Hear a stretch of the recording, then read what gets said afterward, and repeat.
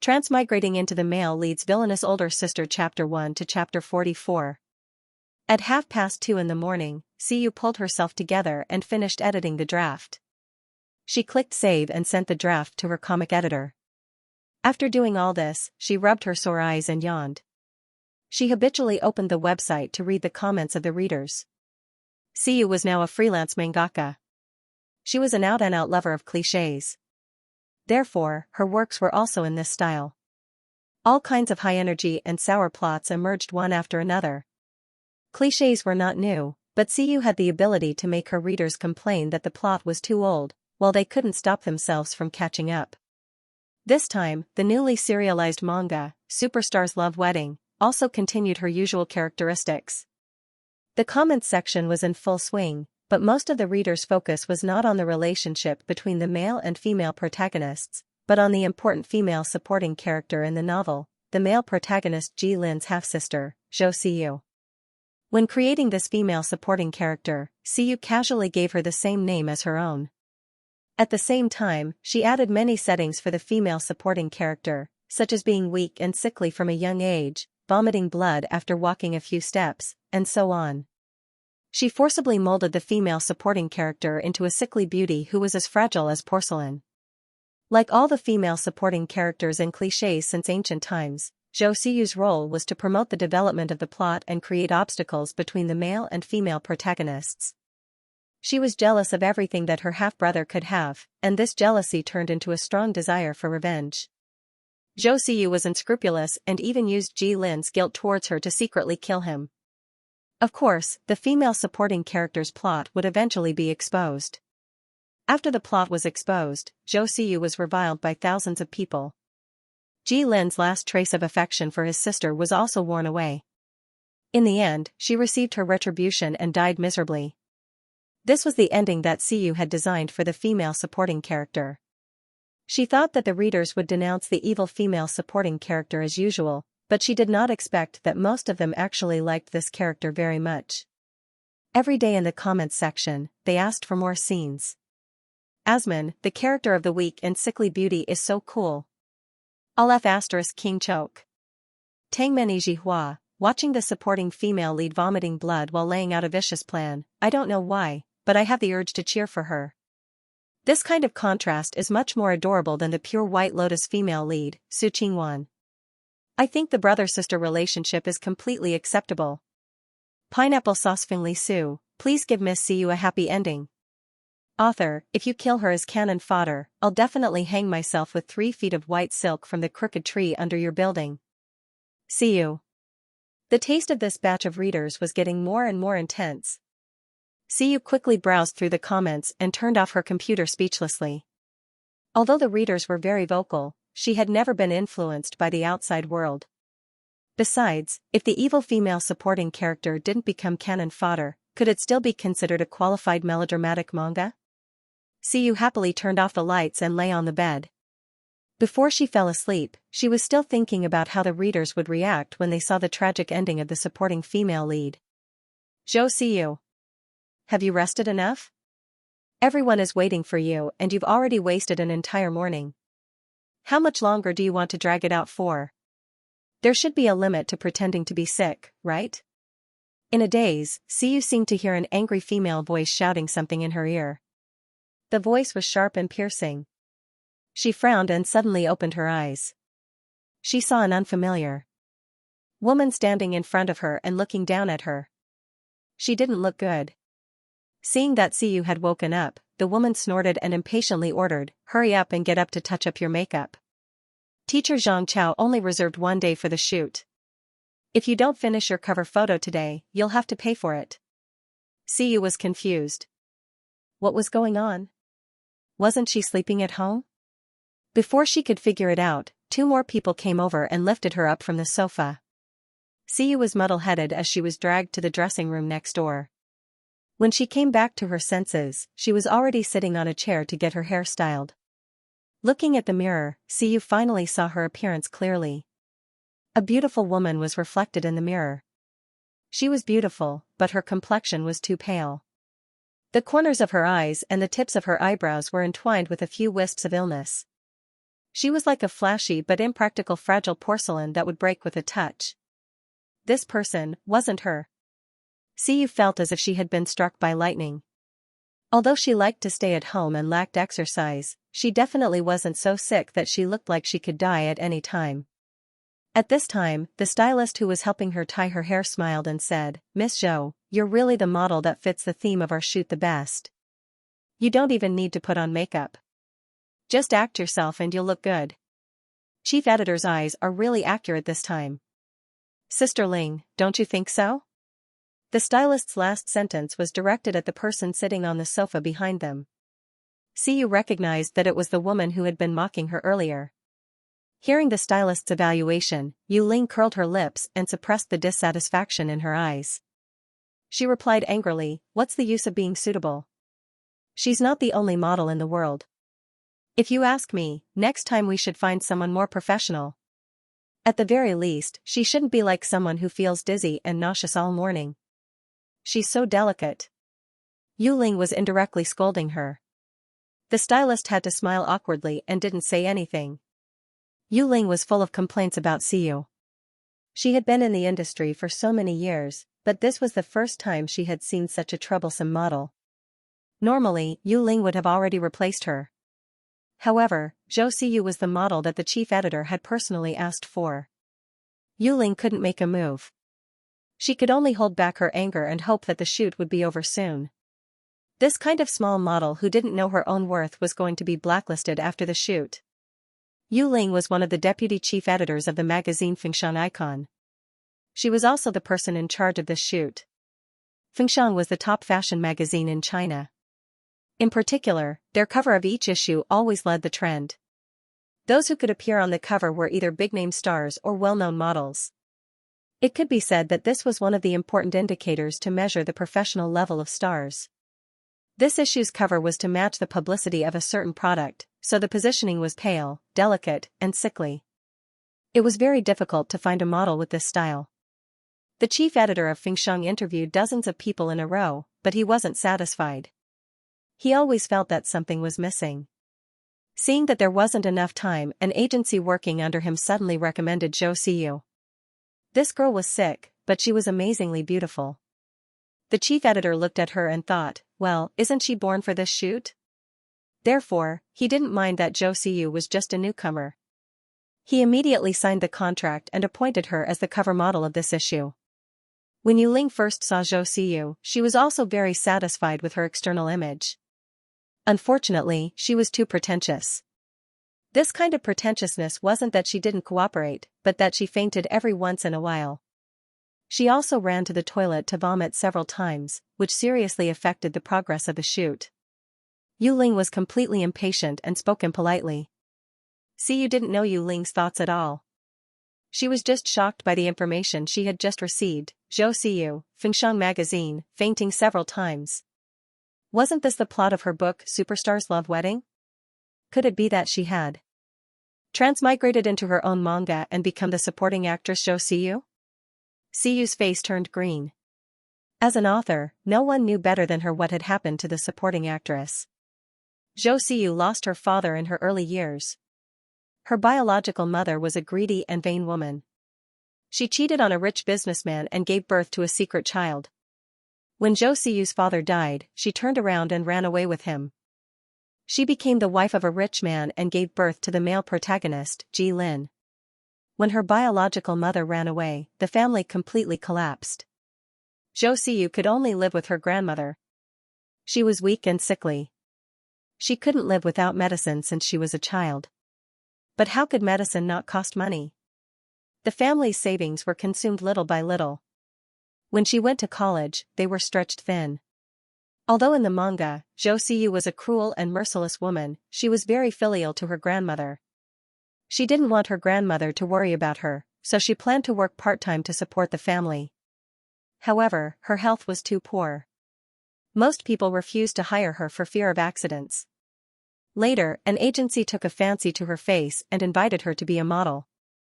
Zhou Xiyu was in urgent need of money, so she agreed. Not long after, she received an invitation to shoot the cover of Fengshan. This was the turning point in her life. It was because of this shoot that she met her younger brother, Ji Lin, for the first time. Siyu's mind was in a mess, but there was something more chaotic.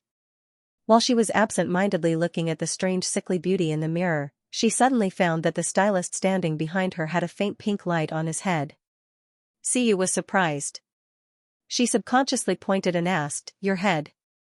The stylist looked at the mirror, but there was nothing on his head. Seeing the stylist's strange expression, Siyu suddenly realized that he couldn't see, so she moved her eyes away and quietly looked at Yu Ling, who was sitting on the sofa. She also saw the light on Yu Ling's head, but the light on Yu Ling's head was darker than the one on the stylist's head.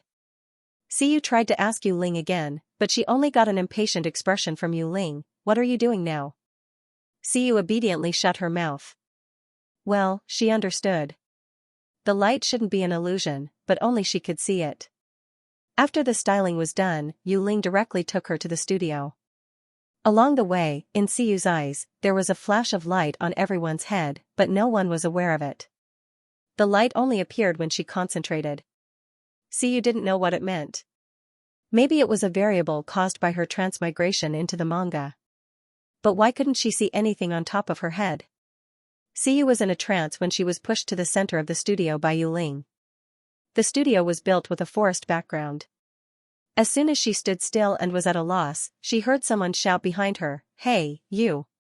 Hurry up and lie down in the flowers. This shot is to show the beauty of dying.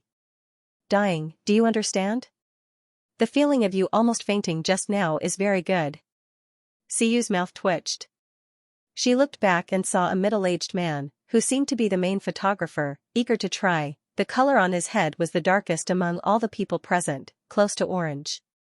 Siyu didn't know what beauty of dying meant at all, but under the eaves, she obediently lay down on the ground and moved her hands and feet stiffly according to the photographer's instructions. No. No.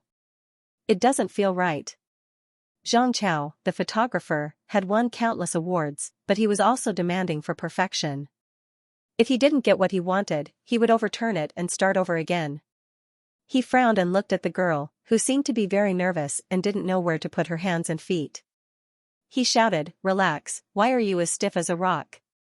Siyu wanted to cry but had no tears. Please let her go. She was just a painter. She really couldn't be a model. After half an hour of adjustment, Siyu still didn't make any progress. And as time went by, she felt more and more uncomfortable. Her head was dizzy, her vision was dark, and her chest seemed to be pressed by a heavy stone. She immediately understood that this was the sign of an illness. How could she be so unlucky? In the past, Siyu happily added the attribute of being sick, weak, and vomiting blood to the supporting female lead. Now she just wanted to go back in time and beat her insensible self to death. Who told you to eat until you were full? You suffered the consequences of your own actions. Siyu was hesitating whether to call for a pause, but as soon as she opened her mouth, she suddenly felt a bloody sweetness in her throat. Under everyone's gaze, Siyu spat out a mouthful of blood. The sudden scene shocked everyone. Siyu was also stunned. She didn't expect that her illness would be so serious. Not only did she spit out a mouthful of blood, but she also couldn't stop coughing. Although she covered her mouth with her hand in time, there were still sporadic blood foam leaking from between her fingers and staining the prop petals on the ground. If she hadn't experienced it herself, Siyu wouldn't have believed that a person could vomit blood in such an exaggerated way. And speaking of which, wasn't the supporting female character in her manga very successful? Didn't she take the opportunity to cause a sensation in the fashion industry and become famous overnight? While Siyu was surprised by the derailment of the plot, Yu Ling, who was standing on the other side, was almost scared. She was the person in charge of today's shoot. If there was an accident on the scene, she would take full responsibility. Hurry up, stop shooting. Call the emergency number. Yu Ling was a seasoned person. She quickly calmed down and shouted to the others, "What are you doing? Hurry up and take her to the lounge." She had complained about Siyu's request to take a break from time to time. She thought that the newcomer was pretending to be sick. But now that Siyu kept vomiting blood in front of her, Yu Ling realized that it was true. She hoped that Siyu wouldn't have an accident here. Otherwise, if word got out, the media would exaggerate. It was no wonder that Yu Ling thought so. When ordinary people saw this scene, their first reaction would be to think that Siyu was terminally ill and didn't have long to live. The studio was suddenly in chaos. Siyu knelt on the floor and gasped for breath. As she vomited blood, her chest didn't feel so heavy. She looked up and glanced at the panicked crowd. She saw Yu Ling running towards her and bending over as if she wanted to help her up. When Siyu saw Yu Ling, she suddenly remembered that they were still shooting. She had signed a contract with Fengshan. If she messed up, she would have to pay a huge sum of money. Even if she sold herself, she wouldn't be able to afford it. Thinking of this, Siyu immediately swallowed the blood in her throat. She took a deep breath and said to Yu Ling, who wanted to pull her out of the studio, "Sister Ling, this is the last set of photos. Let me finish. Anyway, it will take time for the ambulance to come here. My body can still hold on. It's okay." Although she didn't know why she suddenly fell ill, as the author of the manga, Siyu knew very well that the supporting female lead had the powerful aura of not dying until the end. No matter how serious her illness was, the supporting female lead would always be hanging on by a breath. Vomiting blood only looked scary, so in comparison, the astronomical compensation was more terrifying. Moreover, if she went to the hospital and missed the shoot, then she would really deviate from the original plot. Siyu could only rely on her omniscience as an author. She did not dare to gamble on what would happen if she changed the plot. Therefore, the best way now was to maintain the original plot. When Yu Ling heard this, she was shocked. "Are you joking?" Siyu coughed twice and raised her hand to wipe the blood from her mouth. She shook her head and looked serious. "Didn't you say that teacher Xianxia only reserved one day? It's too late for you to find another model. Let me finish shooting it." Without waiting for Yu Ling's objection, Siyu lay down on her side in the flowers. She picked up the flower that had just been dyed red. According to what Xianxia had taught her, she put the petals to her mouth and kissed them. The blood on the petals rubbed against her pale lips. The bright red color was quite thrilling. Because she had just lost a lot of blood, Siyu's face was as pale as paper. Her whole body was weak. Her eyelashes were slightly drooping. Her whole body was like a willow branch that would break at any time in the wind. She showed a beautiful dying posture. Zhang Chao looked at her pose and felt refreshed. He shouted at Yu Ling, "Get out of the way." Then he stared at the camera and pressed the shutter dozens of times, dutifully recording this moment. This. Yu Ling was yelled at by Zhang Chao and subconsciously took a few steps back. When he came back to his senses, he almost couldn't catch his breath. It was bad enough that the model was unreliable, but how could the photographer follow suit? Was this the time to do such a thing? But Zhang Chao, who had entered into work mode, completely ignored Yu Ling's ugly expression. He was minding his own business and fiddling with the camera. Yes, this is the feeling, it's great." Zhang Chao licked his lips excitedly and changed several angles to shoot. Although he said he wanted to show the beauty of dying, this was a very abstract description. But the model in front of him, whether it was her pale and sickly appearance or the feeling of dying, perfectly interpreted this point. Even the bloodstains on her clothes were embellished perfectly. "Come on, tilt your head a little to the left." Not only Zhang Chao, but even the panicked staff couldn't help but look at the girl under the spotlight. Clearly, half an hour ago, her limbs were stiff and she didn't even know how to pose, but now she was completely immersed in the atmosphere. From her hair to the tips of her toes, she looked weak and haggard.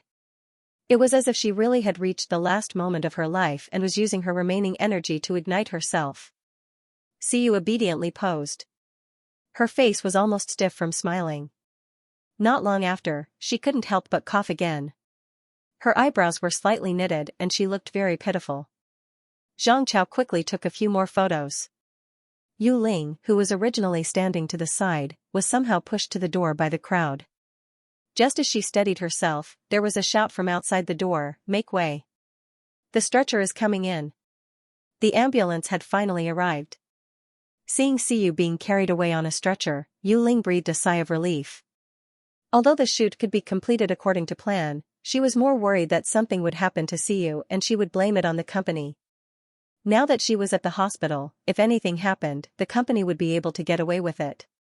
Because she had to stay behind to deal with the aftermath, Yu Ling only sent her assistant to go with the ambulance. After half of the studio was empty, a lot of people came out of the much larger studio next door. They seemed to have heard the commotion outside and came out to check.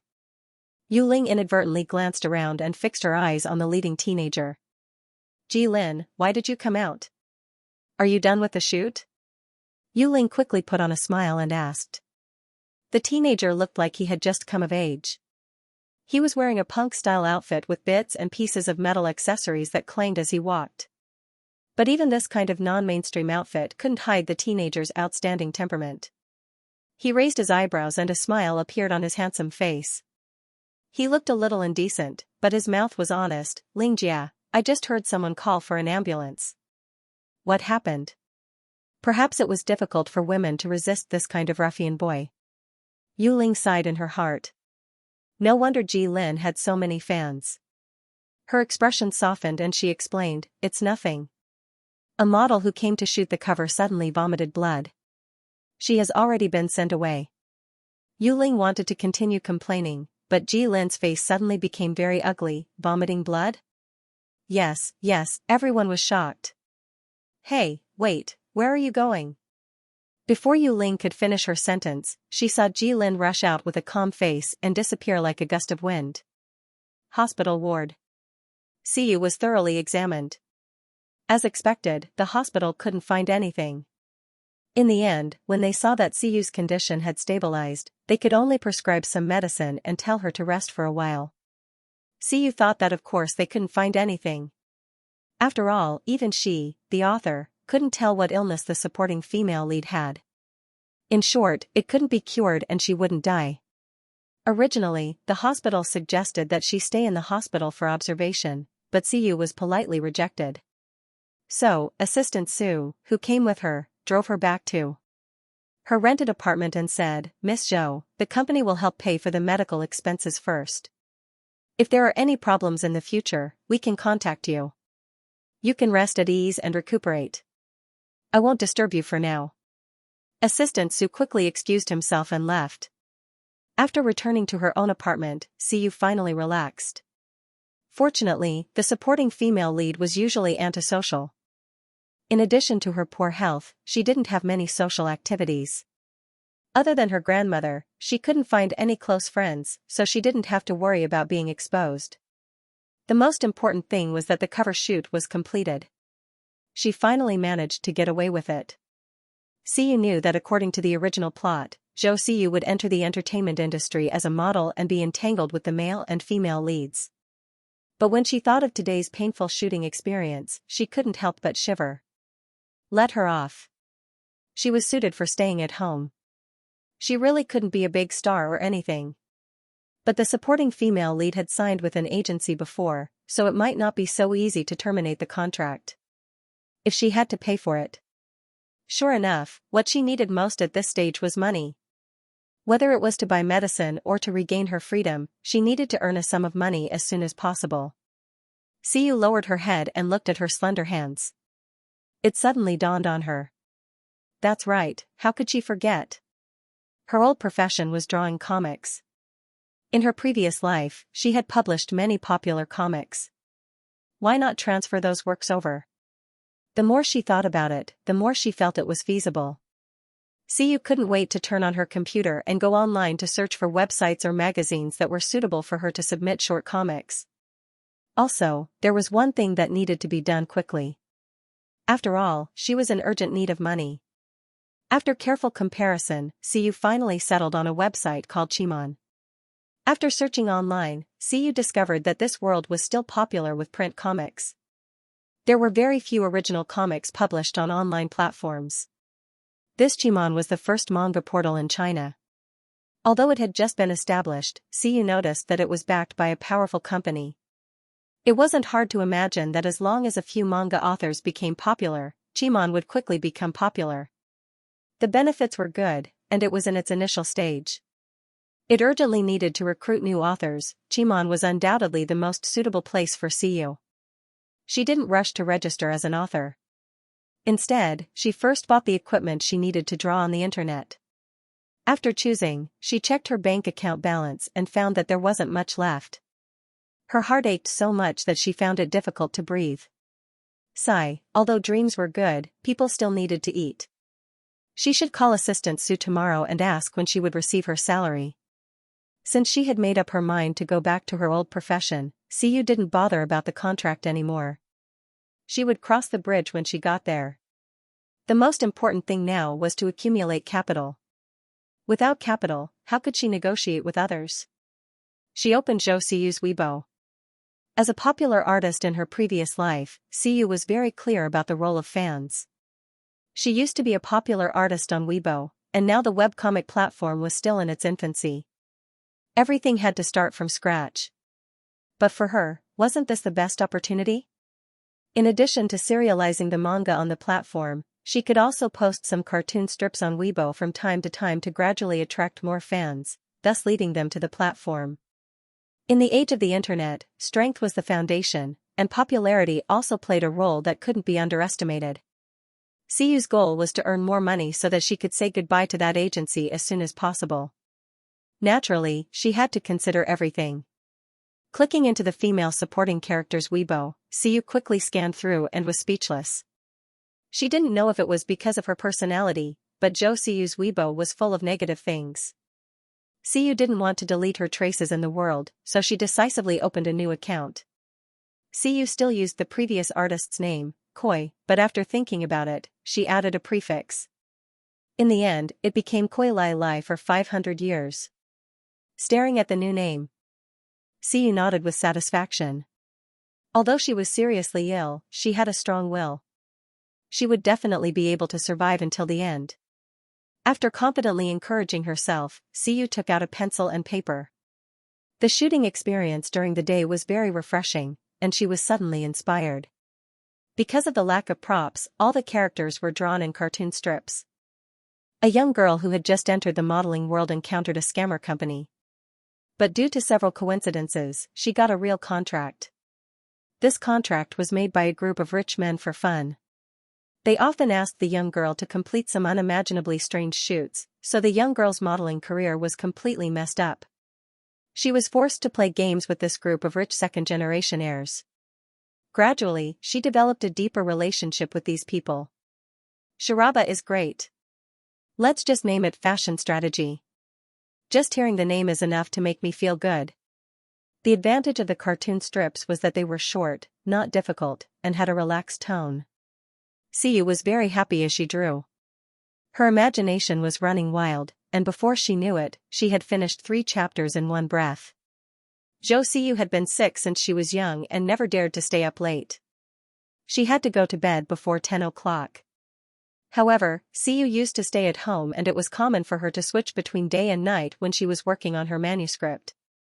She could not get over the jet lag and after a while, she ran to the toilet and vomited blood again. As she vomited, she actually started to get used to it. She even felt that it was quite healthy. After all, her body felt light after vomiting. Her waist was no longer sore and her legs no longer hurt. But Siyu looked at the mirror. She recalled the colors she saw on the other people's heads during the day. Most people's heads were light pink or gray. Only Yu Ling and Zhang Chao's heads were dark orange-red. Could it be that the different colors represented a special characteristic of this person? Siyu didn't dare to jump to conclusions because she didn't have any evidence. She just secretly decided to be more careful. After taking care of herself, Siyu sat back in front of the computer. She didn't have the money to buy a professional scanner. She could only use her phone to take a picture of the strips. Then, she posted the first chapter on Weibo. After thinking about it, she tagged the comic's official Weibo account. The official Weibo account only had a little more than 1,000 followers. It was obvious that it had just been established. Siyu believed that they would definitely see her. Siyu went to bed early. She didn't know that someone was looking for her crazily in the hospital. Ji Lin sat in the nanny van outside the hospital. He looked a little nervous. From time to time, he raised his head and looked out the window. When he saw his assistant, Xiao Wei, jogging over from the hospital, his eyes suddenly lit up. How is she? Ji Lin asked impatiently before Xiao Ai stepped into the car. What did the doctor say? His assistant, Xiao Ai, was a short-haired girl in her 20s. Although she was young, she was 2 rounds older than Ji Lin. She ran up and down the stairs. She was thirsty. She took a bottle of mineral water from the back seat and took a big gulp.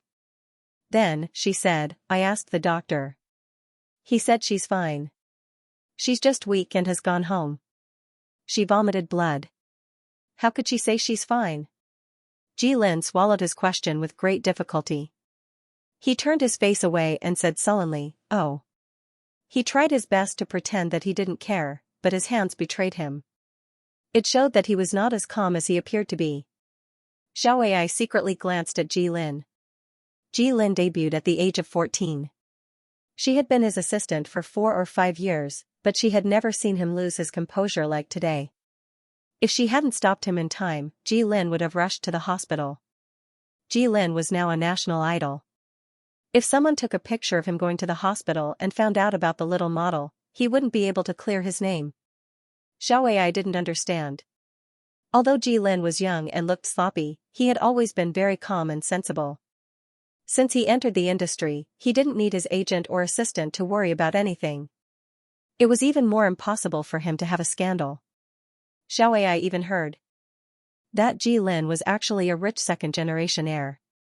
He entered the entertainment industry purely for fun. So, how did he get involved with that little model? Others didn't know, but as his personal assistant, Xiao Ai knew that Zhou Siyu was able to get the cover of Fashion Icon because Ji Lin pulled strings behind the scenes. Otherwise, how could such a top domestic fashion magazine choose her? Ji Lin even rejected the cover photo that should have belonged to him and changed it to an inside photo. This pie fell from the sky and landed on Zhou Siyu's head.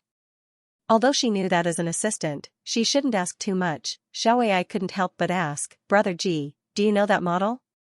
Ji Lin was silent for a long time before he answered vaguely, kind of.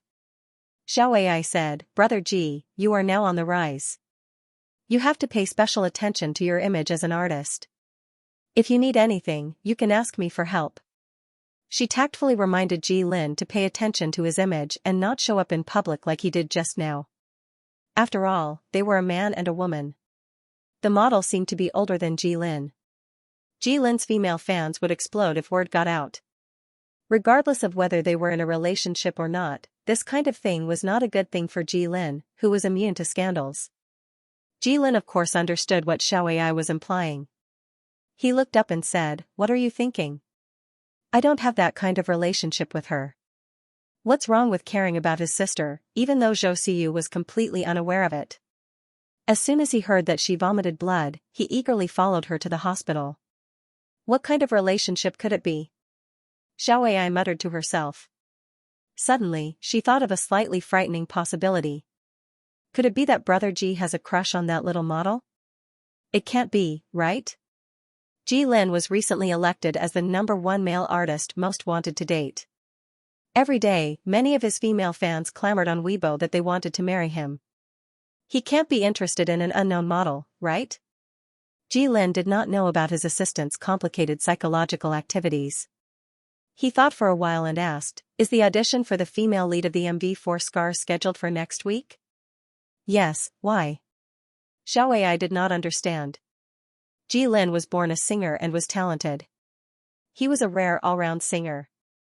Although he was slowly entering the film and television industry, he still maintained the frequency of 1 album a year. The theme of this new album was fission. It mainly talked about the confusion and choices experienced during the transition from a teenager to an adult. It was Ji Lin's coming-of-age gift to his fans and himself. Therefore, the company attached great importance to it, especially the shooting of the MV for the title song Scars. It was a pity that Scars had not found a suitable female lead.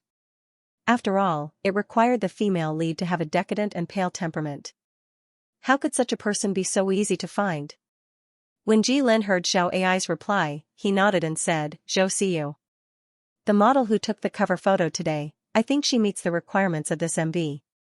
You can mention it to her agency and ask her to come to the audition. Xiao Ai was so scared that she could not even hold the bottle of water.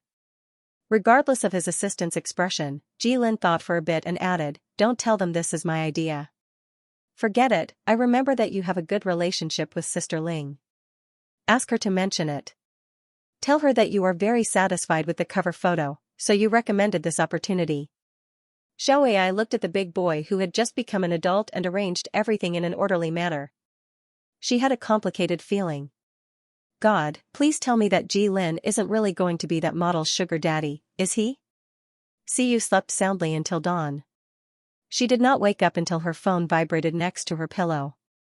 She got out of bed and did not have time to check her phone. Suddenly, her face changed. She did not even bother to put on her slippers. She immediately rushed to the bathroom and vomited blood. Siyu finally coughed up the blood. She took care of herself and looked at the pale and slender beauty in the mirror. She sighed heavily. When will these days come to an end? The original Zhou Siyu had to go to the pharmacy every week. Because she had just vomited, her stomach was in pain. Siyu was worried that her illness would relapse, so she quickly found the medicine stove. She took out a dose of Chinese medicine, added some water, and let it simmer on the stove. Then, she slowly walked back to her bedroom and picked up her phone to see what happened. As soon as she opened the screen, a large amount of information flooded in. The old phone almost froze. Siyu clicked on Weibo and saw that there were thousands of ads and comments on her account. She roughly read through them and realized that after she fell asleep last night, Chimon's official Weibo account reposted the first sentence of her fashion strategy post. Then, a few internet celebrities reposted it one after another. So, her Weibo post went viral overnight. Although Siyu believed in her own ability and was confident that the story was good, she was still a little surprised that it had such a good effect. She could almost see her future with that lousy modeling agency waving goodbye to her. As a patient, she could not be emotional. Siyu was also a popular manga author in her previous life, so she quickly calmed down. At this moment, she saw a private message from Chimon's official Weibo account. Dear Koi, I am Mu Yan, the manga editor of Chimon. I have read your fashion strategy and think that the story is very good. It has a lot of potential to become popular. Are you interested in serializing it exclusively on Chimon's platform? Mu Yan saw Siyu's at the night before, and then followed her Weibo to find the cartoon version of Fashion Strategy. Mu Yan was once the deputy chief editor of a well-known comic magazine in China. Later, she was headhunted by the newly established Chimon with a high salary to be the chief editor. Originally, she was not in charge of recruiting authors, but yesterday, when she accidentally saw Siyu's manga, she immediately had a strong premonition in her heart: this person will definitely be popular in the future. Although this author, whose pen name was Koi Fish, had never published any works before, her style was very mature, and her imagination was big enough. The story had just started, and it had already whetted the reader's appetite. The cool and refreshing plot made people very interested to continue reading. From this point, it could be seen that Koi Fish was definitely not a novice. Mu Yan could not help but suspect that this was a big name who had opened a sock puppet account to test the waters. But as far as she knew, there was no author who was good at this kind of short and cute cartoon strip manga. Although she was puzzled, Mu Yan quickly extended an olive branch to Siyu. What a joke, Chimon was now in a hurry to recruit talents. The quality of Koi's work was unquestionable. Didn't she see that a lot of VIPs had already shared it? If other competitors poached her, she would have nowhere to cry. Because she had suddenly found a good seedling, Mu Yan couldn't wait for the person on the other side to reply immediately. However, when she was almost done, there was still no response in her private inbox. Mu Yan was a little disappointed, but could only comfort herself. Maybe the other party had already gone to sleep? As a result, when she woke up the next day, she was pleasantly surprised to find that Koi had replied. However, the reply was only a short sentence: "Okay, I'm very happy to work with you." Even though Mu Yan was experienced, she was stunned for a moment. No, how could she be like Koi and immediately agree without asking? Wasn't she afraid of being cheated by others? Mu Yan had seen too many crafty authors. They relied on their talent and did not put the platform in their eyes. Wrangling with them would annoy them to death. This was the first time Mu Yan had seen such a casual and easygoing person. Perhaps it was because he cherished talent, but Mu Yan couldn't bear to see Koi being so naive. He silently set her up as someone who only cared about painting and ignored the secular world. He thought to himself that since Koi trusted Suman so much, they couldn't let her down. In addition, this child was too defenseless. Forget it, since she was someone he had recruited, he should take more care of her in the future, lest Koi be deceived one day. Siyu had no idea that Mu Yan's imagination had run wild with just one sentence. Even before they had officially signed the contract, he had already developed a tender affection for her. Heaven and earth could be her witness. She was a professional cartoonist in her previous life. She had jumped around on several online platforms, so she had already figured out the details of the contract. She could tell at a glance if there were any traps in the contract. That was why she accepted Suman's invitation generously. Both parties were interested, so the conversation was very smooth. In the morning, Siyu had already finalized the details of the contract with Mu Yan. However, what surprised Siyu was that Mu Yan took the initiative to raise the conditions very well even before she said anything. It was as if he was afraid that she would be at a disadvantage. Do you still have any drafts? Suman's homepage has a column for new stars recommendations. The position is very conspicuous. After your work is published, I can help you get this position. Finally signing this good seedling, Mu Yan breathed a sigh of relief. At the same time, his mind became active, and he immediately began to plan for his silly child. Yes. But isn't this too fast? Don't you need to update it a little more? Siyu was a little confused. This treatment was too good. In her previous life, she could only enjoy this kind of treatment after she became famous. But now, she was just a newcomer. It's okay. You just need to listen to me. As the chief editor, Mu Yan said that this was just a small matter. She wanted to promote the person, so there was nothing wrong with giving more resources. She said that the Koi could become famous, so it would definitely come true. So, under Mu Yan's green light, Siyu sent the scanned copy of the contract within a day, and posted the last 2 sentences of fashion strategy on Suman. Mu Yan patted her chest and promised that she would take care of everything. Siyu only needed to focus on painting. In addition, Siyu's body was too weak, so she didn't have the energy to pay attention to these trivial things. Therefore, after she handed in the draft, Siyu didn't bother to pay attention to it. However, Assistant Su of Fengshang took the initiative to call her.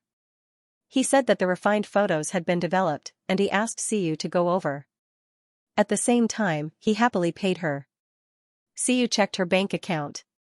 There wasn't much money, only 20,000 yuan. The agency that she signed with still had to take half of the commission, which meant that she would only get a mere 10,000 yuan. According to Assistant Su, the extra 10,000 yuan was subsidized by Yu Ling in private, which was considered as a consolation for her shooting until she vomited blood. 20,000 yuan. Siyu stroked her chest. She only felt a faint pain. The money was almost used up just to buy medicine. At most, it would last her for half a month. Most of the medicine needed to treat this disease was expensive. But if she didn't take the medicine, she would feel very uncomfortable.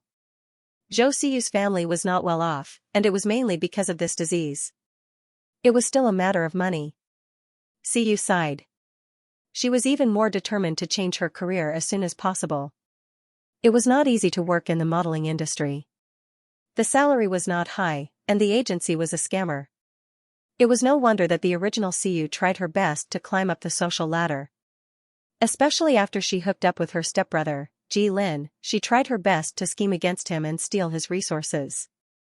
After drinking the bitter Chinese medicine as usual, Siyu took a taxi and rushed to Fengshang. Unexpectedly, the person who came to pick her up was Yu Ling. However, compared to his dissatisfaction with Siyu during the shoot, Yu Ling's attitude was much gentler this time. He had a smile on his face. "You are here?" Teacher Xianxia was very satisfied with the shoot. He also said that he would like to work with you again in the future. You have made a lot of money. Yu Ling carefully looked at Siyu's face. He saw that there was no color on her face. Even her lips were pale.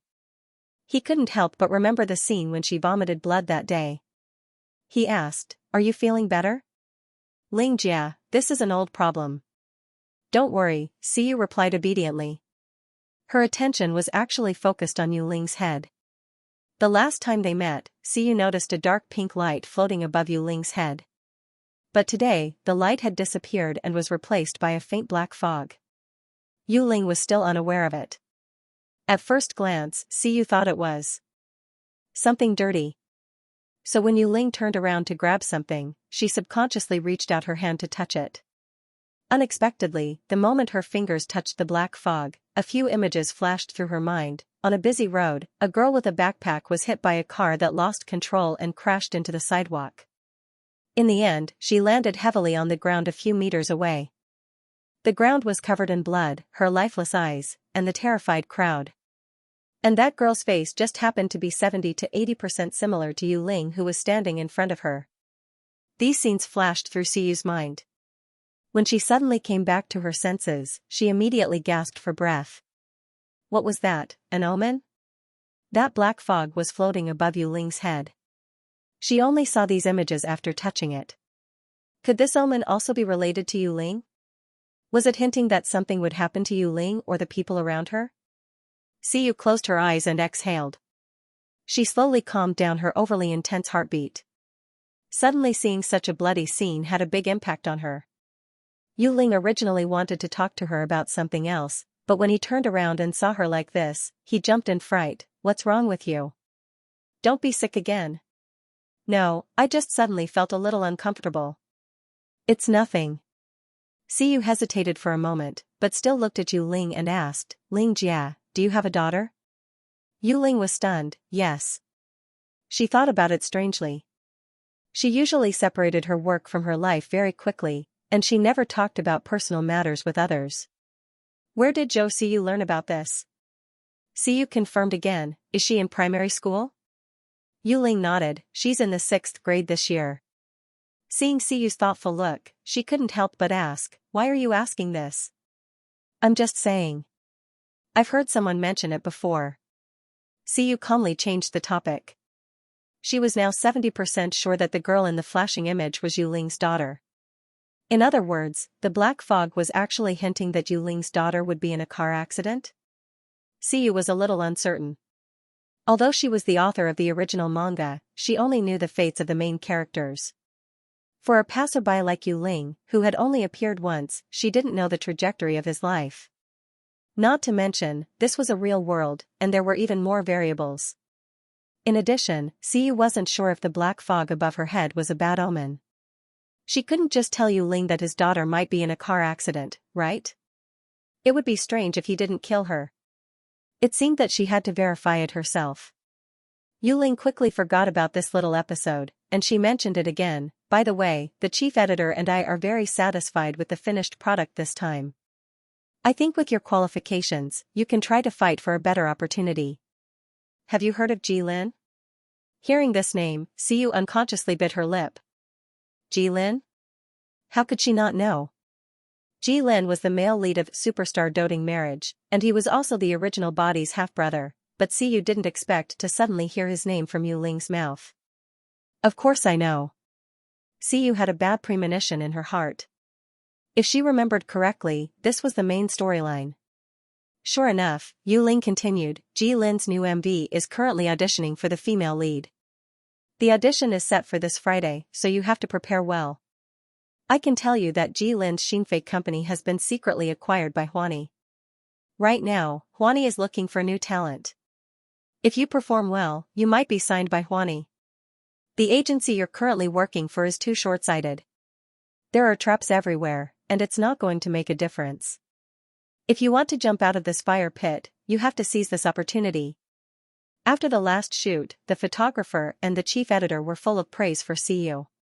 They thought that this young model was able to persevere through the shoot even though she was sick, and the final product was excellent. Just based on this dedication, it was rare in the industry. Even Yu Ling, who originally didn't think highly of her, changed her opinion. Seeing Xiyu in a daze, Yu Ling thought that she didn't understand the weight of her words, so she reminded, anyway, remember what I said. Do you know who Huani's backer is? It's the Liu family of Rongqing. The Liu family in Rongqing was a superfamily in Siyu's original manga. The Lu family had been around for hundreds of years and had a deep foundation.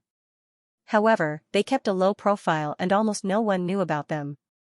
People only knew that the Lu family had an unshakable industrial empire, but they didn't know that they also had a wide range of connections in the military and political world. Every member of the Lu family was either rich or noble.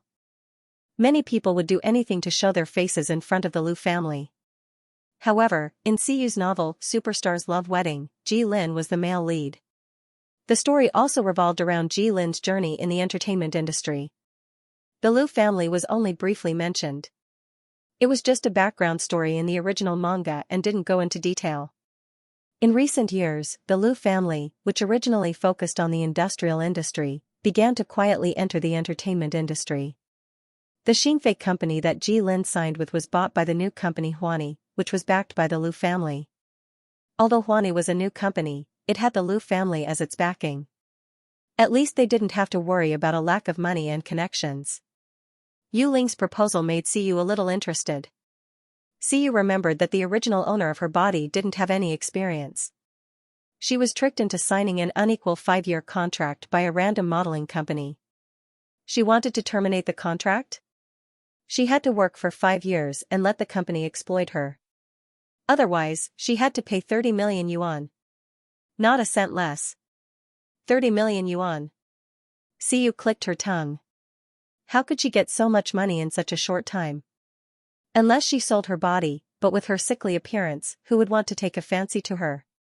Thinking of this, Siyu looked at Yu Ling and said sincerely, "Sister Ling, I know you're doing this for my own good." "Thank you. I'll think about it." Yu Ling thought that she would agree immediately.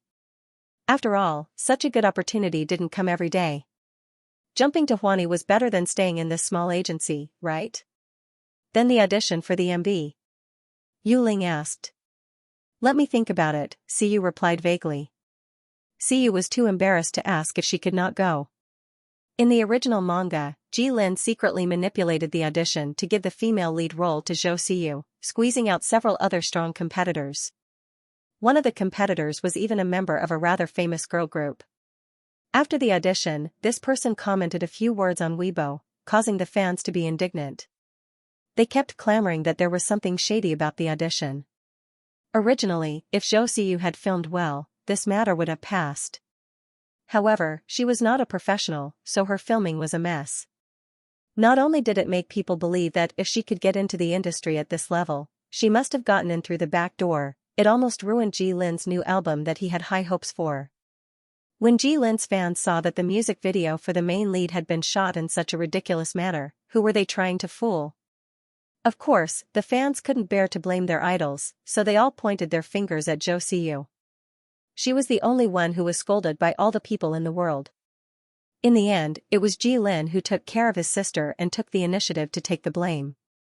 He suppressed the public opinion and the storm finally came to an end.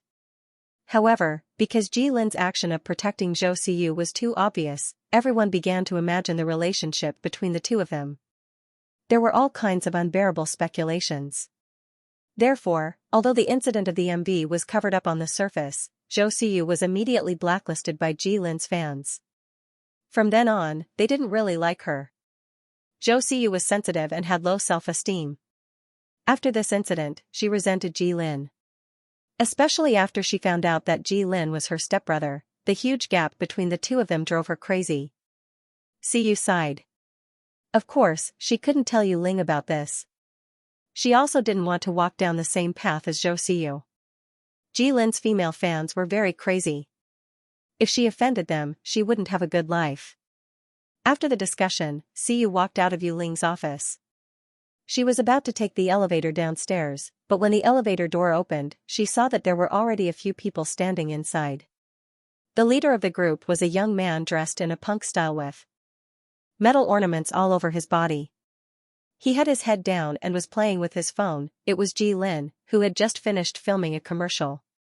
Sensing that the elevator had stopped, Ji Lin was finally willing to move his gaze away from his phone screen. He raised his head to look at the elevator entrance and was stunned by what he saw. Siyu had looked up Ji Lin's information, so she naturally recognized him.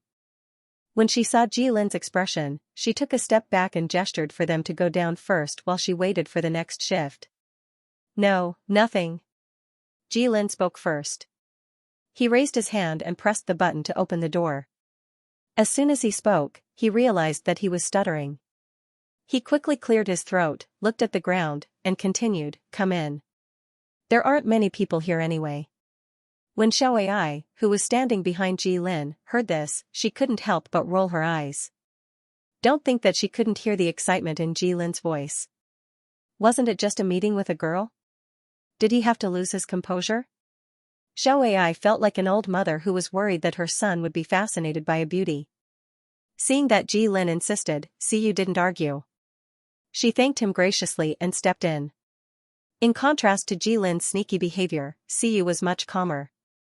After all, Ji Lin was the son of her author. What was wrong with meeting him? However, Xiyu didn't know that Ji Lin's thoughts were already in a mess at that moment. This was his sister. He had never met her when he was young. He only found out about her when an old nanny of the Ji family accidentally let it slip. In the beginning, Ji Lin could still restrain himself and secretly look at the people next to him. Later, he became more and more open. His gaze was almost fixed on Siyu's side profile. As he looked, he wondered why Siyu's face was so pale. Did she not eat well or did she not sleep well? Was her illness serious? What kind of supplements should he buy for her in the future? If he wanted to give her something, what should he do? Unknowingly, young Master Ji's thoughts had gone astray. He happily planned his sister's health for the next 5 years. Ji Lin couldn't be blamed for thinking too much. He was really scared when Siyu vomited blood last time. In the past, he had only read about Siyu's poor health from the information. That day, it was the first time he experienced it. Siyu's health was really poor. In fact, she was as fragile as a thin piece of paper. Ji Lin came from a wealthy family, but he had never felt any familial affection since he was young. Ji Lin's father was a successful businessman. He was so busy that his feet never touched the ground. In a year, he spent less than a month at home. Moreover, Ji Lin was precocious and intelligent. He knew a long time ago that his father's mistresses were enough to form a football team. The only reason he didn't have any illegitimate children to shake his status was because his father was physically handicapped. He was the only son in his life. As for his mother, Ji Lin laughed mockingly. It should be said that his and Siyu's mother was a qualified lady, but she wasn't a qualified mother. She seemed to regard marrying into a rich family as her life's mission. She didn't even hesitate to abandon her biological daughter. When she got what she wanted with the child in her belly, she threw Ji Lin, this tool, to the back of her mind. She spent all her time at various parties and rarely came home. She didn't even talk about educating Ji Lin, that was the nanny's job. The so-called family was nothing more than this. Therefore, no one knew how happy Ji Lin was when he coincidentally found out that he had a blood-related sister. Even in his dreams, he wanted to have a normal family who would occasionally care about him. They didn't need to care too much, as long as they didn't treat him as if he was nothing. His parents were never willing to do such a simple request. Thinking of this, Ji Lin's eyes dimmed. However, when his eyes met Siyu's, they lit up again. Ji Lin had already heard from Yu Ling that Siyu insisted on filming even though she was sick. He felt proud that they were indeed siblings. Their attitude towards work was exactly the same. If that was the case, then Siyu would definitely accept him as her younger brother. Young Master Ji nodded his head fiercely in his heart with a mysterious self-confidence that he didn't know where it came from. As for Siyu, who was the one receiving this scorching gaze, she suddenly felt a chill run down her back. She couldn't help but shiver. This subtle movement was immediately noticed by Ji Lin, who was always paying attention to her. In the next second, Siyu felt a shadow over her head. Then, a leather jacket that still had the owner's body temperature draped over her body and wrapped her up. Siyu looked up in surprise, only to see that this comrade Lei Feng had already withdrawn his hand. He withdrew his gaze and put on a very serious look. Young Master Ji Lin realized that Siyu was looking at him and couldn't help but smile. However, he still pretended to be indifferent. "Wear more clothes if you're cold. This is for you." you don't have to return it. See you. But it's summer. She's hot. At this moment, the elevator reached the ground floor. As soon as the door opened, Ji Lin stepped out first as if he wanted to hide something. He raised his hand at Siyu without looking back. His posture was very cool. If you ignored the fact that he walked with the same hands and feet. Siyu, who was left behind, suddenly felt a little worried. This kid isn't stupid, right? As soon as he left Siyu's line of sight, Ji Lin couldn't help but laugh. Xiao Ai, who had witnessed the whole process, saw this and said faintly, "Brother Ji, do you know what you look like right now?" Ji Lin came back to his senses and asked, "What do I look like?" Xiao Ai said, "Like a male peacock who wants to put his wings in front of her." Ji Lin. Ning Xiao Ai, you don't want half a year's salary, right? After watching Ji Lin leave, Siyu didn't take his strange behavior to heart. She just sighed with emotion. He was indeed her son. The light above Ji Lin's head was more dazzling than anyone she had seen so far. It was a dark red color that was close to purple. Siyu had heard of the saying, "Purple air comes from the east." So, she boldly speculated that the light she saw represented a person's luck. The closer the light was to red, like Ji Lin's, the more it indicated that the person was blessed with good luck. So, the wisp of gray above Yu Ling's head that she saw today represented a person's bad luck? Siyu thought of the scene that flashed through her mind when she touched the wisp of gray that belonged to Yu Ling. She couldn't help but be stunned. Right, if those scenes were a sign of the future, then Yu Ling's daughter. Siyu remembered that there were a few conspicuous shops in the scene. She immediately checked the addresses, called a taxi, and rushed over.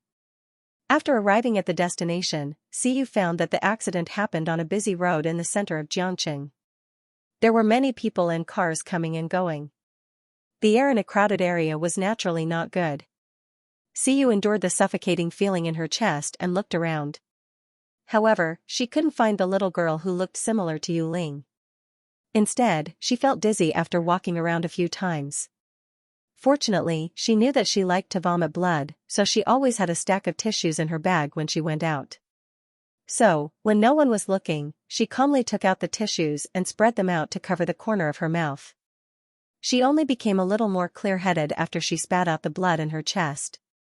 She felt a little guilty about vomiting blood on the street, not to mention that the whole pack of tissues was wasted. Siyu secretly tidied herself up and found a bench by the street to sit down.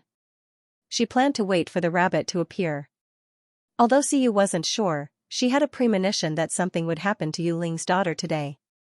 She couldn't explain this feeling, but since it was related to the life of a little girl, Siyu thought that she should work harder. Otherwise, if something really happened to the little girl, she would regret it to death. She waited for the whole afternoon just like that. Siyu had a weak stomach. In her previous life, she didn't care about the 3 meals being reversed. However, she had to eat on time now. Otherwise, she would hurt her muscles and bones again. However, she was afraid that something would happen when she left. She had to endure the discomfort in her stomach and continue to sit on the bench, looking for the little girl in the crowd. Her efforts paid off. Just when Siyu's body was about to go on strike, she finally caught a glimpse of the little girl from the corner of her eye. Just like what Siyu had seen in the Omen, the little girl was carrying a backpack and was being pushed to the edge of the sidewalk by the crowd. Siyu immediately got up, endured the discomfort all over her body and ran towards the girl, wanting to pull her away before the accident happened. Fortunately, she was less than 30 meters away from the little girl, so Siyu quickly ran over. When she almost reached the girl, Siyu suddenly realized that she had missed something. And the car that lost control. Siyu turned her head quickly. Sure enough, she saw a black car that looked low-key and luxurious. It was originally driving in a straight line. Suddenly, the wheels of the car skidded. The car turned 90 degrees and crashed into the sidewalk in the direction where the little girl was standing. The crowd screamed. Perhaps the little girl was scared out of her wits. She stood there motionless. The fleeing crowd pushed her from behind and she fell to the ground. She could only stare blankly at the lights of the car that was getting closer and closer. At this moment, the little girl suddenly felt a cold embrace from behind. The person who hugged her pushed her down and rolled a few times with her. They were far away from where they were just now. Then, a pair of warm hands covered the little girl's eyes, blocking her panicked sight. The moment they left the spot, the luxurious car ran over them and hit the lamppost. It was not hard to imagine what would have happened if they hadn't escaped.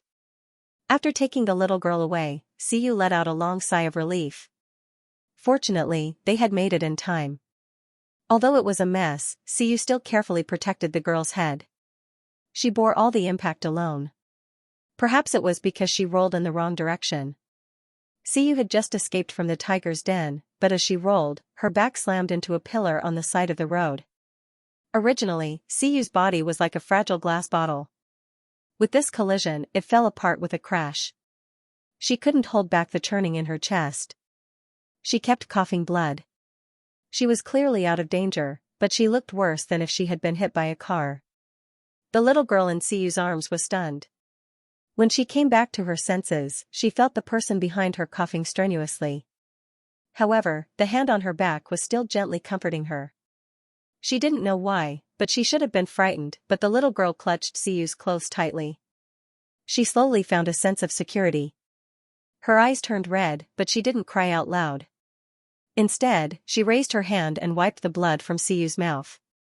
"Sister, I'll blow on it for you. The pain will go away." The little girl opened her eyes wide. Her childish face was full of seriousness. The big and the little girl snuggled together. Although the scene just now was very dangerous, looking at it now, it only felt a faint warmth. Just before the accident, a young couple was taking selfies. The camera recorded the scene of Xiu snatching the girl from under the car's wheels. After Xiu and Xiu were carried to the ambulance, the young couple posted this video on Weibo. In an instant, it was forwarded thousands of times. It didn't take long for it to be pushed to the top of the search list. Wallflower youth, damn, I was scared just by looking at it. The car suddenly turned sideways. I didn't even have time to react, and this little sister rushed forward. She's so bold. If it were me, I would probably just scream for help. Today becomes slimmer. Did you guys notice that when the little sister hugged Xiu and rolled away, she covered the little girl's eyes? Was she afraid that she would be scared? How considerate. She still cared about the little girl's feelings in such a dangerous situation. Liangji chicken legs, woo-woo, it was so beautiful when the two of them hugged and comforted each other. These two are little angels. They're angels. Buddhist Juishing little princess, little sister vomited blood so miserably. Did she get an internal injury from the collision just now? It looks so painful. Soy milk bread, 10 minutes. I want to know which hospital the little sister went to. I prepared the flowers. I want to visit the little angel. This video spread at an incredible speed. The little angel snatching the girl from under the car was pushed to the top of the search list in a short period of time. Some people who were at the scene at the time came forward and said that Xiu seemed to have been injured after saving Xiu. She fainted and was sent to the hospital. With this said, netizens recalled the pitiful look of Xiu vomiting blood in the video. Their pity for her exploded again. Under that Weibo, a Fengshan employee with a small verified account posted a message in confusion. Why does the girl who saved Xiu look so much like the model who came to our company for the cover photo? She didn't seem to be in good health. She also vomited blood during the shoot. But she was very dedicated. Even in such a situation, she persisted and finished the shoot. However, because it was refreshed too quickly, this message was quickly drowned out by the tens of thousands of comments and didn't attract much attention. After a busy day of work, Yuling cleaned up and took the elevator to the garage. As usual, she swiped her phone and played with Weibo. She planned to take her daughter to the mall for dinner after work. Because it was near the school, her daughter went there first. In the past, she would do this, but for some reason, Yuling felt faintly uneasy today. Coincidentally, at this time, a trending news refreshed on Yuling's front page. The little angel snatching the girl from under the car? What kind of nonsense is this? Yuling wanted to ignore it, but her finger accidentally clicked on the video play button. This time, her eyes were immediately glued to the screen. Wasn't this her daughter? Just as the news was fermenting on Weibo, the news of the car losing control and crashing into someone was presented to the head of the Lu family in Rongqing. The head of the Lu family was a middle-aged man named Lu Qian. Although he was the head of the family in name, Lu Qian knew that there was only one real decision-maker in the Lu family, and that was the man sitting in front of him with his eyes closed. That was Xingzhou's car. He was originally going to Jiangqing to take over the position of president of Huani. I didn't expect something like this to happen. When Lu Qian mentioned his only son, the veins on his forehead popped out. I've already sent people in Jiangqing to investigate carefully. The driver of the car was drugged with a chronic neurotoxin. He definitely can't drive. Fortunately, Xingzhou is lucky. He's fine. Flustered and exasperated, Lu Qian threw the document in his hand to the ground and said with hatred, "Fifth Lord, it's obvious that someone wanted to kill Xingzhou. You have to investigate thoroughly." The man sitting on the sofa was dressed in a traditional Chinese suit. He was reserved and elegant, and his expression was hidden in the dark. Only the pair of hands resting loosely on his knees were as beautiful as porcelain. They were very eye-catching. Between his fingers was a string of sandalwood Buddhist prayer beads. One could faintly smell the strange fragrance of the prayer beads. Wisps of smoke drifted from the Yixing clay teapot on the table. The man called Fifth Lord stopped twirling the prayer beads and slowly opened his eyes. "Lu Qian, I'll leave this matter to you, but..." His voice was cold, but if one listened carefully, there seemed to be a hint of interest in his tone. "You should be glad that no one died." Lu Qian nodded repeatedly. "Yes, yes. Fortunately, Xingzhou escaped." "No, it's not Lu Xingzhou." Fifth Lord Lu mercilessly interrupted Lu Qian. "I'm saying that the car didn't hit anyone else. Otherwise, the reputation that the Lu family has accumulated for generations would be stained. That car had the Lu family's logo. Do you think that if someone wanted to investigate, they wouldn't be able to find out?" Lu Qian didn't dare to refute. "Yes, yes, Fifth Lord." Fortunately, there was a courageous young lady who rushed up and saved him. Fifth Lord Lu seemed to be interested. He lazily raised his eyes. "Oh?" Lu Qian didn't dare to be negligent. He hurriedly found the video on Weibo and handed it over. "Fifth Lord, this is the young lady." Fifth Lord Lu faintly glanced at it, then looked away with disinterest. It was as if the danger here was not worth mentioning to him. His hand twirling the prayer beads didn't stop for a moment. "If that's the case, you can take Lu Xingzhou with you and go to their house to apologize." Xiyu woke up in the hospital. Her memory was still stuck at how she had rolled out with the little girl in her arms. In the end, she had unfortunately hit a pillar on the side of the road and suffered internal injuries. Lying on the ground, she had vomited blood endlessly until she was exhausted. In the end, she had lost too much blood and fainted. She didn't even know how she had been carried to the ambulance. Since she was in the hospital, it meant that she was fine. Xiyu was very optimistic. She looked up and saw that she was on an 4 drip. Just as she was about to raise her hand, she realized that her arm was tightly pressed down by someone and she couldn't move it. Xiyu's gaze moved downwards and finally landed on the head of Ji Lin, who was using her arm as a pillow to sleep. In Xiyu's eyes, bits of red mist seeped out from the light and slowly floated into her body. Strangely, she could feel the pain in her body lessening bit by bit, and the urge to vomit blood seemed to be suppressed. Could it be that Ji Lin's luck had been shared with her, so her body was getting better? Xiyu was a little uncertain. If that was really the case, would she have to stay with people with good luck in the future? She looked at Ji Lin's sleeping face again. As a popular superstar, Ji Lin's sleeping posture was quite unsightly. He slept like a child and smacked his lips from time to time. He hugged Xiyu's arm like she was a big radish stick. At this moment, Xiyu realized that this big boy had just become an adult, but he had been in the entertainment industry for 5 years until he climbed to the position where he was in the limelight today. Who knew how much effort he had put in behind the scenes? At this time, Ji Lin actually already knew that she was his stepsister. Xiyu remembered the setting in her manga. This secret was accidentally revealed by an old nanny who worked for the Ji family. Ji Lin was shocked and secretly found someone to investigate. After a lot of twists and turns, he finally got a birth certificate from the original body's hometown and confirmed that they were indeed siblings.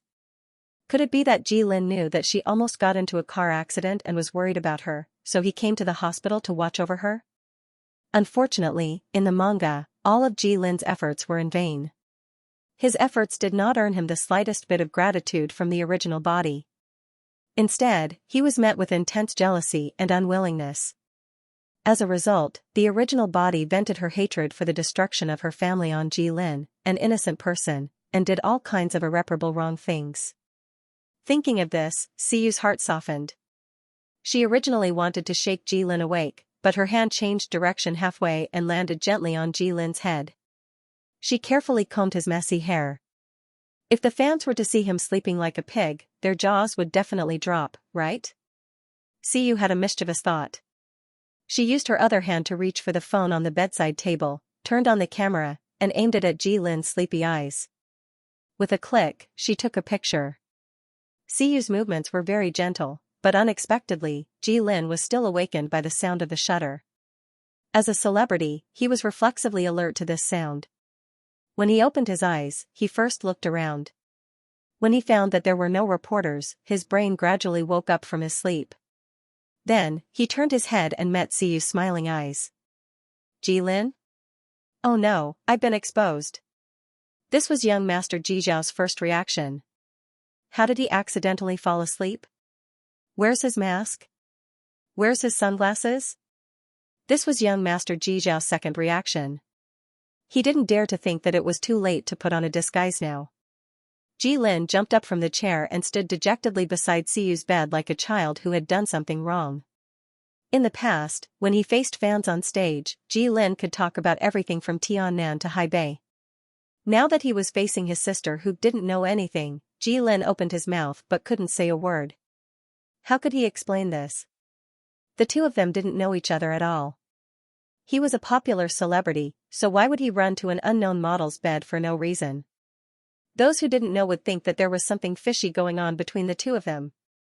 Actually. Young Master Ji Zhao racked his brains to think of an excuse, but he didn't dare to say the words, "You are my sister." What if he scared his sister? She was so soft. He was so weak that he couldn't even stand a gust of wind. Ji-Lin confidently found a perfect excuse for his cowardice. Fortunately, the door to the ward was suddenly pushed open. Yuling walked in with a thermos flask. "See you, I brought you." She suddenly realized that there was a tall man standing in the ward. She paused. The moment he heard the door open, Ji-Lin breathed a sigh of relief. Fortunately, he finally had a reason to escape. At the same time, he quickly put on his mask, sunglasses, and hood. Under Siyu's stunned gaze, he completed his disguise in just 2 seconds. He wrapped his face so tightly that even his own mother wouldn't be able to recognize him. Only then did he feel relieved and boldly run away. Who was that? Yuling looked at Ji-Lin's fleeing figure and asked in confusion.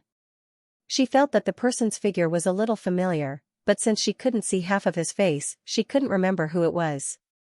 "Sister Ling, sit down, sit down. That person just walked into the wrong room." Siyu calmly pulled Yu Ling's attention back to cover for the silly boy. Ji-Lin, who hadn't gone far, couldn't help but sneeze. He looked around, pulled down the brim of his hat, and hid in the stairwell. He then took out his phone and happily switched to his alternate account. He clicked on the Weibo post about Siyu saving people from the car. Like a fanatic, he posted several posts in one breath. What a little angel. But you still have to be careful, it's too dangerous." After he was done, Ji-Lin still wanted to continue, so he switched to his main account and liked the post. His main account had more than 20 million followers. Usually, he would only repost advertisements and send notifications on Weibo. He rarely posted anything about his personal life. After he liked the post, countless fans followed it to the video of the rescue. They were curious to know what happened to their idol. Why did he suddenly like the post after not posting anything for thousands of years? Their curiosity didn't matter. The Weibo post about saving people from the car exploded again. Originally, the popularity of the post had faded quickly.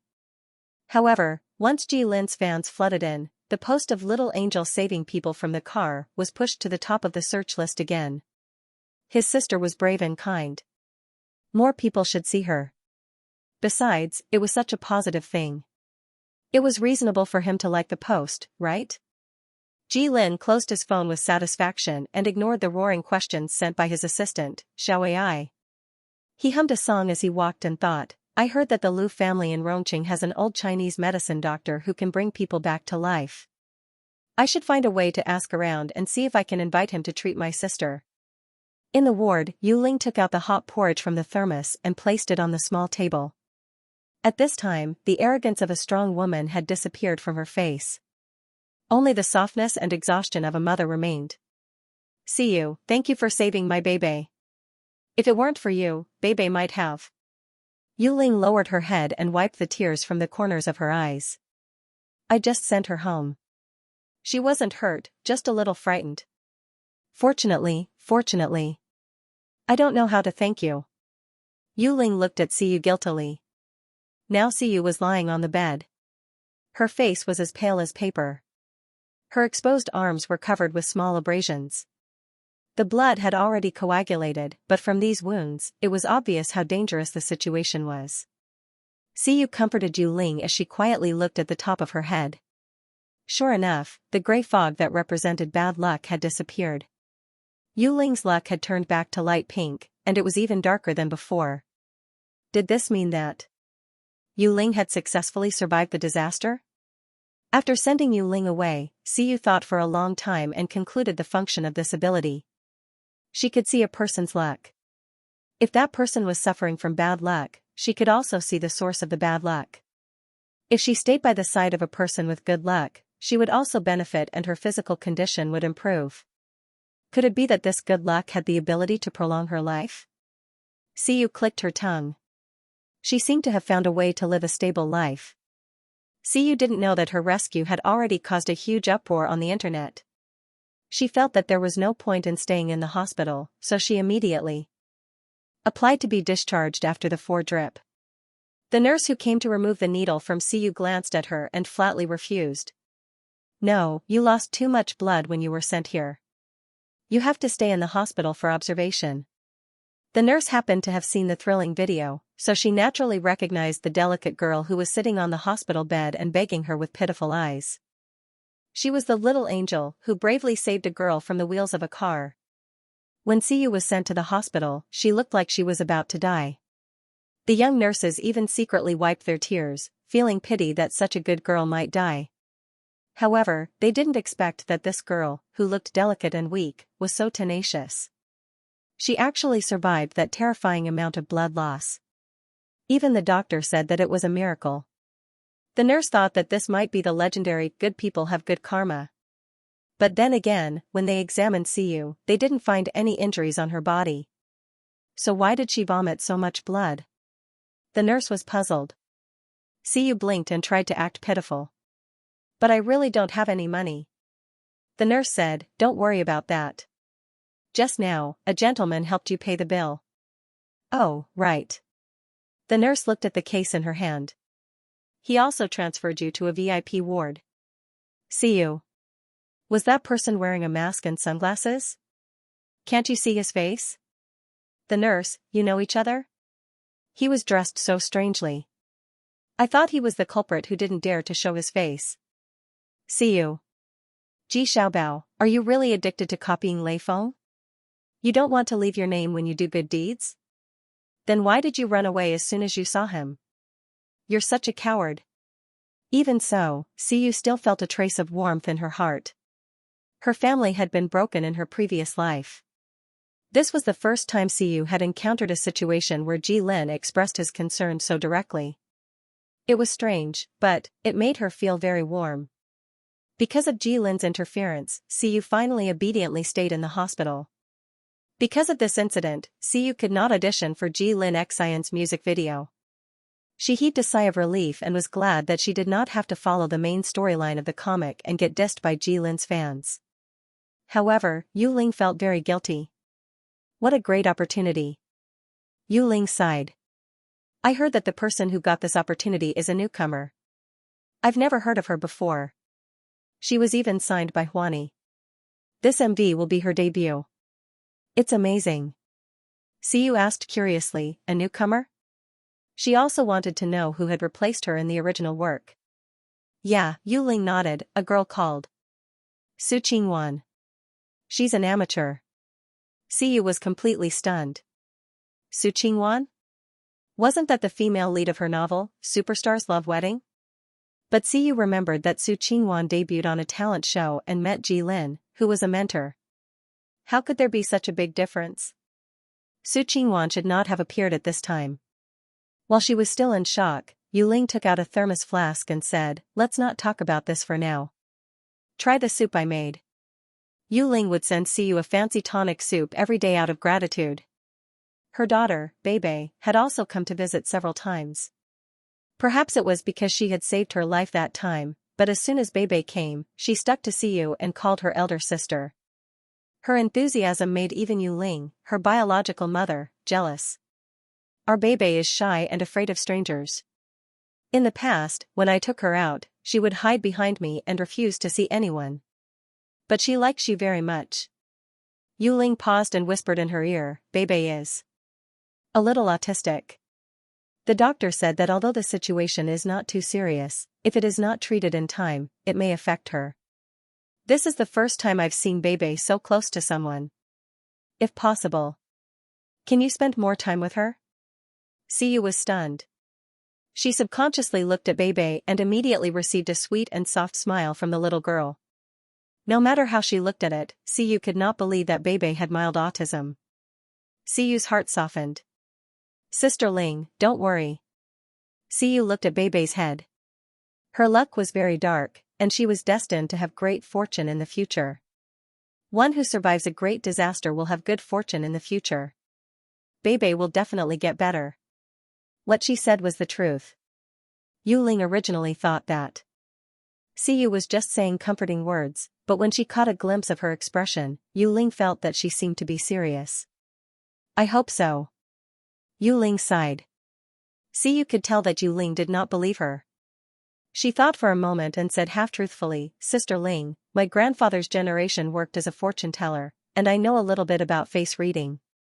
Although I only know a little about it, I can see that Bebe is destined to be a disaster in your life. If you survive this disaster safely, your future will be smooth." Yu Ling's luck was above average. Siyu and her mother were both very lucky. Because they had been moving around frequently these past few days, Siyu had benefited a little. Even the frequency of her vomiting blood had decreased. "This is true?" Siyu said with unusual sincerity. Yu Ling was skeptical. She hesitated for a moment and said, "If that's really the case." "What is it?" Siyu asked.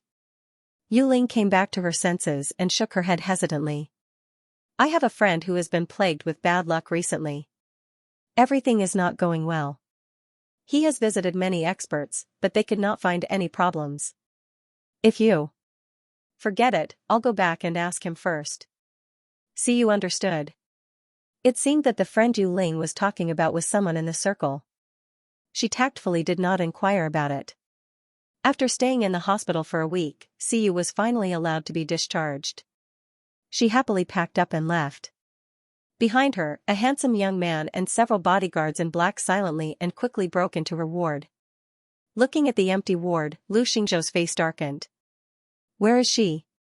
Soon, someone reported, "Young Master Lu, Miss Zhou has been discharged." Lu Xingzhou choked. He also suffered some minor injuries in the car accident. He used the excuse that he had been recuperating until now because he did not want to face Siyu. His father asked him to come and apologize, but he was the young master of the Lu family. When had he ever bowed and apologized to someone? When Lu Qian saw that Lu Xingzhou refused to go, he had no choice but to use the name of the fifth master of the Lu family. Lu Xingzhou was a lawless hoodlum his whole life, but he was most afraid of the fifth master. As soon as he heard that it was the fifth master's order, he immediately became terrified. He even bought fresh flowers and fruits and ran to the hospital. Who knew that he would be one step too late? The girl was long gone. The fifth master wouldn't blame him for being too slow, right? Lu Xingzhou thought of the fifth master's methods and suddenly shuddered. He hurriedly ordered his subordinates, "Quickly go and find that Zhou Siyu, right? Immediately investigate this show Siyu thoroughly, especially find out what she's missing. We're going to thank her, so we have to bring gifts. We can't go empty-handed, understand? Siyu had no idea that in a short period of time, her life had already been turned upside down and presented to Lu Xingzhou. She was currently busy dealing with the editor's urging. During the few days she was hospitalized, her phone was confiscated by Yu Ling on the pretext of letting her recuperate. It was only when she got home that she took the time to look at her phone. Qimon's editor, Mu Yan, was already urging her to quickly update fashion strategy. He said that there was a large group of readers waiting to be fed and that the author would starve to death if she did not give them food. Ever since she signed a contract with Qimon, Siyu had given Mu Yan full authority to manage the comic. It wasn't until she received Mu Yan's constant urging that she remembered to go to Qimon to look through the comments of the readers. It didn't matter that Siyu looked through the comments, but she found that only 3 chapters of fashion strategy had accumulated thousands of comments. Fashion strategy had just started when the female lead, Xianxia, was tricked into signing a strange contract by a few young masters who made a bet with her. She spent every day in shameful cross-dressing. She wanted to terminate the contract but couldn't afford to pay the sky-high penalty, so she could only endure it. However, things took a turn for the better when she accidentally discovered the secret of one of the young masters. That young master was a crossdresser. Therefore, the female lead, who had opened the door to a new world, suddenly realized that the funniest thing was her sugar daddy. However, because it was stuck at a cliffhanger, the readers rioted in protest. Meet Bun Beat Dog, where's the update? Koi, you ran away after saying 3 sentences? No, I won't allow it. White Ear Red Bean Paste, the female lead, Xiaoxian, is really super cute. Everyone, I like a child's face and big breasts. Draw your sword, only the strong are worthy of beauties.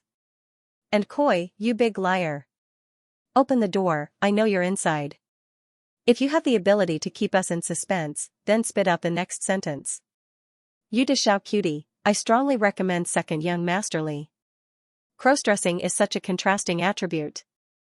Think about it, if you push a girl down, lift up her skirt, and nosebleed, so Koi, you still haven't updated, doesn't your conscience hurt? Pfft. Ha ha ha, excellent, too excellent. These comments made Siyu laugh uncontrollably. Because of the huge fluctuation in her emotions, she almost collapsed again. However, in the midst of these happy discussions, Siyu accidentally found a strange comment. This reader's ID was Little Demon. She said, Koi Dada, I really like your story. I wonder if I can use your beginning as a reference. I promise I'm just using the story of Xiaoxian meeting the male protagonists. The future development will definitely be different. Dada, you've only updated 3 sentences. I beg of you, Kimi Dada, I really like this story. Please give me the authorization. Pitiful. Siyu was so angry that she laughed. This little demon was too naive. What did she mean by only using this story? What did she mean by because she only updated 3 sentences, the subsequent development will definitely be different? Did this little demon think that she was a roundworm in her stomach? What guarantee? What guarantee? If you want to copy, just say it. If you don't want to admit it, then you're trying to make a monument to your chastity. Siyu was too lazy to argue with this kind of person. She directly replied with 4 words, sorry, no, and decisively blocked the little demon. After picking a few readers to reply and promising that she would resume updating the next day, Siyu logged onto Weibo and found that her fans had increased by tens of thousands, probably because of fashion strategy. She was already preparing to reach 100,000 fans. Mu Yan was very willing to spend a lot of money to promote. Not only did he give Siyu the best exhibition spot for her works, he also used his own connections to pave the way for her.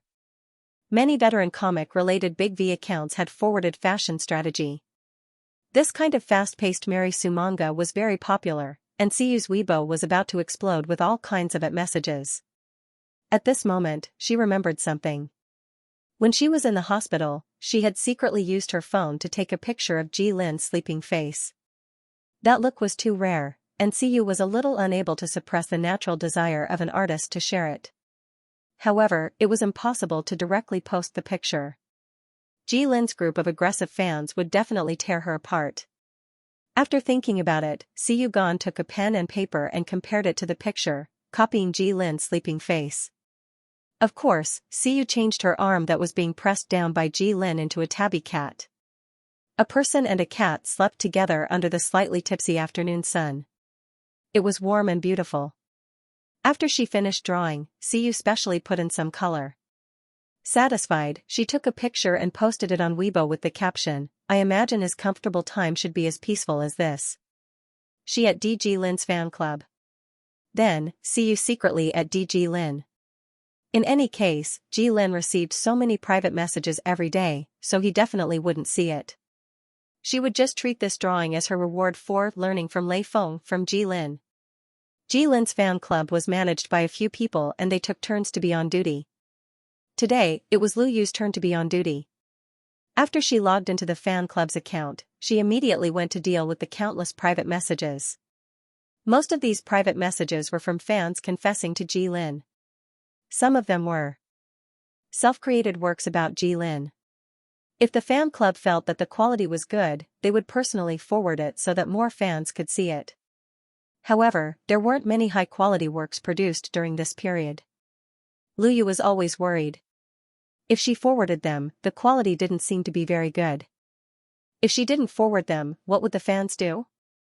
When she was scrolling through her private messages today, Lu Yu didn't have much hope. She clicked on them one by one out of boredom and quickly rejected them. It wasn't until she saw a drawing sent by a person named Koi Fish that lives another 500 years that Lu Yu suddenly stopped. This is Ji Lin Fansifan Club. Let's see brother Ji hugging a cat and taking an afternoon nap. Picture, our little treasure has been working hard. When it's time to rest, he should rest. When it's time to play, he should play. By the way, thank you to this girl at Xianxia 500 years for your doujinshi. Brother Ji, who sleeps and uses a cat as a pillow, must have grown up eating cuteness. This time, brother Ji's reputation has been damaged. Let's see how many female fans want to be the cat under brother Ji's arm. Come, please raise your hand. On this day, the official Weibo account of Ji Lin's biggest fan club reposted a picture. This time, the fan club clearly had a preference for this doujinshi picture. Countless fans habitually opened the fan club to check Ji Lin's latest news and saw this Weibo post at first glance. What kind of magic did this picture have that made the usually aloof fan club praise it so much? Countless fans clicked on it with such doubts. After reading it, they immediately reposted it in the comments. Today sucks brother Ji, now that things have come to this, I have to stand up and admit. I'm actually that cat. Thank you for liking me. Please bless me and my master. Ji is Lady Ji to Ji, brother Ji's sleeping face is unexpectedly childish. I think this is how brother Ji should be in private. After all, he's just a big boy, not a god. How can he put on airs all the time? Let me tell you, brother Ji is very down to earth. Did you forget that time when he was addicted to games and missed the plane? Secret roast breast chicken, what kind of god's drawing is this? This madam's drawing of brother Ji is super realistic. Let's save the picture and lick it. Hugging a cat to sleep and smacking its lips is so cute. The fans first passionately expressed their love, and gradually, some people began to notice this artist named Koyu. They curiously clicked on Koyu's Weibo page and followed the clues to find the comic fashion strategy. He is little son, damn. I was so impressed by brother Ji's sleeping face that I went to Madam's Weibo and found a treasure. Madam's cartoon version is also super interesting, and it talks about the fashion industry. I'm starting to wonder if Madam is in the industry? Official certified mother fan, what? So the artist's wife I became a fan not long ago is also a fan of brother Ji? She's one of us. Here's the problem. Mrs. Koyu, please don't forget to update. Don't be polite, Mrs. Koyu, please, continue to produce more food. I've already fallen into a trap. Let me tell you, as long as you persevere, you'll be able to summon Shenron sooner or later. At Ji Lin Bingtang Shuili, you mentioned brother Ji. Aren't you afraid that brother Ji will blacklist you, doghead? How could our brother Ji drool in his sleep? Mrs. Koi Ji Lin's painting oil. Ji Lin's fan. The fans giggled and Ji Lin. Of course, they didn't expect Ji Lin to really flip the cards. It was just a routine confession. Instead, they all curiously went to Koi's Weibo. Once they saw it, countless people fell into the pit of fashion strategy. They cried and said that it was the fan club's fault for letting them know about the existence of this comic. Now, they had to hold hands and squat at the bottom of the pit to wait for the next update. Lu Yu, who also fell into the pit, thought. So it's my fault?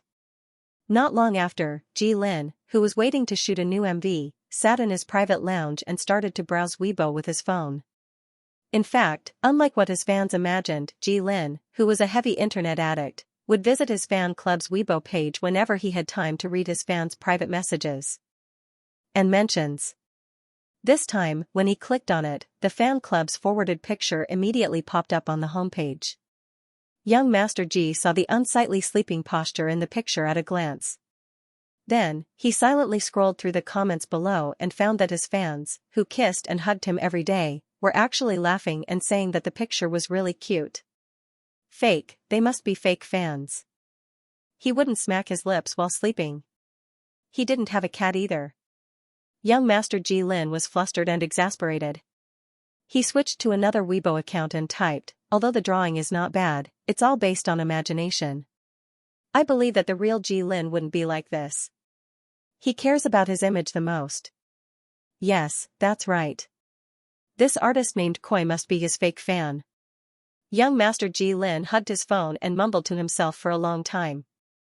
In the end, he quietly clicked on Koi's Weibo page and clicked on Special Follow. After that, he convinced himself that he was doing all this to gather information about his enemy. He would remember this person named Koi.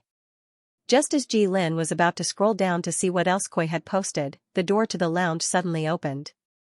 Ji Lin turned around and saw a girl in a white dress standing at the door with a panicked expression on her face. Hey, Teacher Ji? The girl with long flowing hair pretended to be frightened when she saw Ji Lin and immediately apologized pitifully. I'm sorry, I didn't see the door plate clearly. I didn't know this was your private lounge. As the girl spoke, tears quickly gathered at the corners of her eyes. She looked very pitiful. Only then did Ji Lin recognize that this girl was the female lead of the MB shooting. He remembered that her name was Su Qingwan, a newcomer that he had never heard of before. Although Ji Lin regretted that his sister couldn't participate in the audition, he was more concerned about Siyu's health. Therefore, he had to put aside the secret arrangements he had prepared for Siyu. It was under these circumstances that Su Qingwan got the opportunity to shoot the MV. Ji Lin didn't have any opinions about Su Qingwan. After the female lead was selected, the two of them didn't talk directly. However, when he thought about the fact that they were going to work together later, Ji Lin replied, "It's fine." Ji Lin dismissed her with a cold and indifferent sentence. The excited expression on his face when he was scrolling through Weibo faded instantly and was replaced by a rather businesslike expression. Su Qingwan saw that Ji Lin didn't want to talk anymore, so she bit her lip and suddenly took a step into the room. She asked gently, "Teacher Ji, the shooting will officially start soon. I'm a newcomer and don't have much experience. It's already very rare for me to get this opportunity. I know that you attach great importance to this shoot, so I hope I won't be a burden to you. Regarding the shooting, I still have a few things that I don't understand. I wonder if Teacher Ji has time to discuss it with me." Su Qingwan's words were beautiful, as if she was simply asking for advice from a senior. However, Ji Lin had been in the entertainment industry for many years and had seen all kinds of women. Almost instantly, he caught the ambiguous look in Su Qingwan's eyes. This woman. Ji Lin frowned quietly. Everyone knew that the director was in charge of the shooting of Scars this time. If Su Qingwan had a problem, why didn't she go to the director? Why did she come to him? Moreover, he was a singer and was half a layman when it came to acting. What could Su Qingwan ask for advice from him? Director Feng is in the lounge at the end of the corridor. He should have time now. Ji Lin lowered his eyes and continued to play with his phone. He didn't look at Su Qingwan again. Su Qingwan's face stiffened. She wasn't stupid. Ji Lin's words meant that she should go to the director and not bother him. He was politely asking her to leave. When she understood this, Su Qingwan looked at Ji Lin even more pitifully. Tears almost fell from her eyes. Unfortunately, Ji Lin was focused on playing with his phone and didn't even look up. Su Qingwan's flirtatious eyes were all for the blind. How could this be? Ji Lin shouldn't treat her like this. Su Qingwan forced a smile on her face, but her heart was in a mess. In her previous life, Ji Lin doted on her and loved her. Everyone was envious that she had the love of such a superstar. But now, why was Ji Lin treating her so coldly?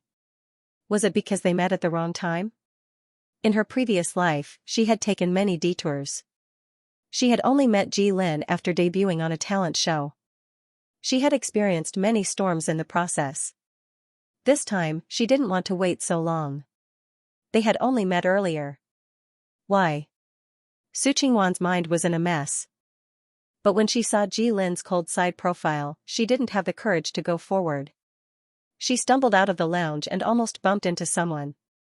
Hey, you! Xiaoai was bumped head-on by this ignorant woman for no reason. She shouted, but Su Qingwan acted as if she did not hear her and floated away like a wandering soul. Xiaoai looked at her back speechlessly and muttered, "Newbies nowadays." Ji Lin finally looked up when he heard Xiaoai's voice. What's wrong? Xiaoai didn't say anything. She tried to recall which lounge Su Qingwan came out of. She immediately came back to her senses and cursed in her heart. She immediately jumped up and said, "Brother Ji, did that newbie come to disturb you?" Ji Lin shrugged. She said she went to the wrong door. Who would believe that? Xiaoai was like a hen whose chicks were coveted. She said angrily, "Brother Ji, don't worry. I'll keep an eye out for you. It's impossible for those Tom, Dick, and Harry to plot against you." Ji Lin didn't take it to heart.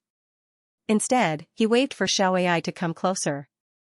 After Xiaoai did so, he lowered his voice and said, "By the way, I heard that Sister Ling has a good relationship with Zhou Siyu. Help me ask Sister Ling if Zhou Siyu has a Weibo account. Also, doesn't Sister Ling have a daughter? Buy some things that the little girl likes and give them to her as a gift to celebrate her safety. Of course, you can say that it's from me." Xiaoai. Brother Ji, what are you trying to do? Ji Lin coughed and straightened his back. He looked very serious. I'm just asking. Nothing else. Xiaoai. Liar. It must be about that little model. Brother Ji, are you really determined to pursue her? Should I help you hide it? Ji Yunshu thought to herself. Siyu, who was holed up at home to rush her manuscript, was ordered by her editor, Mu Yan. She tearfully turned off the internet and rushed out 3 sentences in one go. She was finally released. Naturally, she didn't know that someone with bad intentions was secretly investigating her Weibo. She also didn't know that the fan picture she drew for Ji Lin on a whim had already been seen by Ji Lin. As for her, she was determined by her brother to be a fake fan. She had been rushing her manuscript for a few days, and her body, which had finally gotten better, was ruined by her again. However, Siyu, who had a prescription to prolong her life, was not afraid at all. The more she vomited blood, the happier she was. While she was boiling the medicinal soup, the doorbell at home suddenly rang. Siyu walked over and opened the door. She saw an unfamiliar noblewoman wearing designer jewelry standing outside. You are? Siyu was stunned. She didn't know what was going on. When the noblewoman saw Siyu's face, a very complicated emotion appeared in her eyes. She looked around the simple furnishings in the house and a trace of hidden disdain flashed across her face. However, she quickly adjusted her expression and curved her lips into a decent smile. But even though the noblewoman had tried her best to appear cordial, her tone still carried a sense of superiority and condescension. Little Rain, don't you remember me? I heard that you came to Jiangqing alone. I was worried that you weren't doing well, so I immediately came to see you. The Duan Roland followed Siyu into the house. As soon as she stepped into the entryway, she smelled a strong, bitter smell of Chinese medicine. She frowned immediately, and the disgust in her eyes could hardly be concealed. It was the smell of Chinese medicine again. It was so disgusting. She had had enough of it 20 years ago. She didn't expect that this short-lived good-for-nothing was still alive and had even come to Jiangqing. The Duan Roland looked at Siyu's slender back and thought disdainfully. If she hadn't heard that her son had been very close to this good-for-nothing, she wouldn't have wanted to see her daughter again for the rest of her life because she was afraid that Ji Lin would do something wrong. She was also afraid that her current husband would hear the news and come looking for her in such a hurry. This sickly daughter was the stain of her Duan Roland life. The Duan Roland's makeup was exquisite. Perhaps it was because she had been pampered for many years that she maintained her looks very well. She looked like she was only in her 30s, but her face still retained the charm of her youth. One could vaguely recognize that she resembled Siyu from her facial features. It was a pity that when she looked at Siyu, the Duan Roland's expression was too harsh, causing her face to distort for a moment. But when Siyu invited her to sit down and talk, the Duan Roland immediately restrained her expression and sat on the sofa leisurely, once again assuming the demeanor of a noble lady. "Little Rain, it's been so many years. How have you been?" Just by listening to her voice, the Duan Roland sounded like a very loving mother. She looked at Siyu and said affectionately, "I know that you must blame me in your heart, but I didn't have a choice at that time. You were still young at that time and didn't understand the situation. Your father passed away, and the family had no support. There were only 2 elderly people in their 70s and an orphan and a widow left. How were we going to survive? I had to find another way out for your own good. You see, now that my life is better, I came back to look for you, didn't I?" The Duan Roland spoke with sincerity, but Siyu only felt that it was funny. For her own good? She really knew how to flatter herself. In the manga superstar Doting Marriage, part of the viciousness and madness of the supporting female lead, Zhou Siyu, came from her family background. Her mother, the Duan Roland, was a girl from the countryside. She was originally a factory worker, but the Duan Roland was born with good looks and was an outstanding beauty at that time, so someone introduced her to Zhou's father and became a full-time housewife. And she was a full-time housewife. The supporting female lead's family wasn't rich, but at least they didn't have to worry about food and clothing. However, after Zhou Siyu was born, the family found that she was born weak and sickly. She grew up soaking in medicine from a young age, and the money spent to buy medicine was like running water. The family, which wasn't particularly well off to begin with, was soon strained. Later, the Duan Roland had to find a job as a hotel attendant to reduce the family's burden. In the beginning, the Duan Roland didn't dislike her biological daughter, but she was very vain. Whether it was coming from the countryside or relying on her beauty to marry into a good family, it was all to make her life better. In the beginning, she still had tender love for Zhou Siyu, but when she found out that the family's savings had disappeared to buy medicine for her daughter, not only could it no longer guarantee her usual large expenses, but she also had to work hard every day to subsidize the family's expenses. This woman who always had to maintain a beautiful appearance resented her. She resented this medicine bottle of daughter, resented her husband for putting his daughter first and ignoring her. She also resented the family she married into for not being rich enough. She felt that her life could end at a glance. With such a burden in the family, what good could come of it? She had married to live a better life. Did she want her to lose the rest of her life? No way. At that time, Ji Lin's father, Ji Wenhan, came to discuss business and stayed at the hotel where the Duan Roland worked. The Duan Roland was outstanding beauty, and after a few rounds, the two of them hooked up. The Duan Roland even got pregnant. After Zhou Siyu's father passed away, the Duan Roland decisively abandoned her family and ran to Jiang City with Ji Wenhan. After giving birth to her son, she successfully became Mrs. Ji. The Duan Roland got her wish to become a rich wife, but Zhou Siyu's grandfather was so angry that he fell ill and passed away, leaving Zhou Siyu and her grandmother to rely on each other. The Duan Roland said that she left for her daughter, but nearly 20 years had passed. Had the Duan Roland ever thought that she had a biological daughter? No. She was so happy as a rich wife that she didn't want to think about home. She couldn't wait to bury her previous marriage in the ground. Therefore, Siyu treated the Duan Roland's words as nonsense. She smiled and said, "What are you talking about? I didn't have a mother when I was young. How could I have another mother?" As an author, Siyu didn't think much of it, but when she faced the Duan Roland, she felt disgusted. How could such a person be worthy of being a mother? The Duan Roland was very strong-willed. She didn't mind Siyu's words. She looked at Siyu as if she was looking at a naughty child and continued to persuade her, "Little Rain, I know you're angry. Mother is here to make it up to you. Don't. I don't plan to acknowledge a mother casually, and I don't need any compensation." Siyu interrupted her. "Madam, I don't understand what you're talking about. I'm afraid you found the wrong person. Take care."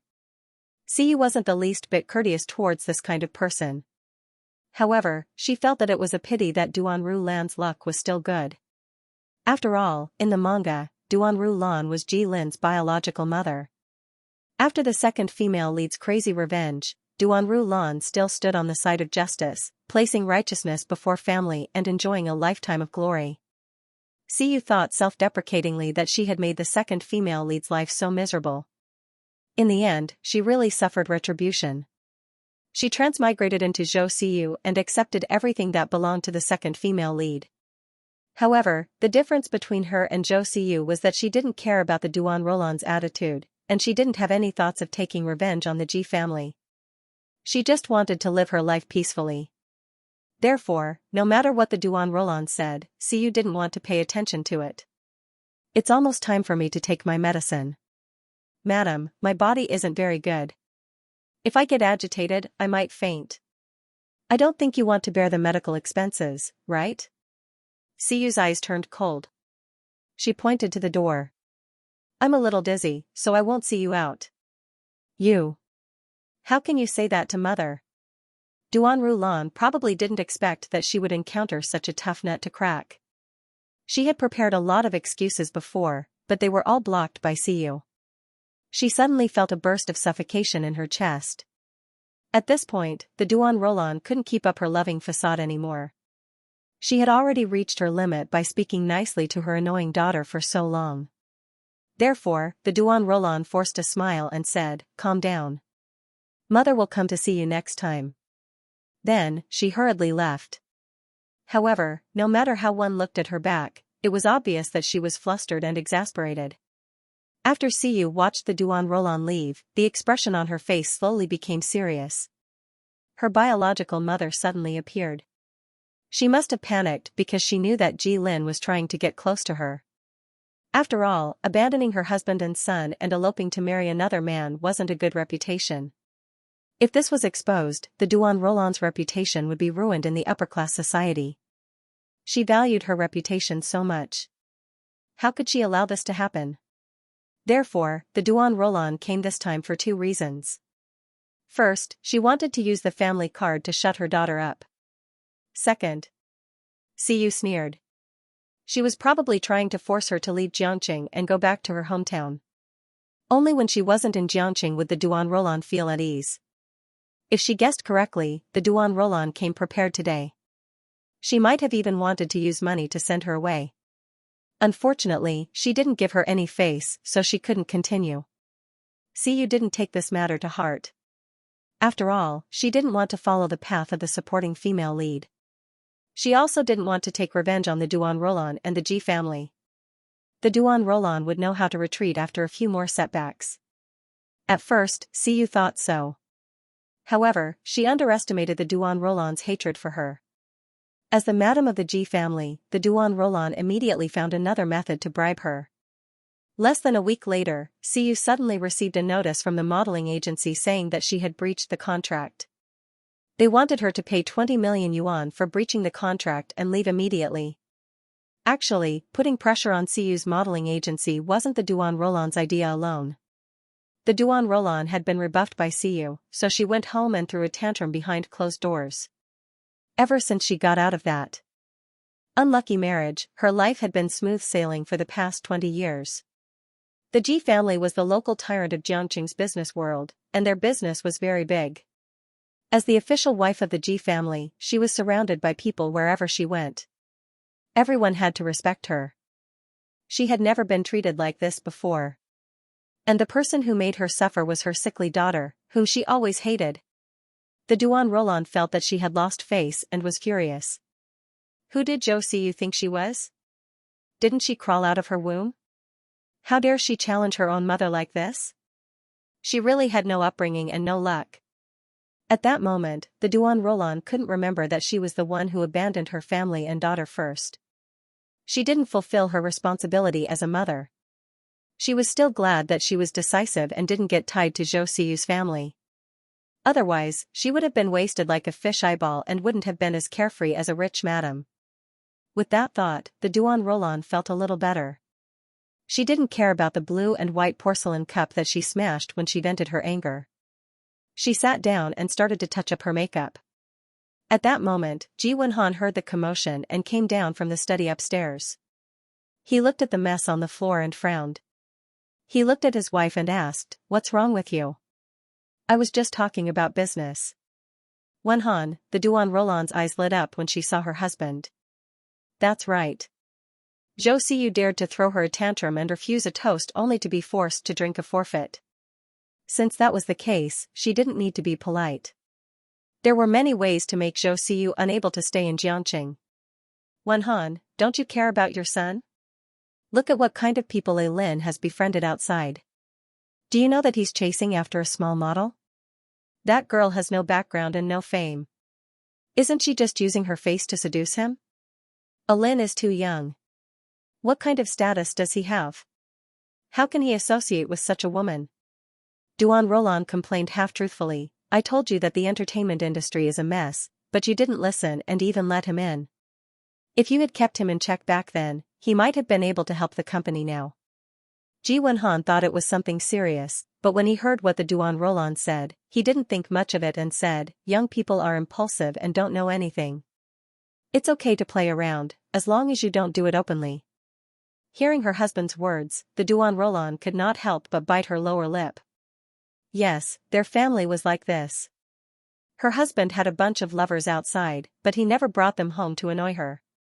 As for her, she just wanted to be the legal wife of her husband. She didn't care about anything and enjoyed a high position and wealth. In any case, she had married into a rich family. The Duan Roland did not expect much true love. Besides, Ji Wenhan had a problem with his health. In this lifetime, he only had Ji Lin as his heir. Wouldn't the entire Ji family be hers in the future? Unfortunately, her son was also rebellious. No matter how many times she told him about the unspoken rules of high society, he refused to listen. After entering the entertainment industry, he moved out alone and did not return home for more than half a year. The Duan Roland did not understand. Why wasn't Ji Wenhan worried? Ji Wenhan obviously understood what the Duan Roland was worried about. He said, I know Lin's temperament. The more I don't let him do something, the more he will do it. Rather than force him to listen to me and have him fight with his family, it's better to let him be for now. He will come back sooner or later anyway. After a pause, Ji Wenhan added meaningfully, even if Lin is unwilling, I have a way to make him bow down obediently. As for that little model you mentioned, if you are really worried, then think of a way to make her back off. Which company is she signed with? The Duan Roland immediately understood. The Ji family's connections were very popular in Jiangqing. After a few rounds, the Duan Roland successfully found the boss of the modeling company. He secretly asked people to find a way to get rid of Zhou Siyu. The boss did not dare to offend this Lady Ji. He immediately nodded and bowed. Then, he turned around and took a look at Siyu's contract. Well, this girl had signed the lowest level clause. The company could find a reason to terminate the contract, and Siyu could not say a word. She also had to compensate for the loss. Just like that, when the modeling company called Siyu, she only received a verbal notice that her contract was terminated and a debt of 20 million yuan. 20 million yuan? Where did she get so much money? Siyu was stunned. She quickly found the contract that the original owner of her body had signed. After reading it carefully, she was speechless. This is really a scam contract. The original body may have been blinded by lard at that time. She didn't understand it clearly and signed it hurriedly. Siyu did not understand these twists and turns. After thinking about it, she called Yu Ling to ask. Ever since she had saved Bebe, Yu Ling's attitude towards her had changed 180 degrees. When she was free, she would bring things to Siyu's door and even tactfully mention that she would introduce new shooting jobs to Siyu. However, Siyu was not interested in it and rejected all of them. On the phone, Yu Ling was shocked when she heard about the 20 million yuan. 20 million yuan? That's impossible. Why would they say that you breached the contract for no reason? After all, Yu Ling had been in the entertainment industry for many years. She was keenly aware that something was wrong. After comforting Siyu, she quickly asked her acquaintances about the specific situation. Now, she finally had a clue. Siyu, I asked my friend. Although he refused to say it clearly, it means that you have offended someone. Yu Ling felt strange. Siyu was not in good health and had been staying at home to recuperate. Except for the cover photo shoot, she had not taken any other jobs. How could she have offended someone? Yu Ling said, think about it carefully. If someone really wants to mess with you, you will have a backup plan. The entertainment industry was not like other places. The most important thing was connections and resources. Yu Ling's friend was not willing to say who was behind this. Maybe this person had a high status and no one in Xianxia could afford to offend him. Yu Ling was sincerely worried about Siyu. She anxiously asked, think about it. Siyu was a little helpless. Sister Ling, it's useless for me to be anxious. Having said that, Siyu had already vaguely guessed who wanted to mess with her. Except for her mother, the Duan Roland, who had nothing better to do. This won't work. Siyu, the new issue of Fengshan magazine is about to be published. You are the cover model. As long as the response is good, you may become famous this time. But now that this kind of thing has happened, if we don't solve it, then you. Yu Ling thought about it and felt that this was not a solution. She gritted her teeth and said, you wait. I will find you a reliable lawyer. In addition, if the person who messed with you wants to make you unable to stay in the entertainment industry, then he must find a stronger backer to protect you. Siyu asked, you mean Huani? She shook her head with a wry smile. Sister Ling, why would he like me? I am just a small model. If he signs with me, he will have to pay the 20 million penalty for me. Who would be willing to lose money? Who said you are a small model? Yu Ling suddenly asked. Siyu was stunned. She didn't quite understand what she was talking about. Yu Ling said, you missed the previous audition opportunity, but there is still the new issue of Fengshan Icon.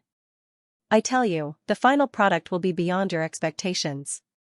I dare to guarantee with my years of experience that you will definitely become popular. Even teacher Zhang Chao, who has never participated in the follow-up publicity, said that he recommended you to his colleagues in the photography industry. Do you know how rare this is?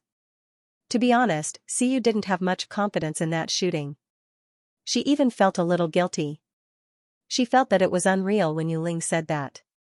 Sister Ling, are you serious?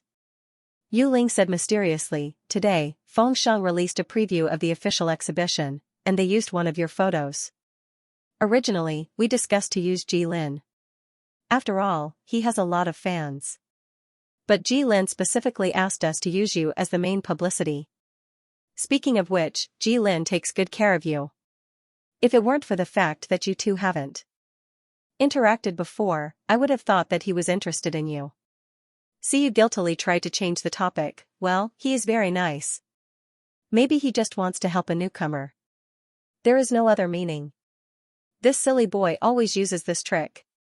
He secretly does good deeds without leaving his name. Is he afraid that I will be unhappy if I know? Or he does it more secretly? Yu Ling almost revealed Ji Lin's background. Siyu didn't know whether to laugh or cry. She thought of what the Duan Roland had done. For a moment, she had mixed feelings. Ji Lin was so silly. She didn't know what to say about him having such a mother. Yu Ling didn't know that Siyu's thoughts had drifted away. He continued, don't worry about that company.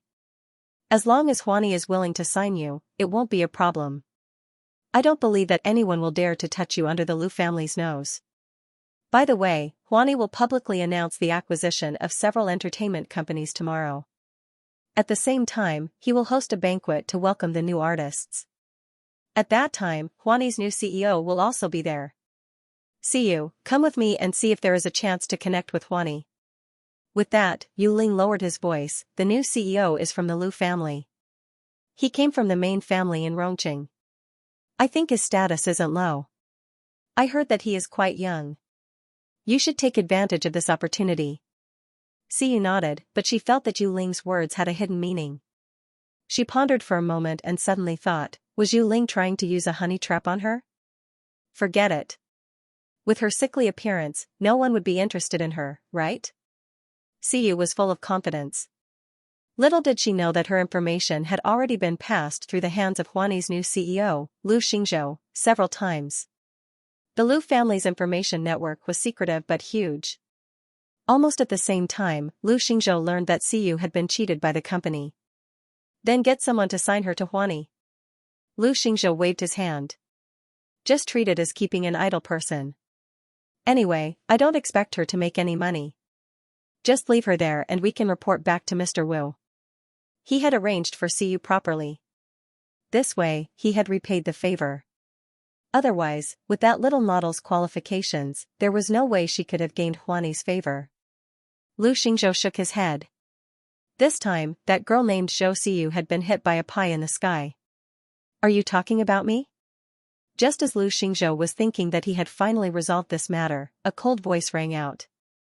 Lu Xingzhou jerked his head up and saw Mr. Wu standing at the door. He was wearing his usual pear white tang suit and twirling a string of prayer beads in his hand. He was looking at him with a half-smile. Lu Xingzhou almost couldn't breathe. Fifth master? He looked at the secretary standing respectfully behind Mr. Wu. The secretary shook his head at him in fear, indicating that he didn't have the guts to stop Mr. Wu. When Lu Xingzhou saw this, his usual rascal aura immediately disappeared. He went up and asked, Fifth master, why are you here? Mr. Wu was tall and slender. His tang suit made him look as if he had walked out of an ancient painting. His features were so beautiful that it made one's heart tighten. He was just standing there smiling, but his aura was so oppressive that Lu Xingzhou felt a little breathless. I just happened to be visiting an old friend at Xianxia Temple on the outskirts of Jiangqing, so I stopped by to take a look. Mr. Wu slowly twirled the prayer beads in his hand. This was his habitual action, especially when he was thinking. The speed at which he twirled the beads became very slow, just like the tone of his voice, which always unknowingly gave people a strong sense of oppression. As a direct descendant of the Lu family, Lu Xingzhou had heard of Xianxia Temple. Rumor had it that Mr. Wu had a fiendish fate. When he was young, he suffered a serious illness. After that, his parents sent him to Xianxia Temple to cultivate under the guidance of an expert. He stayed there for several years. After his parents passed away, he was brought back from the temple by the Lu family. This was because Buddhism was tranquil and could suppress Mr. Wu's fiendish aura. Therefore, Mr. Wu always carried a string of prayer beads with him. It was said that the material of the prayer beads was extremely precious. The old friend that Mr. Wu was talking about was probably the monk he met when he cultivated in the temple when he was young. Lu Xingzhou was stunned and immediately said, Mr. Wu, you came at the right time. There's a banquet in Huani tomorrow night. All the artists under the company will be there. If you're free, why don't you come and take a look? In fact, Lu Xingzhou had just casually mentioned this. Mr. Wu liked peace and quiet, and didn't get close to women. He was abstinent and restrained to the extreme. He couldn't be bothered to go to other people who wanted to invite him out. How could he be interested in such a noisy gathering of celebrities? But unexpectedly, Fifth Master Lu actually agreed. Okay. I'll share some of my work with you and accompany you. What? Lu Xingzhou suddenly reacted and uncontrollably raised his voice. When Mr. Wu glanced at him indifferently, he barely suppressed his surprise and asked cautiously, You're interested in this? Lu Xingzhou didn't dare to ask Mr. Wu if he was interested in some small celebrity. If he said this, Mr. Wu would wring his head off. Unexpectedly, Mr. Wu didn't get angry. He lowered his eyes and unconsciously spun the prayer beads in his hand faster. He said, An old friend from Xianxia Temple did a divination for me just now. He glanced at Lu Xingzhou, his expression unreadable. The divination was about marriage and fate. The red lawn stars moved. I'd like to verify if my old friend's skills are rusty and that's why he made such a divination. Mr. Wu's tone was very kind, but Lu Xingzhou shuddered when he heard it. His entire person was dumbfounded. Marriage? He wasn't hallucinating, was he? If there really was someone in this world who could subdue this great demon, he, Lu Xingzhou, would rather live stream himself eating a keyboard. That night, countless fans of Ji Lin were waiting on Fengxiang's official Weibo. They refreshed the page over and over again, anxiously waiting for the release of the new issue of the magazine. Fengxiang Icon was the top fashion magazine in Hua Nation. A few months ago, they had released the news that they had invited Ji Lin to collaborate with them. When the fans heard the news, they were very excited. After all, Ji Lin was a bit of a Buddha. Although he was very popular, he rarely participated in variety shows or business activities except for necessary work. In his words, if he had the time to play games, why did he have to torture himself? Most of the fans had followed Ji Lin step by step since he was 15 years old. This caused the female fans, who were eager to see their idol, to both love and hate his Buddha attitude. In the end, they could only helplessly say, okay, as long as you're happy. Who told you to be so cute? Now that the news of a heavyweight collaboration had finally come, the fans were instantly excited. Buy. This issue of Fengxiang Icon was bought by Ji Lin's fans. Because of Ji Lin's status and Fengxiang's secretive nature, the fans were confident that Ji Lin would definitely appear on the cover. Therefore, they waited on Weibo early in the morning, waiting for the promotional photos to be released. Then, they could save them and lick the beauty of his face. As a result, at 8 o'clock in the evening, Fengxiang released the trailer on time. When the fans saw it, they were dumbfounded. Fengxiang v. Clang. The new issue of Fengxiang Icon is expected to be released next week. This issue's cover theme is The Day of the Withered Rose, which shows the last moment of the Sleeping Beauty's life. Thank you, model Zhou Xiyu, for your passionate performance. Wait, what happened to the collaboration with Ji Lin? What happened to the cover photo? Why didn't the trailer mention him at all? The young female fans immediately became angry. Wasn't this a joke? And this Zhou Xiyu, where did this little model come from? They had never heard of her. Was Fengxiang's brain kicked by a donkey? Why did they abandon Ji Lin and put such an unknown model on the cover photo? The fans sneered and clicked on the promotional photos under Weibo with anger. They wanted to see what kind of person had the ability to push the popular star Ji Lin down. Could it be that this woman had a sugar daddy? Countless people clicked on the photos with the same idea, and then, they were silent. Fengxiang released a total of 3 photos. The first one was of Xiyu sitting among the flowers with a red rose in her hand. She turned her head slightly to the side and smiled faintly at the camera. Her face was obviously unhealthy and pale. It was not the kind of fake illness that was created by applying powder, but it was very real. The feeling of weakness and her life hanging by a thread seemed to break through the camera. Her lips were smiling, but her thin eyebrows were slightly knitted, and her eyes were full of pain. The second photo was of Xiyu kneeling in front of the camera. Her hands were weakly supporting herself on the ground. The roses on the ground withered around her. Blood flowed from her lips. The blood dyed her white dress red and dripped onto the rose petals. Anyone with a discerning eye could see that she was like an arrow at the end of its flight. Her vitality was fading away like a withered rose. However, what was surprising was that this feeling of dying was so strong that it almost made people forget that this was just a set of photos. They even had the impulse to reach out and hold this delicate person in their arms to cherish her. In the third photo, all the roses and the flowers had withered. Xiyu was lying on her back on a thick layer of bloody carpet made of rose petals. The bloodstains on her face and dress were dazzling. She raised her hand halfway to the sky. Her fingers were slightly curled up as if she wanted to grab something, but she could not hold on to anything. The hope in her black eyes was annihilated little by little, and finally, it returned to silence. She seemed to have accepted her fate of dying. She smiled at the world for the last time. However, this smile was no longer heavy and hazy. Only relief were left. She was pure and flawless, like an angel who had been left behind in the world. Each of the 3 photos was more emotional than the last. They repeatedly told the audience that the beautiful woman was going to die, that her beauty was as warm as a rose in bloom, but also as easy to wither as a rose. The day the rose withered was the last brilliance of her life. Jilin's fans stared blankly at the 3 photos.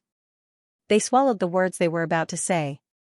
At this moment, they even forgot that they had to seek justice for Jilin. They flipped through the photos again and again.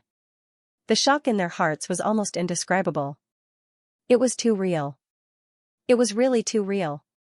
That model couldn't be acting, right? That kind of pale and sickly look made them want to cry. Makeup and post-production editing could not create such an effect. Could it be that the model was sick to begin with? The fans did not bother to question Fengshan anymore. It was as if they had been injected with chicken blood. They left comments crazily, asking, "Is the model's body okay?" Perhaps they were frightened by their attitude, but the officials had no choice but to stand up and reply, "Everyone, please rest assured. The model is fine." It was good that she was fine. The fans breathed a sigh of relief. But soon, there were some sharp-eyed girls who thought, "Hey, why does this model's face look so familiar? It seems like I've seen her somewhere before." No, wasn't she the little angel under a car that was trending on Weibo a few days ago? Today I suck brother G, sisters, look. Although the clarity of the video is a bit low, you can vaguely recognize that the model is the one who jumped out from under the car to save the person. They are the same person. And look, after the model saved the person, she also vomited blood. I'm a bit worried about her health now. Don't you think that the blood in the photo is not fake? This comment was like a stone that stirred up 1,000 ripples. The fans were stunned for a few seconds and immediately flew over to look for the video of the rescue. When they looked, it was indeed the same person. This caused an uproar. Countless girls who were frightened swarmed over to the Weibo of Zhou Xiyu. Xiyu's Weibo was empty. Her fans kept sending her private messages to ask about her. Their worried looks made people forget that they were actually diehard fans of Jilin and not fans of the little model that they had mentioned not long ago. The power of the fan club was very strong. Not long after, another girl found a comment from a Fengshan employee under the video of the rescue. It said that Xiyu's health was not very good. She also vomited blood during the shoot. But even so, she was very dedicated to her job and persevered until the end. This Fengshan employee's Weibo had AV, so he was obviously an internal staff member. His words were naturally very credible. When the fans saw this, didn't this confirm their previous guesses? Xiyu was indeed sick during the shoot. No wonder the effect was so realistic. It was because she was very weak to begin with. G is Lady G's G, oh my god, Miss Xiyu is too dedicated to her job. If you're not feeling well, remember to rest more. Official certified mother fan, I swear, I really wanted to tear this woman apart. How dare she steal our brother G's cover photo? But now. Miss Xiyu, do you still need a medical kit? How could a little angel who is willing to sacrifice herself to save others do something like steal? And I also think that the theme this time is very suitable for her. If Brother G really did the shoot, I'm afraid I won't dare to watch it a second time. Some of the active big fans expressed this, so the fans naturally stopped questioning. Some people felt guilty for their previous wild guesses and ran over to private message Xiyu Dao to apologize. However, there was still a small group of brainless fans who were not convinced. They clamored in the comments section about why Jilin should be replaced and demanded an explanation from Fengshan. Otherwise, they would definitely not buy the magazine. These brainless fans used the name True Love Jilin to post crazily and unscrupulously. They began to curse Xiyu. Even some girls couldn't stand it and went up to persuade them to stop. They even clamored, "None of you are Brother G's true fans. You even want Brother G to suffer such grievances. What kind of fans are you?" However, this group of brainless fans' arrogance was immediately extinguished by Jilin's Weibo post. Jilin forwarded Fengshan's announcement without warning and said, "There are professionals in the industry. I'm not good at this. I'll leave it to the professionals. Shoo, quiet down. I'll continue to sing for you."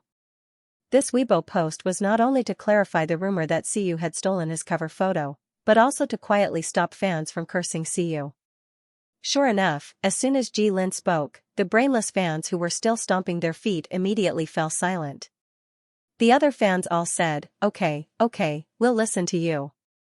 We'll be obedient. We won't embarrass ourselves like those brainless fans. At the same time, they also bragged that not only did they not curse, but they also sent private messages to ask about Siyu's health. Siyu is so good and dedicated. Who would have the heart to say such harsh words to her? Ji Lin looked at these comments and couldn't help but laugh. Xiao Ai, who was busy like a dog, immediately looked at him with resentment. She said frantically, Brother Ji, didn't you say that you would discuss with me before posting on Weibo in the future? Why are you acting on your own again? Ji Lin looked indifferent. It's not a big deal. Anyway, I participated in the shoot. I just helped to promote it. He switched to another account and clicked on Zhou Siyu US Weibo. He immediately added her to the special follow list. This was his sister's Weibo. He didn't ask before, but he finally got it today. Should he private message her goodnight every day in the future? Ji Lin held his phone happily. There were only 2 special followers on his side account. One was his sister, and the other was the painter, Koyu, who made him unhappy. What made Ji Lin even more dissatisfied was that Koyu ran away after drawing a picture. If he had the ability to damage his reputation, he should have drawn a few more pictures. The result of Ji Lin's dissatisfaction was that he joined Koyu's team to urge him to update more chapters. Every day, he would follow a group of readers and complain that there was no food to eat. Fortunately, no one knew about this side account. Otherwise, if Xiao Ai found out, she might even want to beat him up. However, Xiao Ai felt very tired now. Brother Ji, my brother Ji, it's not your turn to promote yet. Why are you in such a hurry to say something? Is it because of Zhou Siyu again? In Xiao Ai's heart, she had already labeled Siyu as a seductive fox. Look at what brother Ji, who had always been calm and steady, had become. Xiao Ai sighed, clenched her fists, and said, Brother Ji, if you are really interested in Zhou Siyu, then, go after her boldly. I will help you hide it. The corners of Ji Lin's eyes twitched. He rolled up the script beside him and gently slapped it on Xiao Ai's head. Don't talk nonsense. We have another relationship. Xiao Ai gasped. Another relationship? Don't tell me that the 2 of them have already committed to each other. The bloody storm on the internet did not affect Siyu. She was forcefully dragged by Yu Ling to the mall to pick out clothes for the Huani dinner party tomorrow night. A woman's energy was endless when shopping. If it weren't for Siyu's body, Yu Ling would have dragged her all over the mall. However, because Siyu went to vomit blood halfway, Yu Ling could only regretfully give up and pick out a white dress for her to change into. I asked around. The new president of Huani likes pure styles. White suits you, so there shouldn't be a problem. It's just that you have to put on light makeup. Otherwise, your face will look too pale. Yu Ling rambled on. Siyu said helplessly, Sister Ling, I'm not going to sell my body. Yu Ling glared at her. I'm not asking you to sell your body. You just have to dress up to the president's liking. That way, the chances of persuading him to sign you will be higher. Besides, whether or not we can get close to him is another matter. There are so many people in the Liu family waiting to climb up the social ladder. Just as Siyu was trying to persuade Yu Ling to give up on the honey trap, a soft and weak voice suddenly came from behind. Wrap this up for me. Siyu subconsciously looked back and saw a girl with long hair choosing clothes. The girl looked pure and lovely. She seemed to have noticed Siyu's gaze and turned her head to look. Su Qingwan's hand that was holding the clothes suddenly tightened. She never thought that she would meet Siyu in this kind of situation. Right, this time she stole the female lead role of Zhou Siyu's MB. Ji Lin did not have a chance to interact with her. Zhou Siyu should be very down and out. Why would she be shopping in such a high-end mall? The uneasiness of the unknown drove Su Qingwan to open her eyes wide and take 2 steps back as if avoiding the plague. She cried out involuntarily, Zhou Siyu, why are you here? Su Qingwan had never experienced any great storms in her life. In her previous life, she had met Ji Lin right after her debut on a talent show. At that time, Ji Lin was already a superstar in the entertainment industry. With Ji Lin's protection, Su Qingwan's path to stardom was smooth. Within a few years, she had become an A-list actress. Although Ji Lin's fans were not optimistic about this relationship and there were always people who attacked her, all the storms were blocked by Ji Lin. Su Qingwan just had to obediently stay in Ji Lin's arms and let him pamper and protect her. The only one who truly frightened Su Qingwan was Ji Lin's stepsister, Zhou Siyu. Zhou Siyu was a lunatic. She only wanted to drag Ji Lin into hell. Naturally, she would not let Su Qingwan, Ji Lin's official girlfriend, off the hook. For this reason, Zhou Siyu was willing to do anything. She was even willing to betray herself to climb up the social ladder in order to completely suppress her enemy. And because of Ji Lin's guilt towards his sister, Zhou Siyu almost got her way several times. That reckless madness terrified Su Qingwan. Even though she had been reborn, Su Qingwan could not shake off that bone-deep fear. Once she saw Zhou Siyu's familiar pale face, it was as if she had seen a ghost. She was so scared that she just wanted to run away. But unfortunately, Ji Lin in this life was neither cold nor warm to her. She could not hide in his arms. Zhou Siyu, you shouldn't be here. Su Qingwan's finger trembled as she pointed at the confused Siyu. Her voice was very loud and attracted the attention of other people in the store. However, Su Qingwan did not notice and only stared at Siyu. Siyu was confused. She had never seen this girl before, but she seemed to know her. Could she be an old acquaintance of the original body? So she asked politely, "May I ask who you are?" Su Qingwan choked and realized that he had overreacted. That's right. At this moment, Zhou Siyu and her were complete strangers. Why should she be afraid? However, Su Qingwan still felt vaguely uneasy. She had clearly cut off a great opportunity for Siyu, but Su Qingwan still felt that it was not enough. As long as Siyu still appeared, she felt that she had not been ruthless enough. She gritted her teeth and thought that she was preparing for a rainy day. In any case, this vicious woman would turn around to deal with her sooner or later. It was reasonable for her to strike first and gain the upper hand. This was to protect herself and Ji Lin. With that thought, Su Qingwan slowly adjusted her breathing and looked away from Siyu. She said, "I'm sorry. I've seen you once before. Maybe you don't remember, so I won't disturb you."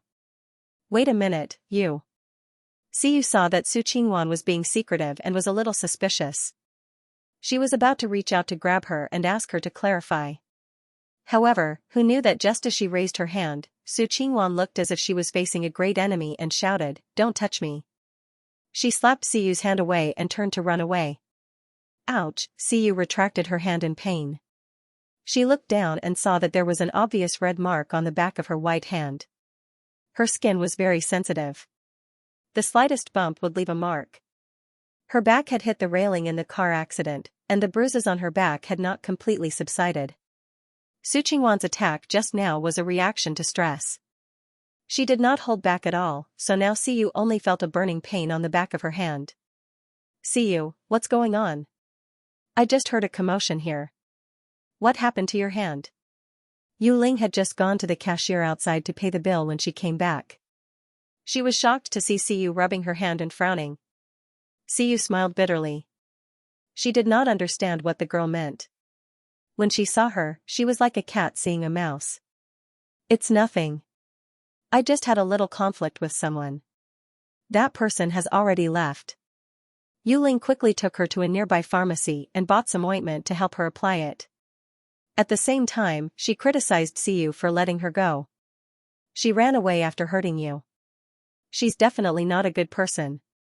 Siyu said, "She seems to know me, but I don't have any impression of her. Maybe we had a conflict in the past." Yu Ling snorted coldly in her heart. Siyu's personality was too soft. She was as weak and white as a little rabbit. Who could she have a conflict with? Ever since Siyu saved her daughter, Yu Ling looked at her with 8 layers of filters. No matter how she looked at her, she felt that Siyu was easy to bully. She wanted to protect her at all times. Therefore, in Yu Ling's heart, only other people could bully Siyu. There was no reason for Siyu to bully others. Therefore, Yu Ling did not hesitate to put the blame on Su Qingwan. "Don't worry about these annoying things. I'll keep an eye out for you in the future." Don't worry. Yu Ling applied the ointment for Siyu and looked at the red mark on the back of her hand regretfully. Such a beautiful hand was ruined by this red mark.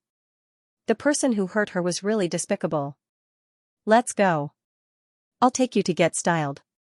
It's not over yet. Siyu said.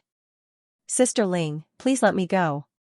On the other side, Su Qingwan rushed out of the mall. As the cold wind blew, her mind gradually cleared. She stood there in a daze for a long time. Then, as if she had finally made up her mind, she dialed a number saved on her phone. It rang a few times before someone picked up. Hello, it's me. Su Qingwan pursed her lips and said in a low voice, Didn't you say before that you could help me get the role in Director Liang's Lethal Beauty? Yes, I've thought about it. I want to act in that movie. I can't give that role to anyone else. Su Qingwan didn't know what was said on the other end, but she quickly took a deep breath and replied, Okay, I promise you. As long as you can help me get the role, I'll listen to you. On the day of Huani's banquet, the hotel where the banquet was held was almost completely surrounded by the media. Countless cameras and cannons were aimed at the entrance. As one artist after another entered, the reporters became more and more excited. They could already predict that the next day's headlines would be dominated by Huani. Before Huani appeared out of nowhere, only a few people had heard of this mysterious new company. It had swiftly acquired a few established entertainment companies and recruited many popular artists. However, this news was kept tightly under wraps until today when it was officially announced to the public. Many people tried to find out who Huani's backer was. However, when they heard the two words Liu family, they couldn't help but gasp. Rongqing's Liu family. They actually made a move on the entertainment industry. Was the world about to change? Many people's hearts were pounding, but the reporters squatting outside the hotel couldn't care less. They frantically pressed their shutters. When Ji Lin stepped out of the car, the media went wild. It's Ji Lin. F*CK, even Ji Lin has been signed. Huani is going to make a big move this time. Quick, make way for me. The reporters scrambled to squeeze forward, but they were all stopped by Ji Lin's bodyguards. For a moment, the chaotic scene made Ji Lin, who was used to it, frown.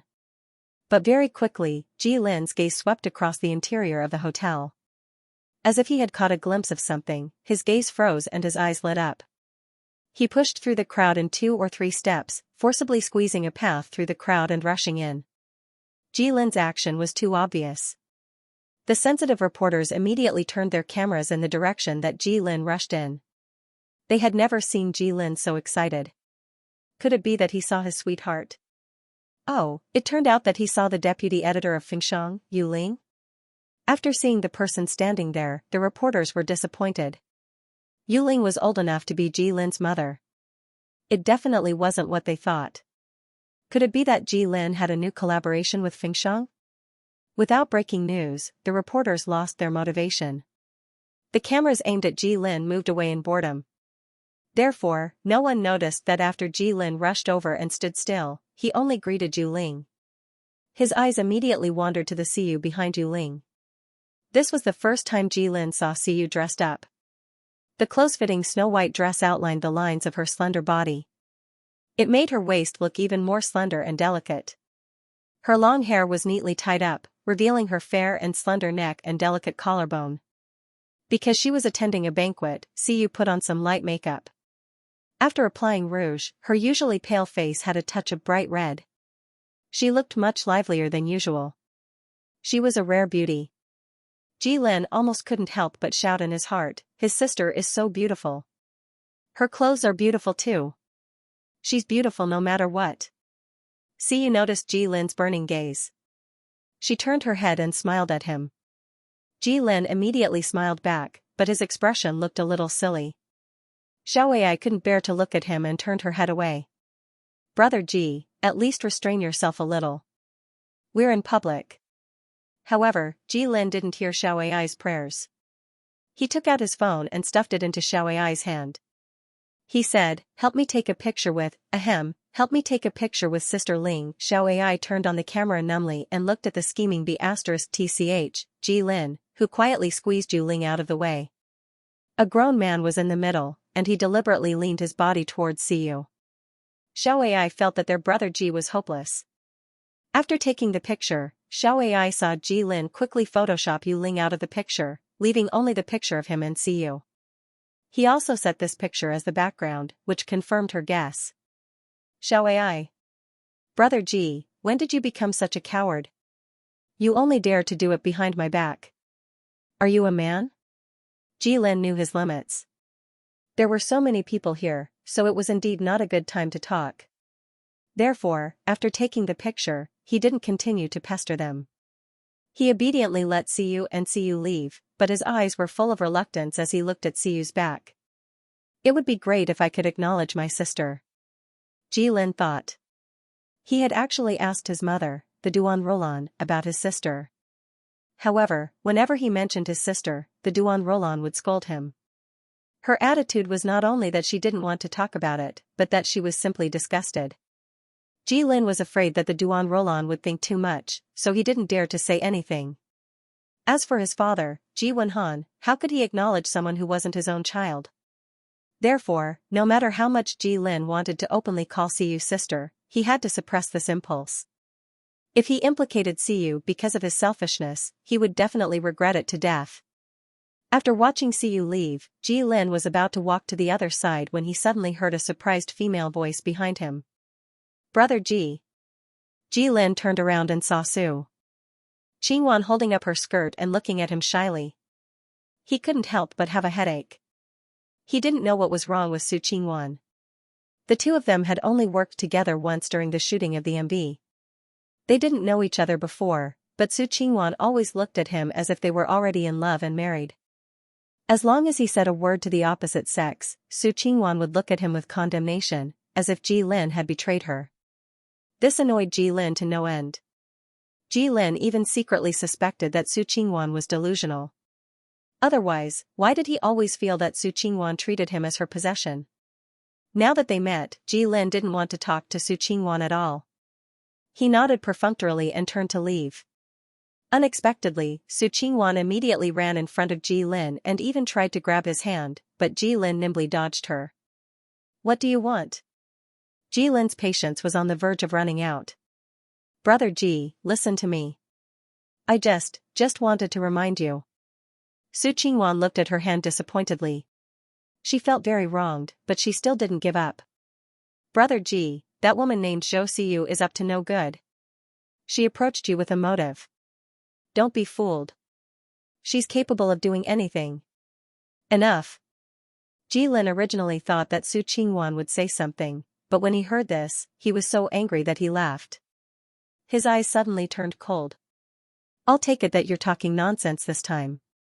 If I hear you slandering her again, don't blame me for being rude. Zhou Xiu approached him with bad intentions? He couldn't ask for more. If his sister had such intentions, he would have burned incense and prayed to God long ago. Did she have to beat around the bush like this? Su Qingwan saw that Ji Lin didn't believe her. In her panic, she even forgot to cover up and directly called out his name. Lin, I'm telling the truth. Zhou Xiu isn't sincere to you. She just wants to. Ji Lin didn't want to listen to her at all, so he interrupted her. Miss Su, first of all, I'm not familiar with you. Please don't call me by my name. Also, I have nothing to do with you. You don't have the right to tell me what to do with my private affairs. Su Qingwan had never seen Ji Lin speak so harshly to her. Tears immediately welled up in her eyes, and she looked a little pitiful. She still didn't give up and reached out to grab the corner of Ji Lin's clothes. Lin. This time, Xiaoai stood in front of her. Su Qingwan. Brother Ji is easy to talk to, but it doesn't mean that I'm easy to talk to. If you dare to talk nonsense again, do you want to die? Facing Xiaoai, Su Qingwan stopped crying and glared at her angrily. Where did this woman come from? How dare she approach Ji Lin? After throwing out a warning, Xiaoai hurriedly pushed Ji Lin out of there. This crazy woman must be crazy. Who does she think she is? Su Qingwan wanted to follow them, but Ji Lin's bodyguards quietly blocked her way. She had no choice but to give up resentfully. She thought bitterly, it's all Zhou Xiu's fault. No, I must stop her. Otherwise, Lin will still be deceived by that vicious woman. Xiu, who was being scolded by Su Qingwan, was in a good mood at this moment. She walked into the banquet hall and looked around. Almost everyone's luck was pink or red. However, it made sense. Those who could participate in this kind of banquet must have a considerable status. How could their luck be bad? For Xiu, being in this kind of environment was like going from a busy city to a forest. The air was several times fresher. She felt a steady stream of luck flowing into her body, and her illness and pain were swept away. She had never felt so relaxed before, and she almost cried with joy. Ah, this exuberant luck. It was the right time to come. The banquet was bustling with noise and excitement. Some artists who were familiar with each other gathered together to chat. As the deputy editor of Fengsheng, Yu Ling was naturally the target of many people's conversation.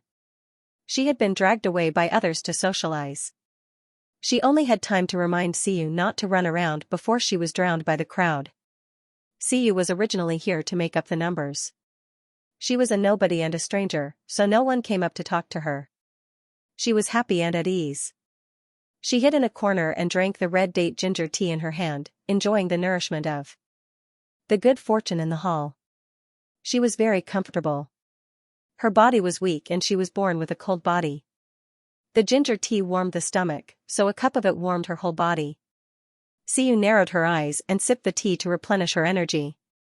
Her cheeks were stained with blood, and she looked like a lazy cat that was basking in the sun.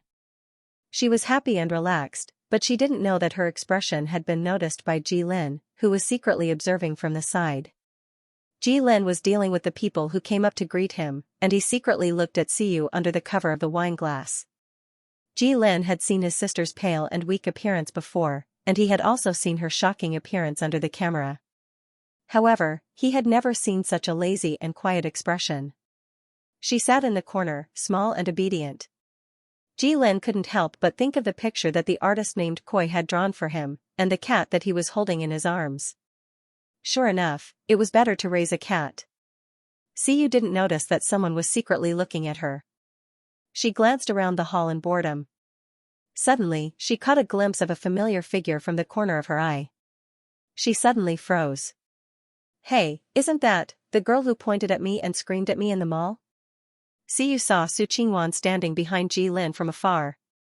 She looked left and right as if she wanted to squeeze through the crowd and squeeze in front of Jilin. She couldn't help but raise her eyebrows.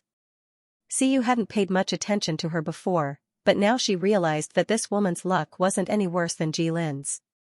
According to her observation, there were generally two types of people with good luck. One was those who held a high position, and the other was those who were temporarily at the bottom, but would encounter a lot of opportunities. As long as they grasped them, they would be able to make a comeback. Su Qingwan should belong to the latter. Perhaps because Xiu had been staring at her for too long, Su Qingwan suddenly turned around. Their gazes met, and Xiu found that her eyes revealed a look of fear with a little bit of hatred. Xiu was very puzzled by the way he looked at her as if she was his enemy. That's not right. Logically speaking, the original body hadn't transformed into a vicious female supporting character at this time, so there shouldn't be any chance for her to make enemies. Why did this person always look frightened when he saw her? Su Qingwan looked at Jilin, who was surrounded by people, and then looked at Xiu, who was sitting alone. Finally, he made up his mind and walked quickly towards Xiu. Seeing through Su Qingwan's intentions, Xiu's eyebrows twitched. Without thinking, she put the cup aside, got up, and slipped out of the hall through the side door. Su Qingwan didn't seem to come with good intentions. Xiu didn't want to argue with her in public. The red mark that Su Qingwan had hit her was still on the back of her hand. Su Qingwan saw that she was about to dodge and became anxious. He didn't care whether he would attract attention or not, and shouted, "Stop! Who cares about you?" Xiu was even more certain that Su Qingwan came to pick a fight. She pretended not to hear and continued to walk out. Although it was very comfortable to stay in the hall, Xiu could only walk out quickly in order not to be pestered. She walked through the corridor and came to the garden in the atrium. Tonight, the entire hotel had been booked by Huani. At this time, everyone was gathered in the hall. The garden was quiet, and only the antique lanterns scattered among the grass were lit. It was quite romantic. However, Xiyu wasn't in the mood to appreciate the scenery. There was only one path that led to the garden from the door she had just come out of. If Su Qingwan didn't give up and chased after her, he could find her in an instant. Xiyu didn't want to see this crazy person again, so she continued to walk deeper into the garden. Xiyu didn't know if it was an illusion, but she felt that after coming to the courtyard, her heart was stuffy and flustered. It was as if there was a huge rock pressing on top of it. Her hands and feet, which had just been warmed up a little, began to feel cold again. If there was a mirror in front of her now, Xiyu would definitely see that her face had turned pale again. However, she didn't think too much about it, because she felt so uncomfortable when she was sick before. Maybe she was a little uncomfortable after leaving the hall full of good fortune. Convincing herself in this way, Xiyu walked through the winding stone path. When she unconsciously walked to the center of the garden, she found that there was a pavilion hidden under the trees. There seemed to be someone sitting in the pavilion. Xiyu could smell the faint fragrance of tea from a distance. However, what attracted Xiyu's attention was not this, but a large dark cloud gathered above the pavilion. No, it was a huge dark fortune that was like a dark cloud pressing down on top of the pavilion. The lanterns hanging at the four corners of the pavilion emitted a bright, warm yellow light. Under this light, this abnormally huge black destiny seemed so cold and terrifying. Just by looking at it, Xiyu couldn't help but tremble. What the hell? Where did this big evil star come from? She had never seen such a thick and huge black fortune. Ordinary people had a wisp of fortune floating above their heads. Even Ji Lin, who had a lot of fortune, only had a slightly bigger wisp. But the evil spirit over there almost covered the entire pavilion. In the next second, Xiyu felt her chest turn upside down, and her blood kept rushing up. Good fortune could nourish her body and help her relieve the pain, but evil spirit was the complete opposite. It was against her. Xiyu wanted to run away immediately, but it was too late. Cold sweat kept oozing out of her forehead, and the blood on her face instantly faded. Just as she was about to turn around, she took a step out, but it was as if she was stepping on cotton. Her foot missed and she almost sprained. Fortunately, Xiyu held on to the rockery beside her, or else she would have fallen into the grass. The feeling of being top-heavy and light-footed was very uncomfortable. In addition, there was the taste of blood in her throat. Xiyu quickly raised her hand to cover her mouth, but she still couldn't control herself and let out a little whimper. This movement immediately alerted the people in the pavilion. Lu Xingzhou was originally obediently accompanying this big Buddha of the Lu family to boil water and make tea.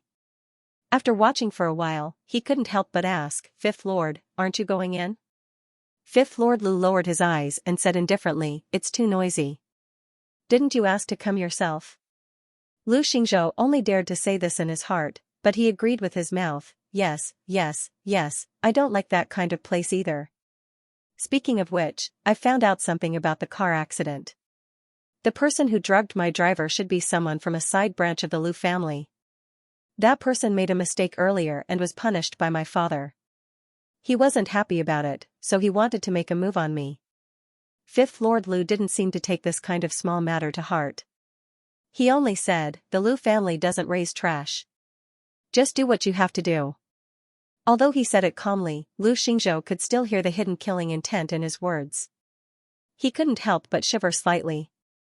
He said respectfully, "Fifth Lord, don't worry. I'll take care of it." Lu Xingzhou finished his statement and was racking his brain to think of something to say when he suddenly heard a whimper not far away. He immediately raised his head and asked with a frown, "Who's there?" As soon as he asked this, the whimper immediately quieted down. It was as if that person had discovered that they had been exposed and forcibly cut off the sound. Fifth Lord Lu slowly turned the prayer beads in his hand and calmly curved his lips. He had the guts to hide there and eavesdrop, but he actually accidentally made a sound. Was he really stupid, or was it intentional? He slowly got up and pressed down on Lu Xingzhou's shoulder. He clearly didn't use much strength, but he firmly nailed Lu Xingzhou to the stone chair, unable to move. Lu Xingzhou was bewildered. "Fifth Lord? Do you need me to call someone?" Fifth Lord Lu liked the quiet, so when they came to the courtyard, Lu Xingzhou deliberately removed the bodyguards. He originally thought that no one would come, but who knew that he had been eavesdropped just now? No need. Fifth Lord Lu shook his head and walked toward the source of the sound. Lu Xingzhou hesitated for a few seconds behind him, but still followed. He wasn't worried that Fifth Lord Lu would be in danger. Instead, he was worried that this fiend, whom the entire Lu family feared, would be in a bad mood and do something reckless. When that time came, even if there were 10 Lu Xingzhou, they wouldn't be able to control the situation. Fifth Lord Lu accurately found the rockery where Siyu was hiding. He glanced down from the corner of his eye and caught a glimpse of a pure white skirt peeking out from a crack in the stone. It was obvious that the person hiding there was a woman. How could she hide so clumsily? Fifth Lord Lu suddenly felt a little dispirited. The fun of a cat catching a mouse was that the mouse was good at escaping. If it stood there in a daze and could be seen at a glance, wouldn't the fun of chasing and escaping be greatly reduced? He originally thought that the one eavesdropping was a big mouse, but who would have thought that it was a small ant? Fifth Lord Lu's mood suddenly fell to the bottom. He wasn't a good-tempered person to begin with. His hand that was twirling the prayer beads paused, and his voice was steeped in a chill. Come out. Siyu, who had hidden in the rockery, complained incessantly. She had wanted to walk just now, but her legs were weak and she really couldn't move. Moreover, under the suppression of a large amount of fiendish energy, she was dizzy and her whole body was screaming in pain. She was afraid that she had the will but not the strength. Seeing that the person at the pavilion had sensed that something was wrong and seemed to be coming over, Siyu used what little strength she had left and struggled to move into the crack in the rockery, praying that she wouldn't be discovered. However, the heavens didn't go as she wished. When the footsteps outside stopped in front of the rockery, Siyu knew that she was done for. That cold come out exploded in her ears. Perhaps because Fifth Lord Lu was approaching, the dense fiendish energy almost pounced on Siyu's face. Her hands that were covering her mouth tightened, but she was almost unable to suppress the urge to vomit blood. No, she couldn't stay any longer. She was going to die. The air in the courtyard was clearly fresh, but at this moment, Siyu felt like she was about to suffocate. Finally, she couldn't bear it anymore. She covered her mouth with one hand, picked up her skirt with the other, and rushed out of the crack, trying to run back to the hall. She wanted to absorb good fortune. Help! Unfortunately, Siyu's little thoughts had long been within Fifth Lord Lu's calculations. The moment she rushed out, Fifth Lord Lu stretched out his hand to block her path. Thus, Siyu was like a moth flying into a trap, crashing headfirst into the large net that Fifth Lord Lu had woven long ago. The arm across her waist was strong and powerful. It easily picked up Siyu's slender waist and lifted her up. Siyu was stunned for a moment. When she reacted, her entire body was already suspended in the air. She was lifted into the air like a chicken. Leaving without saying goodbye? Where are you in such a hurry to go? Fifth Lord Lu narrowed his eyes and lowered his head to look at the little girl who was in a panic. He saw that the little girl's face was deathly pale. He didn't know if it was because she was scared or something else. Her almond-shaped eyes widened because she was suddenly in the air. There were still tears in her eyes, but they were filled with astonishment and confusion. Her pupils were slightly red, and she looked very much like a little rabbit that was originally eating grass obediently but was suddenly caught by a ferocious beast. The little girl's clothes were thin, and the material of the white dress on her body was also light and thin. Thus, Fifth Lord Lu could easily feel the cold air emitted from her body through the arm around her waist. This reminded Fifth Lord Lu of a piece of white jade that his subordinates had given him in the past. It was also warm and cool to the touch. He played with it for a while, but a dead object was a dead object. Not long after, that piece of white jade no longer pleased him and was put away. Now, holding this timid little girl in one hand was a bit to his liking. She was light and soft, and most importantly, the cold air on her body was very appropriate. Because of his body, he was in a state of burning heat all year round. Usually, he would pay attention to searching for cold things, but this kind of thing was very difficult to find. Even if he found it, it would only treat the symptoms and not the root cause. Fifth Lord Lu disliked weak and useless things the most, but because Siyu's body was cold all over, it could alleviate the burning heat on his body, so Fifth Lord Lu didn't care. The other hand holding the prayer beads pinched Siyu's chin. His strength was gentle but irresistible as he turned her little face over. Not talking, The last syllable had a hint of a smile, but hidden in the darkness was bone-chilling coldness. Woo, Xiu instantly lost her balance and subconsciously clenched the arm around her waist.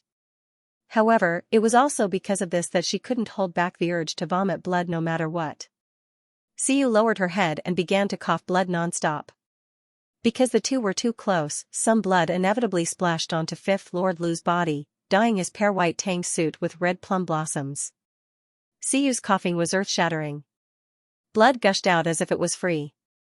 Her heart, liver, spleen, and lungs were in so much pain that she wanted to die. She was angry and used the back of her hand to wipe the blood overflowing from the side of her lips. With the back of her hand, she wiped the blood on Fifth Lord Lu's clothes. It was all this person's fault. He was full of killing intent and caused her to fall ill, but he still stopped her from leaving. Crazy! Fifth Lord Lu. He looked at this little girl who had dirted his clothes and still had a righteous expression on her face. He slowly smiled. Lu Xingzhou, who had just arrived, saw this scene and was so scared that his heart almost stopped. This girl was too bold. What should he do? He wouldn't be silenced, right? Xiu didn't notice Lu Xingzhou's existence. At this moment, the tall man in front of her had his arms around her waist, and her entire body was almost thrown into his arms. At such a close distance, she could even smell the faint sandalwood fragrance on Fifth Master Lu's body. It was light but abnormally pleasant. However, most importantly, Xiu felt that if she continued to stay, she might vomit blood and die. Let me down. As soon as Xiu opened her mouth to speak, she couldn't help but cough up blood.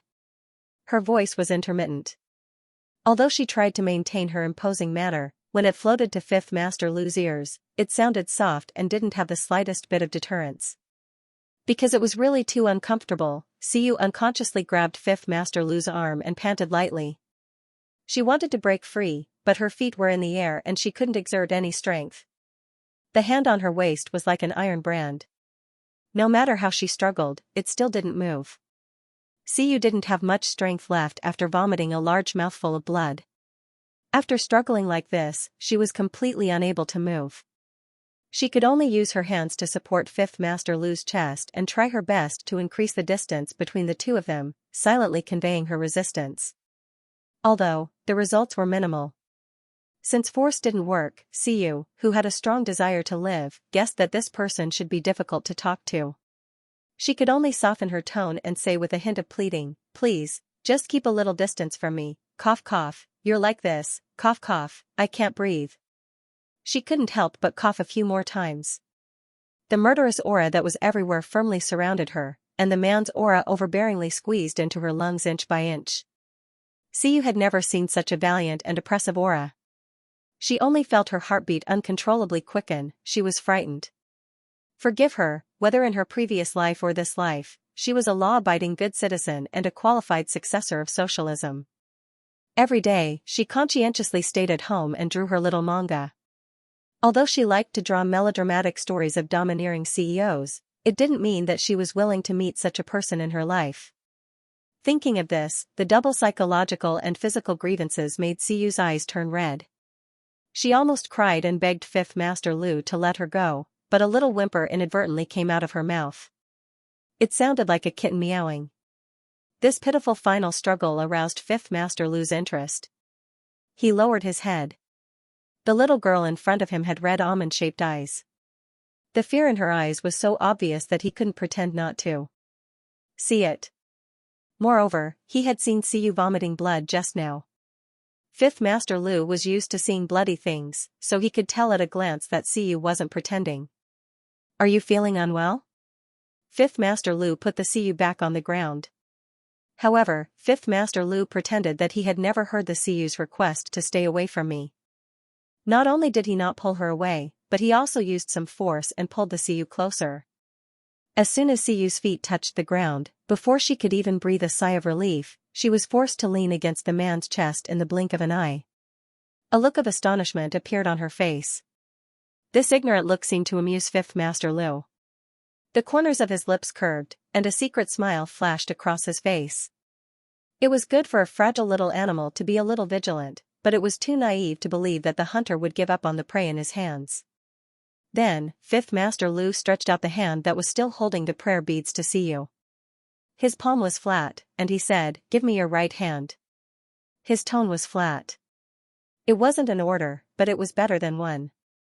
Xiyu was stunned. She looked down and saw that the hand that was stretched out was beautiful and elegant, like a work of art. However, Xiyu wasn't in the mood to pay attention to this at this time. Her mind was filled with thoughts of slipping away as soon as possible. She was about to refuse when she suddenly felt the aura in front of her turn cold. Her hair stood on end. Xiyu was already afraid of the huge murderous aura on Fifth Master Lu's body. At this moment, she was so scared that she trembled. She subconsciously obeyed his words and put her right hand in his broad palm. The moment their skin touched, that unbearable hot feeling attacked Xiyu again. She suddenly came back to her senses and realized that she had done something stupid. Xiyu hurriedly tried to pull her hand back, but it was too late. Fifth Master Lu closed his palm and easily wrapped it around her slender wrist. His index and middle fingers came together, and he pressed on Xiyu's pulse. Both qi and blood are deficient. The loss is too great, resulting in an imbalance of yin and yang. Although it doesn't endanger your life, it will cause many inconveniences. Was it like this when you were born? Fifth Master Lu was still controlling Xiyu's lifeline. When her lifeline was held by someone else, Xiyu was so scared that she didn't dare to move. When she heard Fifth Master Lu's question, she was surprised for a moment before she reacted. This person was taking her pulse? Seeing that Xiyu didn't answer, Fifth Master Lu didn't care. He continued to feel the pulse under his finger and said, "The medicine you're taking now is useless. Stop." As he spoke, he listed out the Chinese medicine ingredients Xiyu took one by one. The more Xiyu listened, the more surprised she became. Because what he said was completely correct, there was nothing missing. No way. It was just taking her pulse. He could even tell what medicine she usually took. Unknowingly, Fifth Master Lu's image in her heart had been upgraded from an unreasonable lunatic to an unreasonable lunatic who seemed to have some skills. However, although his medical skills seemed to be excellent, in Xiyu's heart, he was an existence that she must stay away from. Xiyu said cautiously, "I've always taken these medicines. I can't afford any more expensive ones. You can let me go now." She moved her wrist but couldn't break free. This panicked attitude of avoiding him like the plague made Fifth Master Lu unhappy. However, he cultivated in seclusion all year round. Even if there were great waves in his heart, it wouldn't be seen by others. Therefore, he only said indifferently, "It's useless no matter how much you eat. Later, I'll have Xianxia send you a few boxes of good ones." Fifth Master Lu never let women get close to him. However, at this time, when he held Xiyu, he didn't show much disgust. Instead, he felt satisfied. Of course, he wasn't satisfied with Xiyu as a person. Instead, he was satisfied with the ice-cold temperature of her body. When he held it, it was very comfortable. It could very effectively relieve the heat in his body, as if it was tailor-made for him. Just like the piece of white marble that he used to like very much, Fifth Master Lu thought that before he could find a substitute, it seemed to be okay to keep such a cool little girl as his humanoid refrigerant. After all, living people were always more interesting than dead things. Therefore, he glanced to the side and looked at Lu Xingzhou, who hadn't dared to make a sound and was trying hard to reduce his presence. He called out, "Xingzhou, did you hear that?" As soon as he heard Fifth Master Lu say this, before Lu Xingzhou could respond, Xiyu was the first to be frightened. Did he mean that they would meet again in the future? Don't. With this nervousness, Xiyu was a little incoherent. She didn't even know what she was saying.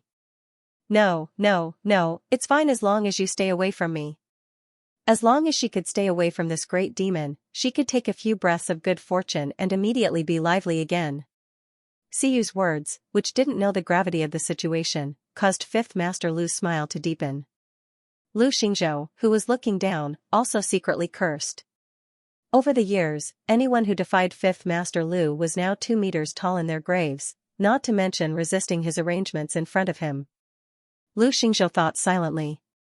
He had seen it once when he was young and frivolous, but what happened to that person, he still didn't dare to inquire about it. Therefore, Lu Xingzhou could only obediently agree. Fifth Master, I understand. Just now, he was immersed in speculations about whether or not he would be silenced. Only now did he dare to raise his head. When he saw Siyu's appearance clearly, Lu Xingzhou couldn't help but curse in his heart. How could there be such a coincidence? Wasn't this girl the Zhou Siyu that Fifth Master Lu personally ordered to pay a visit to apologize? A few days ago, his subordinate had presented detailed information about Zhou Siyu. Lu Xingzhou had seen that photo many times. There was no way he was mistaken. What should he do? Should he remind Fifth Master that this girl was his hand-picked benefactor? Lu Xingzhou thought sadly. But looking at the current situation, if he spoke up, wouldn't it be a slap to Fifth Master's face? If that happened, he would definitely be caught and thrown into the river. While Lu Xingzhou was in a dilemma, the sound of high-heeled footsteps suddenly came from not far away. A figure rushed in through the stone path, followed by a female voice that pretended to be calm. Zhou Siyu, come out. I have something to talk to you about. Su Qingwan appeared in front of the three people as soon as she turned the corner. She obviously didn't expect there to be other people in the garden. She had followed Siyu all the way here and was full of resentment. Before she could steady herself, she said, Zhou Siyu, don't think that I don't know what you're planning. With your current status, what qualifications do you have to attend Huani's banquet? You're here just to suck up to someone powerful. Aren't you just trying to climb up the social ladder? Don't think that your background is still a secret. If I tell Lady Ji about your despicable thoughts, believe it or not, there won't be a place for you in Jiangqing. Alin also won't. Su Qingwan had already prepared a speech before she came, so she spoke very righteously. Although she couldn't come into contact with people at the level of the Duan Rolan and had been ignored by Ji Lin, Su Qingwan still believed that everything would return to normal. The most important thing now was to get rid of Zhou Siyu, this woman who was so bad that she couldn't be saved. After saying so much in one breath, Su Qingwan realized that Siyu wasn't the only one standing next to the rockery. There were two other men she didn't know. She was stunned and quickly shut her mouth. However, although Su Qingwan had never seen these two people before, she could sense their demeanor and temperament. Especially the man in the tang suit standing next to Siyu, Su Qingwan was even more stunned. She had lived for 2 lifetimes and had seen all kinds of outstanding men. Not to mention others, just Ji Lin was also very dazzling. However, even if these people stood together, Su Qingwan felt that they were far less dazzling than the man in the tang suit. This temperament wasn't dazzling. Instead, it was reserved, like the unfathomable sea. Su Qingwan almost reflexively put on the most elegant posture. She pursed her lips, as if the person who had angrily questioned her just now wasn't her. She took small steps closer to Fifth Master Lu, her eyes rippling with shyness. I'm sorry, sir. I didn't know there was someone here.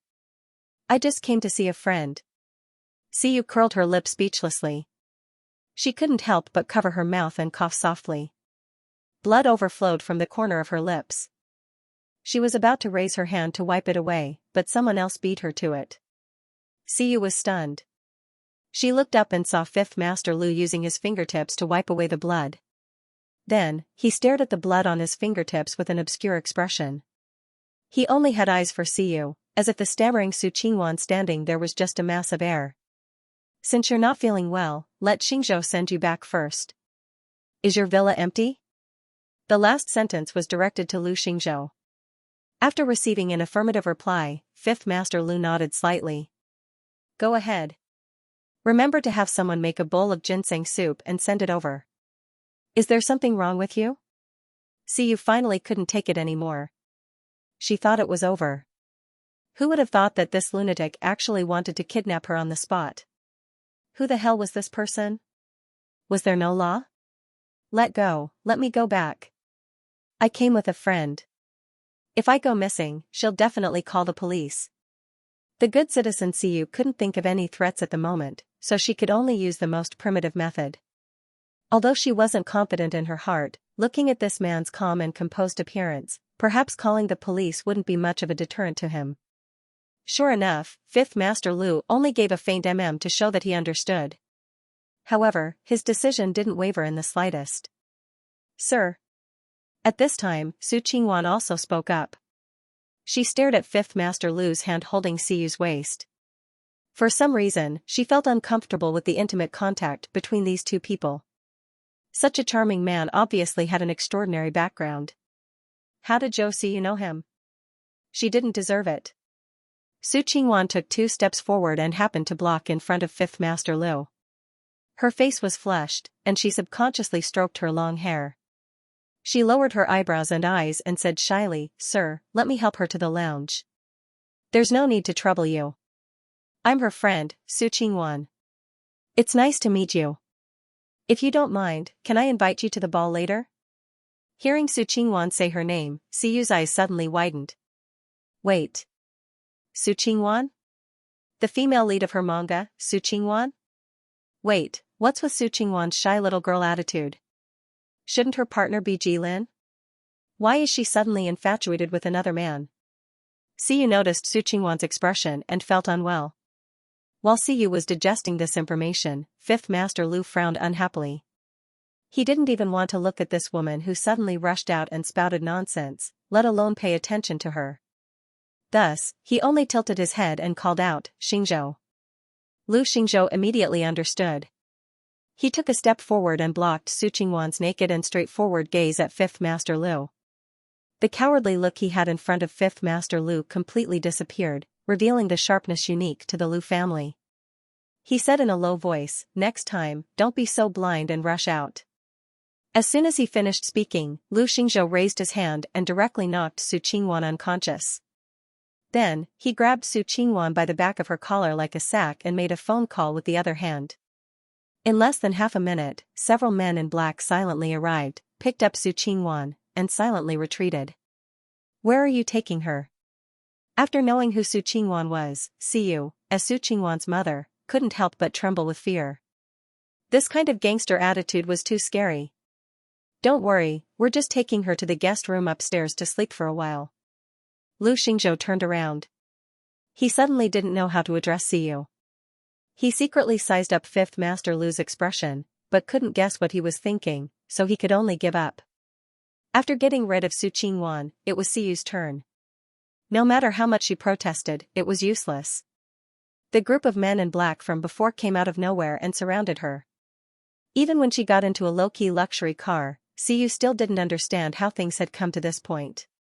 However, the difference between her treatment and Su Qingwan's was like heaven and earth. Except for the fact that she couldn't run, everyone was polite to her. Lu Xingzhou even specially placed a soft cushion and pillow where she sat. Siyu wanted to ask about their origins, but their mouths were all zipped up and they were all silent. Only Lu Xingzhou occasionally spoke a few words to her. However, when Fifth Master Lu was mentioned, Lu Xingzhou calmly changed the topic, appearing to be very afraid. In the end, perhaps because Siyu was annoyed by his questions, Lu Xingzhou helplessly replied, "Sai, don't worry. As long as you're obedient, Fifth Master won't kill you to eat." Siyu felt much better after leaving Fifth Master Lu's side. Moreover, Lu Xingzhou, who was sitting next to her, was very lucky. Siyu breathed in her good fortune for a while before she finally recovered. When she heard Lu Xingzhou's promise, she faintly asked, "What if he has a sudden impulse?" Lu Xingzhou thought to himself that Fifth Master Lu wasn't even interested in living, so what was he worrying about? He casually replied, "Oh, then you just wash up and wait. See you." She was even more scared. "Okay." Siyu watched anxiously as the car drove out of the outskirts of Jiangqing. It was getting more and more remote. If it hadn't suddenly turned into a group of high-end villas, Siyu would have suspected that Lu Xingzhou was going to kidnap her and sell her. "What's with your expression?" After Lu Xingzhou brought her to the largest European-style retro villa, he turned around and saw Siyu's indescribable expression and asked. Siyu paused for a moment before whispering, "Illegal imprisonment is not recommended." Along the way, Siyu was really shocked. How could an ordinary person have such a large group of professional bodyguards, let alone a villa here? Siyu had once heard from Yu Ling that this was the real area for the rich and powerful in Jiangqing. It wasn't something that could be bought with money. Siyu couldn't be blamed for overthinking when Lu Xingzhou brought her to such a place. It was really impossible to enter and leave this place at will. If something happened, she wouldn't be able to call for help every day. She didn't feel safe at all. Siyu thought of the man in the tang suit who seemed gentle but was actually domineering to the bone. She couldn't help but shudder. What was the background of this lunatic called Fifth Lord? Illegal imprisonment? Lu Xingzhou laughed. If Fifth Lord really had such a plan, would you still be standing here with your hair intact? Alright, why are you scaring yourself? Fifth Lord said to let you rest here. Go in and sit. Under the encirclement of a group of bodyguards in black, Siyu tactfully swallowed her words of argument and obediently walked into the villa. When Lu Xingzhou said that he wasn't going to restrict her, he wasn't just saying it. After knowing that Siyu's phone was left in the hotel, he immediately ordered someone to get a new phone for her. He didn't have any intention of restricting her communication with the outside world. Then, he asked someone to bring a bowl of ginseng soup that he had prepared beforehand. He personally supervised Siyu's bitter little face as she drank it all. Only then did he heave a sigh of relief. This young lady's body was too weak. Even Lu Xingzhou was stunned when he saw her spitting out blood. He didn't understand. What did the Fifth Lord see in this kind of frail and thin-blooded young lady? Since Fifth Lord Lu was interested in Siyu, Lu Xingzhou felt that it wouldn't be wrong to take this opportunity to sign Siyu under Huani and keep an eye on her. As the CEO of Huani, it was naturally no problem for Lu Xingzhou to sign such a small model. He directly asked, "Are you willing to come to Huani? I know that your modeling agency is using the contract to blackmail you for 20 million yuan. As long as you're willing to jump ship, Huani can help you pay off the penalty. Also, the new contract will give you the most autonomy. What do you think?" Siyu had just drunk a bowl of ginseng soup and almost spat it out when she heard this. Why do you suddenly want to sign me? And why did he sound so certain? As she spoke, Siyu's eyes widened slightly. She suddenly reacted. Wait, you're a senior executive in Huani? She sized up Lu Xingzhou and thought about the extravagance of these people before. What else was there to be confused about? You're from the Lu family? Lu Xingzhou nonchalantly replied, "Oh, the news spread so quickly." Siyu. Oh no, I've kicked an iron plate. Siyu still remembered that Yu Ling had tried so hard to get her to join Huani because Huani's backer was too powerful. And this backer was Rongqing's Lu family. When Siyu was drawing comics, the Lu family was just a background, so she casually used the most powerful setting she could think of on the Lu family. Now, Siyu just wanted to go back in time and slap herself. You're regretting it now, aren't you? You're in trouble now, aren't you? Siyu's expression stiffened when she thought about how she had purposely spat blood on Lu Xingzhou's clothes. She looked away uncomfortably and asked in a roundabout way, "Is your fifth master usually a good person?" Lu Xingzhou looked at her deeply and sighed. His sigh made Siyu's heart skip a beat. Let's not talk about this, okay? Siyu, who was praying for herself as if she had touched upon some kind of truth, said. Okay. The two of them tacitly stopped talking and pretended that nothing had happened.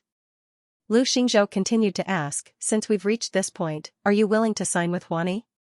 Siyu, if I say that it might not be appropriate. Lu Xingzhou smiled faintly and looked a little like Lu Xingzhou. If you're willing, then we'll have a friendly collaboration. If you're not willing, then I'll go to your company and buy you. Do you understand? In the end, he was still a member of the Lu family.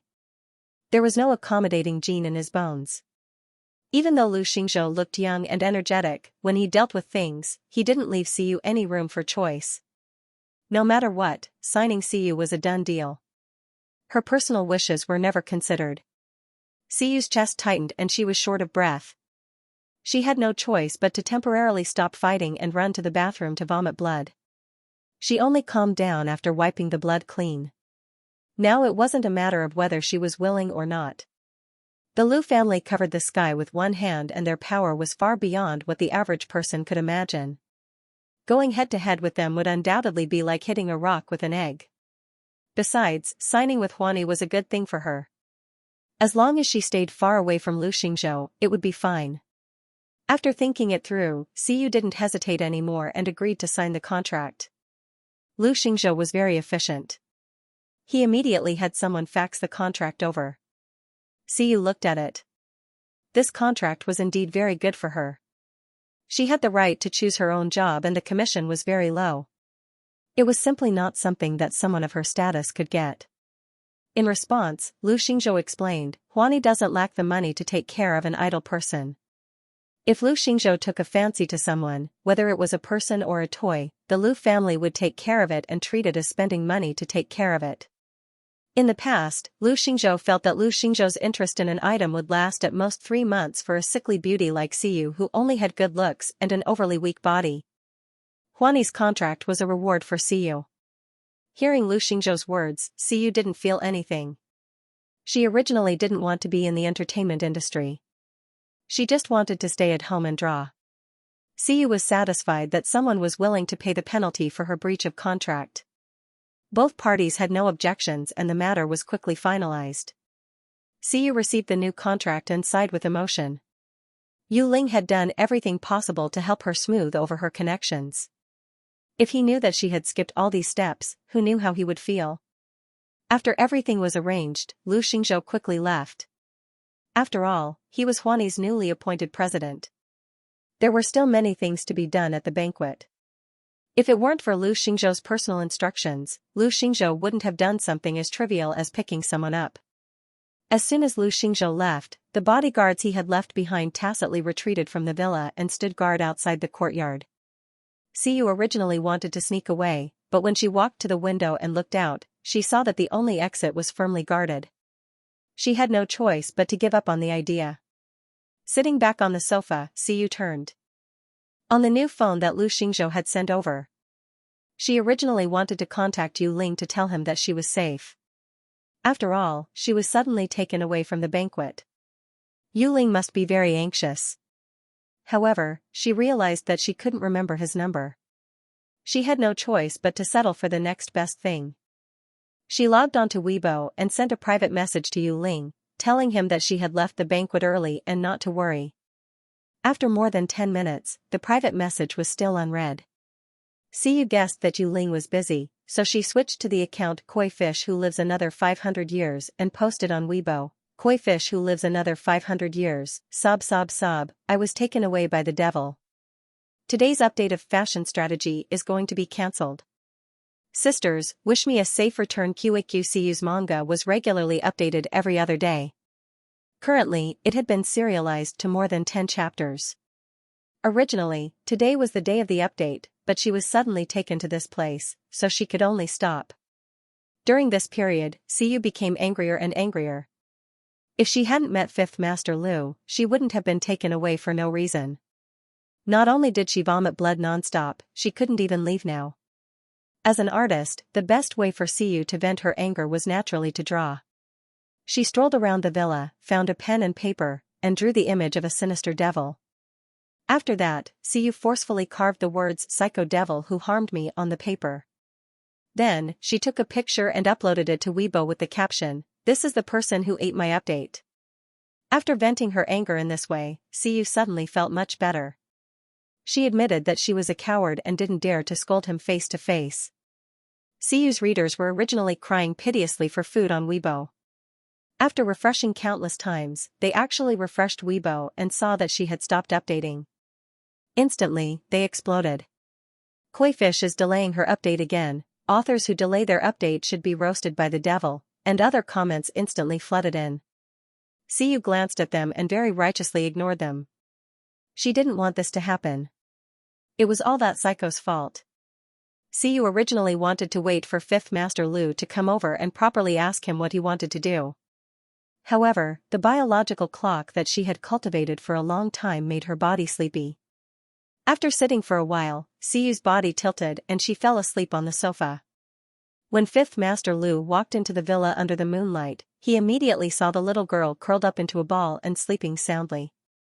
Half of her white dress was on the sofa, and the other half dragged on the floor. The half of her small face that was exposed was quiet and obedient. 5th Master Lu looked at her and found it quite interesting. He had always liked silence.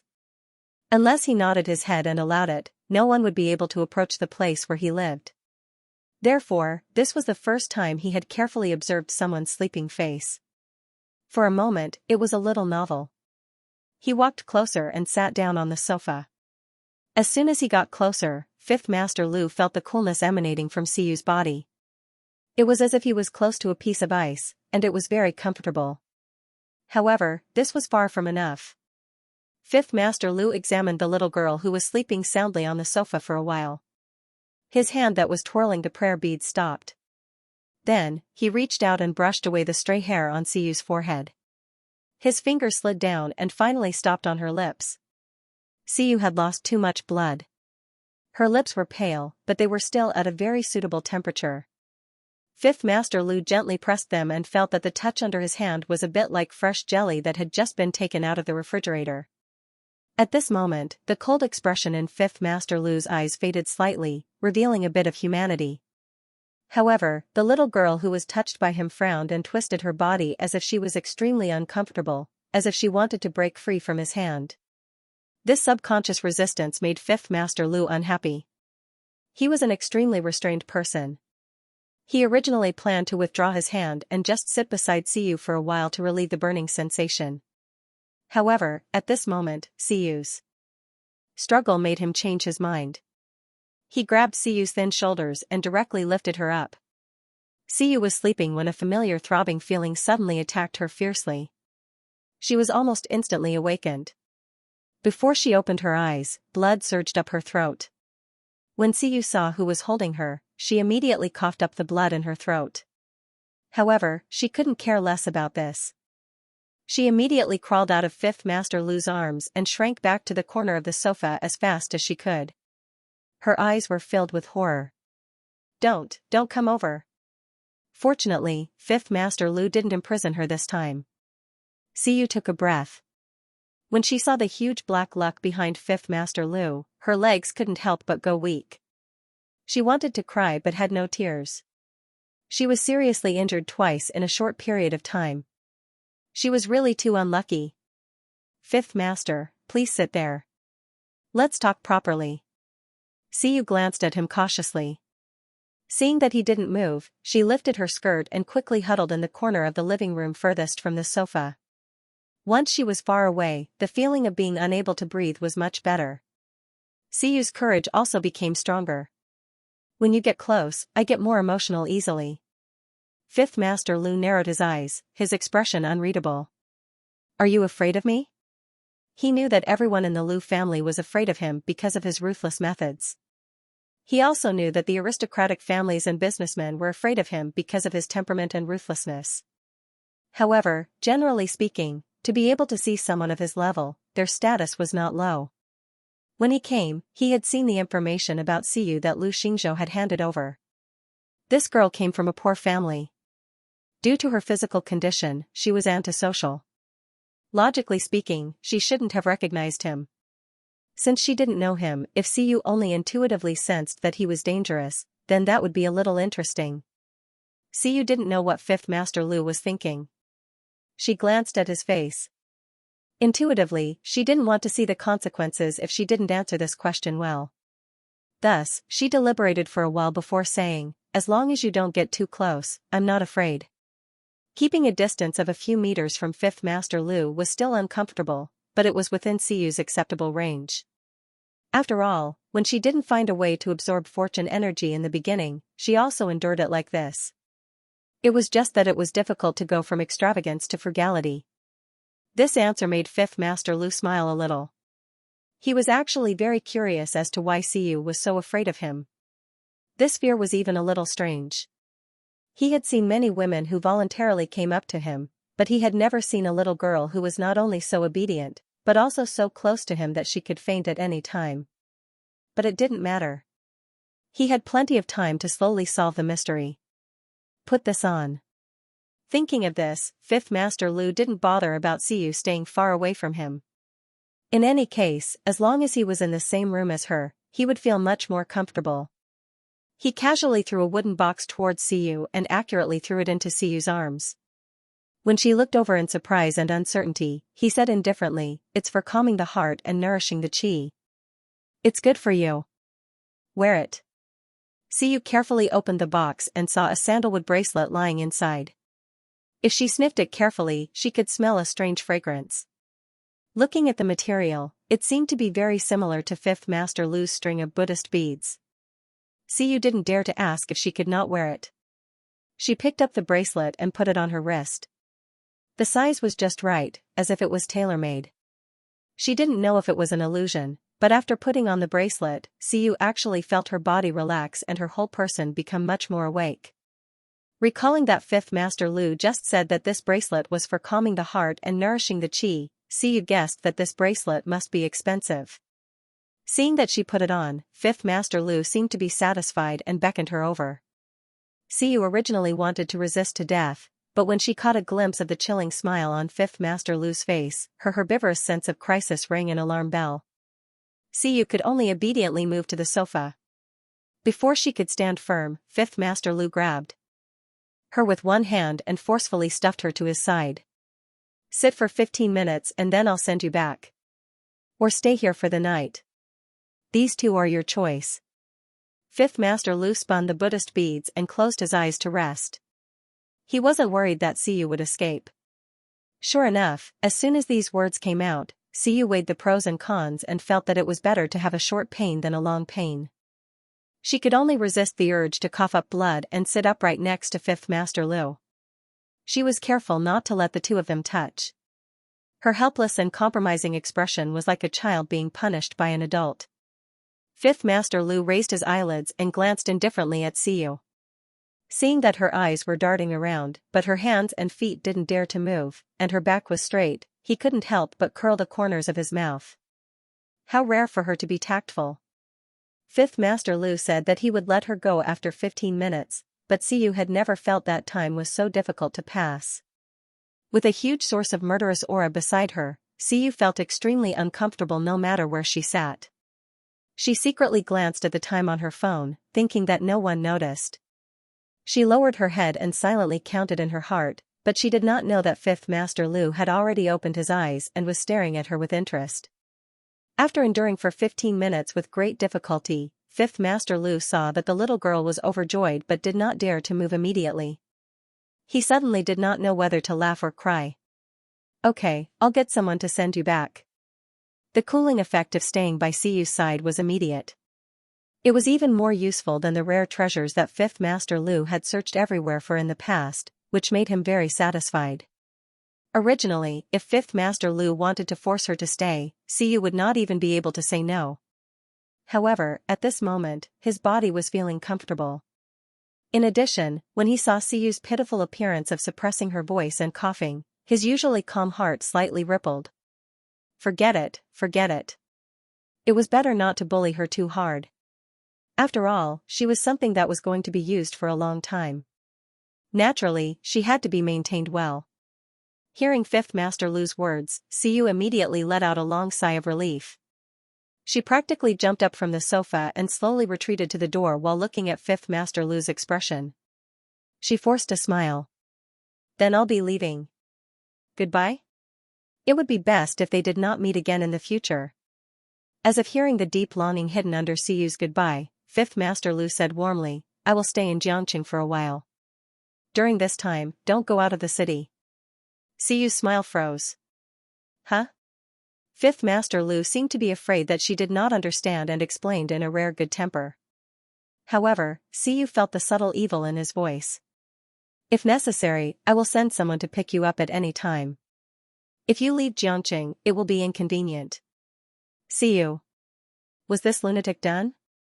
Was he addicted to watching her vomit blood? What did he mean by coming to pick her up whenever she needed him? How could he be so oppressive? Xiyu straightened her neck. She really wanted to slap the table and accuse Fifth Master Lu righteously. However, she was not good at anything else, but her sense of crisis was very sharp. Seeing Fifth Master Lu leaning against the sofa and twirling the prayer beads in his hand, she quietly suppressed the signs of resistance. She remembered now. This lunatic was from the Lu family, and by the looks of it, he held a high position in the Lu family as well. Sacrificing herself would only bring her pain for a while, but if she angered the Lu family, she would disappear from the face of the earth the next day. Xiyu, who had a strong desire to live, swallowed the bitterness in her mouth and said, Fifth Lord, you have the final say. This answer caused the dangerous aura around Fifth Master Lu to dissipate a little. Sure enough, he was not mistaken. This little girl's tactfulness was very much to his liking. He hated disobedient things, and Siyu's cleverness made Fifth Master Lu feel that there was no harm in being a little more lenient to this girl. Go. Fifth Master Lu nodded. Just as Siyu happily rushed to the door, he seemed to have thought of something and called out to her. I've asked someone to prepare the medicinal herbs. Take them back together. They've already been prepared for you. Just take 1 dose every day. Siyu was taken to the car by the black-clothed bodyguards who had sent her here earlier. Sure enough, she found that the back seat of the car was filled with bags of expensive medicinal herbs. She roughly calculated the price and clicked her tongue in her heart. As expected of the Lu family, they were generous. The amount of medicinal herbs here was worth all of her salary. In the villa's living room, after Siyu left, the heat once again surrounded Fifth Master Lu. He slowly turned the prayer beads to calm his mind. His eyes inadvertently glanced and found a piece of paper sandwiched between the cracks of the sofa. It looked like Siyu had left it here in a hurry. After a pause, Fifth Master Lu pulled out the paper and flattened it. On it was a cartoon version of a big demon king with a bull head and a ghost face. It should have been a gloomy and terrifying image, but because it was drawn with 5 heads and a small body, it looked somewhat comical and cute. The person who drew it also wrote the words, "Crazy big demon king harmed me," on the side. The strokes were strong, showing the accusation in his heart. It was clear at a glance who drew this picture. It was also clear at a glance who the big demon king in the picture referred to. Fifth Master Lu carefully sized it up and laughed. How come you don't look afraid of me now? She even dared to brazenly draw him as a demon king, but when facing him, she trembled like a chaff. This little girl was really a Wu Daolong selling tofu, a coward. Fifth Master Lu originally wanted to throw the picture away, but after thinking about it, he folded the paper and put it away properly. On the other side, Siyu didn't know that her masterpiece had fallen into the hands of the big demon king. She happily returned home. The group of black-clothed bodyguards spontaneously carried the large pile of medicinal herbs upstairs for her and left in an orderly manner. Just as she was about to go to bed to catch up on sleep, the new phone she stole from Lu Xingzhou suddenly beeped, indicating that a new message had come in. Siyu picked it up and saw that it was a completely unfamiliar number. She opened it in confusion. There was only one sentence, "Who is the big demon king?" Originally, Siyu was quite sleepy, but after being scared by Fifth Master Lu, all her sleepiness disappeared. Then she remembered that the picture she casually drew while venting her anger seemed to have fallen in the Lu family's villa. It couldn't have been picked up by Fifth Master, right? Siyu swiped the screen in a mess, racking her brains for a reply. However, her hand trembled and she accidentally pressed the delete button. After the message disappeared, Siyu finally reacted. She stared at the phone screen for a few seconds, then decisively turned it off and threw it aside.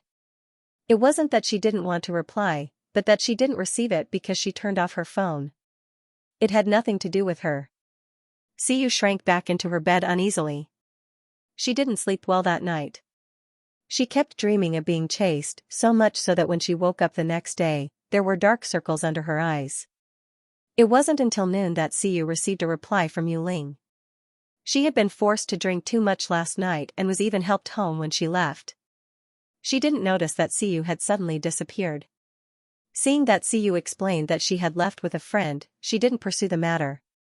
Instead, she excitedly brought a piece of good news. "Siyu, let me tell you.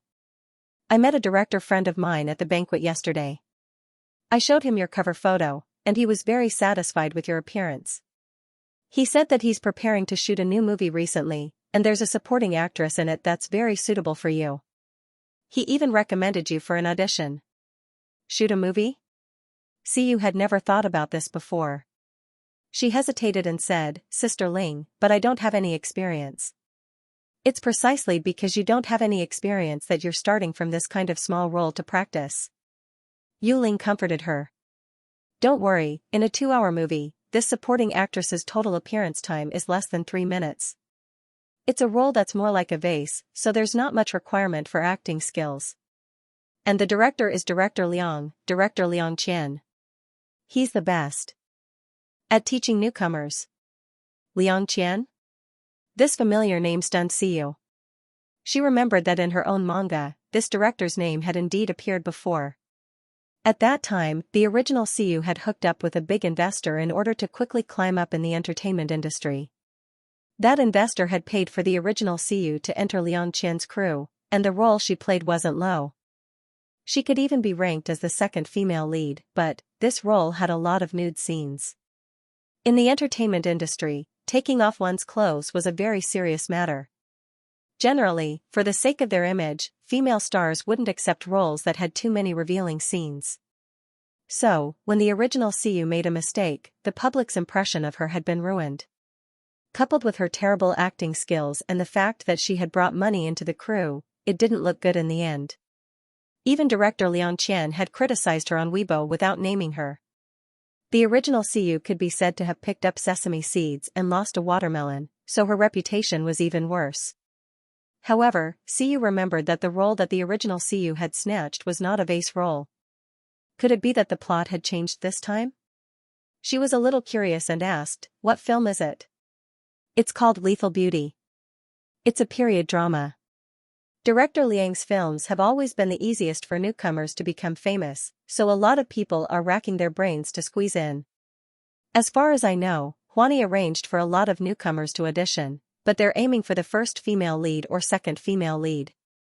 Don't fight with them, just try your best to get a small supporting role.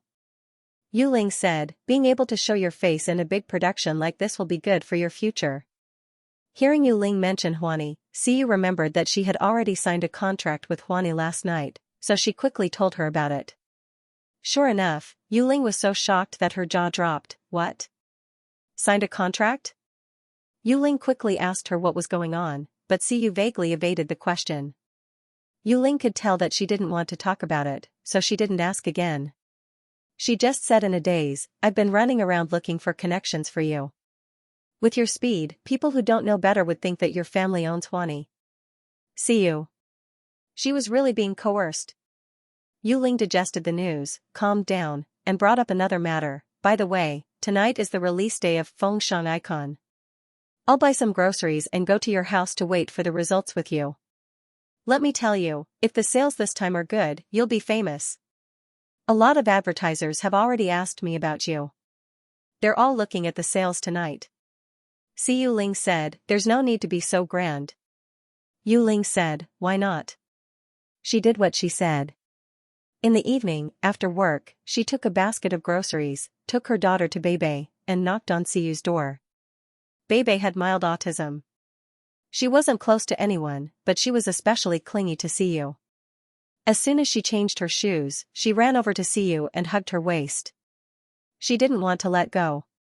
Yu Ling's mother looked at them with jealousy. "Sigh, this child has been asking me to bring her here all day long.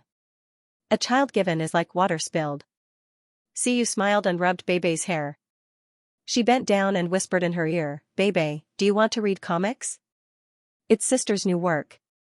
The main character is a child like you." Bebe blinked and nodded slowly.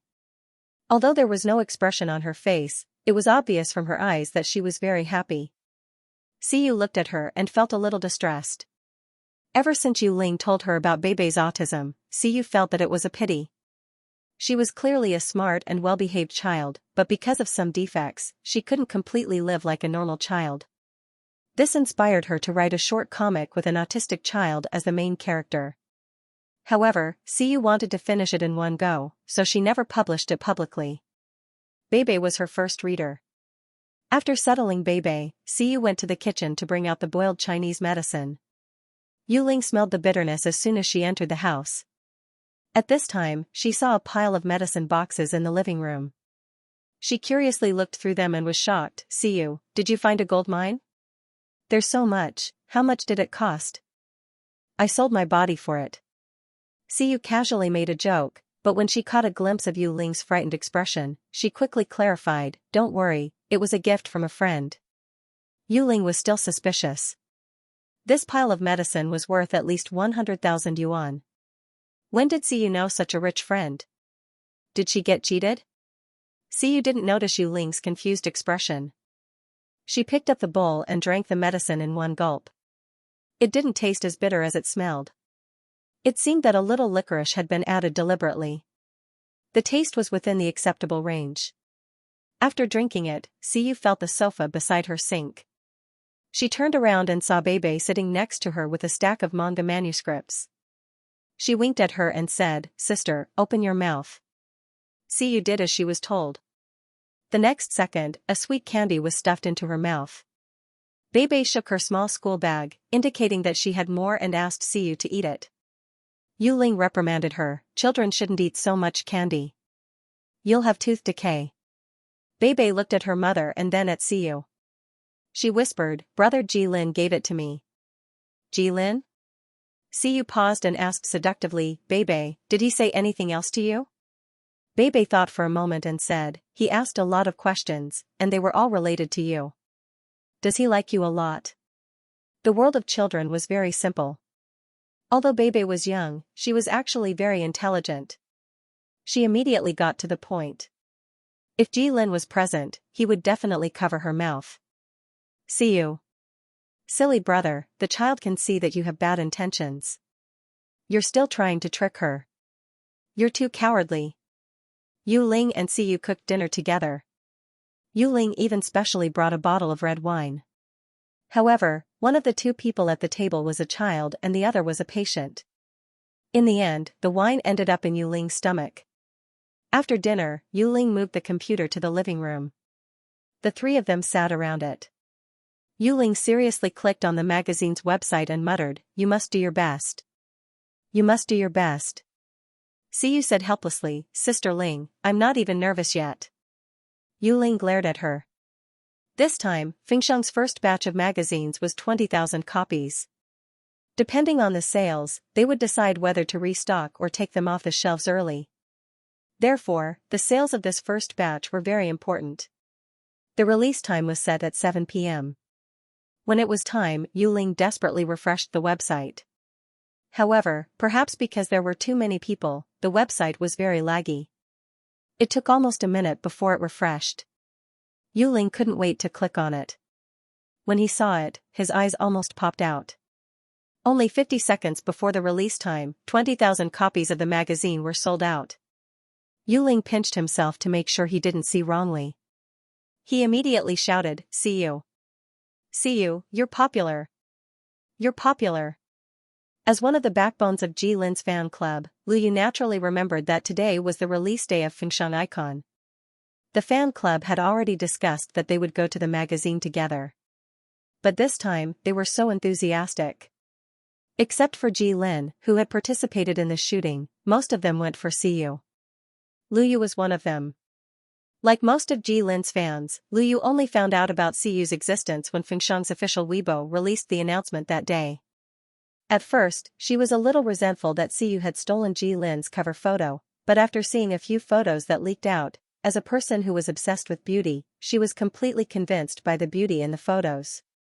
Lu Yu had only seen Xiu who could interpret the pale and morbid look so soul-stirring that people couldn't help but fall in love with her at a glance. She almost made up her mind in an instant. When the magazine was released, she must buy dozens of copies and recommend it to her friends. Anyway, her hardcore fans usually bought albums with tens or hundreds of dollars of support. There were many people who had the same idea as Lu Yu. So, after the release began, Lu Yu, who had been watching the computer, quickly pressed the purchase button. After she paid and refreshed the page again, the stock had already shown 0. It was cleared in just 50 seconds. Lu Yu was a little surprised. Xiu was just a small model. She didn't have any fans at all. In other words, most of the people who bought the magazine were passers-by. These people didn't buy it to support their idols. They bought it purely for Xiu. Most of these people are probably Zhou Xiu's fans. Lu Yu thought. But she was also attracted by Xiu's beauty in the photos, so she was so generous. After buying the magazine, Lu Yu saved Xiu's high-definition photos to her mobile phone and set it as a lock screen. Such a beautiful woman was suitable for licking every day. Lu Yu was not the only one who was surprised by the sales speed. On the other side, Xiu was even more incredulous. She looked at Yu Ling and asked, "It's cleared? So fast? Didn't they just start selling?" Yu Ling's current mood was no different from winning 5 million yuan. She excitedly pulled Siyu over and said, "Look at this yourself. You can even catch up to an A-list celebrity with this speed. You're really good. Quick, go to Weibo and post a selfie. I'll let the official account repost it to congratulate you." Siyu was driven into a corner by Yu Ling and randomly took a selfie. Her Zhou Siyu Weibo account was opened with Yu Ling's help, and it was empty. Siyu uploaded the selfie and finally had her first post. Yu Ling urged her to think of something to say to her fans, but Siyu was really not good at this. In the end, she could only force out a sentence, "The braised fish that you want is here." In the selfie, her lips were slightly pursed. She was only wearing a very ordinary cotton home dress. Under the warm yellow light, she looked delicate and demure. She seemed to be very uncomfortable in front of the camera, and there was a feeling of uneasiness when looking at her. It was completely different from the style she showed in the studio and under the spotlight. The contrast was huge. There was already a group of beautiful fans waiting for Siyu's Weibo account all day long, waiting for her to post something. As soon as this selfie was posted, the comments immediately flooded in. "Sour vegetable and lemon fish, why is it braised fish and not sour vegetable and lemon fish? Sour vegetable and lemon fish is obviously more delicious. Add honey glazed roasted chicken wings, since the little sister said so, then I won't be polite. Siyu little sister will be taken away by me and eaten in one bite lazing in bed champion, horrified, Yu is so cute, how can you eat Yu? Let go of that little sister and let me have her." The netizens became more and more excited as they talked. From licking Yu's face and confessions, they went all the way to arguing about which kind of fish was more delicious. In the end, they reached a consensus and decided that Siyu's fan club would be called Braised Fish in the future. Siyu. Sigh, her head hurts. This year's netizens are really getting more and more naughty. Yu Ling originally wanted to see what Siyu could come up with, but when she saw this Weibo post, she almost choked to death. What was in this girl's head? She was so creative. As soon as Siyu posted, her Weibo instantly rang with notifications. The number of likes jumped up quickly, and in half a minute, it broke through 999. Siyu had no choice but to turn off the notifications. Then, she realized that there were a lot of private messages on her Weibo account, which she had never been on before. She opened a few and skimmed through them. These private messages were either confessions or concerned about her health. Siyu felt a little strange. Has it become common knowledge that I'm not in good health? Yu Ling came over to take a look and smiled. Don't you know? You've already been on the hot search list once. It was when you saved Bebe. Someone took a video and posted it online. Here, it's this. Yu Ling found that Weibo post and showed it to Siyu. Siyu didn't expect that the embarrassing scene of her rolling out and hitting a pillar and vomiting blood after hitting it would spread so widely. She was immediately embarrassed, especially when she found out that the netizens had given her the nickname Little Angel. Her face became even redder. What is this? At that time, she went to save Bebe purely out of instinct. It wasn't like she wanted to attract attention. Now, it seemed like everyone knew about it.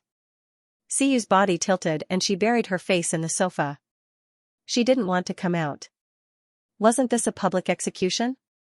Yu Ling was laughing so hard that he couldn't catch his breath. As he laughed, he comforted her. Don't be like this. This is a good thing. When Fengxiang's trailer came out, everyone recognized you. Look, even Jilin's fans have become your fans. You have to know that they don't treat other female celebrities well. When Siyu heard this, she was stunned. So, are you saying that most of the people who found out about my Weibo and bought magazines to support me are Jilin's fans? Siyu was still thinking about how she had attracted the attention of this group of aggressive Jilin fans. Meanwhile, Jilin was beating his chest and stamping his feet in between work. He had set an alarm so that he could immediately snatch his sister's magazine shoot. However, because the shoot didn't go well, it was delayed for a while. When Jilin finally got to rest, the website showed that the magazine was sold out. It was his sister's first time on the cover. It was such a memorable issue, but he didn't get it. 1. Time. Bought. Time. F***ck. He couldn't help but curse. How can these people be so fast?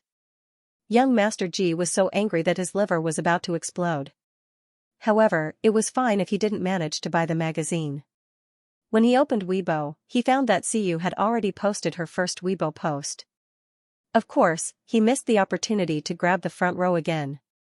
He had already set Xiyu as his special attention. He actually missed it twice in a row.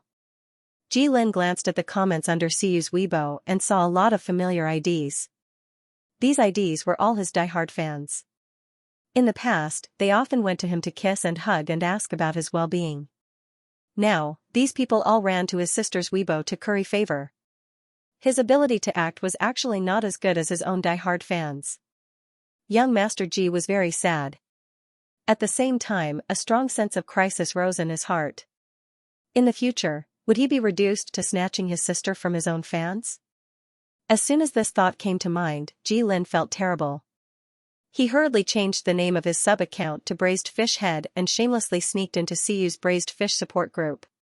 At this moment, the door of the lounge was knocked on.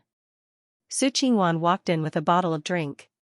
She seemed to be walking in and out of Jilin's lounge as if it was a very normal thing for her to do. Without getting permission from Jilin, she opened the door first and handed the drink over as if she was very familiar with it. "Brother G, I saw you leave after the shoot just now. I was a little worried about you, so I came to check on you. This is your favorite drink. Here." Jilin sat still and his eyes fell on the bottle of drink. There was a hint of doubt in his eyes. This kind of brand was very rare. Most stores wouldn't sell it. Jilin was sure that this special hobby of his was only known by his assistant. He had never talked about it publicly. Xiaoai wasn't a blabbermouth. How did Su Qingwan know about it? Also, was he that close to Su Qingwan? Jilin still remembered that Su Qingwan had said bad things about Xiyu in front of him. As a man, he didn't want to be too petty. After that, Su Qingwan's cooperation with him had always been businesslike. He didn't want to involve himself too much. However, he couldn't stand Su Qingwan's constant talking. "Thank you, but I don't need it." Jilin forced himself to be polite on the surface, but his eyes were cold. "Miss Su, if you have so much free time, why don't you try to figure out the script? The scene just now has been delayed for an entire morning. Forgive me for being blunt, but the shooting progress has exceeded the estimated time." He didn't hold back at all. He was just short of saying that the delay was caused by Su Qingwan's unprofessionalism. It was all because of Su Qingwan's repeated delays that he missed the front row of his sister's magazine and Weibo. At the beginning of the audition, it was said that Su Qingwan didn't have many problems. Her acting skills could be said to be better than others at the same level. Otherwise, she wouldn't have been chosen as the female lead. However, Jilin soon realized that Su Qingwan wasn't aiming for fame, but rather, for himself. The MV4 scars roughly told the story of a young boy and a young girl who saw each other as their biggest competitor. They tried their best to trip each other up. However, in this youth where they fought against each other, they unconsciously produced some ambiguous sparks.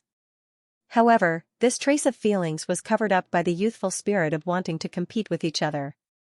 They tested each other and hurt each other, causing themselves to be covered in scars. In the end, this relationship didn't blossom and bear fruit. Only the scars of their vigorous youth were left behind that could never be erased. Logically speaking, the female lead played by Su Qingwan should treat Jilin with disgust. However, under this disgust, she couldn't help but have a little bit of hidden admiration and admiration. However, Su Qingwan was different. No matter what, she always stared at Jilin with a pair of watery eyes. She couldn't hide the admiration in her eyes. It was completely different from the arrogant and flamboyant character that was required in the script. Every time the director scolded her, Su Qingwan would restrain herself a little. However, not long after, she would return to her old ways. Jilin was simply tortured to death by her ubiquitous gaze. "In the future, you'd better keep a little distance from me." Thinking about this, Jilin's heart felt stifled. He hurriedly looked at the photos of himself and Xiyu on his phone and felt a little better. He didn't even raise his head. "I don't lack an assistant, so don't serve me tea and water anymore." When Su Qingwan heard Ji Lin's words, her eyes suddenly stung. Especially when she glanced at Ji Lin's background on his phone from the corner of her eye, she could no longer suppress the grievance she felt. It shouldn't be like this. Why would Ji Lin care about his stepsister, who was bent on revenge? I'm the only one who's sincerely good to him. Also, I caught a glimpse of the man in the tang suit at the banquet. Whenever Su Qingwan thought of that handsome man who looked like he walked out of a painting, her heart couldn't help but sway. Su Qingwan had never met such a person. In her previous life, she was the daughter-in-law of the Ji family. She was considered the wife of a wealthy family in the upper-class society, so she had seen what it meant to be rich. However, compared to that man, her previous experience seemed to have been reduced to dust. It wasn't worth mentioning. It seemed to be human nature to admire the strong, and Su Qingwan was no exception. She had seen better things, so she felt that the life of a wealthy family she used to think of was not good enough. But why was Siyu able to get to know such an outstanding man? Su Qingwan couldn't accept it. If it were someone else, she might not be so indignant. However, in her previous life, she had witnessed Zhou Siyu's evil schemes being exposed one by one. In the end, she died tragically. Why did this woman's luck suddenly become better? If a bad woman like Zhou Siyu could do it, why couldn't Su Qingwan do it? Su Qingwan couldn't remember what happened after the banquet. She only knew that she fainted from the pain at the back of her neck. When she woke up, she was lying in the hotel room, and the man with the outstanding temperament had disappeared as if it was a dream. After that, Su Qingwan asked around, but no one said that they had seen the man she mentioned. Su Qingwan was sure that Siyu must know the man's whereabouts, but it was impossible for her to lower her voice and ask. Su Qingwan glanced at Ji Lin, who was still looking at Siyu's photos. She rolled her eyes and came up with a plan. She bit her lip and casually mentioned, "Oh right, that time at the banquet in Huani, I think I saw Zhou Siyu being intimate with a few men.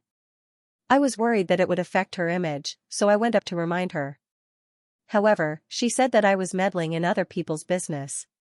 Brother Ji, I remember that you know Zhou Siyu. Maybe it'll be more useful for you to remind her. After all, there might be a misunderstanding between us." Su Qingwan said it tactfully and didn't mention that she had tattled on Siyu. She sounded as if she was thinking about Siyu's future. Even her eyes showed some worry. "What did you say?" As expected, Ji Lin's face immediately darkened. When did this happen? Where did this wild man come from? How dare he seduce his sister? As soon as he said that, Ji Lin paused for a few seconds. He realized that he had been too agitated in front of outsiders. He didn't know what Su Qingwan's intention was when she suddenly mentioned this. Ji Lin forced himself to calm down and said, "Okay, the shooting is about to start. Let's not talk about this for now."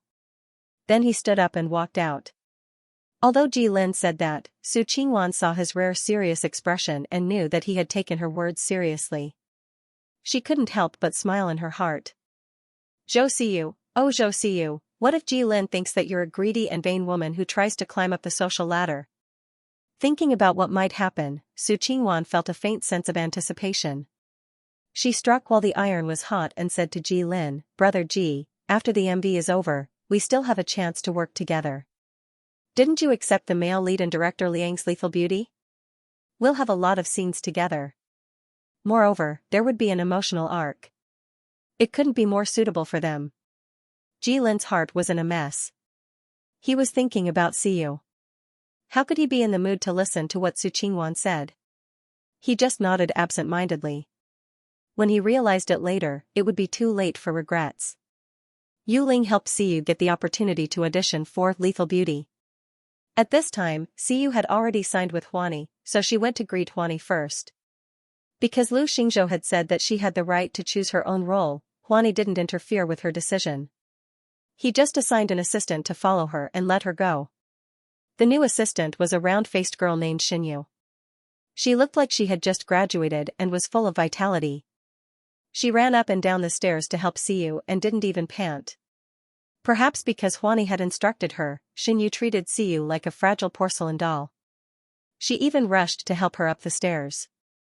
Siyu couldn't stand this kind of overly careful attitude. She tactfully suggested, Xianxia, I'm not that fragile. You don't have to take care of me all the time. Xianxia blinked and said righteously, that won't do. Sister Xiyu, you're not in good health. As your assistant, of course your health comes first. Quickly put on your coat. It's cold outside. Be careful not to get caught in the wind. Xiyu didn't listen to her several times, so she could only let her be. However, what Xiyu didn't know was that when she wasn't paying attention, Xianxia had been secretly glancing at her from the corner of her eyes. The villain in her heart had already jumped up. She looked even more beautiful up close. Her skin was completely flawless. She was even more beautiful in person than in the photos in the magazine. She was worthy of being the little angel that made her group of braised fish lick their screens every day. Her looks were amazing. Xianxia thought happily. While no one was paying attention, she secretly took a picture of Xiyu's back and uploaded it to the fan group. Xianxia was only a fan of Xiyu's appearance at the beginning. However, after becoming her assistant, Xianxia found that she had no resistance to this kind of weak and sickly beauty. Her frown was strange and distressing. Especially after witnessing Xiyu coughing up blood, Xianxia suddenly felt a great responsibility. She represented all the braised fish fans.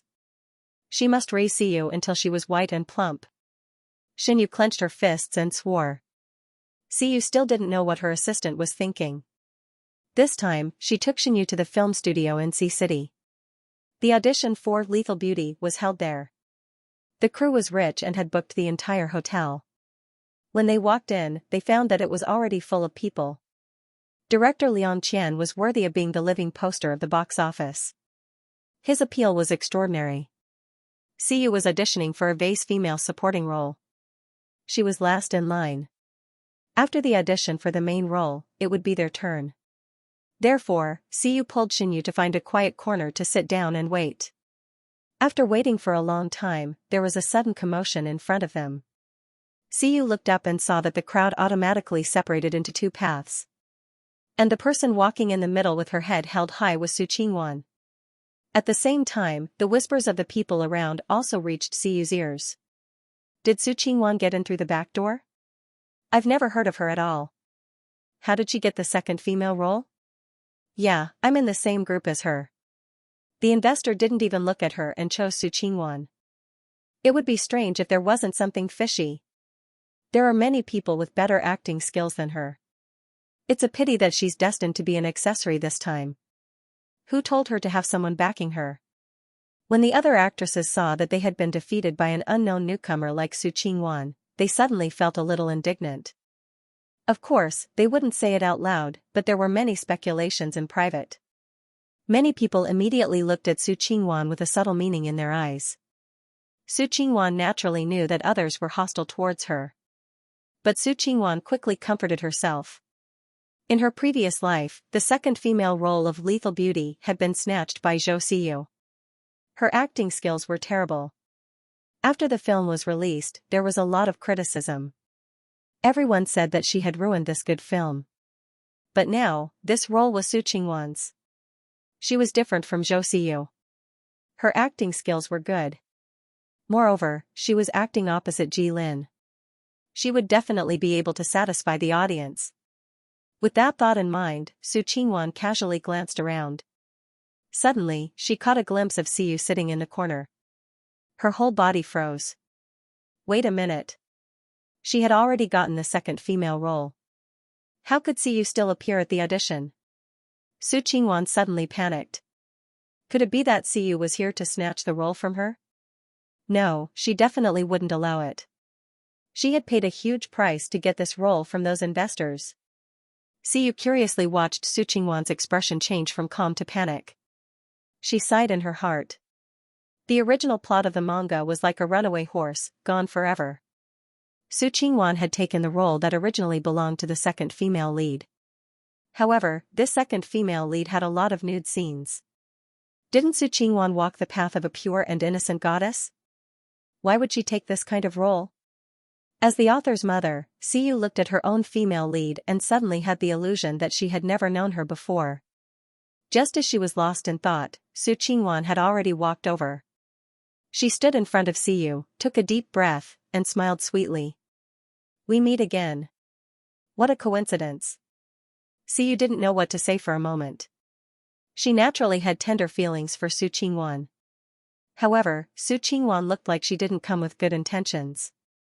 Siyu racked her brains but still couldn't figure out how she had offended her. Logically speaking, the two of them didn't know each other yet, right? Seeing that Siyu didn't say anything, Su Qingwan didn't mind. She sat directly next to her and turned to ask, "Are you here to audition for the first female lead or the second female lead?" Hearing that, Siyu frowned slightly. Why did Su Qingwan ask such a strange question? When Su Qingwan said that, she didn't deliberately control her voice. As soon as she said that, some people in the hall secretly looked over. Neither. Siyu whispered. It's just a small role. I'm just trying my hand. If it's not suitable, then forget it. Su Qingwan was delighted, but she pretended to be surprised. You came here on your own? Didn't the company arrange it for you? Siyu covered her mouth and coughed a few times before saying, No. The company doesn't care about small people like me. I fight for my own opportunities. Su Qingwan twirled her hair and smiled. Let me tell you. Auditions for big productions like this are usually arranged by the company. Take me for example. Huani is involved in the production, so I had the opportunity to audition. She paused and said, But you don't have to worry. Although the competition for the lead role is fierce, you're auditioning for a supporting role. You still have a lot of chances. The more Siyu listened, the more strange she felt. It sounded like Su Qingwan was here to show off. Wasn't she a delicate and pitiful little white lotus? For the first time, Siyu doubted the character she had written. Huani is indeed very good. Siyu praised Su Qingwan. In her heart, she silently added, it would be better if it wasn't surnamed Liu. Su Qingwan obviously didn't know that Siyu had already been signed by Huani's president. She continued to persuade her. The reason we're in this industry is to find a powerful company to rely on. Naturally, others won't dare to bully you. Siyu responded indifferently. She thought that Su Qingwan's character shouldn't be so naggy. Was she wrong? Fortunately, Siyu's number was called. She hurriedly said goodbye to Su Qingwan and ran away from her. As soon as Siyu left, Su Qingwan's face, which had been smiling just a moment ago, immediately darkened. She originally thought that everything would change once she clinched the second female lead role. Who knew that even though there were some deviations, Siyu still appeared at the audition?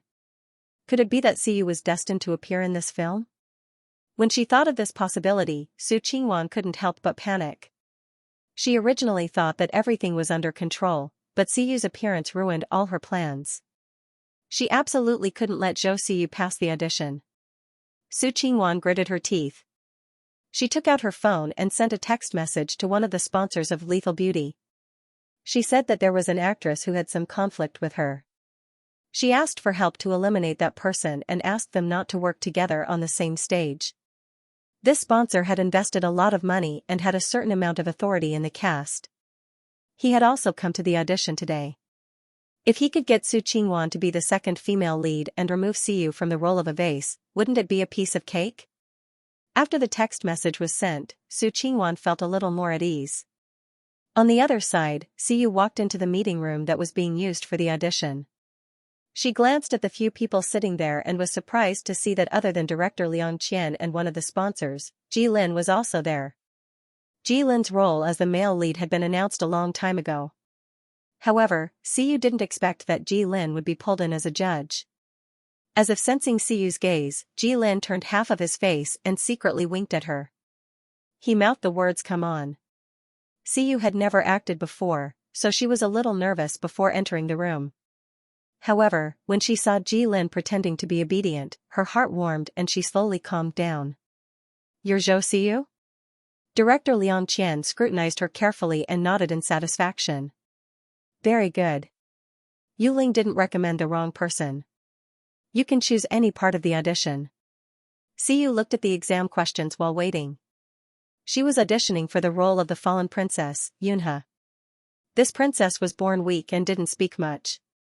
Compared to the second female lead, Yunmeng, who was her younger sister, Yunhe was like a pearl and a stubborn stone. She didn't have much of a presence. When the country was destroyed, the enemy troops rushed into the imperial city. The members of the imperial family fled through the secret chamber. Yunhe and Yunmeng encountered an accident and were delayed for a while. Seeing that the stone door of the secret passage was about to close, Yunmeng pushed Yunhe away and flashed into the secret passage. She abandoned her sister outside and left her to face the rebel army alone in the imperial city. At that time, except for Yunhe, everyone in the imperial family had run away. The rebel army caught Yunhe, who was alone, to vent their anger. They tortured her and forced her to tell them the location of the secret passage. Although Yunhe was abandoned by her sisters, she still stubbornly refused to say a word. Because her body was too weak, she couldn't withstand the torture for a long time. Soon, she was tortured to death. But until her death, she retained the last bit of dignity of the fallen princess and refused to bow to the rebel army. As for Yunmeng, she escaped and came back for revenge a few years later. Under the banner of revenge for her sister, she entered the imperial palace in disguise and became a favorite concubine. She had a love-hate relationship with the new emperor, but it was useless. In the end, the new emperor still loved his childhood sweetheart. Yunmeng was still cannon fodder. From the beginning to the end, Yunhe was just a minor character in these love and hate entanglements. At the beginning, she was just a bystander. After drawing out the background of Yunmeng's revenge, she could make a glorious exit. After reading the script, Xiyu pondered for a while. Acting weak and sickly? That was her strength. Therefore, she picked out the scene of Duan Yunhe being tortured by the rebels and on the brink of death. She imagined Fifth Master Lu standing in front of her, and her legs immediately went weak. She fell to the ground and coughed up blood with a pale face. She coughed until she felt dizzy and her vision blurred. Then, she raised her eyes and looked at the judges. Her eyes were full of the pain of being tortured, but soon, her eyes returned to calmness. She became calm in the face of her impending death. Then, she closed her eyes slightly and a smile appeared on her lips, as if she was contemptuous of the enemy. Her death was not a shame, but a glory. She endured the venting of the entire rebel army with a weak body, but she held on to the pride of a princess until her death. She died a worthy death, and she died without regrets. Xiyu slowly relaxed her body and lost all her strength. Like a butterfly with broken wings, she fell heavily to the ground and no longer made a sound. The entire conference room was silent. Jilin was the first to come back to his senses. He really wanted to rush over and help his sister up. It was painful to see her fall like this. But in front of everyone, he could not act too special. He could only use his eyes to signal Xiaoai, who was standing on the side, to help. The next to come back to his senses was director Liang Qian. He was an expert and could naturally see that Xiyu's acting was inexperienced and probably untrained. However, Xiyu's acting was rare because it was real. It was easier said than done, and most of it depended on talent. Liang Qian was confident that he had his eyes on this piece of unpolished jade. Good, good. Liang Qian couldn't hide his excitement. Regardless of whether it was Xiyu Xian's frail and sickly appearance, or her acting when her illness acted up, Liang Qian was very satisfied. He was about to make the final decision. The role of Yun he will be given to you. Director Liang, do you want to reconsider? At this time, the sponsor, who had been silent all this time, spoke. He was a gentle middle-aged man and he looked coldly at Xiyu Dao. There are still many candidates. Why are you in a hurry to make a decision? At least watch it once first, how about it? Liang Qian's heart skipped a beat. How could he not understand what the sponsor meant? He wanted to tactfully reject Xiyu. This person was the crew's biggest sponsor. Liang Qian could not afford to offend him. If it was an important role, he could still argue as the director. However, Xiyu came to audition as a cannon fodder who appeared for less than 3 minutes. To be honest, anyone could play it. If he argued with the sponsor for this role, it would be too tactless. Although it was reasonable, Liang Qian still felt that it was a pity. After all, it was rare for him to find an actor who was so suitable for the role. It was like digging for a treasure. Although it was a minor role, it was still a pity to let it go. However, there was nothing he could do. The world was big, and money was the most important. Liang Qian could only endure the pain and say to Siyu, who did not seem to know what was going on, "How about this, you go back first and wait for the notice." Siyu was not stupid. She knew that this meant that she did not pass. Anyway, with her half-baked acting skills, it was normal that she did not get chosen. She did not feel that it was unfair at all. After politely saying goodbye, she wanted to leave. "Wait, I think she is fully qualified for this role." Ji Lin ignored Xiao Ai's desperate look and suddenly said. As soon as he said this, the entire conference room focused on him. However, Ji Lin turned a blind eye and only focused on Siyu. There are so many roles to be confirmed today. If we have to go through all the candidates for each role, it will be a waste of time. I think that for a minor role like Yunhee, as long as we find a suitable one, we can immediately confirm it. Then, Ji Lin turned to look at the sponsor. His eyes darkened and his voice was cold and sharp. Just now, Director Liang has already confirmed this young lady's acting skills. I also think that her performance was outstanding and she is fully qualified for the role. I wonder if Director Wang has any good ideas? Why don't you say it so that Miss Zhou can go back and correct her mistakes?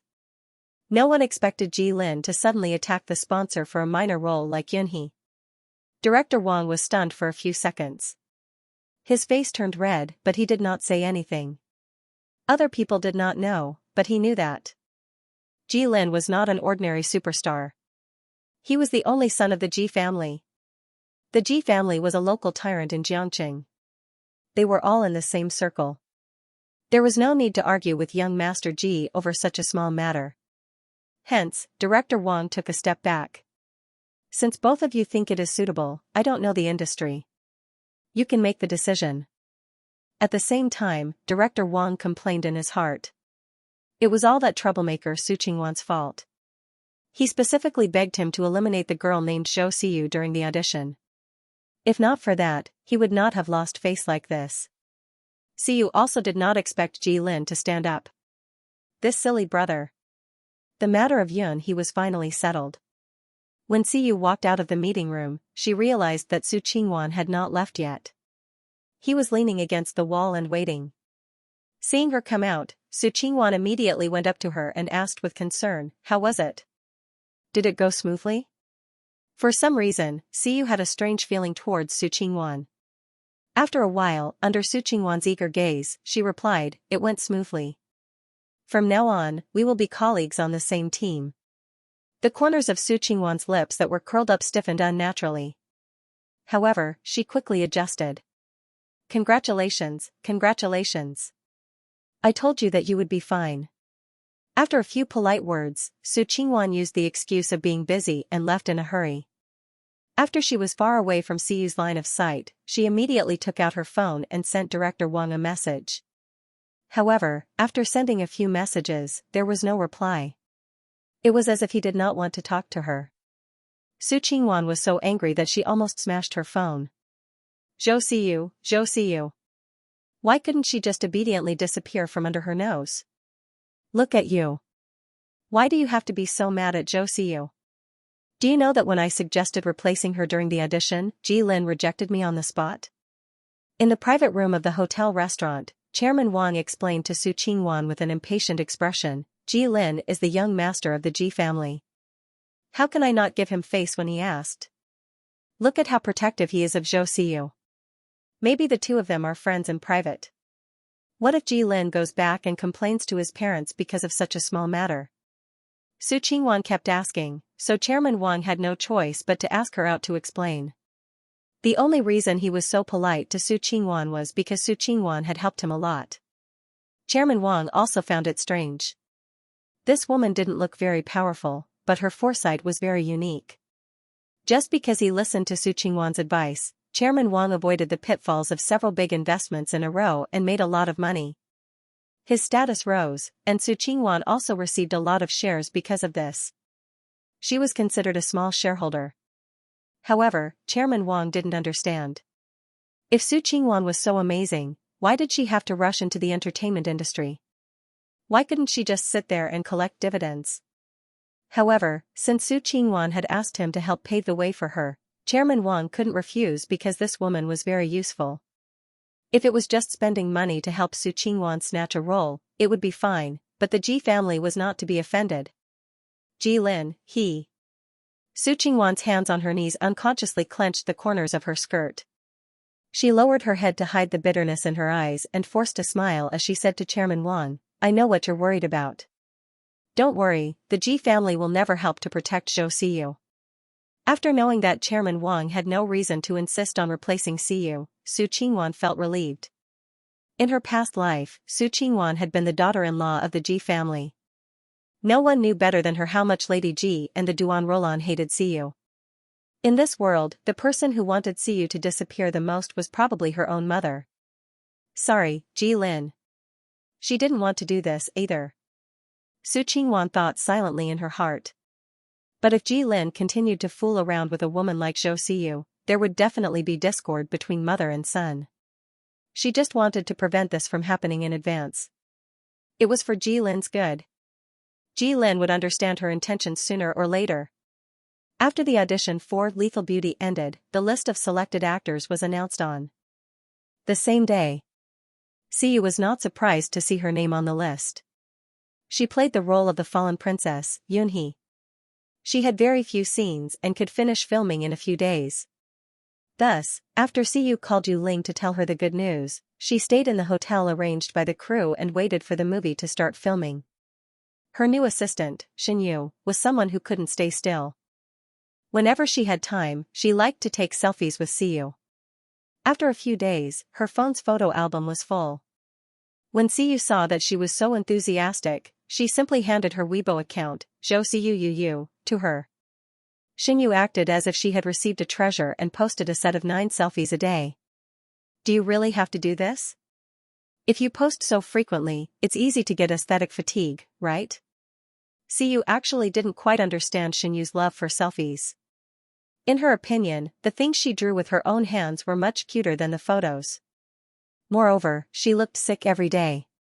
What was there to look at? Xinyu fiddled with the camera and said, "Sister Siyu, fans want to see you often." Our braised fish relied on photos to promote many people. In particular, there was a fanatic with the ID braised fish head, who confessed to Siyu's Weibo 800 times a day. Because Xinyu was now helping to manage Weibo, she received morning and night greetings from this braised fish head every day. She also received various health secrets from who knows where. Siyu, braised. What? Xinyu knew that she had said something wrong, so she laughed it off and said, "Nothing." She looked at Siyu's drawing and asked curiously, "Sister Siyu, you can draw?" Siyu nodded, "Yes, I draw for fun."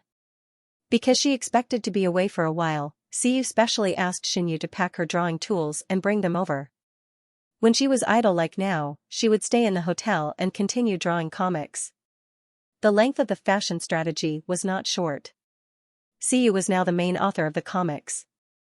Now that her comics were popular, people found that the form of serialization on the web was much more convenient than the usual monthly magazine. As the first batch of people to eat crabs, Siyu quickly became popular. Another 500 years of Lucky Carp's Weibo account accumulated more than 200,000 fans. A few days ago, editor Mu Yan told Siyu that a publishing house had taken a fancy to her work and was now discussing the matter of publishing a book. If everything went well, the first standalone comic book could be released at the end of the year. Hearing this news, Siyu was very happy. Although she was confident in her own ability, it was naturally a good thing that more people could see her comics. Excited, she quickly hid in the hotel before the shooting started and edited the short comic about autism, which was based on Bebe. She packaged it and sent it to Mu Yan. This comic was called Cat Dad. It was about a little boy who used to live a happy life. However, one day, a major change occurred in his family. His father was in a car accident and became a vegetable. The boy's personality changed greatly and he suffered from autism. He locked himself in his room all day, refused to communicate with others, and refused to come out. Later, the boy's family picked up a stray tabby cat and brought it to the boy, hoping that it could cheer him up. This cat was very smart and could understand human language, as if it knew everything. With the tabby cat's company, the little boy's condition improved little by little. It was also at this time that the tabby cat finally told the boy that it was actually his father. After the car accident, the father's soul was attached to a cat. It took a lot of effort to return to his son's side and accompany him out of his isolation. It turned out that the person that the boy thought had left him long ago had never left him. Bebe liked this story very much. She seemed to be able to find a resonance with the little boy in the comic. Seeing that she loved it so much, Xiu simply gave the manuscript to her and brought it back. However, even so, this was the first time that Xiu had tried a non-melodramatic comic. Therefore, after sending the manuscript to Mu Yan, she was actually a little nervous. The comic was not long, but Xiu waited for more than an hour before Mu Yan replied. She sent a crying emoji as soon as she received it. Xiu hurriedly asked, "What's wrong?" Mu Yan said, "Koi, you made me cry so hard that I couldn't catch my breath. I was almost seen by my subordinates. Fortunately, I hid in the bathroom in time. Otherwise, my reputation would be ruined. My eyes are still swollen." "Xiu, then do you think this comic can be published?" Mu Yan said firmly, "No problem, it can definitely be published." After thinking about it, Mu Yan sighed and said, "Actually, I think that if this story can be adapted for the screen, it will be more suitable. I just don't know which child star can act in it." Xiu thought that Mu Yan was really far-sighted. She said, "I didn't think that much. At that time it was because my friend's daughter has autism. I felt that it was a pity when I saw her, so I thought of drawing this comic." Mu Yan's mind was active. She immediately thought of something. "Oh right, since this comic is about autism, I think we can try to cooperate with some children's organizations. For example, we can set up a fund or something and use your comic as publicity. This way, we can kill two birds with one stone." Mu Yan's suggestion happened to hit Xiu's idea. With a preliminary idea, Mu Yan suddenly became full of motivation. She hurriedly told Xiu not to stop updating and immediately went to work. By the time she was done with the comic, the sky was already dark. Xiu had already sent Xinyu back to her room to rest. She had not eaten yet and was about to go out to look for food. However, as soon as she went out, she saw the door of the guest room across the corridor open. Jilin walked out with his hands in his pockets and headphones in his ears, humming softly. The two of them immediately met face to face. Jilin was speechless. His image. Young Master Ji hurriedly pulled out the headphone cord and stuffed it into his pocket. He stood at attention in front of Xiu like a primary school student in front of his class teacher. He secretly glanced at her and said, "Sister Xiu, can I call you that?" He did not dare to call her sister directly, so he could only settle for the second best. Young Master Ji thought that he had helped Xiu out during the audition last time. No matter what, he should have left a good impression on her, right? Xiu looked at him in amusement. "Of course I have no problem with that. It's just that your seniority is higher than mine. If word gets out, it won't be good. I'll only call you that in private." Jilin almost swore to the heavens. After getting permission, he could not help but smile. He asked briskly, "Sister Xiu, are you going to eat?" Xiu nodded. "I didn't notice the time just now, so I'm going to eat at a restaurant." Jilin paused and said seriously, "The restaurant is already closed at this time. I know a restaurant nearby. It's very secluded and the environment is very quiet. Why don't we go there?" This was pure nonsense. In order to take care of the actors, the production crew had specially booked an entire floor of guest rooms and asked the restaurant to prepare food 24 hours a day. However, Xiu had been cooped up in her room for the past 2 days to rush her script. Xinyu had brought her 3 meals a day, so naturally, she did not know about this. Xiu was not suspicious. She thought about it and realized that she had never talked to her younger brother properly, so she agreed readily. "Wait a minute. I'll go change. I'll be quick." Jilin immediately beamed. Like a child who had received candy, he ran back to his room happily. After all, he was a popular superstar. Naturally, he had to disguise himself well when he went out. However, the two of them did not notice that while they were talking, a door was quietly opened. Su Qingwan hid behind the door and quietly took out her phone. She aimed the camera at the two of them and silently took a photo. After taking the photo, Su Qingwan quickly and silently closed the door. She looked through the photos. Because the angle was good, there were a few photos that were very ambiguous. One of them was the photo where Ji Lin opened the door and smiled at Siyu when he went back to his room to change. It looked like there was something fishy going on between the two of them. Su Qingwan's face darkened. When Ji Lin was facing her, he had never smiled so sincerely. What right did Zhou Siyu have? The strong feeling of being ignored surged in her heart again. Su Qingwan carefully selected a few photos that could distort black and white. She searched for the Duan Roland number that Chairman Wang had given her and sent all the photos over. After doing all this, Su Qingwan leaned against the door and let out a long sigh. She sneered slightly. She believed that Lady Ji would definitely like this gift of hers. On the other side, the two people were unaware of all this. Ji Lin skillfully disguised himself once again until even his own mother couldn't recognize him. He led Siyu out of the hotel and found a narrow alley after many turns. After walking for about 10 minutes, the two of them finally arrived at their destination. Just as Ji Lin said, the restaurant was in a very secluded location. It was opened by a family, and the boss was obviously an old acquaintance of Ji Lin. When he saw him, he asked, same as usual. 3 caddies of hemp. 13 spices? Without waiting for the boss to call, Ji Lin brought his sister into the restaurant and sat down. When he heard the boss's words, he hurriedly instructed, ask the auntie to cook a pot of shredded chicken porridge. Make it lighter. The boss smiled and agreed.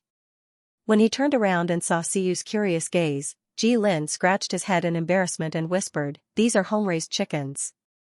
They are specially used for nourishment and taste very good. I know that your health isn't good and you can't eat spicy food. I won't mess around. Siyu couldn't help but laugh. Thank you. Also, thank you for speaking up for me during the audition. After being praised by his sister, Ji Lin's ears turned red. Fortunately, the lights weren't too bright, so Siyu didn't notice. He quickly changed the topic. Speaking of which, my assistant doesn't know that I sometimes sneak out to eat crayfish. Xiao Ai is very strict. If she finds out, I'll have to eat plain water and plain porridge for the next month. As Ji Lin spoke, he put on a bitter face. Obviously, he had such a painful experience before. Siyu stared at his unconsciously puffed up cheeks and covered her mouth to laugh. Oh right, she almost forgot. In her manga setting, Ji Lin was an out-and-out food lover. He had tried all kinds of street food and had sneaked out with Su Qingwan to eat delicious food several times. When she thought of Su Qingwan, the smile on Siyu's face faded a little. She wasn't really dense. She had seen Su Qingwan's abnormality. This person was a little different from her original setting. Siyu glanced at Ji Lin and asked tentatively, have you worked with a girl named Su Qingwan before?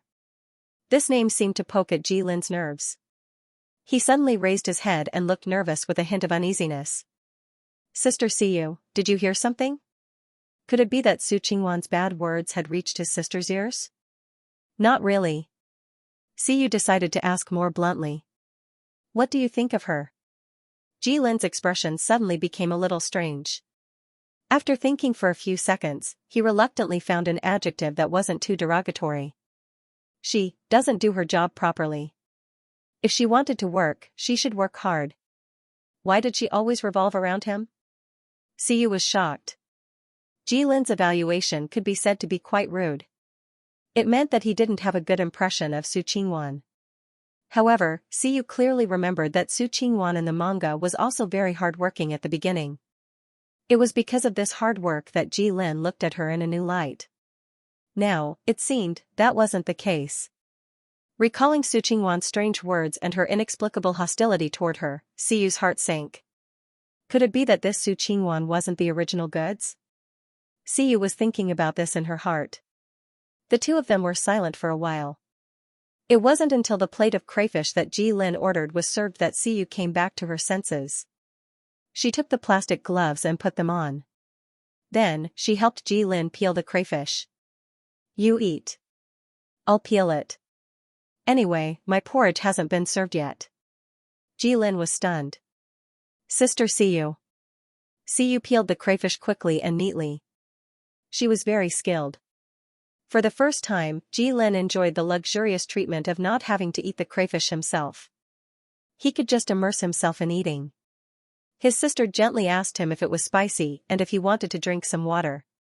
As Jilin listened, he couldn't help but lower his head to hide the bitterness in his eyes. At his family's dinner table, he was always the only one eating alone. The situation of his family sitting at the same table could only happen when he went out to socialize.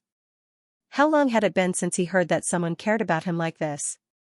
Perhaps it was because Siyu was easygoing. Jilin slowly relaxed. He was no longer so reserved. Instead, he could talk to Siyu about the interesting things that happened when he was filming. Siyu couldn't stop laughing. After a while, the hot shredded chicken porridge was served.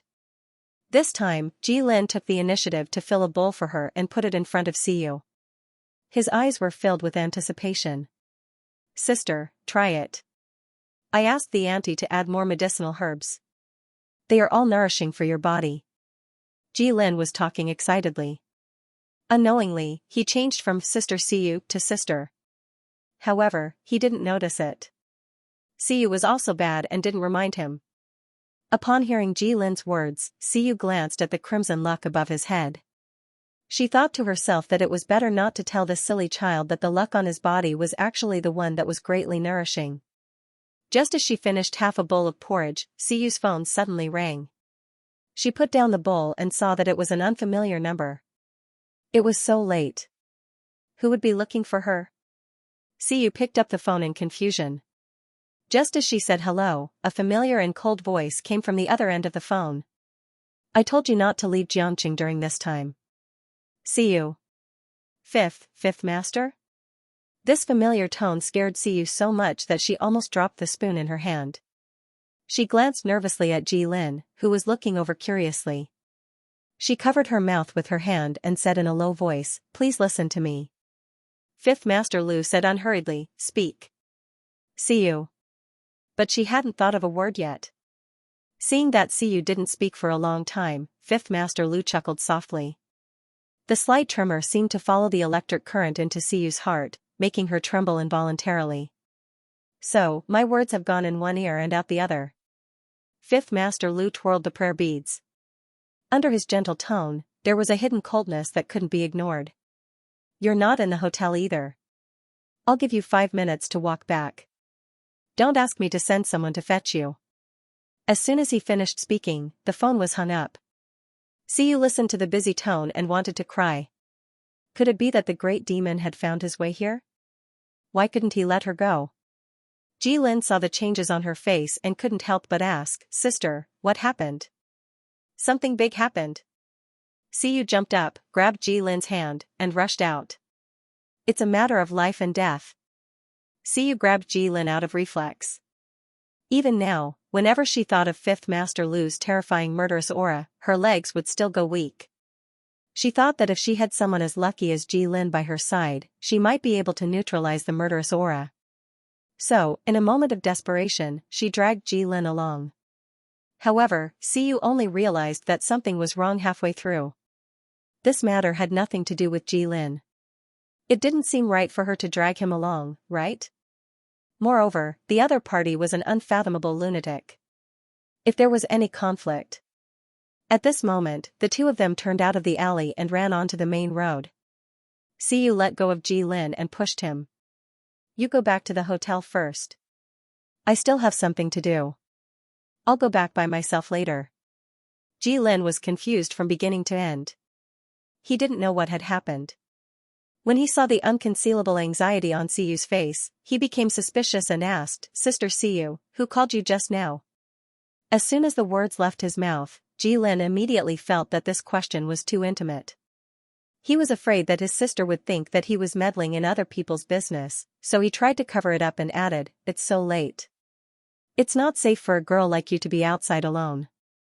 For some reason, Su Qingwan's words suddenly flashed through Jilin's mind. He remembered that Su Qingwan said that a wild man was seducing his sister, right? Young Master Ji completely forgot that Su Qingwan's original words were "Siyu is seducing other men." Instead, he confidently changed the order. After all, in Ji Lin's heart, his sister was so good. Who wouldn't like her? Of course, it was someone else who was trying to seduce her. As soon as this guess came out, Ji Lin refused to leave first no matter what. He wanted to see which wild man was so bold that he dared to kidnap Siyu in the middle of the night. Under young Master Ji Lin's persistent pestering, Siyu couldn't handle it at all. In addition, Fifth Master Lu only gave her a 5-minute time limit when he called, so she could only give up on persuading Ji Lin and take a taxi back to the hotel. After running into the lobby, Siyu's legs were really weak. Her body was not suitable for strenuous exercise, and her hands and feet were frighteningly cold after running all the way back. As soon as she entered, she could not help but cough up blood. Her footsteps were weak, and she looked like she was about to fall. "Sis." Ji Lin was half a step faster than her. When he turned around, he saw Siyu slamming into the glass door. His heart almost stopped. He quickly came back to his senses and rushed over. He wanted to support his sister, but before his hand could touch Siyu's clothes, another arm reached out from the side and caught Siyu's falling body. Ji Lin was stunned. He followed the delicate pattern on the person's sleeve and saw Fifth Master Lu frowning slightly. He lowered his head and looked at the Siyu Dao. "Are you still running?" Cough, cough, cough. Siyu was caught off guard by his murderous aura. As soon as she tried to explain, she coughed. This time, Siyu did not dare to vomit blood on Fifth Master Lu, so she desperately pushed his chest, trying to put some distance between them. "What are you doing?" Ji Lin was only stunned for a few seconds. When he came back to his senses, he realized that they were surrounded by a group of bodyguards in black. The entire hotel lobby was quiet. There were neither staff nor other guests. It was as if the place had been cleared in advance. Ji Lin instantly reacted. The man holding his sister was definitely not simple. The Ji family was also a famous family in Jiangqing. Ji Lin had been influenced by them since he was young. Although he did not like this kind of lifestyle, he had sharp judgment. This group of people, perhaps even the Ji family, did not dare to provoke them.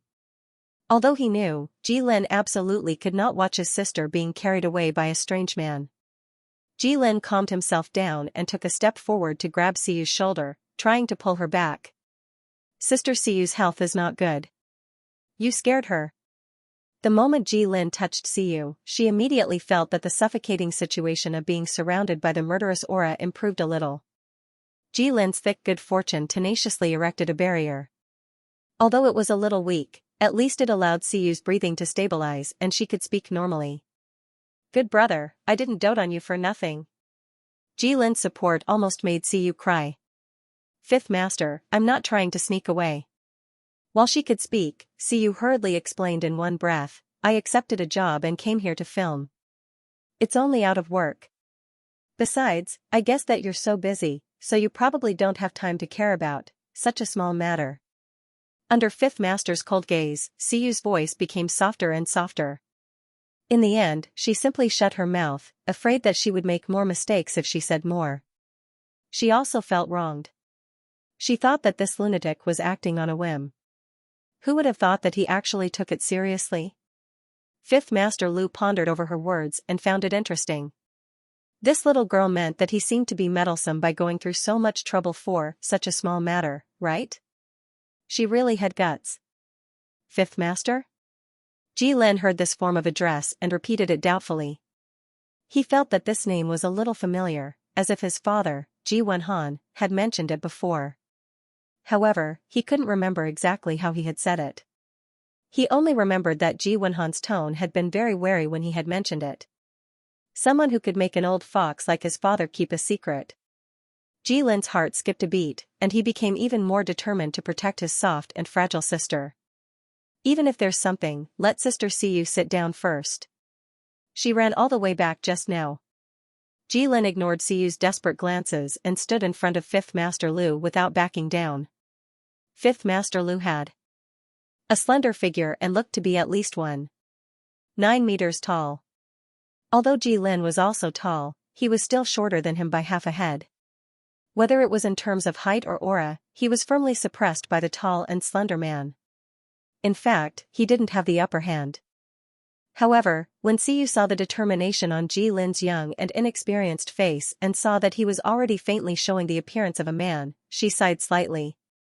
Silly child, the person in front of you is really a great demon king who can cover the sky with one hand. If he goes crazy, who knows what he will do to you. Thus, she gave up on the idea of pushing Fifth Master Lu away. After thinking for a few seconds, she took the initiative to press down on the man's wrist. When their skin touched, Siyu felt a chill from her body through her fingertips, causing Fifth Master Lu to narrow his eyes in pleasure. However, Siyu didn't see his expression. She said softly in a self-deprecating manner, "I was wrong. I admit it. I will reflect on it. Fifth Master, you can punish me however you want." As she spoke, a trace of hesitation flashed across her face. "It can be a little longer." Last time, Fifth Master Lu had only let her sit for 15 minutes before letting her go. Siyu felt that this time it might not be so easy to be kind. As an ordinary citizen, Siyu had always been flexible. Who asked her to create such a huge monster like the Lu family? Now, she could only swallow her broken teeth and blood. Perhaps it was because Ji Lin said she ran all the way back, or perhaps it was because Siyu's attitude of begging for mercy was too tactful, but when Fifth Master Lu heard the soft voice in his ear, the hostility in his heart suddenly dissipated a little. This season had always been the most difficult for people with his physique. In the past, he had relied on collecting a bunch of objects to barely get through. Now that he had found someone like Siyu, Fifth Master Lu naturally didn't need to make himself so tired. However, when he sent someone to find Siyu, he learned that the little girl had carried him out of the city without a word. Siyu had promised at the beginning that she would obediently stay in Xianxia, but in the blink of an eye, she had forgotten about it. This was the first time Fifth Master Lu had seen someone who dared to overtly comply with him, so by the time he reacted, he had already personally chased her here. It seemed that he hadn't been so impulsive in a long time. Fifth Master Lu was puzzled by his abnormality, but at the same time, he received a report from his subordinates that Siyu was not found in the hotel. This feeling of the situation being subtly out of control caused him to instinctively feel a trace of irritation. He hated it when things were out of his control, whether it was people or things. Originally, he had thought about how to teach this audacious little girl a lesson, but who would have thought that Siyu was too tactful? Before he even got angry, she had already given in. "Forget it. I'll spare her this time."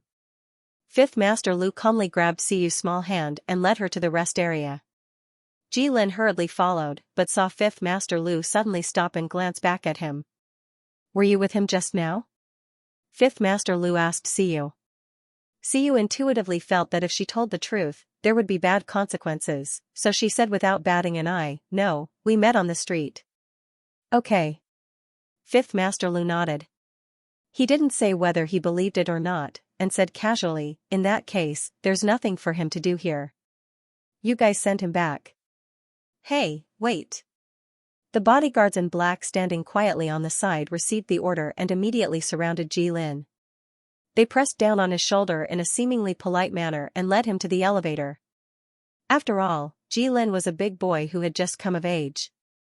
He had never been treated like this, so he couldn't help but sound a little flustered. "Ji Lin, you go up first. You have to start filming early tomorrow morning. Go back and recharge your energy." Siyu comforted Ji Lin with her eyes and shook her head to indicate that she was fine. "Good boy. I'm already an adult. How can I be eaten?" She deliberately emphasized the word sister. When Ji Lin heard this, he quieted down. Although he was still very worried, at least he didn't disobey Siyu's intentions and was led into the elevator. After sending this silly child away, Siyu breathed a sigh of relief.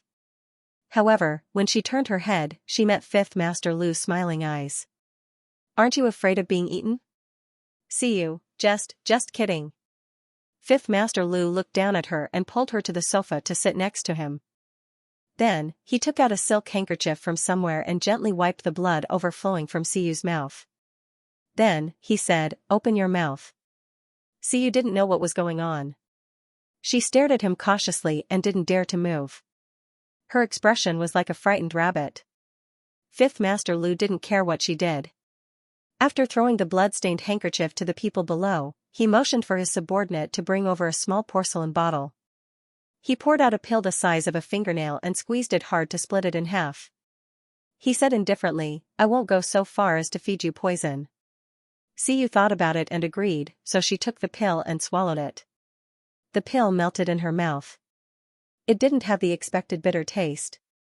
Instead, it was a little sweet, like a special candy. What is this? Without Ji Lin as a barrier, Siyu began to feel uncomfortable again. However, she didn't dare to move now. She fidgeted with her skirt. "Your medicine." Fifth Master Lu didn't intend to tell her at all. "Siyu.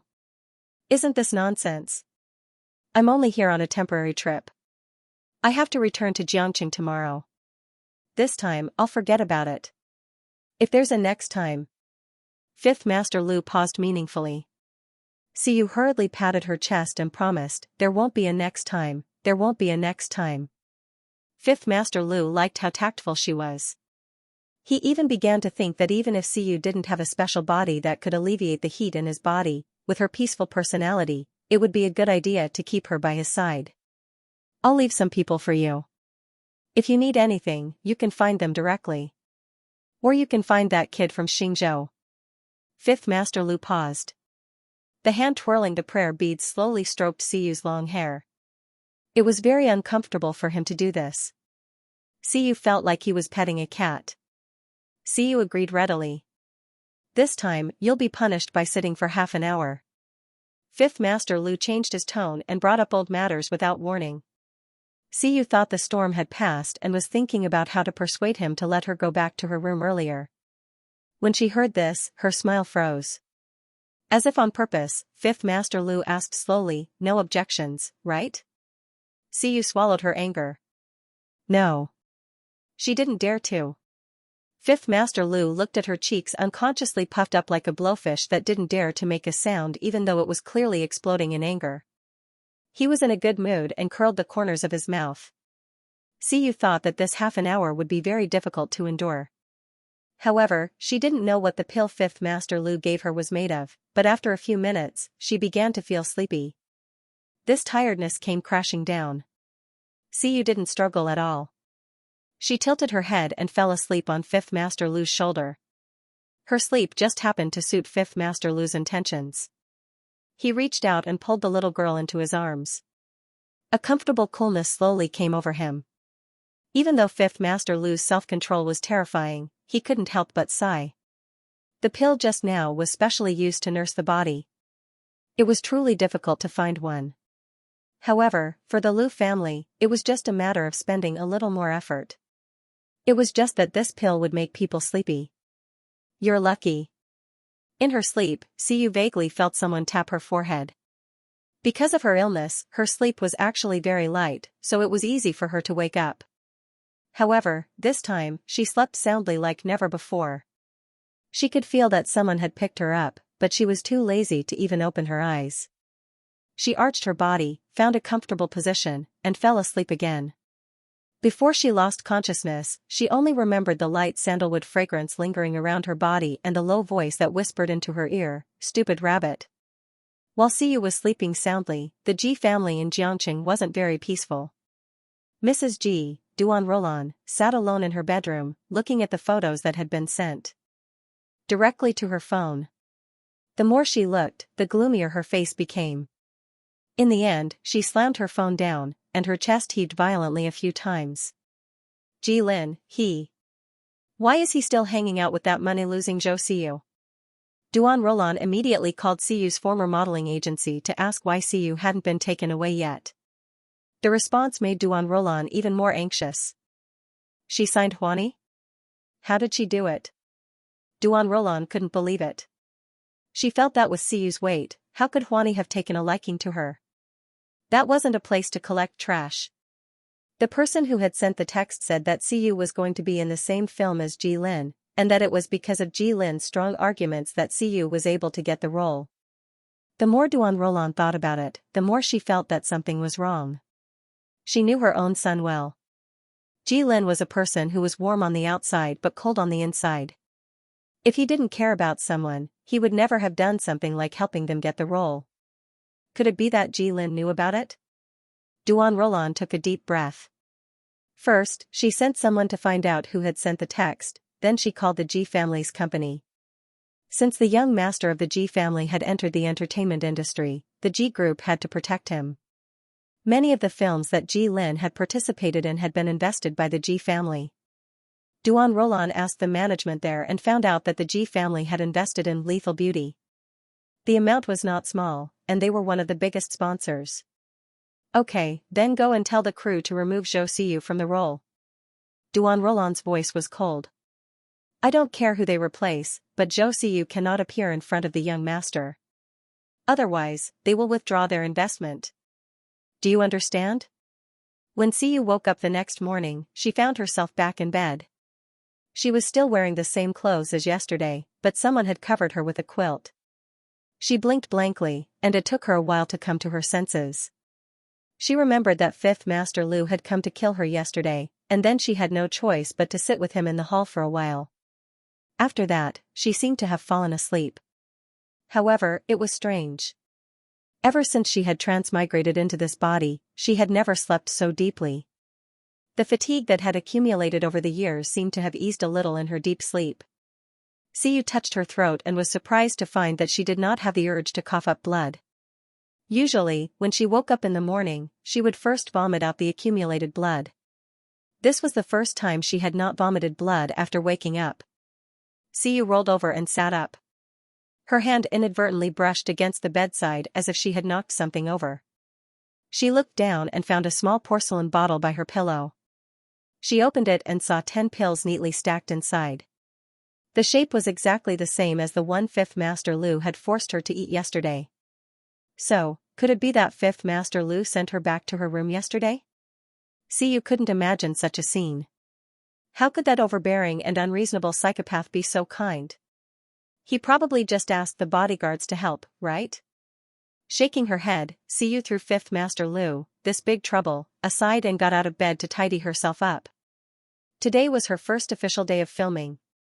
She had already flipped through the script, but Siyu had no experience, so she was still very nervous. After tidying up, she wanted to go to the filming location in advance to get a feel for it. Unexpectedly, as soon as she opened the door, she saw Ji Lin leaning against the door. Her assistant, Xianxia, was whispering, "Brother Ji, Sister Siyu is still sleeping. Why don't you go back to your room first? It's not good to stand here." "Hey, Sister Siyu, you're awake." Xianxia heaved a sigh of relief when he heard the door open. He hurriedly rushed to Siyu's side and said, "Sister Siyu, I saw Brother Ji standing here when I came over this morning. I asked him what he wanted, but he wouldn't tell me and just waited here.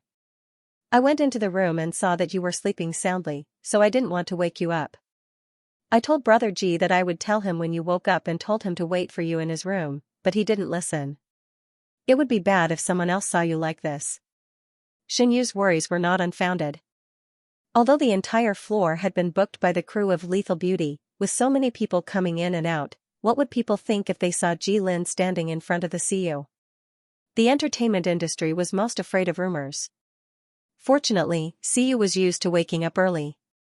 Xianxia would always wake her up before 6 o'clock. The sky was still dark, and there was no movement in the other rooms. "Xiaoya, can you help me bring up some breakfast? Plain porridge will do." Siyu glanced at the silent Ji Lin and added, "Also, bring 2 baskets of crab roe dumplings with extra vinegar." She remembered that Ji Lin loved eating crab roe dumplings the most. Xianxia agreed. Although she was full of curiosity, she knew that there were things that she shouldn't ask about, so she obediently ran to the dining room. Siyu saw that Ji Lin was still standing in front of the door in a daze. He looked like a child throwing a tantrum. She sighed and reached out to pull him into the room. She coaxed him as she walked, "How long have you been standing there?" Siyu's little strength was completely useless.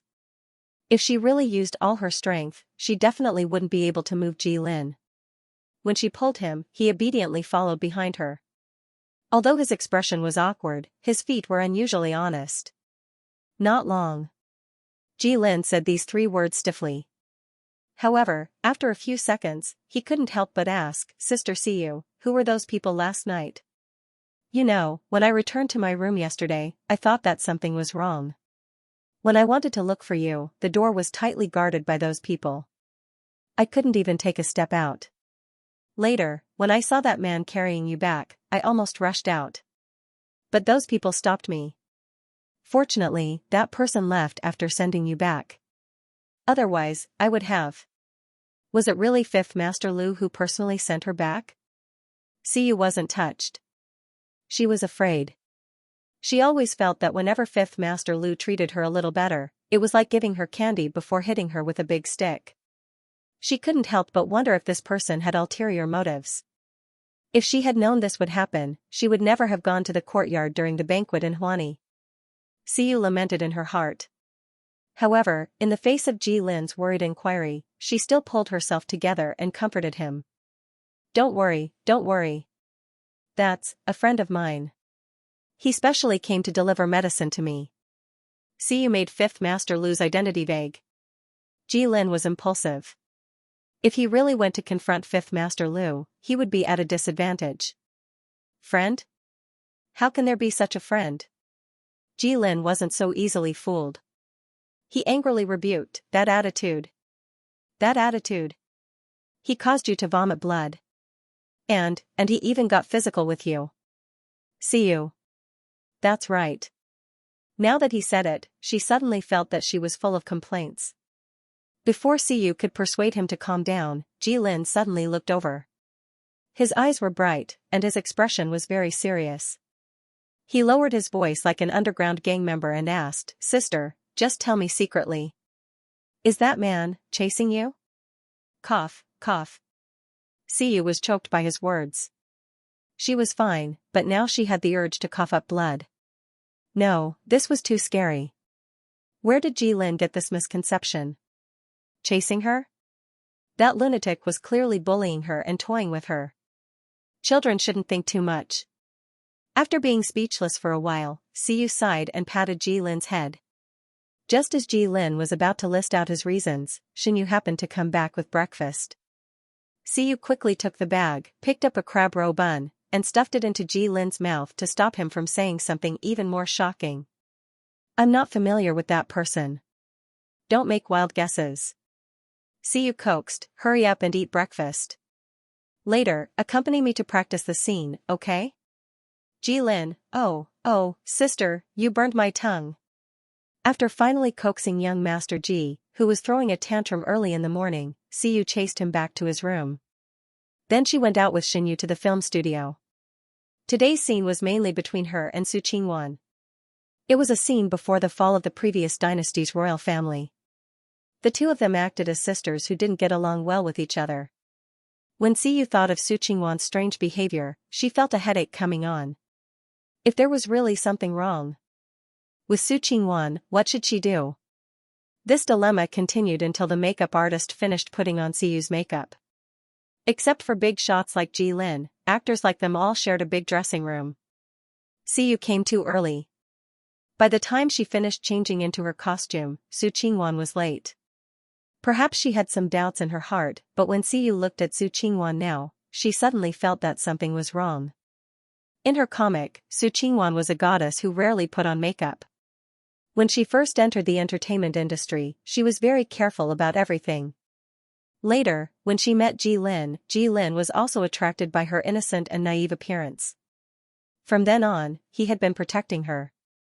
It could be said that Su Qingwan's path to stardom was very smooth and she didn't encounter any major setbacks. But now, Su Qingwan had long curly hair and exquisite makeup on her face.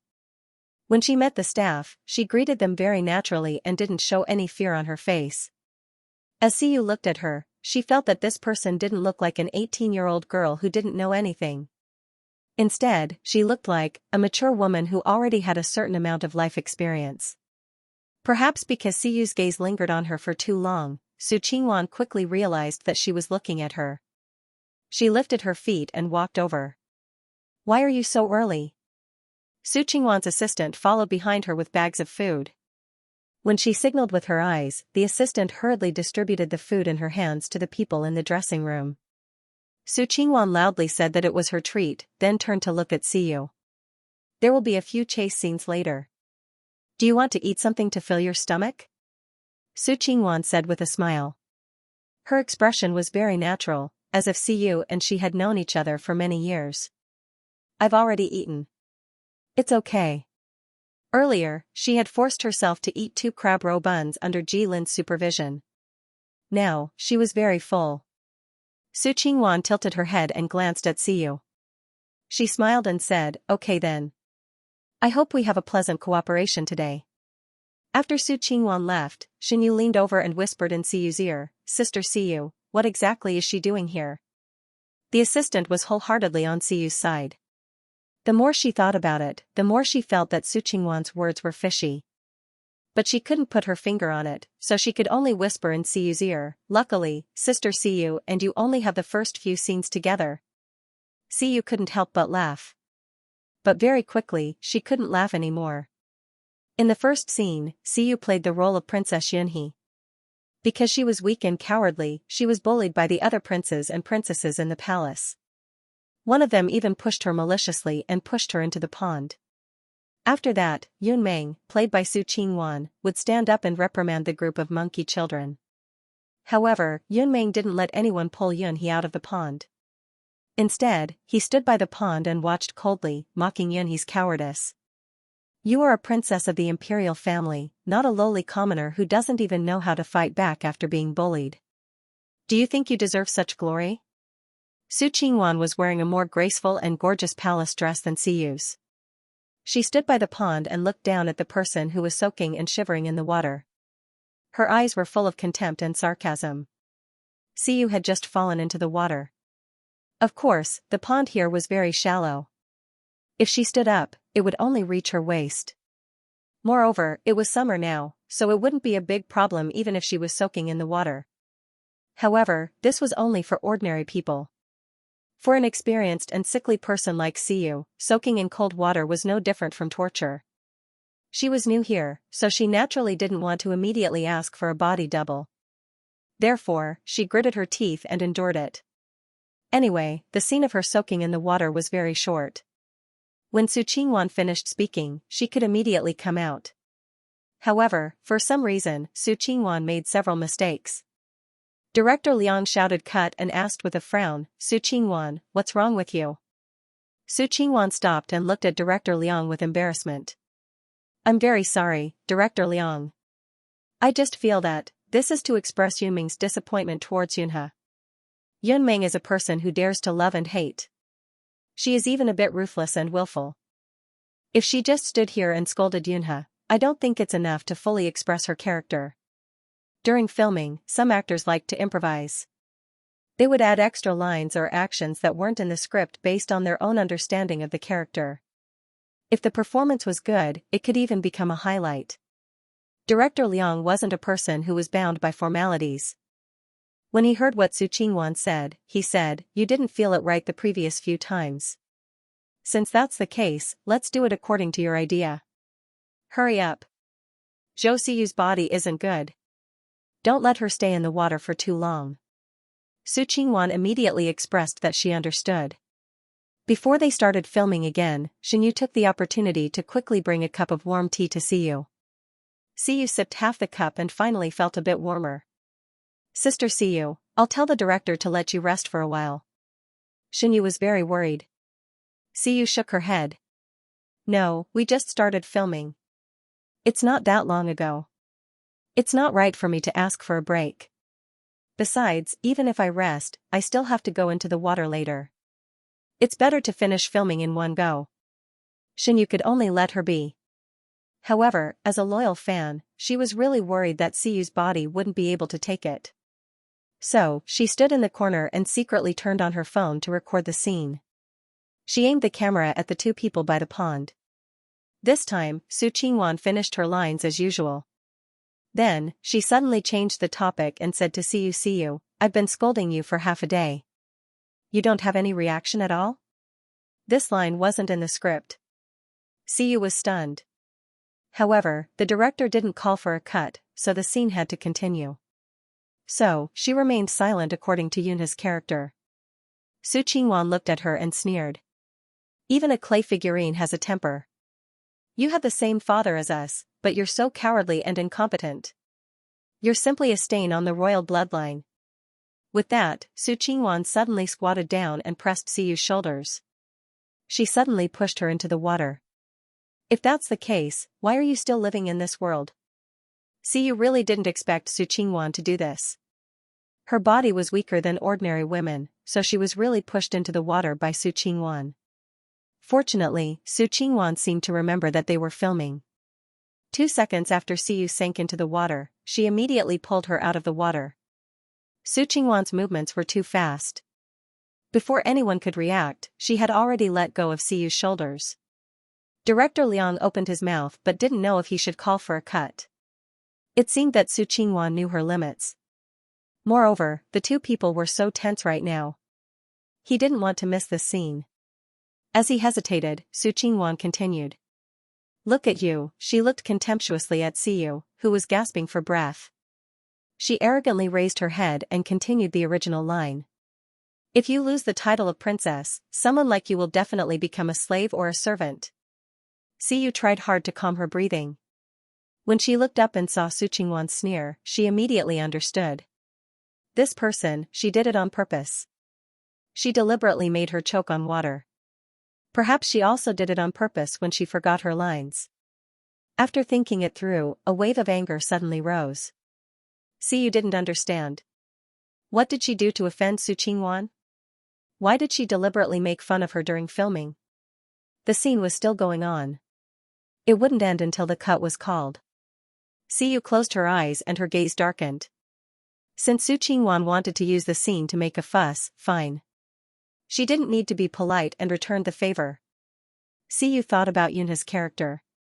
She was the proudest princess. Her country was ruined and her family was abandoned by her family. However, she stuck to her bottom line and refused to work for the thieves. In the end, she died for her country. How could such a person be really weak and incompetent? She just didn't want to fight. Just because she didn't want to fight, it didn't mean that she couldn't fight. She could endure until the end. Su Qingwan was waiting calmly for Siyu to continue. The director didn't call for a cut, which meant that he approved of her acting. If Siyu couldn't continue the scene, then she would be at fault. However, at this moment, she suddenly saw Siyu raise her head and wipe the water. Droplets on her face. The cold look in her dark eyes stunned Su Qingwan. When she looked at her again, her eyes returned to their previous lifeless look, as if it was just an illusion. Yunmeng. Siyu suddenly spoke. Su Qingwan responded instinctively. Then, she felt a pull on her feet. She was standing by the pond. The ground was slippery to begin with. When she lost her balance, she immediately fell into the water. Su Qingwan panicked and tried to grab something to keep her balance. However, she grabbed nothing and sank into the water. When she steadied her feet at the bottom of the pond, she turned around angrily and saw that Siyu had already climbed up when she fell into the water. Siyu was completely wet and in a sorry state. She was not in good health. When she touched the water, her whole body trembled and her face was extremely pale.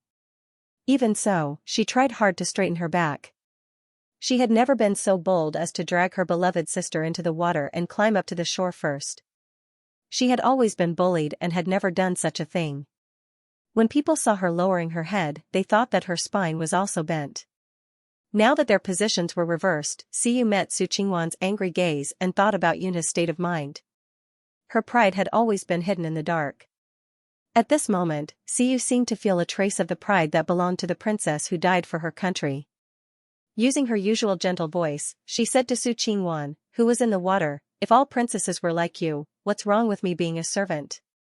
Cut, very good, both of you improvised very well. Director Liang finally shouted excitedly after Siyu finished her line. Other than the first part, which was a step-by-step performance, from Su Qingwan suddenly pushing Siyu into the water to Siyu dragging her into the water, these were all lines that the two of them made up on the spot. However, Director Liang watched the replay a few times, and the more he watched, the more excited he became. He even slapped his thigh hard when he was excited. That's right, I knew there was something wrong with the script. It was because Yun's change was too sudden. She had been bullied in the palace and did not dare to speak up. How could she be so loyal and unyielding in the face of the enemy after the coup? This was not right. However, after Siyu's amazing performance, everything made sense. He wasn't a coward. She just didn't want to care about it. She was proud deep down in her heart. That was why when Yunmeng questioned her and said that she didn't deserve to be a princess, she suddenly fought back. More importantly, Director Liang felt that Siyu's ability to adapt was very good. When Su Qingwan suddenly changed the direction of the scene, she almost seamlessly adapted to it in an instant. She even made Yun's character perfect. Director Liang rarely encountered such an astute young actress. The more he thought about it, the more satisfied he was with Siyu. This girl is a moldable talent. Director Liang looked at the previous sample film and ordered the crew, "This part is very well shot. Keep it. Sister Siyu. Quick, I'll go with you to change your wet clothes." When the director shouted cut, Xianxia, who had been waiting impatiently, rushed over. However, when she ran over, she was pushed aside by Su Qingwan's assistant. The assistant quickly ran to the side of the pool and pulled Su Qingwan out of the water. Then, she put a thick cotton coat on her and took a small towel to wipe the water off her face. She took very good care of Su Qingwan. Su Qingwan's physique was at least 2 levels stronger than Siyu's. She stayed under the water for less than a minute, but when she came up, she covered her mouth as if she had caught a cold. Her hair was dripping with water, and she looked very pitiful. "Director Liang, I may have lacked a grasp of the role just now. I'm really sorry. If you allow me, I think we can do the same thing as Siyu did just now," Su Qingwan suggested softly. Unexpectedly, Director Liang shook his head and refused. "No need. You've done the scene just now. Both of you should be good." Hearing that, Su Qingwan's smile froze, and she unconsciously bit her lower lip. The assistant next to her was very perceptive. When she saw that Su Qingwan was silent, she quickly greeted Director Liang and helped Su Qingwan to the lounge. At this time, Xianxia also rushed to Siyu's side. She knew that Siyu's body was weak, so she came prepared this time. She wrapped Siyu tightly with clothes and whispered, "What kind of person is she? She's so delicate." Sister Siyu stayed under the water for more than 10 minutes and she didn't even complain. She's already performing. She wants to do it again. Is she addicted to filming or something? As she said that, Xianxia urged, "Sister Siyu, let's hurry and change." Siyu was not in a hurry to move. She looked at Director Liang and asked, "Director Liang, what's next?" Director Liang waved his hand and said, "Next, we'll film the scenes with the rebels. How about this, you go to the lounge and sit for a while. After we finish filming the other scenes, you'll go on stage. Don't catch a cold." Siyu smiled at Director Liang and thanked him. However, because her face was too pale, her smile looked weak. That kind of beauty made everyone's eyes light up. Siyu's role was just a walk-on. She only appeared for 2 minutes at the beginning, so Director Liang did not expect much from her. However, he did not expect Siyu's performance to be so unexpected. It was an unexpected surprise, so Director Liang's attitude towards her was obviously gentler. In comparison, Director Liang's impression of Su Qingwan was a little more subtle. Earlier, he admired Su Qingwan's courage when she suggested changing the scene. He was not the kind of person who stuck to the rules. It was common for him to change scenes at any time. However, in the previous scene, he actually thought more highly of Siyu. Moreover, Su Qingwan was hurriedly helped to the lounge after filming. Those who did not know better would think that she had suffered a lot on set. The young lady was not in good health, but she was not in such a hurry. Why was Su Qingwan in such a hurry? Director Liang frowned. His good impression of Su Qingwan couldn't help but fade a little. On the other side, Siyu went to the dressing room to change out of her soaked costume. She coughed up blood again. Xianxia was distressed and anxious when she saw this. She hurriedly asked her if she wanted to go to the lounge.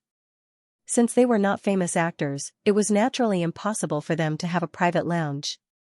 If they went there now, they would bump into Su Qingwan. Siyu shook her head and said, "I'm not going."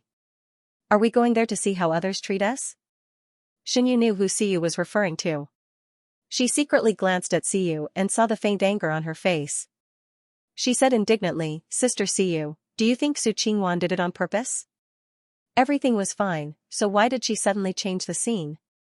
If it weren't for her meddling, you wouldn't have stayed underwater for so long. Xiyu curved her lips. She did it on purpose. From the moment she saw Su Qingwan's gaze, Xiyu knew that she did it on purpose. However, she didn't know where her hostility came from. How dare she? This is Director Liang's production team. Director Liang hates internal strife the most. Xinyu exclaimed. She looked around and then approached Xiyu. She whispered, Sister Xiyu, I just recorded a video. Do you think we should? Xiyu was a little surprised by Xinyu's cleverness, but she still shook her head. No need. Xinyu was a little unwilling. Why? Let others see Su Qingwan's true colors. Look at you. What can this video prove if it's leaked? The director agreed to this scene, so there's no problem at all. Moreover, this is the original film. If it was leaked at the beginning of filming, have you ever thought that if the production team investigated thoroughly, it would be easy to find us? Xiyu saw Xinyu's confused look and said patiently, of course, you can keep this video. What if it's useful in the future? Xinyu hurriedly nodded. Xiyu didn't want to go to the lounge, so she suggested that the two of them go out for a walk. Xinyu took a clean coat and put it on her to prevent her from catching a cold. Then, the two of them sneaked out from the back door.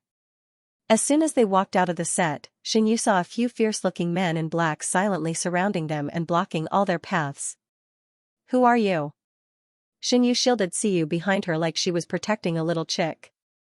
She looked at these people warily and complained in her heart. They didn't come with good intentions. However, the film studio was so lively. They wouldn't dare to mess around, right? The men in black didn't even look at her. The leader stepped forward and looked directly at Xiyu. He said respectfully, Miss Zhou, it's windy outside. You'll catch a cold easily. Fifth Master has instructed us to take good care of you.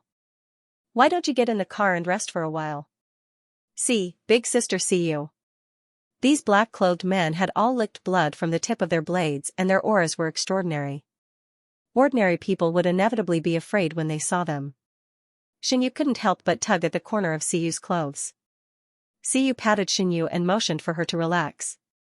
Then, she said to the men in black, thank you for your trouble. Please thank Fifth Master for me. Of course, she couldn't refuse. Since they had used Fifth Master Lu's name, Xiyu believed that if she said no, they would definitely have 100 ways to make her compromise. Since that was the case, she might as well save herself the trouble. The bodyguards led the two of them to the car. The interior of the car was very luxurious. The bottom of the car was covered with a soft blanket. A small table was set up in the middle. On the table was ginger tea to ward off the cold and all kinds of appetizing snacks. Fifth Master said that we should remind you to take your medicine on time. The leader of the men in black put a porcelain bottle of pills on the table. After Xiyu and Xinyu got into the car, they tacitly moved away from the car to give them some space. If you need anything, just let us know. There is one thing. Xiyu suddenly remembered her doubts and narrowed her eyes. Since she had a ready-made network in her hands, it would be a waste if she didn't use it. She would treat it as compensation for her mental trauma. She looked at the leader and said, can I trouble you to help me investigate Su Qingwan? Start investigating her before she entered the entertainment industry. I want to know her background. The leader was stunned but quickly reacted and nodded. Please wait a moment. I'll arrange it right away. Don't you need to ask Fifth Master? Xiyu was a little suspicious. The leader smiled. Fifth Master has already transferred us to Miss Zhou's side. Naturally, we will do our best to satisfy your request. Xinyu had been listening quietly by the side. When the men left, she finally couldn't hold back her curiosity and asked, Sister Xiyu, who are those people? They look so scary. Don't worry about that. Xiyu gave Xinyu an excuse, but her heart was a little uneasy. She remembered that Fifth Master Lu said that he had left someone for her, but she didn't see him. She thought that he was just saying it. Who would have thought that these men in black would follow her to the set? She was frightened and felt cold sweat break out on her back. The Liu family's tentacles were everywhere. How many spies did that lunatic plant around her? Xiyu had a complicated expression on her face as she touched the sandalwood bracelet on her wrist. Fifth Master Liu had forced her to wear this bracelet. Strangely, this bracelet seemed to have a calming effect, so Xiyu didn't take it off. Now that she thought about it carefully, she suddenly felt that this bracelet was a hot potato. Xinyu looked at Xiyu's troubled expression and secretly swallowed her saliva. This beauty's frown was really beautiful. But this beauty had a close relationship with Jilin, and it seemed like she had a big shot backing her. Could it be that she had a big background? Just as Xinyu was guessing Xiyu's background, someone ran to Director Liang Qian and whispered a few words in his ear. Director Liang's expression changed immediately. What did you say? The Ji family threatened to withdraw their investment? For a film crew, withdrawing their investment was a big deal. If it wasn't handled properly, the entire project would be ruined. Director Liang looked at the person who reported this with a serious expression. What's going on? Why is G Group withdrawing their investment without saying a word? The person had a bitter expression as he whispered in Director Liang's ear, it's like this. They want to replace Zhou Xiyu. Zhou Xiyu? Her again? Director Liang suddenly remembered that during the audition, the other sponsor, Chairman Wang, had also vaguely expressed that he didn't want to use Xiyu. However, Ji Lin had expressed his support on the spot. That was why Director Liang had boldly used her. Does Ji Lin know about this? Is this his idea? Director Liang had never thought that an unknown, small-time model actress would cause two waves of withdrawing their investment. However, he didn't understand. Ji Lin was the young master of the Ji family. He should be able to represent the Ji family. Since Ji Lin had agreed to let Xiyu join the cast, why did the Ji group suddenly change their mind? The person shook his head. Director Liang, I'm not sure either. I've already called Brother Ji to come to the set. However, regarding this matter, do you want to inform Zhou Xiyu first? At this moment, Xiyu was peacefully sitting in the car. After taking the medicine, she felt sleepy again. The temperature in the car was adjusted to the most suitable temperature. Under the warm breeze, the chill from falling into the water slowly receded. Xinyu, who was at the side, saw that she had closed her eyes and was about to fall asleep. She hurriedly took a blanket and covered her with it. Then, she tested the temperature of her forehead. Xinyu's eyes immediately widened. Sister Xiyu's forehead was so hot. Was she having a fever? But thinking about it, it wasn't strange. Xiyu was famous for being weak. When Xinyu followed her as her assistant, it was normal to see her vomiting blood as if it was 3 meals a day. As long as there was a slight bump, the mark on her body would take a week to fade. Xinyu was already used to it. Xiyu had been underwater for so long. Although it was summer, the water was still cold. Her body was so weak that it was normal for her to catch a cold and have a fever. Fortunately, Xinyu carried a medicine bag with him. He hurriedly found the fever medicine and woke Xiyu up to feed it to her. How long have I been asleep? Xiyu forced her eyes open and obediently swallowed the medicine. Her eyes were misty, and the sparkling light rippled into one's heart. Xinyu felt her beauty up close, and he almost couldn't help but hold his heart. Holy shit, she actually looked even better when she was sick. Xinyu thought guiltily. She was a little reluctant to let Xiyu recover from her illness. Sister Xiyu, it hasn't been long. You should sleep a little longer. Seeing that Xiyu was about to get up, Xinyu quickly reached out to support her. He advised, you have a fever. I'll tell Director Liang to let you go back to the hotel to rest. Xiyu was about to reply when the car door was gently pulled open. The bodyguard leader, who she had seen before, stood outside and said in a low voice, Miss Zhou, the crew is looking for you everywhere.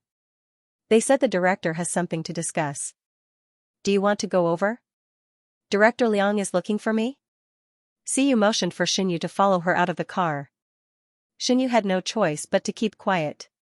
When the two of them rushed back to the set, Xiyu keenly sensed that the atmosphere in the set seemed a little off.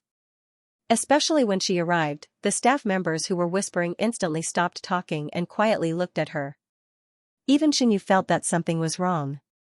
She asked, Sister Siyu, I have a bad feeling. Siyu frowned. Director Liang wasn't on set. The two of them stood there for half a minute before someone hurried over and invited Siyu into a large lounge. Director Liang was sitting in the lounge, and Ji Lin was also there. When Siyu saw Ji Lin, she couldn't help but be stunned. She had never seen Ji Lin's gloomy expression before. It was as if a storm was coming. He was completely different from the silly big boy in front of her. Director Liang asked someone to politely invite Xinyu out. When only the three of them were left in the room, he kindly asked Siyu to sit down. Siyu had a fever, so her head was heavy and her feet were light. When she sat down, she felt dizzy and almost fell onto the sofa. Fortunately, she caught the handle in time and didn't make a fool of herself. Director Liang, what's the hurry? Siyu composed herself and looked at Ji Lin calmly. It was very rare that after she entered the room, Ji Lin didn't stare at her with sparkling eyes as usual. Instead, he stared at the floor in a daze. She didn't know what he was thinking. Siyu, I just want to understand the situation. Do you have any conflicts with the Ji family of Xianxia? Director Liang asked. Ji family? Siyu seemed to have understood something. She said politely, Director Liang, if you have something to say, just say it. Then I'll just say it. Director Liang rubbed his hands awkwardly. The Ji family suddenly said that they're considering withdrawing their investment. Of course, there's still room for negotiation, but you might have to suffer a little. I've asked Ji Lin and he said. I didn't do it. Ji Lin suddenly raised his head and interrupted Director Liang. His eyes were burning as he stared fixedly at Siyu. I didn't give such an order. Ji Lin's tone was tinged with a hint of grievance. He didn't seem to know how to prove himself, so he could only repeatedly emphasize, Sister, believe me. I definitely wouldn't do such a thing. I just found out about this matter. I've already questioned those people. Don't worry, I'll settle it. I won't let you leave the set. Because he was so flustered, Ji Lin completely forgot to cover up and directly called Siyu sister. The more he spoke, the more confused he became. On one hand, he was racking his brains to appease Siyu. On the other hand, he was aggrieved and anxious to prove his innocence. He was afraid that Siyu would misunderstand him and think that he was the one who ordered the Ji family to withdraw their investment. As he spoke, cold sweat broke out on his forehead. In the end, under Siyu's gaze, Ji Lin finally slowed down. His face was tense as he fiercely forced out the words from between his teeth. Sister, believe me. I won't let you go. Siyu looked at him for a while. The lounge was silent for a moment. No one spoke, but the atmosphere was on the verge of exploding. After a while, Siyu suddenly smiled and said gently, Since you're calling me sister, I can still give you this bit of trust. Ji Lin instantly beamed with joy. But after a few seconds, he suddenly realized that something wasn't right. Why did Siyu's words sound like they meant something else? In the past, Ji Lin used to call her sister like a young person calling an old person. It didn't have any meaning. But now that Siyu said it like that, could it be? Ji Lin's heart skipped a few beats. A guess formed in his mind, but he didn't dare to believe it. Could it be that it wasn't his own wishful thinking to acknowledge this blood-related sibling relationship, and that Siyu was actually well aware of it? However, Siyu didn't give him a chance to continue thinking. She said, but don't get involved in this matter. Ji Lin anxiously said, Sister, why? Because I can guess who did it. Siyu's expression was calm, as if she was talking about an unimportant matter. Madam Ji came to warn me a long time ago. She's your mother. You can't go against her openly, can you? It's not worth it for an outsider like me. Ji Lin was completely dumbfounded. His mother had already gone to look for Siyu? Then why didn't she tell him? Since she had found her biological daughter, why didn't she want to acknowledge her? Why did she do all she could to chase Siyu away? Ji Lin had always thought that the Duan Roland always avoided talking about Siyu because he didn't want to get into trouble. He was afraid that her ex-husband's daughter would bring gossip to the Ji family, so he sensibly kept it a secret from everyone. He didn't dare tell Siyu that they were siblings. He only secretly paid attention to Siyu. Occasionally, he would be happy to be able to interact with his sister. But now, it seemed that this wasn't the case. Siyu looked at Director Liang again and said politely, Director Liang, I don't want to make things difficult for you. Since they specifically asked me to leave, I won't be thick-skinned and stay any longer. I wish you a smooth shoot. I'll let Xianxia handle the follow-up matters. Goodbye. After saying that, Siyu forced herself to stand up, opened the door, and walked out. Jilin hurriedly followed and called out to his sister. He wanted to stop her, but at that moment, his phone rang. It was someone from the G group. Jilin could only suppress the panic in his heart and press the answer button. He shouted at the other party, who allowed you to withdraw your investment at the last minute. Immediately, quickly re-inject capital. Young master. The person on the other end of the line respectfully rejected Jilin's request. This is Madam's decision. CEO G has also agreed. Actually, it's not a harsh condition. There are so many filming crews. Can't that young lady go anywhere? This meant that there was no room for discussion. Jilin was so angry that he laughed. He slammed the phone down and stood there in a daze with a dark expression. Just as Director Liang, who was standing behind him, was considering whether to persuade Jilin, he suddenly raised his hand and punched the wall. On the other side, Siyu pulled Xianxia and walked straight out. Xianxia saw that she looked unhappy and asked cautiously, Sister Siyu, what did you discuss with Director Liang? Nothing. We'll go back to the hotel to pack up and return to Jiangqing in the afternoon, Siyu Dao said. She was also suppressing the anger in her heart. The Duan Roland had colluded with the modeling agency to force her to leave. Now, they even threatened to withdraw their investment in the production crew to replace her. They were simply too much. Siyu knew that Jilin was kept in the dark. She could see that Jilin treated her well. This silly child really treated her like an older sister. However, it was precisely because she knew this that Siyu felt unfair for Jilin. How could such a good person have such a selfish mother like the Duan Roland? However, Siyu didn't know who to vent her anger on. After all, they were all characters that she had created. So, no matter how much dog blood she had poured on them in the beginning, it was all poured on her now. Leaving in the afternoon? But didn't we just start filming? Xianxia didn't understand why Siyu went in to talk for a few minutes. When she came out, the world was turned upside down. She was about to ask for clarification when she saw Su Qingwan walking over. Siyu, I've heard about what happened. Don't be anxious. Su Qingwan looked worried, but his body happened to block Siyu's way, blocking her in the middle of the set. Many people heard the commotion and secretly looked over.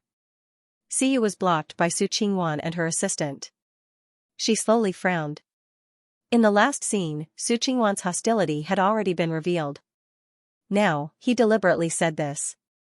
What was he trying to do? Su Qingwan persuaded gently, the G Group is not the only sponsor in the production crew. G Group is unreasonable to suddenly do this after filming has started. Don't be in a hurry to leave. I'll help you ask the other sponsors. Maybe there's a chance to salvage the situation. After all, you've been in the water for so long. If you change the sponsor, all your hard work will be in vain. Siyu held back Xianxia, who looked angry and wanted to argue with Su Qingwan. She smiled and said, it seems that Miss Su has a good personal relationship with the other sponsors. Su Qingwan didn't seem to understand the deeper meaning of her words. He said innocently, I just accepted their advertising contract. It's not considered a personal relationship. In that case, I won't trouble you. What if Miss Su talks to the other sponsors and they also want to withdraw their investment? Siyu didn't like to argue with others, but when faced with Su Qingwan, this hidden talent of hers seemed to be activated.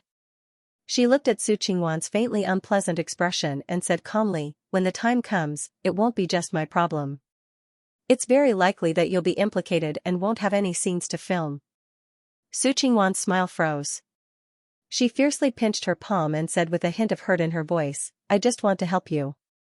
Before he finished speaking, Su Qingwan suddenly heard a commotion from the crowd behind him.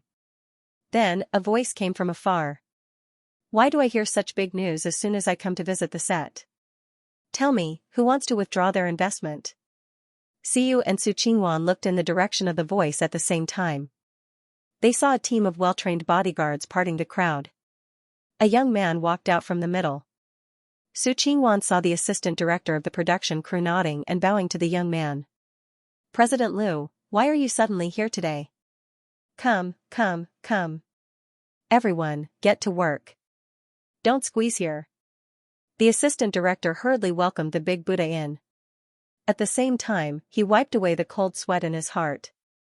They actually didn't receive any advance notice that the president of Huani was coming in person. What's more, the production crew just had a major withdrawal of investment. The moment Su Qingwan saw Lu Xingzhou's face clearly, her eyes lit up. Wasn't this young man one of the people she bumped into in the garden at Huani's banquet? So he was the president of Huani.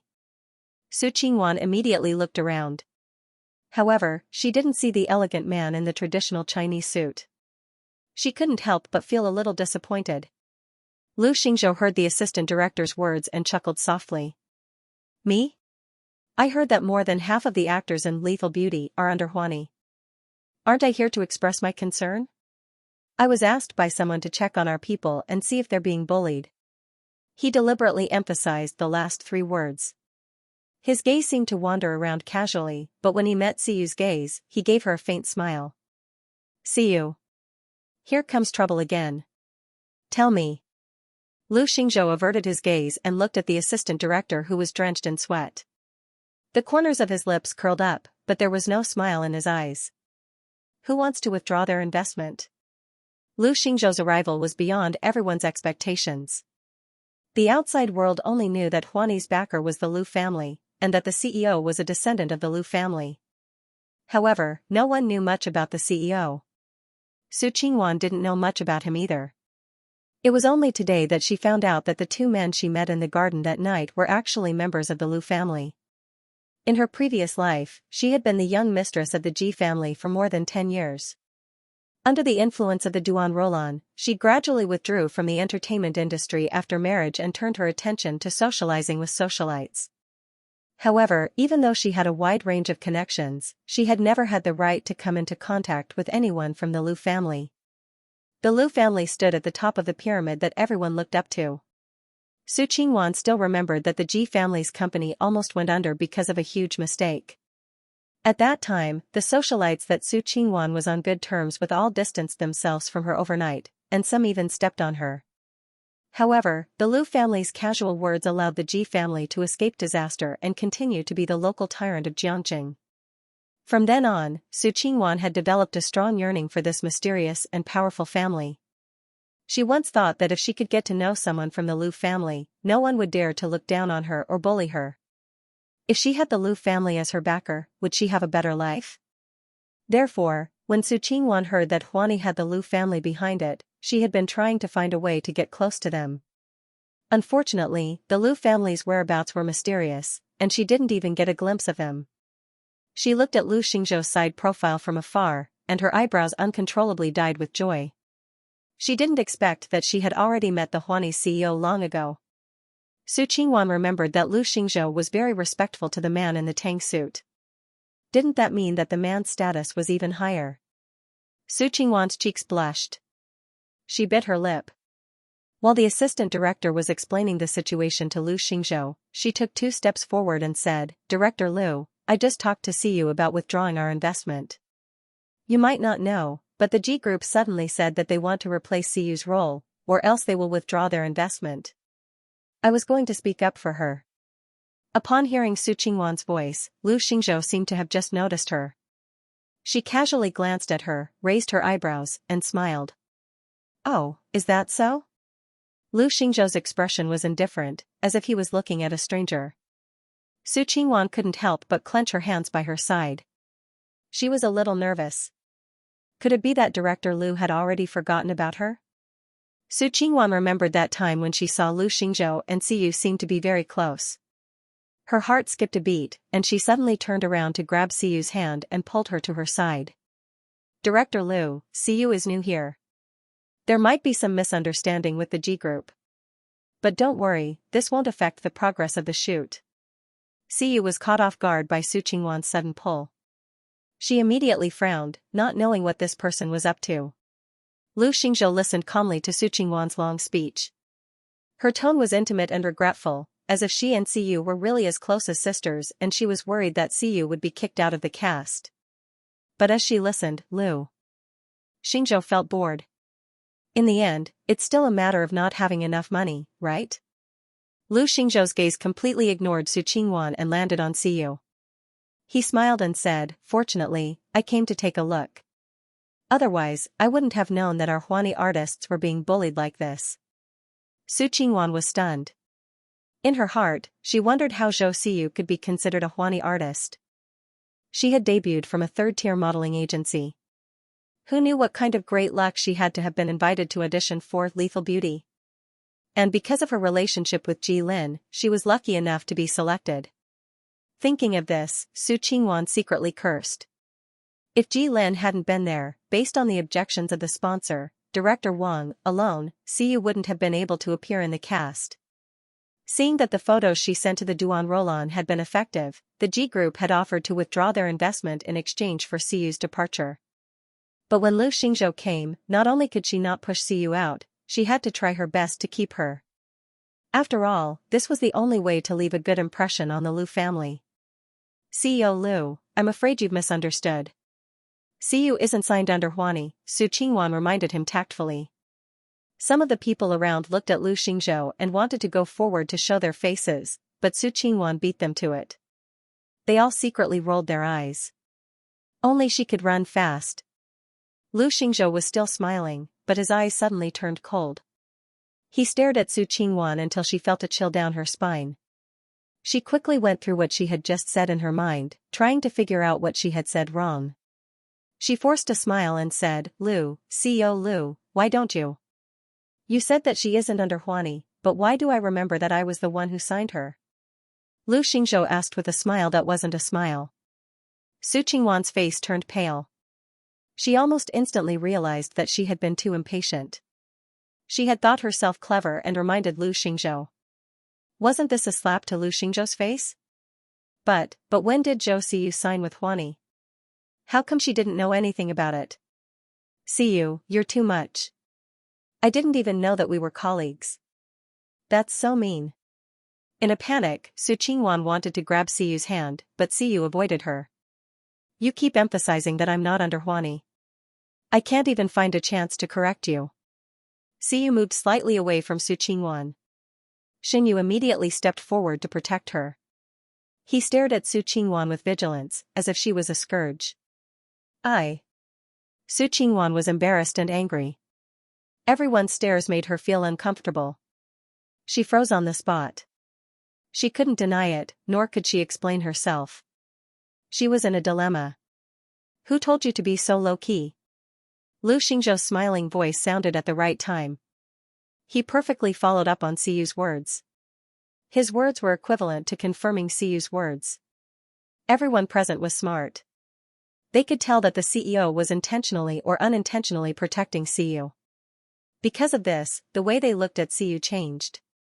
Previously, when Siyu was rumored to be kicked out by the sponsors, these people were secretly gossiping about how Siyu had offended the G Group. Now that Huani's CEO was personally supporting her, everyone muttered in their hearts. This girl looked unremarkable, but she actually had such a deep background. But when it's time to be high profile, you still have to show an attitude. Otherwise, people will think that my Huani's people are easy to manipulate. Lu Xingzhou gave a look. His subordinate tactfully presented a document. Lu Xingzhou casually took it and threw it to the assistant director beside him. "Since the G Group wants to withdraw their investment, let them withdraw. In the future, there's no need to let them touch Huani's projects." As for Zhou Siyu, Lu Xingzhou looked at Siyu. His sharp eyes saw the girl's mouth twitch. Her pale face had a speechless expression. He suddenly remembered Fifth Master Lu's instructions before he left. Wasn't it just a matter of looking after this sick little rabbit? That was simple. Since someone wanted to kick this girl out and not let her film, then they just had to change the sponsor. Wouldn't the problem be solved? The assistant director held the document and carefully asked, "CEO Lu, this is CEO Lu's sponsorship contract for your production. You can take a look.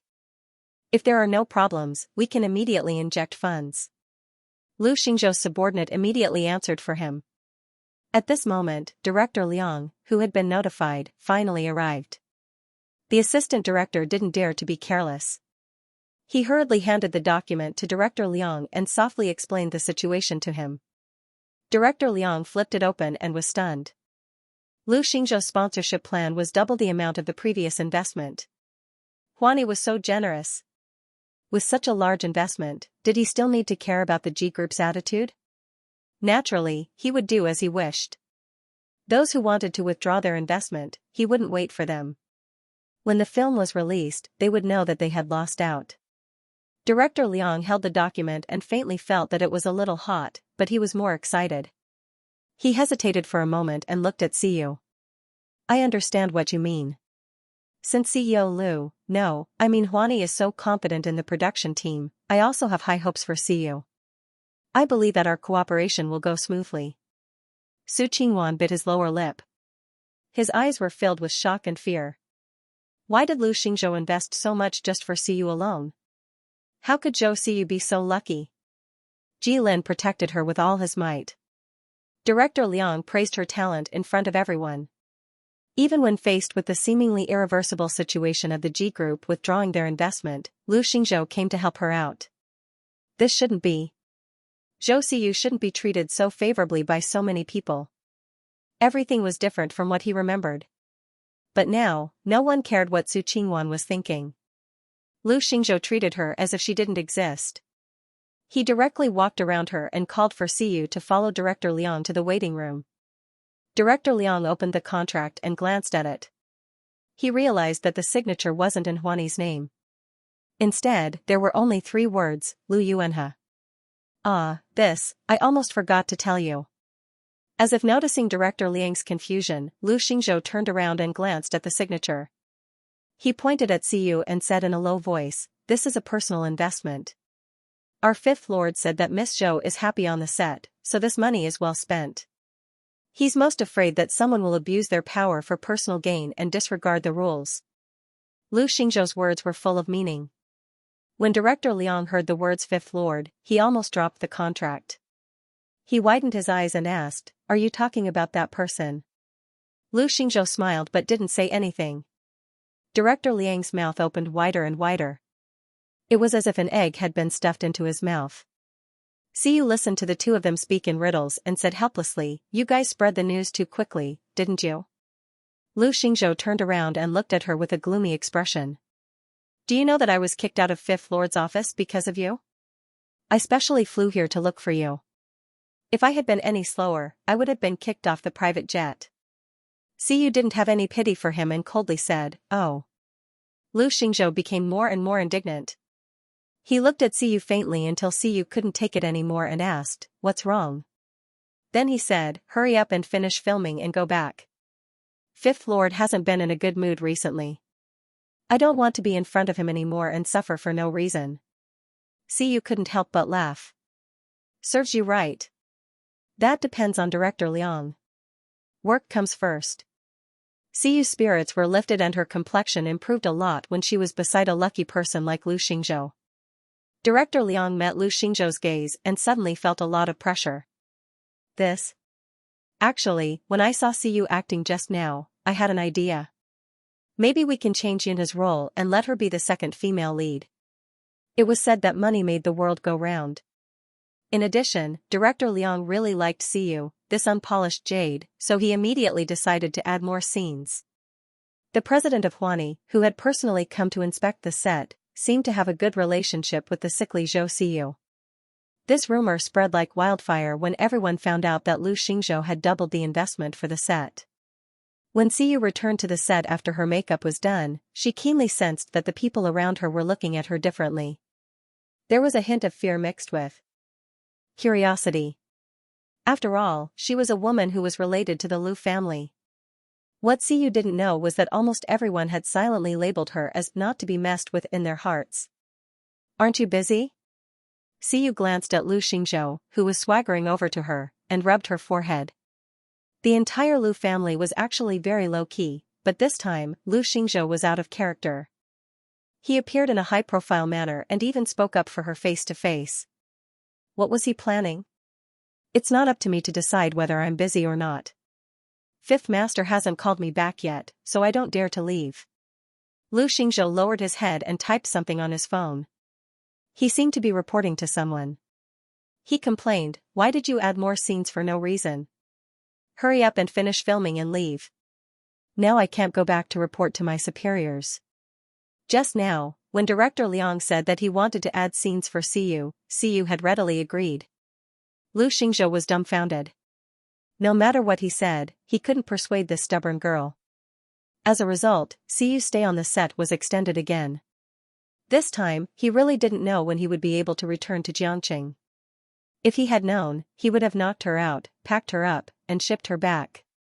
Why did he have to waste money? This cunning rabbit took the money and ran away. Lu Xingzhou beat his chest and stamped his feet. But this was just a thought. Fifth Master had specifically asked him to take care of this girl. If Siyu complained to him, he might be sent to Africa to work in the mines. After all, Fifth Master Lu wasn't someone who cared about family ties. Lu Xingzhou completely believed that this kind of thing would happen. Director Liang thinks highly of me and gave me a chance. Of course I have to cherish it, Siyu said with a smile. In fact, with her physical condition, she was not suitable for long-term filming. Siyu originally wanted to play a minor role and then leave. However, Su Qingwan seemed to be deliberately targeting her. Siyu knew that she was not a saint. Since Su Qingwan wanted to kick her out of the cast, she was determined to stay. President Liu, thank you for this time. If it weren't for your additional investment, I would have left with my tail between my legs. Just thinking about it makes me feel unreconciled. Siyu sighed softly. Lu Xingzhou snorted coldly. You're Fifth Lord's subordinate.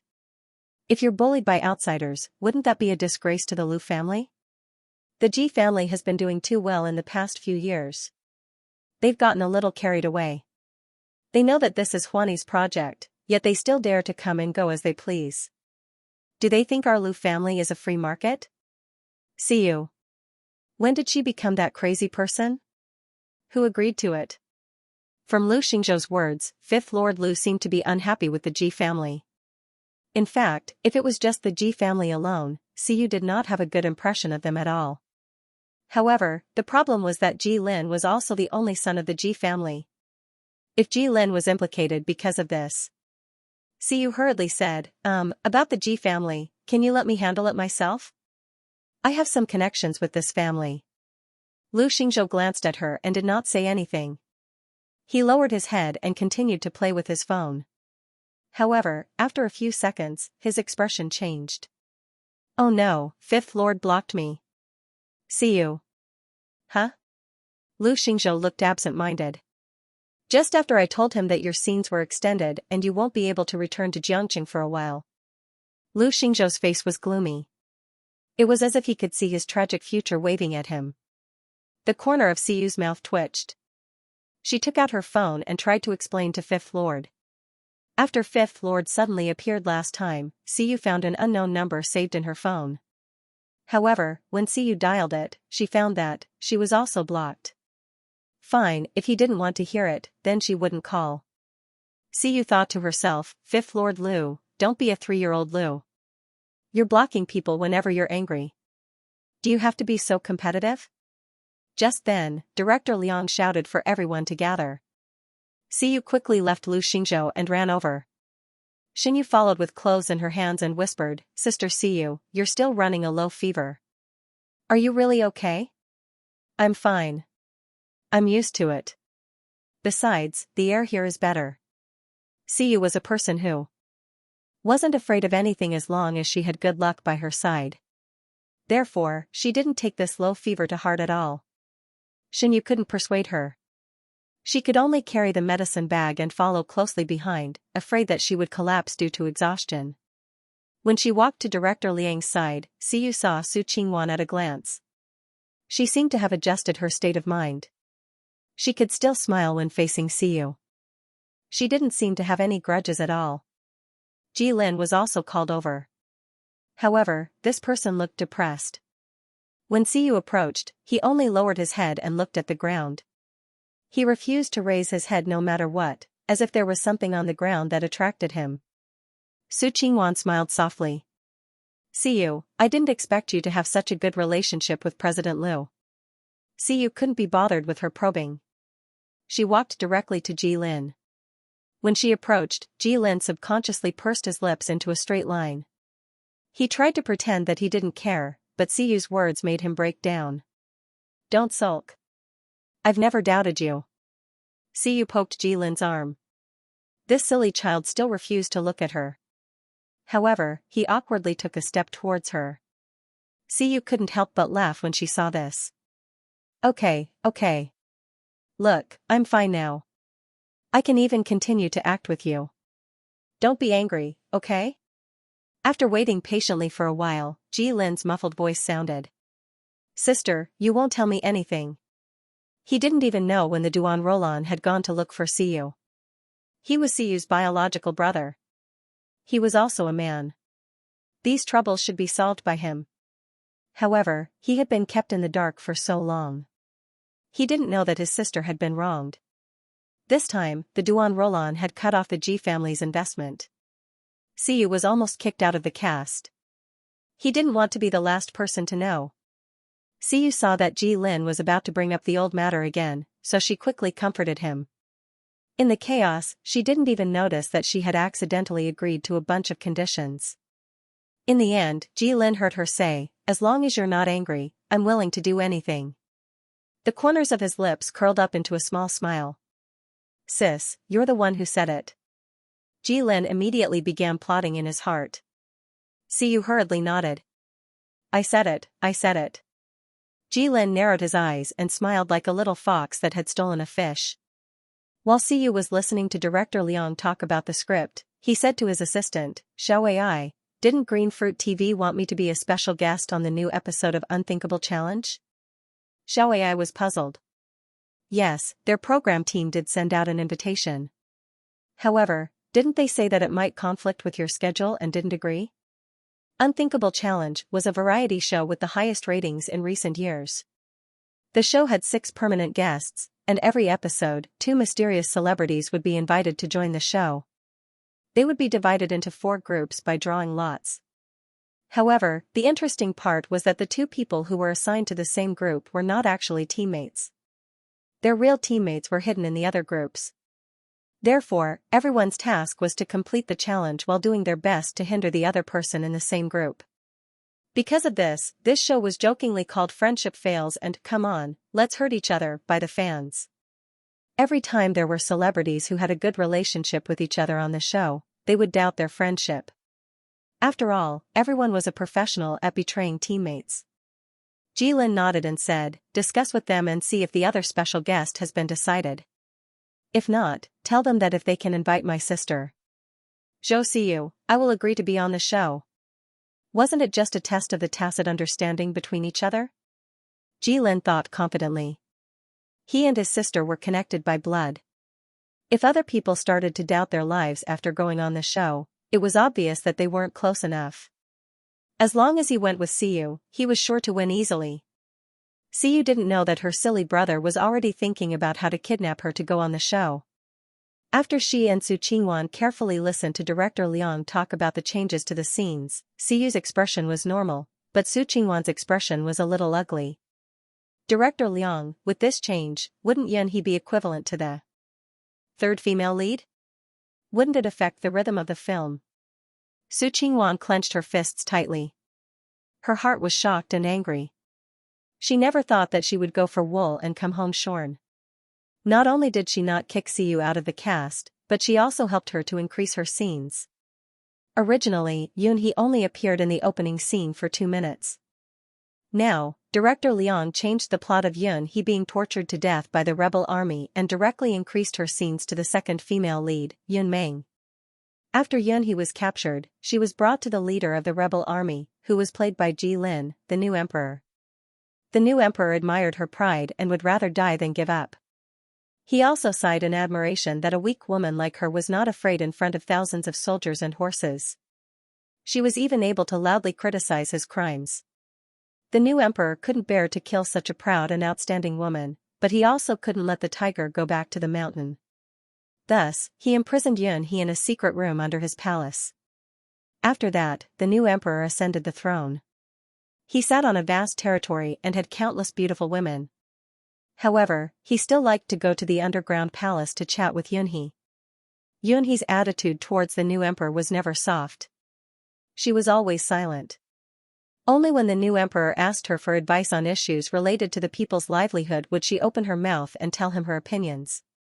Her knowledge and temperament impressed the new emperor. Because of the years of imprisonment and Yunhe's weak body, she had long been worn out. She was not as graceful as the women in the harem. However, the new emperor didn't mind. Instead, he came to her more and more frequently. Later, this secret was discovered by Yunmeng. She fell in love with the new emperor during the love and hate entanglement between her and the new emperor. Suddenly, she found out that her sister was not dead and had become the new emperor Cinnabar. Thus, under the influence of jealousy, she burned down the underground palace and killed Yunhe. The new script was obviously more intense than the previous version. Yunhe's character was portrayed to the extreme. Su Qingwan knew that with the Liu family's interference, the sponsor behind her, Chairman Wang, wouldn't dare to even fart, let alone fight for a scene for her. She could only grit her teeth and do it. This time, Su Qingwan didn't dare to cause any trouble. She didn't even mention changing the script at the last minute. On the other hand, Siyu had more ideas as the filming progressed. She was originally a writer, so her ideas were very imaginative. Whenever she had an idea, she would discuss it with Director Liang. Director Liang was delighted that he had found a treasure. He taught Siyu even more attentively. With Liu Xingzhou personally supervising the filming, the first few scenes were filmed smoothly. Soon, they entered the scene where the new emperor played by Ji Lin and Siyu acted opposite each other. When Ji Lin changed his clothes and came out, Siyu's eyes lit up. No wonder he had so many female fans. His looks, his figure, and his long legs. TSK TSK TSK. Siyu looked at her younger brother's handsome appearance and suddenly felt proud. However, she didn't know that her younger brother was also looking at her and thinking in his heart, this fresh cabbage, I have to keep an eye on her. I can't let her be taken away by anyone. Before taking on the role of Lethal Beauty, Ji Lin had already acted in quite a few shows. However, most of them were male lead roles. Because he was still underage and had a huge group of female fans with terrifying fighting strength, he had always consciously restrained himself from acting in emotional scenes. Lethal Beauty was considered a new genre for him to try out. Director Liang had previously been worried that Ji Lin was inexperienced and would appear unnatural when acting with other actresses. However, when Ji Lin stood in front of Siyu, he put away his usual frivolous attitude and revealed the sharpness of a new emperor. This was Ji Lin's first scene. The new emperor, who had killed his way into the palace, met the captive princess of a fallen country, Yunhe. Two soldiers who had disguised themselves as extras escorted Siyu forward and forced her to kneel in front of the new emperor. Siyu's dress was tattered and her entire body was covered in blood. As soon as her knees touched the cold ground, she began coughing non-stop and blood flowed from the corners of her lips. Director Liang and the other staff members were simply amazed. A person in charge of props said, She's really vomiting blood? She's trying too hard. No wonder she said she didn't need the blood bag when I handed it to her. If Siyu could hear this, she would definitely cry out that she was wronged. She just couldn't stand the strange smell of the blood bag. Anyway, she could vomit blood at any time, and it was pure natural blood without any additives. Why did she have to use a blood bag? When the time came, the effects would be more realistic. Director Liang shook his head and sighed. You guys don't understand. I heard that this Zhou Siyu has been in poor health since she was young, but since she entered the industry, she has always been very dedicated. No matter how sick she is, she still continues to act. She really loves acting. I think with this heart of hers, she will make a name for herself sooner or later. Someone had a bright idea and suggested, Director Liang, we can use her as the theme and make a behind-the-scenes video. It just so happens that Lethal Beauty is about to be officially announced, so we need to release some information. What do you think? Director Liang thought about it and felt that it was feasible. Wasn't it popular to hype up character designs on the internet now? Siyu was a ready-made material. There was no need to hype it up at all. As long as her sickly appearance was put on the screen, it would be a topic of discussion. Okay, you go and edit the scenes in Siyu's drama where she vomits blood or gets sick. Make it more interesting, understand? Director Liang waved his hand and decided it was just like that.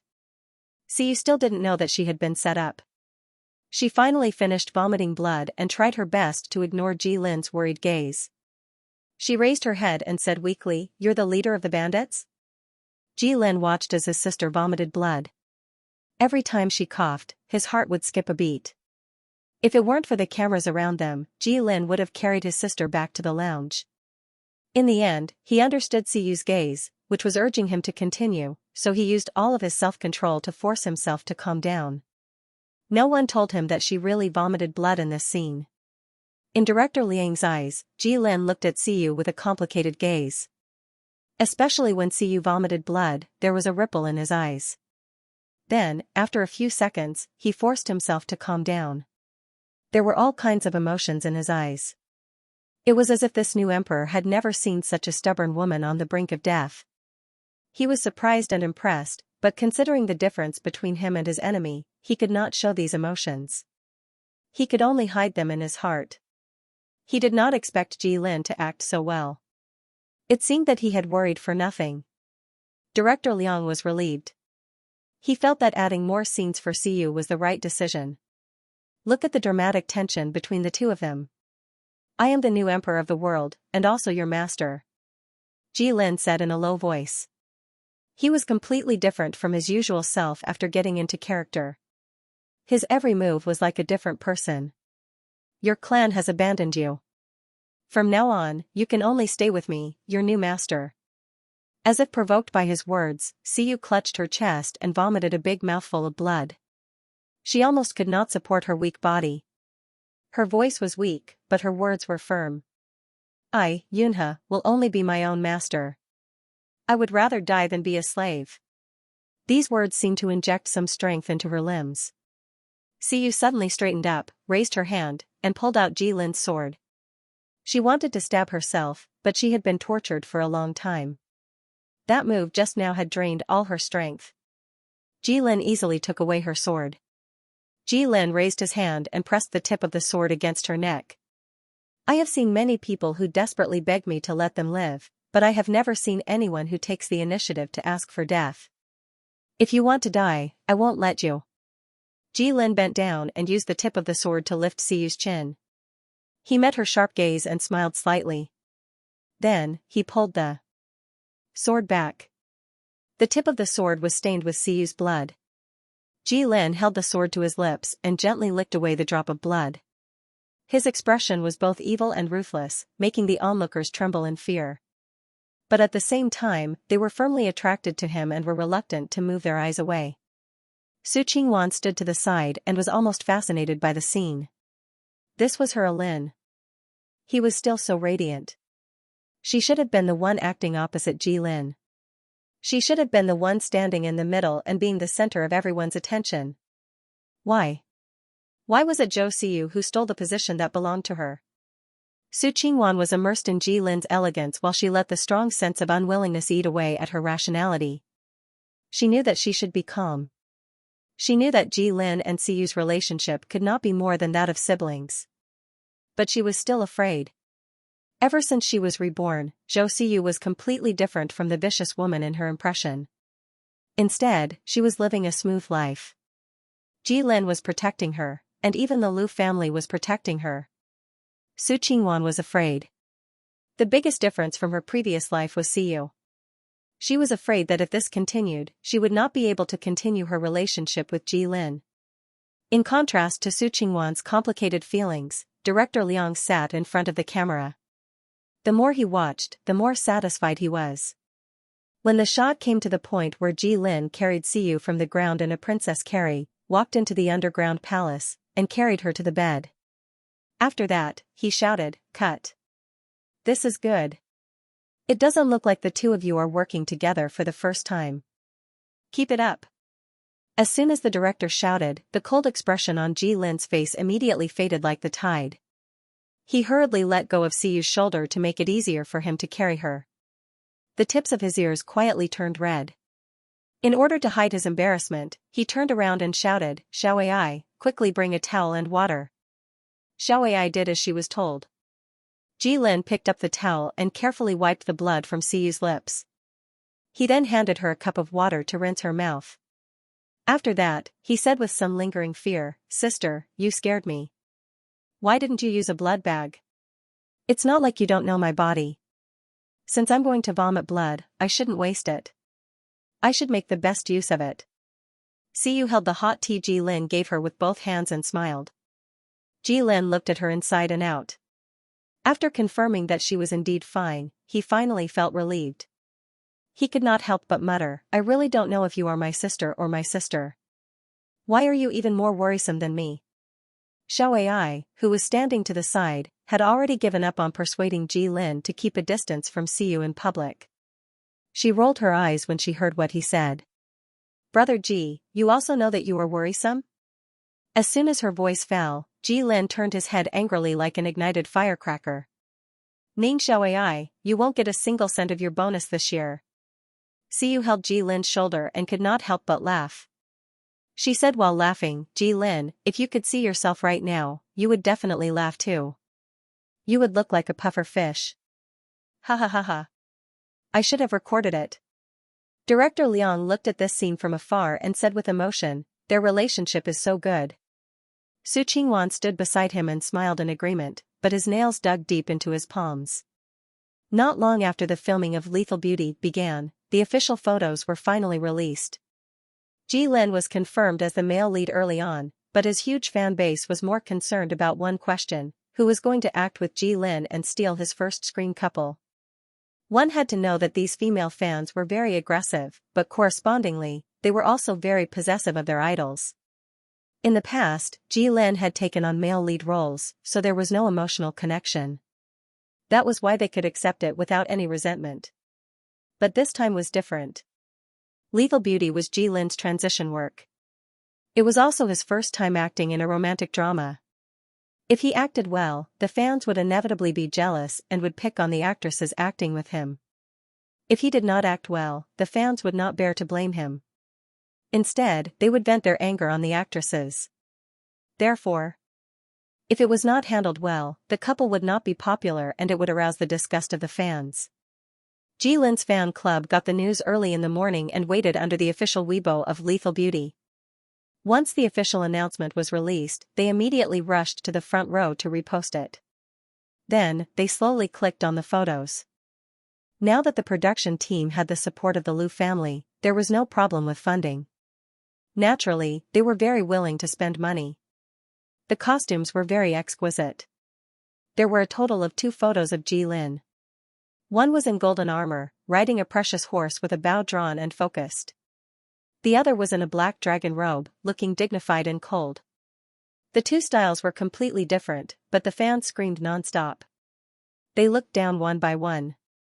Because they had their own fan filters, they were not very satisfied with the actresses playing the female lead and the second female lead. Especially Su Qingwan's role as Princess Yunming. As Yunming's character was willful and shrewish, her clothes were very sexy. The fans frowned when they saw her. No way, she was wearing so little and she was going to act in a romantic drama with Jilin? What if this woman took the opportunity to take advantage of him during filming? Thinking of this, their impression of Su Qingwan was reduced by 10 points. The official announcement released a total of 9 photos. When the fans flipped to the last photo, they were stunned. The scene in this photo was an underground palace. It was dark all around, and there was only a narrow window on the wall that let an array of sunlight. A woman in plain clothes with long hair leaned weakly on a wheelchair. Her face was pale and her lips were stained with blood. She was as thin as a willow branch. She was softly bathed in the only ray of light with her eyes slightly closed. It was as if time had stopped for her. At that moment, the people who saw this photo all had the same thought: which little angel was this? The official Weibo was very cunning and was especially good at keeping people in suspense. They only added the words Zhou Siyu as Yunhe on the photo and did not give any other information. The fans looked at this photo and imagined many things.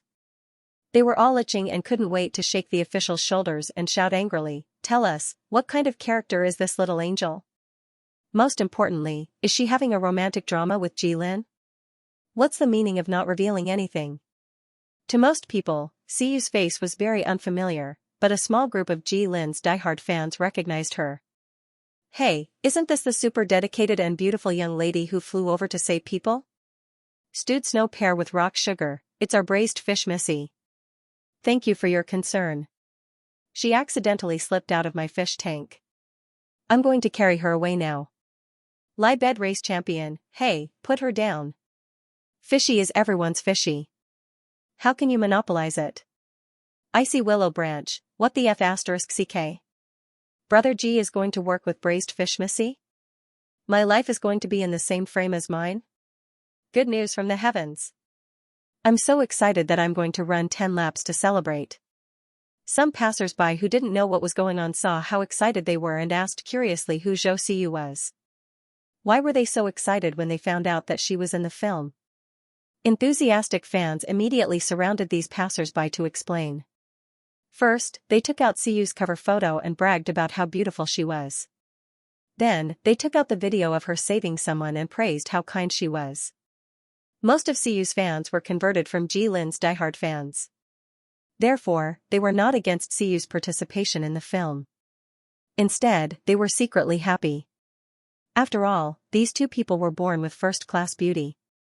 It was worth it just to lick their boots.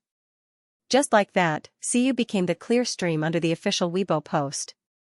She was the only actress who wasn't picked on by Jilin's crazy fans. Not only that, these possessive fans warmly welcomed her. Perhaps it was because the trend was good, but after half an hour, the official Weibo posted another behind-the-scenes video. It seemed that Siyu and Jilin had just finished filming a scene. Siyu was resting on the bed. His assistant said something and Jilin suddenly turned his head and angrily said that he wouldn't pay his assistant anymore. Then, Siyu punched Jilin's shoulder and laughed until she was out of breath. She even said, "Look at you. You look like a puffer fish." Once this video was posted, the number of views instantly exceeded 100,000. Jilin's fans didn't feel sorry for their idol who was being mocked. Instead, they collectively laughed in the comments. "Wallflower youth, ha ha ha ha, I laughed until I hit the ground. This description is too good. Braised fish missy and rapeseed. Little princess, looking at it carefully, Brother G really does look like a large puffer fish when he's angry. Cute, I think. Are you thin today? I'm sorry, Brother G. As your hardcore fan, I know I shouldn't be like this, but... Ha ha ha ha, it's super childish." Little sister's words made Brother G dumbfounded. They seem to have a good relationship. I also joke around with my friends as casually as this. What was even more interesting was that while Jilin's fans collectively betrayed Jilin and agreed with Siyu's comments, on Weibo, another 500 years of koi, which was followed by many big fans, quietly posted a sketch. It was a cartoon version of Jilin who also looked angry. It was beautifully drawn with the following words, "Do I look like a puffer fish?" Jilin's fan club immediately reposted this drawing. When the fans saw it, they burst into laughter again and Jilin on Koi's Weibo. Little princess, my heart aches for Brother G's bad reputation again. Good job, Koi. 2 chicken legs, Mrs. Koi's hand speed is too fast. As soon as the video was posted, the drawing was done immediately. The miniature version of Brother G looks even more like a puffer fish. Once Koi's drawing was posted, the fans instantly forgot that they had to go to the official Weibo of Lethal Beauty to denounce the love scenes.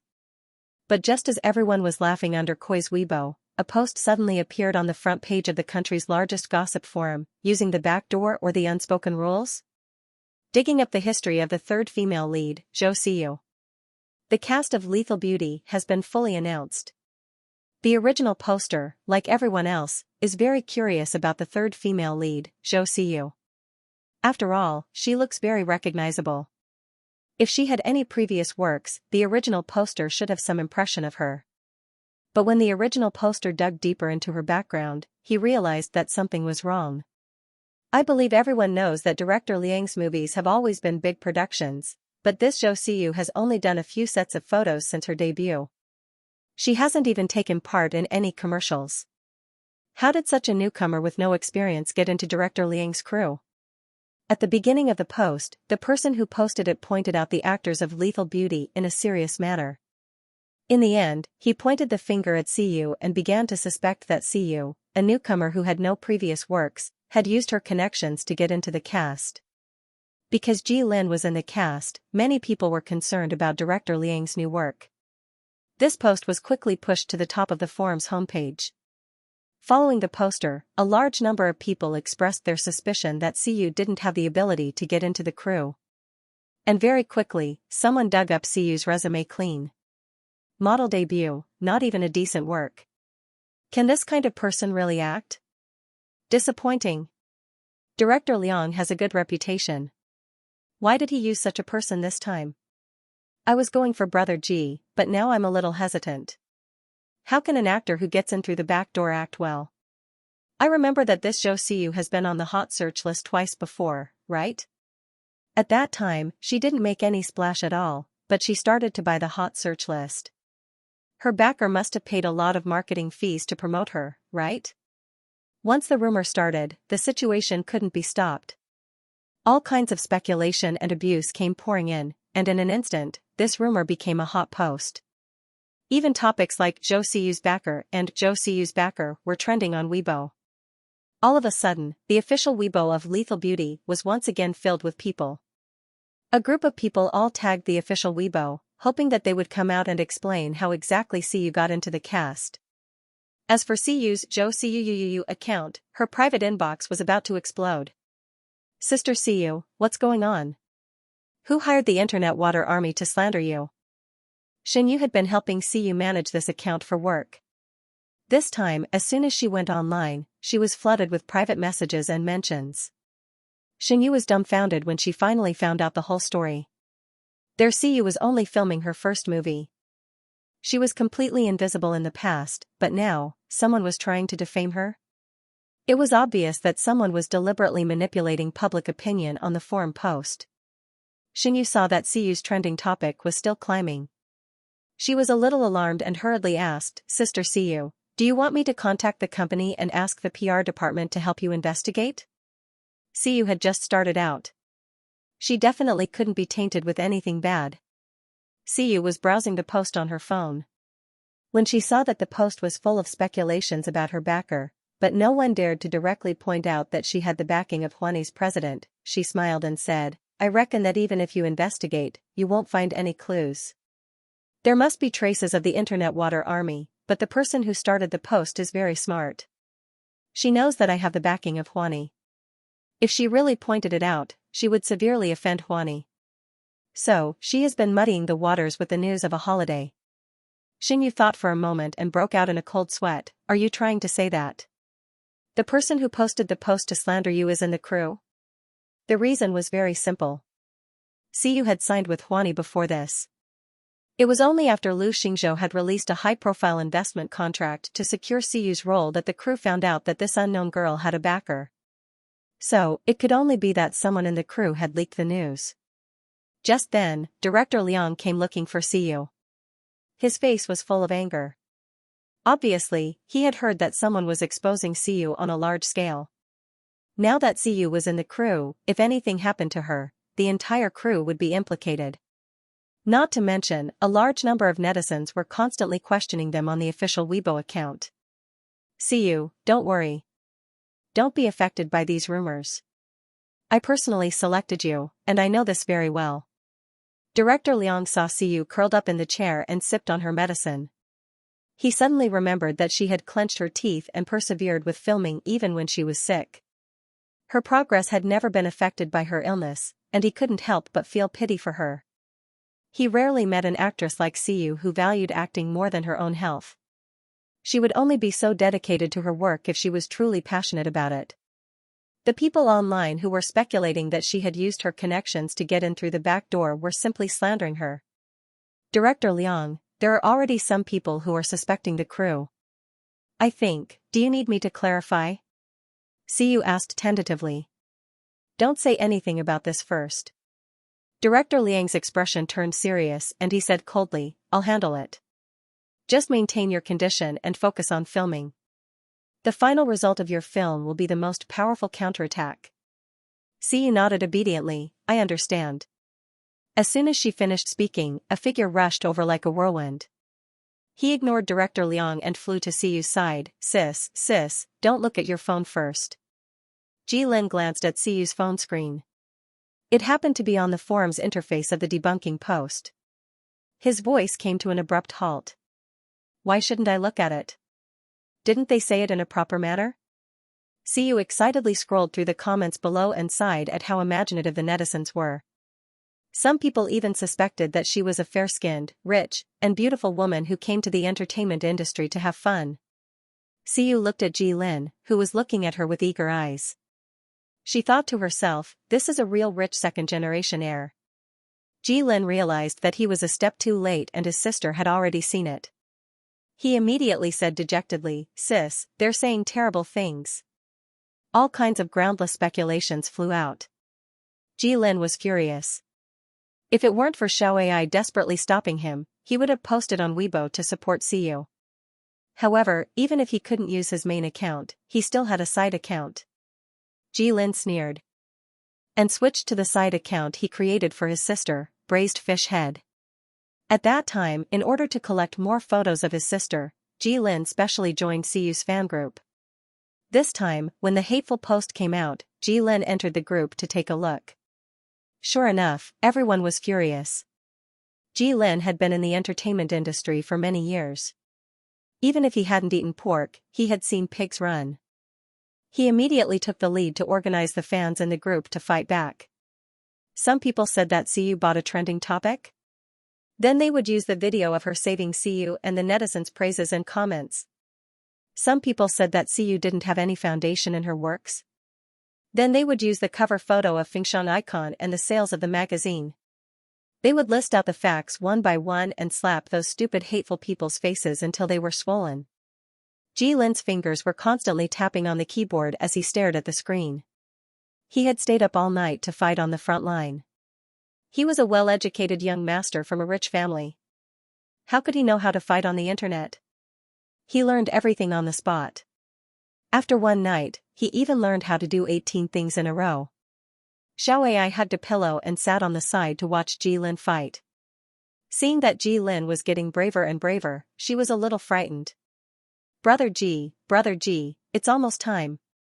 Oh my god, she had been with Jilin for so many years. How come she never knew that Jilin's fighting power was comparable to a professional fan? Moreover, he was very good at organizing fans. He was very good at a series of operations such as finding comments and comments. Xiaoai was in a daze. She felt that this was not a popular superstar. He was clearly a brainless fan of Xiyu. Brother Ji, you can't draw inferences from one case like this. It was just that although Jilin was very good, Xiyu's real fans were too few after all. Compared with the menacing black material, they were a little outnumbered. However, at this time, netizens found that the official Weibo of Lethal Beauty had released 2 more videos. The first video seemed to be a scene during filming. Xiyu, who was wearing a white dress, leaned weakly on the bed and coughed up blood. When the director shouted cut, she was still coughing up blood. Immediately, a staff member went up to give her medicine and advised her to rest. However, she shook her head and said that she was fine and insisted on continuing to film. It was completely different from what the hateful people said about her being arrogant and not being serious. The second video was a clip from the audition. The crew had cleverly shown more than a dozen people in a row. Compared to the exaggerated and pretentious acting of the other actors, Xiyu's completely realistic performance of her illness was very eye-catching. Moreover, from the video, it could be seen that one of the sponsors did not want to choose her at first. However, the director and Jilin argued for Xiyu on good grounds and finally chose her. It was completely different from the rumors that she got into the cast by relying on connections. After these 2 videos, many of the problems had been clarified, but Director Liang still felt that it was not enough. He was very optimistic about this newcomer, Xiyu. Now that she was being slandered by his own crew, he was so angry that he deliberately posted on Weibo. Xiyu insisted on filming despite her illness. Her health is very poor, But in order to pursue the best results, she has always been working very hard. She even vomited blood and fainted a few times. If your so-called backdoor people are all good and responsible actors, then I'd rather have a few more. It was rare for director Liang to speak up for someone else, so there was an uproar on Weibo. Especially when director Liang posted on Weibo, Jilin immediately reposted it and publicly stated, "I believe in director Liang's vision and my own judgment.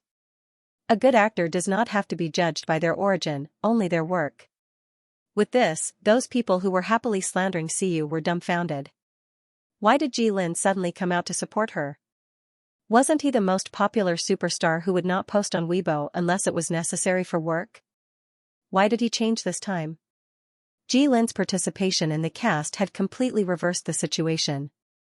His fans had always been on the same page as him and were determined to stand on the same side as their idol. As soon as Jilin expressed his stance, these onlooking fans also rushed to Siyu's Weibo to show their support. At Flamespitting Dragon Captain, Little Missy, you can do it. Stop it, haters. Brother G has personally said that she is a good actress. She is so sick but she is still filming. Let me ask you, can you do it? At Tingzi-chan, does no one think that Little Missy is super into her role when she is acting? When she vomits blood, I feel like crying. Her emotional impact is too good. At Baitaotao, if she really brought money into the cast, she wouldn't have to work so hard to film.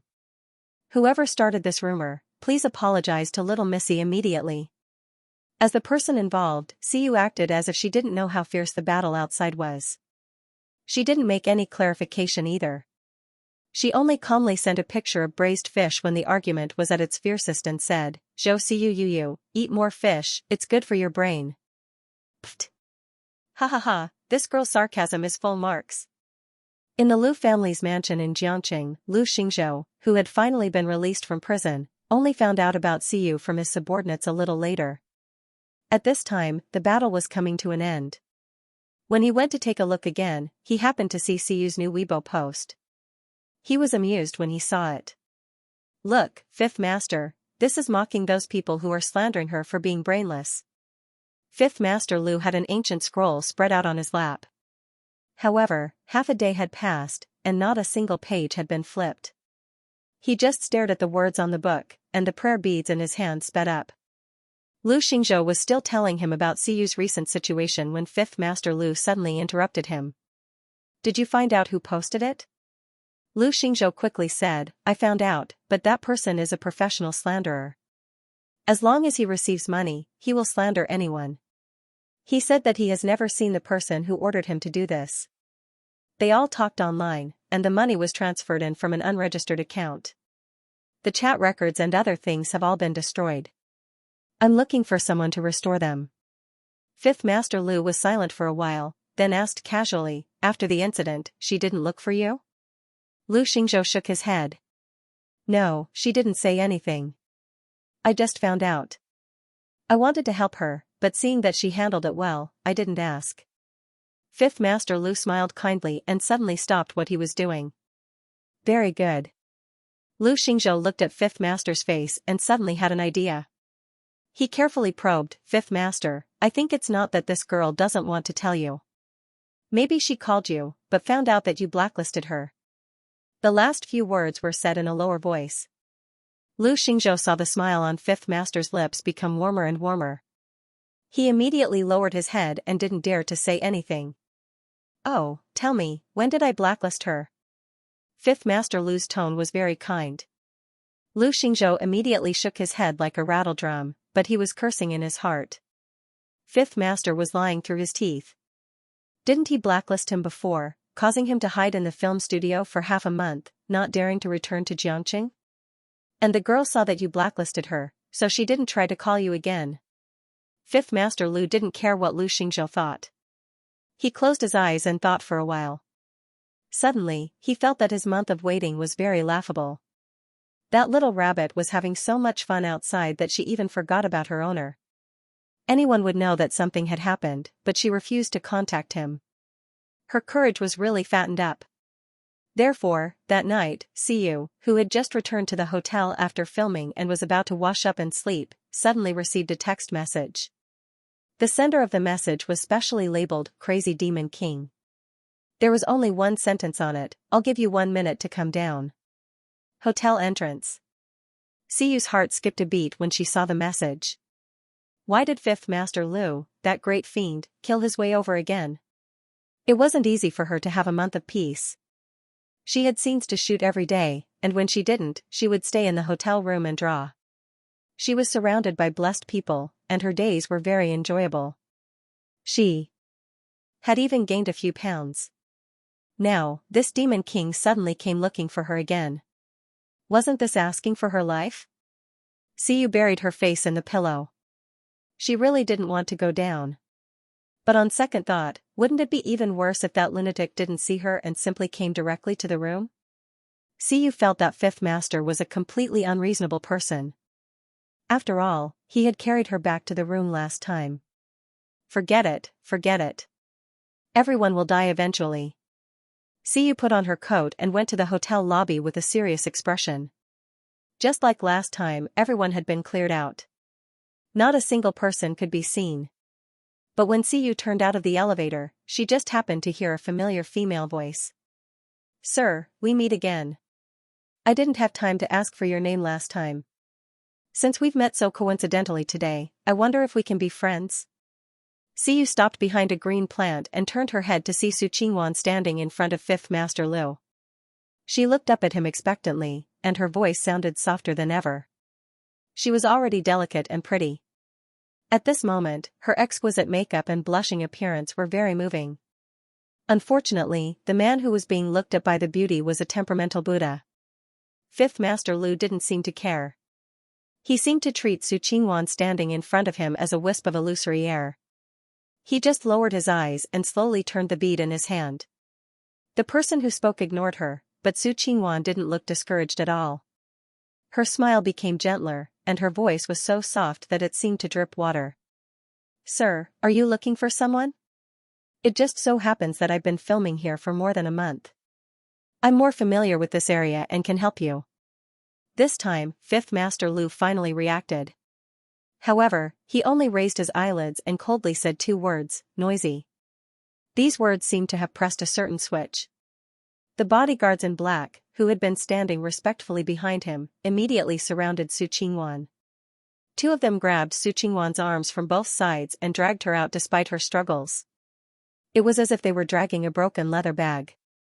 They did not show any mercy because she was a mentally retarded woman. At this moment, Su Qingwan could no longer maintain the gentle expression on her face. Both of her arms were firmly restrained by these people. These people did not restrain their hands and pinched her until she was in pain. Su Qingwan could not break free and shouted in panic, "What are you doing? Let go of me." This group of people was too rough. Su Qingwan's mind was only thinking about how to talk to Fifth Master Lu.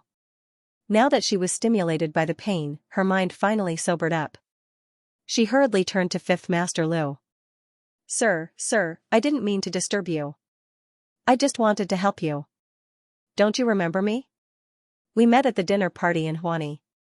At that time, Siyu was also there. I'm her good friend." As soon as she threw out Siyu's name, Fifth Master Lu's cold gaze fell on her. The bodyguards in black did not dare to act on their own. Seeing that Fifth Master seemed to have a reaction, they stopped. Su Qingwan saw that there was hope. Her eyes lit up and she quickly came up with an excuse in her mind. She continued, "I don't mean any harm. I just wanted to get to know you. If you have time tonight, can I treat you to a meal?" Su Qingwan really did not expect that she would have the opportunity to meet this man. At that dinner party, Su Qingwan had been thinking about him for a long time. She had never seen a man like this. He was like a pine branch that bloomed at the top of a snowy mountain. He could only be seen from afar. However, this sense of alienation that kept people thousands of miles away made her want to get closer to him even more. And this man must be a high-ranking member of the Lu family. If she could be on good terms with him, then she would not have to worry about Zhou Siyu in the future. Su Qingwan secretly clenched her fists. Didn't Zhou Siyu boast that she had Huani's support? Then she would find a stronger backer. Siyu was hiding in the dark. When she heard this, she finally understood. Su Qingwan wanted to climb onto Fifth Master Lu's ship. Siyu's view of Su Qingwan was very complicated. On the one hand, Su Qingwan was the female lead that she had created. On the other hand, Su Qingwan's words and actions and her inexplicable hostility towards her made Siyu feel very uncomfortable. In particular, Siyu had asked the Lu family's subordinates to investigate Su Qingwan's background. When she found out that before entering the entertainment industry, she was on good terms with many businessmen and even held some shares in them, which made her feel even more incredulous. In the original manga, Su Qingwan's family background was average. When she first entered the industry, she even embarrassed herself by walking the red carpet without a dress. How could she be like this now? Siyu vaguely felt that the Su Qingwan she was seeing now was not the same person as the one she had written. In that case, her feelings of being a biological mother slowly disappeared. Sure enough, only a little brother was good in the world.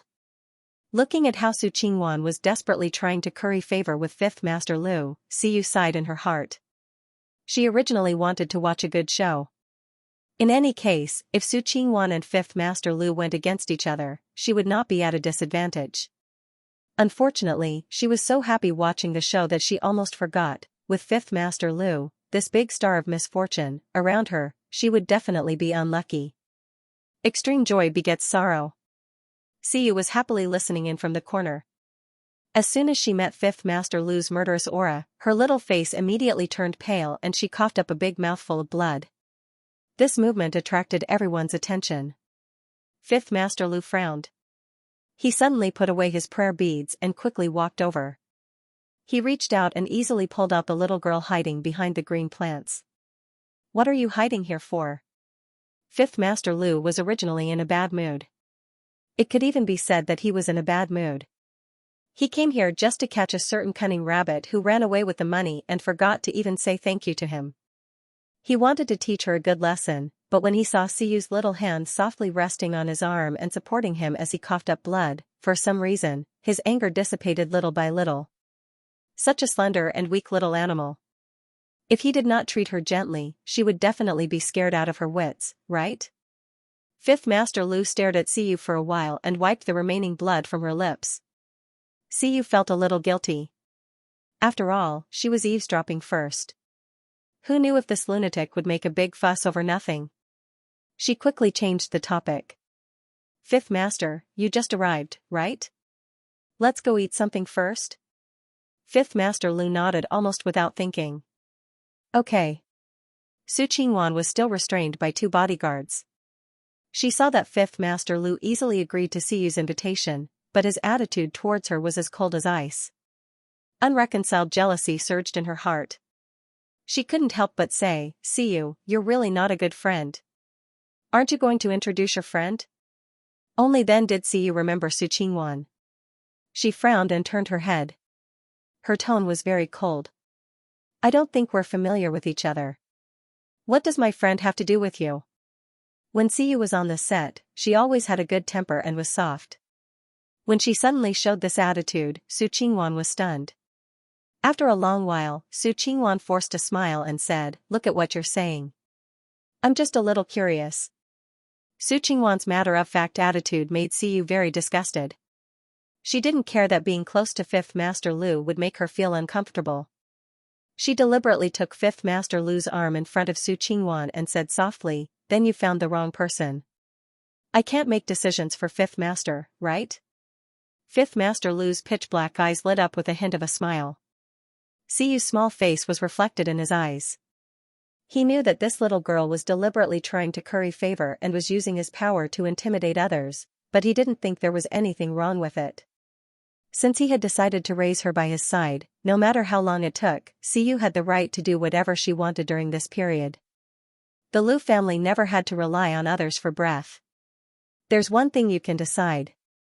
You can decide where you want to eat later. Fifth Master Lu heard a happy smile in his voice. He liked Siyu's intimacy very much, especially when Siyu took the initiative. It was not only because her body was cold but also because this little girl hugged him like a rabbit. Her soft and fluffy body felt very good.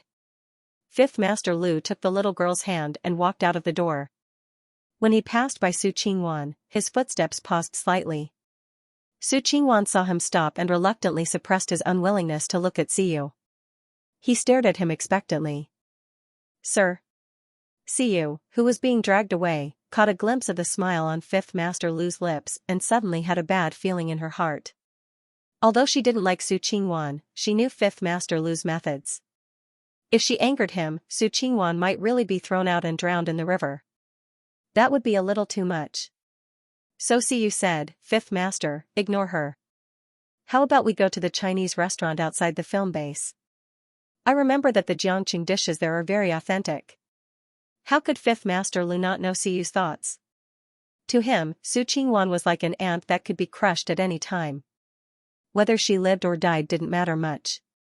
But since the little rabbit at home had spoken, he put this person to the back of his mind and continued to hug Siyu into the car parked outside. As soon as Fifth Master Lu left, the bodyguards holding Su Qingwan finally let go of her and retreated in an orderly manner. As soon as Su Qingwan was free, her legs went weak and she immediately fell to the ground. Su Qingwan's shoulder, which had been pinched by someone earlier, burned with pain. The grievance in her heart almost surged up to her throat. She raised her head and stared hatefully in the direction Siyu had left. Siyu's cold "ignore her" just now kept repeating in Su Qingwan's ears, making Su Qingwan feel deeply humiliated. It was fine if that man ignored her, but Zhou Siyu, what right did she have to laugh at her? Wasn't she relying on someone's support to be so smug? But in the end, it wasn't certain who the Lu family's backer would be. After leaving the hotel, the Lu family's car quickly sent Siyu to the restaurant she mentioned. Fifth Master Lu liked the quiet and didn't like to squeeze with others to eat. Just as Siyu was about to get out of the car, he grabbed her wrist and dragged her back to his side. After the bodyguards had booked the entire restaurant and cleared the place, Fifth Master Lu pulled Siyu out of the car. There was not a single customer in the restaurant. The restaurant owner welcomed them to the most luxurious private room in fear and trepidation. Fifth Master Lu didn't even look at the menu that was handed over and directly threw it into Siyu's arms. "Order whatever you want to eat." Siyu held the menu as if she had received a hot potato. In fact, as long as she sat next to Fifth Master Lu, she would only care about vomiting blood and lose all appetite. Saying that she wanted to eat was just an excuse to change the topic. Right now, she really couldn't eat. Of course, these words couldn't be said out loud. Siyu asked tactfully, "What flavor do you like?" "I'll order for you first." Fifth Master Lu twirled his prayer beads with an aloof look. However, the words he said could infuriate mortals to death. "Whatever. You can't add ginger and onions. You can't add coriander. You can't add anything too salty or sweet. You can only add 1 spoonful of vinegar at most. You can't add animal liver or plant roots." Siyu. Wait a minute, do you look like you're casual? Siyu flipped through the entire menu and felt that the food in the human world might not be worthy of Fifth Master Lu's picky taste, so she slammed the menu shut and said to the boss with a cautious expression, "Please make a pot of porridge. Just put some minced meat in it." The boss waited for a long time but didn't hear anything else. He asked in surprise, That's it?" Siyu nodded. "Yes, that's enough." The boss had probably never seen a customer who booked the entire restaurant just to order a pot of porridge. He secretly glanced at Fifth Master Lu from the corner of his eye. This person had an extraordinary bearing, so the boss could naturally tell at a glance that he was the one who could really make decisions. However, no matter how he looked, Fifth Master Lu was just calmly twirling his prayer beads, as if he didn't feel that there was anything wrong with Siyu's behavior. The person in charge tacitly agreed, and the boss didn't dare to say anything else. He immediately left to prepare. Not long after, a pot of steaming porridge was presented. Siyu asked the boss for 2 small bowls, scooped a bowl of porridge, and placed it in front of Fifth Master Lu. "Your taste is too special. I'm afraid you won't like what I ordered. Why don't you follow me? It's not bad to drink some porridge occasionally." Fifth Master Lu looked at the bowl of porridge in front of him. It looked very bland. He frowned slightly and glanced at Siyu. "In the future, if you want to drink porridge, don't come outside. I'll have someone cook it and send it to you." Siyu knew what he was thinking. During this period of time, the people left behind by Fifth Master Lu sent her all kinds of expensive medicinal herbs every day. They also watched her and made sure that she finished them. She didn't want to eat them directly, so these people ground the herbs and added them to her food. Xiyu felt the bitter taste of Chinese medicine in her mouth every day. Although the effects were good, she couldn't stand eating it this way. No need, no need. It's really not troublesome. Xiyu was afraid that Fifth Master Lu would act on a whim and she would really have to drink medicinal porridge every day for the next month. She hurriedly blinked her eyes and used the acting skills she had honed over the past few days to squeeze out some tears. She looked up at him with teary eyes and tried hard to convey her firm determination to refuse to drink Chinese medicine again. Please spare me, okay? I'll pour you some tea. Xiyu ran over and asked for a bag of tea leaves. After brewing it, she poured a cup for Fifth Master Lu and carefully held it in front of him. After that, she looked at him expectantly, wanting to hear words from Fifth Master Lu that would liberate her from now on. In order not to be bland every day, Xiyu also went all out. She risked her life and crossed a safe distance to send herself to Fifth Master Lu's side. Fifth Master Lu looked at her pair of clear almond-shaped eyes. The teary look in her eyes was delicate and pitiful. She was delicate to begin with, and when tears appeared, it made people feel that she would break with a touch. Fifth Master raised his hand and gently lifted her chin. After weighing it for a while, he said indifferently, glib-tongued. Xiyu swallowed a mouthful of old blood and pretended that this was a compliment. Then, she placed her small hand on Fifth Master Lu's palm. According to her observation, Fifth Master Lu seemed to particularly like this kind of physical contact. Wherever he took her, he would habitually hold her hand. Although she did not understand the principle, Xiyu still did as she was told. Sure enough, Fifth Master Lu raised his eyebrows happily and the aura around him softened. He pulled Xiyu to his side and sat down. His palm wrapped around her small hand and did not let go. You decide for yourself. This meant that he agreed not to force her to drink medicinal porridge.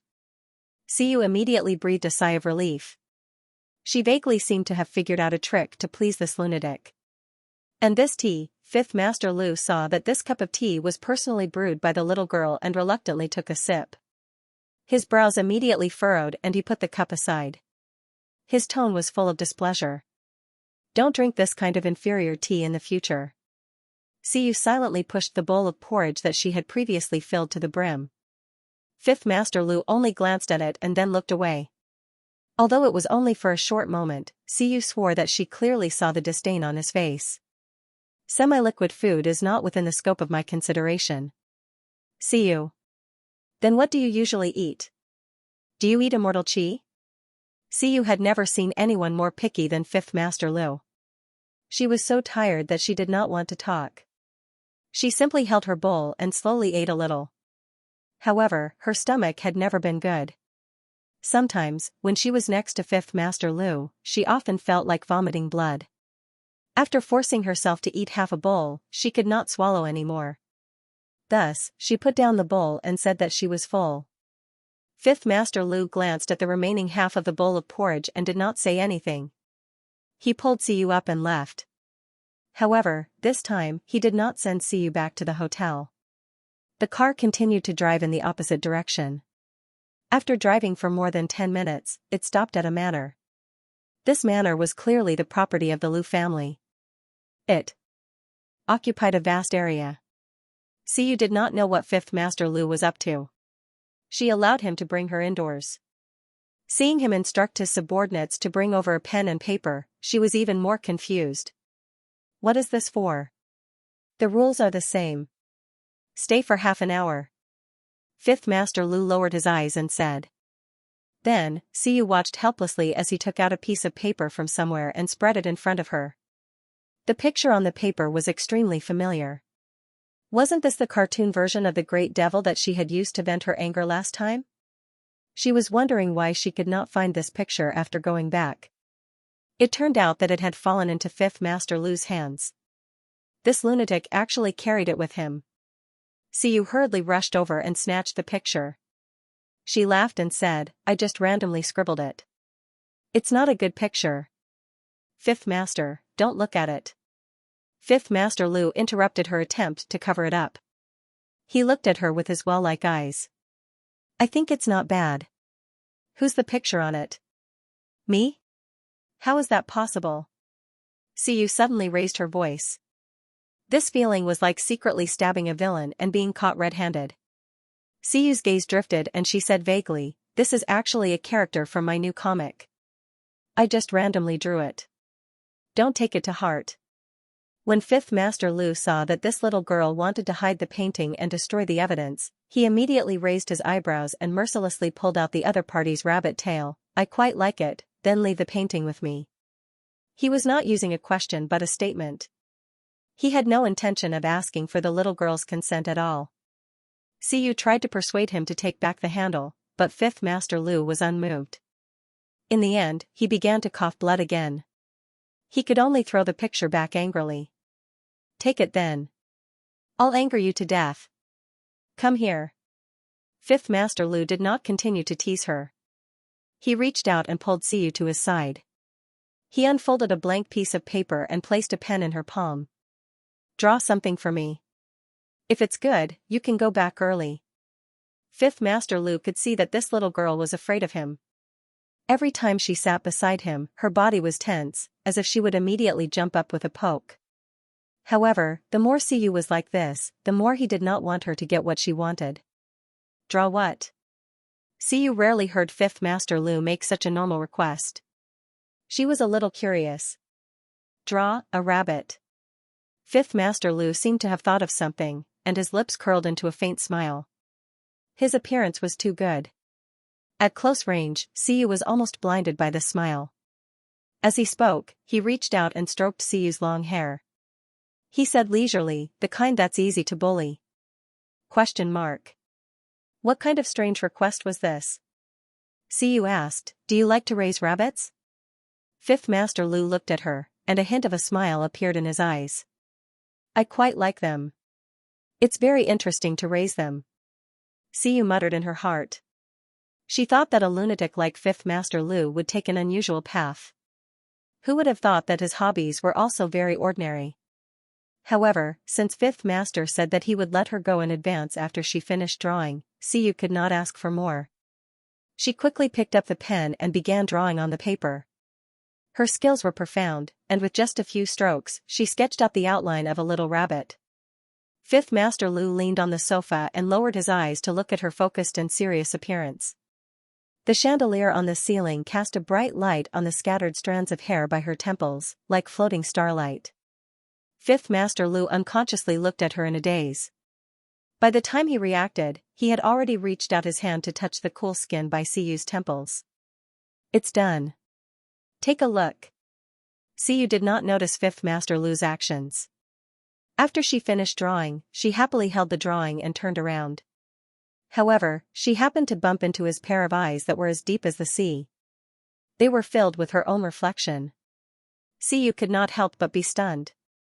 Fifth Master Lu had excellent self-control. Almost in an instant, he put away all his emotions. He took the drawing from the stunned Xiu and unfolded it to take a look. The little rabbit in the drawing hugged a bundle of grass on the left and a dozen carrots on the right. It looked silly, but it was very cute. Just like the little rabbit in front of him who was looking at him eagerly, hoping that he would say that he would let her go. Thus, he curved his lips and said, it's very similar. Xiu, like what? Like who? However, Fifth Master Lu did not explain to her anymore. He put away the drawing and closed his eyes. Let's go back. Xiu immediately stopped worrying about this problem and walked out happily. There was already a car waiting outside. She slipped in like a wisp of smoke. After Xiu left, Fifth Master Lu opened his eyes and felt the slowly hot air. The prayer beads in his hand spun faster and faster, as if indicating that his mood was not calm. After that night, Xiu waited in fear for a few days, but Fifth Master Lu did not come to find her again. She called Lu Xingzhou and asked indirectly. Lu Xingzhou replied that Fifth Master Lu had returned to his home in Rongqing to deal with some matters. He might not have any free time in a short period of time. Xiu immediately cried in her heart. Great! Once this lunatic was busy, he would not have time to find trouble with her. She could live in peace for a while again. When this good news came, Siyu immediately felt that her sickly body had improved a little. She performed even better than usual during filming. Even director Liang was a little surprised. He joked, "Siyu, are you so happy to act with little G? You two are really good. You both passed in one take today." Siyu scenes were all filmed in a dark underground palace. It was damp and cold underground. When the director called for a stop, Jilin immediately put away his high and mighty imperial appearance. He eagerly snatched the coat from Xianyu's hands and personally put it on her. He also poured tea and water for Siyu, afraid that she would catch a cold. Director Liang smiled as he watched Siyu drink the medicine with a bitter face under Jilin's supervision. Director Liang liked these two people the most in the crew. They were obedient and hardworking, especially Siyu. She was not in good health, but she worked harder than anyone else. At first, the others were a little gossipy about her, but in the end, they all shut up. Some of the older people were overflowing with tender affection. They would always think of ways to give Siyu candy and pastries so that she would not feel so uncomfortable while taking the medicine. Originally, the script had set up Yun He as the white moonlight in the heart of the new emperor. However, for some reason, as they acted, they felt a little like siblings. Director Liang originally wanted to change it, but after pondering for a while, he felt that the white moonlight was not bound by love. This time, they were not taking the usual path. Perhaps the effect would be better, so he let them be. After Siyu finished drinking the medicine, Xianyu came up to her and whispered, "Sister Siyu, the production team of Thoughtless Challenge came over. They said that they want to invite you to the show as a special guest. They want to know if you are interested." Siyu was a little surprised. Isn't this the most popular variety show right now? Why would they want to invite me? With her fame, the production team should not have considered her, right? Xianyu was afraid that she would not believe her, so she quickly said, "It's true. I told Director Liang about it. Director Liang said that you will not have any scenes for the next few days. If you want to go, you can take 2 days off."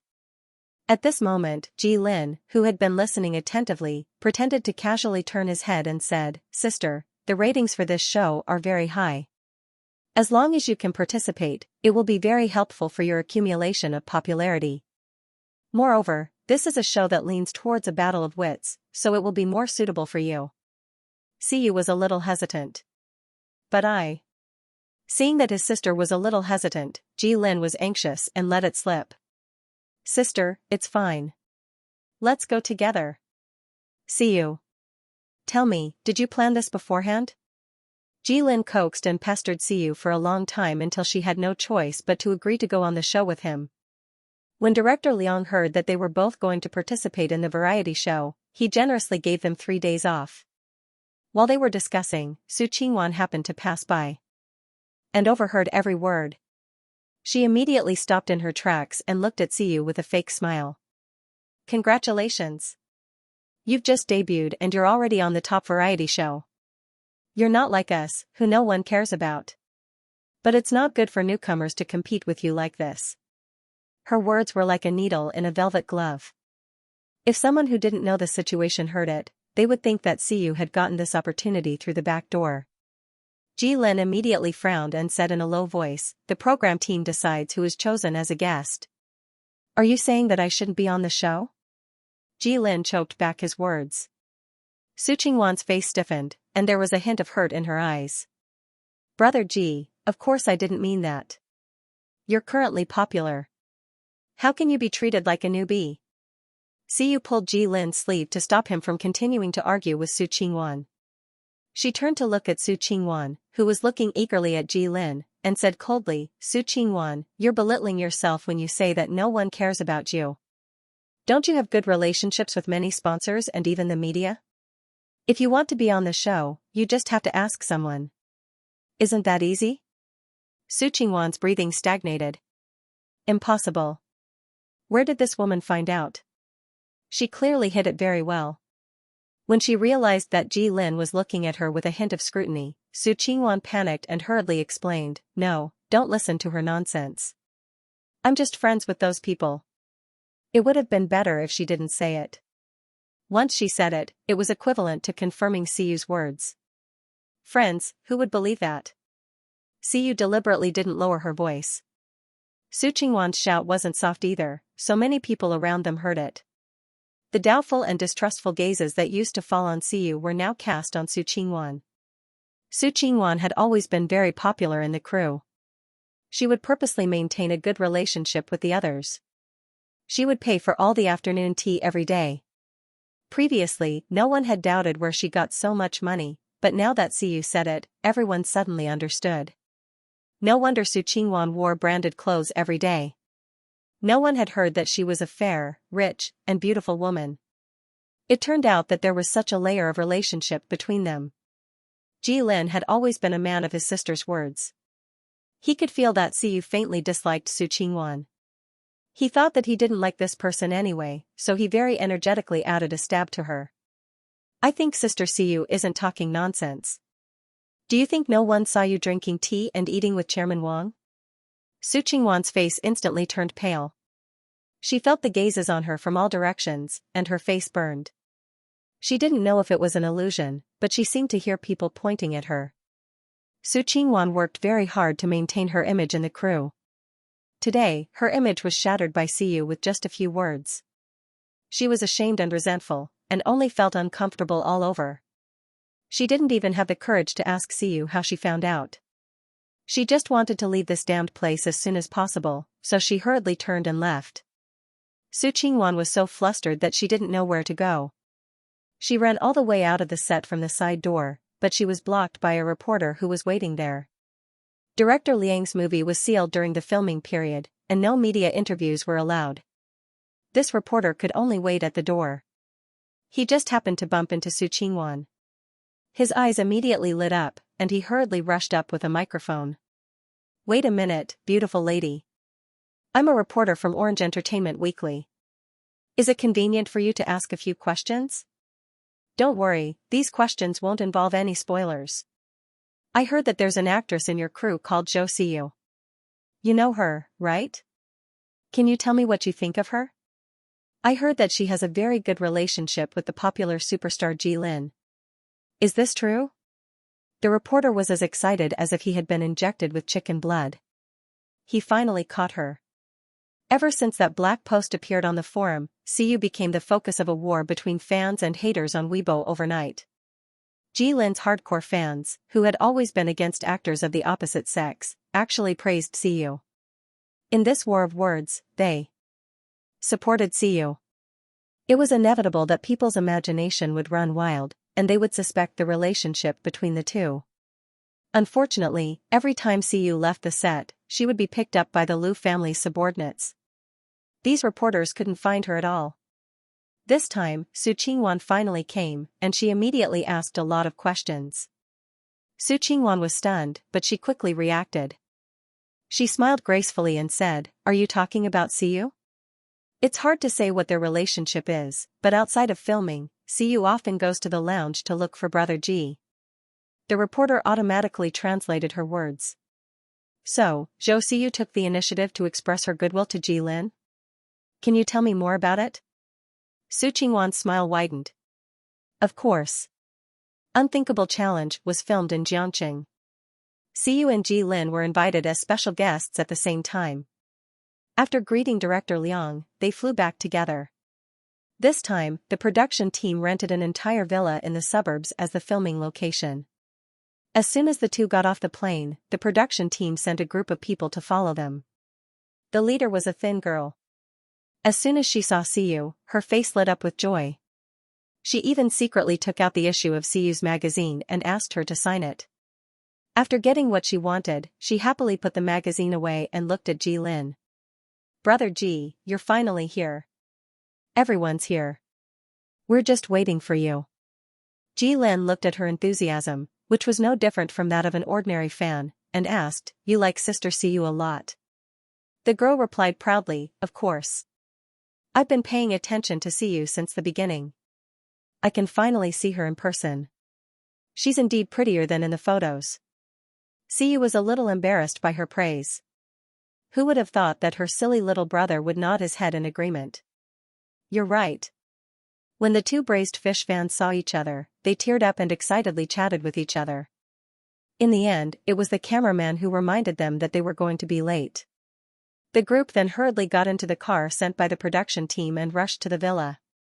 Because they were filming the whole time, the girl acted as a temporary host. She asked a few small questions to liven up the atmosphere. In the end, she asked jokingly, "Everyone says that our show is called Friendship Fails. If you become enemies, are you willing to set each other up?" Jilin was full of confidence and said, "I think Sister Siyu and I will definitely be in the same team. You don't have to worry about that." "I've never thought about it." Siyu smiled and said, "It's up to fate. It's better that you die than me."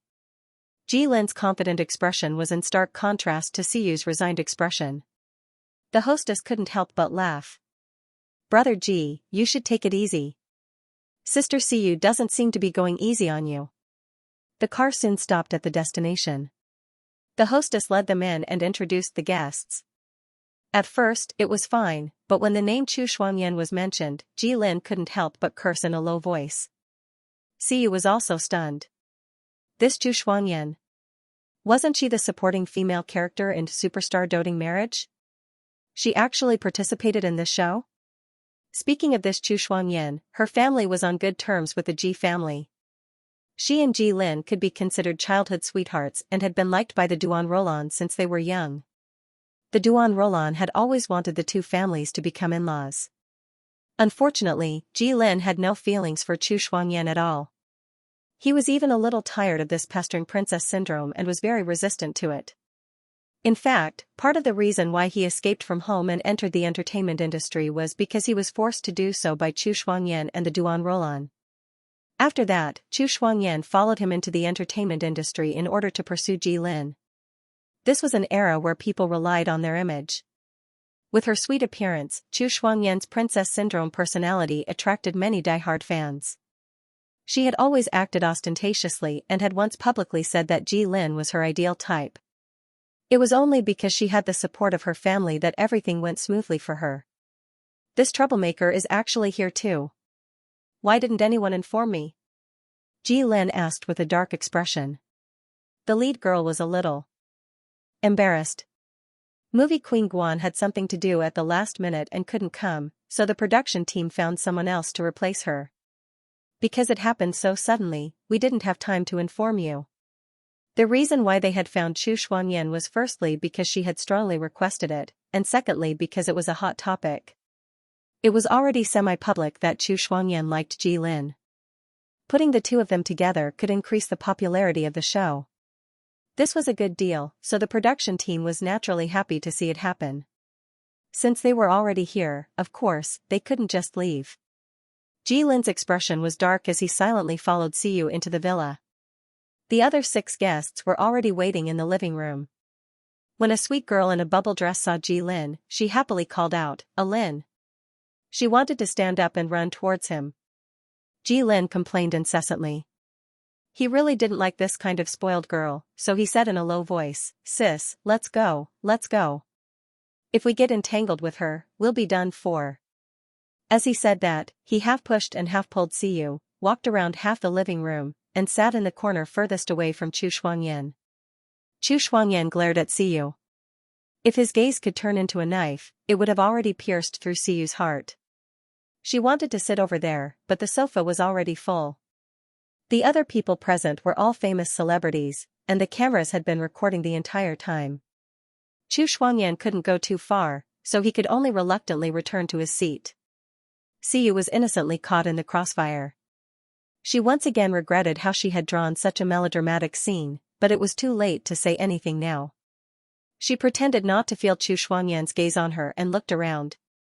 The production team had specially decorated the villa, and the furniture inside had been changed to medieval style. It looked quite like an ancient castle. She was looking around curiously when suddenly, someone beside her handed her a cup of warm water and said softly, "I often heard Director Liang say that he recently found a treasure. I think he must be talking about you, right? You must be tired from the long journey. Drink a cup of warm water to moisten your throat." Siyu turned her head in the direction of the voice and saw a handsome man sitting beside her. His face was very gentle, and he was the type of modest gentleman. It was easy for people to have a good impression of him. When he saw Siyu looking at him hesitantly, he smiled knowingly and took the initiative to introduce himself. I'm Wen Yuan. Perhaps this is the first time we've met, but I've heard a lot of stories about you before. Wen Yuan? The youngest best actor? Siyu had heard of this person before, but she had always thought that this kind of person was not easy to deal with. However, now that she had met him, she found that it was completely the opposite. Wen Yuan had a temperament that made people unconsciously want to get close to him. And for Siyu, the most important thing was that Wen Yuan's luck was very good, almost on par with Ji Lin. What did you hear? Siyu was sandwiched between the two people with the most exuberant luck. She was so comfortable that she almost closed her eyes. She took the cup of water that Wen Yuan handed over and took a sip. Her eyes curved into crescents as she asked in a good mood. From Wen Yuan's point of view, Siyu's expression at this time was very much like a satisfied cat. Unfortunately, her face was too pale, and people couldn't help but feel a little pity for her. Wen Yuan couldn't help but lower his voice, as if he was afraid of disturbing Siyu. I said that you're not in good health, but you still dare to immerse yourself in the crew to film all day long. You really don't want to live anymore. Siyu looked him up and down and said with a smile, I think that Wanwan must work harder than me. Are you praising me or insulting me? This girl's personality was very straightforward. This was Wen Yuan's first impression of her. She was sick but not weak. She made people feel pity for her but didn't need anyone's pity. Wen Yuan rarely saw such a girl, and Siyu's serious attitude towards filming won him a very good impression. Of course I'm praising you. Wen Yuan said, it's rare that we have the opportunity to be on the same show. This is fate. I hope that when we draw lots later, we can be teammates. Originally, Ji Lin had been sitting quietly by the side, but when these words came out, young Master Ji couldn't help but say, what teammate? Sister can only be on the same team as me. I say, Wen Yuan, that's enough. Don't use the way you coax your fans on Sister Siyu. Is she someone you can coax? Ji Lin was like a pig who had discovered the potential to steal his cabbage. He stared at Wen Yuan with very vigilant eyes and said solemnly, just wait and see. Ji Lin stood in front of Siyu cautiously like a puppy protecting its food. Wen Yuan, on the other hand, did not feel threatened at all. He continued to look at Siyu with his gentle eyes. It's rumored on the internet that you two have a good relationship. Looks like it's true. Siyu saw that Ji Lin was suddenly arguing with Ji Lin one-sidedly, so she quickly pushed her stupid brother back. She whispered in embarrassment, best actor Wen, don't take it to heart. Ji Lin was just joking. Sister Siyu, don't be fooled by Wen Yuan's appearance. He's a cunning old fox. Usually, when I eat chicken with him, he can trick me to death. Ji Lin obviously had a good relationship with this young best actor. He spoke very casually. However, Siyu stopped him, so he could only sit there and snort. What an old fox. Now, he's pretending in front of my sister. Wen Yuan heard Ji Lin call Sister Siyu, but he did not take it to heart. It was common for people to become sworn brothers in the entertainment industry. He was just curious. With Ji Lin's current status, why would he take a fancy to a newcomer who had just debuted and even acknowledge her as his sister? Wen Yuan seemed to be gentle and polite to everyone, but in fact, he did not have many friends who could talk to him. Ji Lin was one of them. Therefore, he unconsciously developed a little interest in this sister that his good friend was so protective of. He wanted to know what kind of girl could make a person like Ji Lin, who was warm on the outside but cold on the inside, carefully dote on her. After all, he and Ji Lin were essentially the same. The 8 guests were all present. Siyu only sat for 10 minutes before the show officially started. The two hosts were obviously experienced at warming up the atmosphere. With just a few words, they heated up the atmosphere. The female host, Xianxia, had a sly smile on her face. She blinked and said, today is the first anniversary of Unthinkable Challenge. On such a special day, the director of the show decided to add a little extra fun for everyone. The few permanent guests all let out a wail. Someone sat down on the sofa in an exaggerated manner like a salted fish. Spare me. When you talk about fun, you must be trying your best to screw us over. Seeing us down on our luck, the production team is secretly happy. Xianxia smiled mysteriously. Don't be so quick to admit defeat. We're just changing the rules of our game a little. In the past, everyone's teams are in pairs, but today it's different. Each team has 3 members, and there's a spy in the team. The spy's from another team. If your team loses in the game, then it'll be considered that the traitor's instigation was successful, and the traitor's team will be given an additional point. After the game ends, the score will be announced, and the team at the bottom will be severely punished with the F***ck, 3 people? My face was covered in blood when we were in pairs. This time they increased the difficulty. I don't want to live anymore. You're awesome. Who came up with this stupid idea? Xiu tilted her head and sighed. Isn't this really about who's the best at dragging the team down? You'll get used to it. When Yuan was the only permanent guest who remained calm. He turned his head and smiled at Xiu. But I think that if you pick a traitor, no one will suspect you. Xiu asked curiously, why? When Yuan looked at her and said, because you don't look like one at all. This girl's appearance gave her a natural advantage. Her delicate and slender appearance made people feel like they would scare her if they spoke loudly. She didn't look like a sly person at all.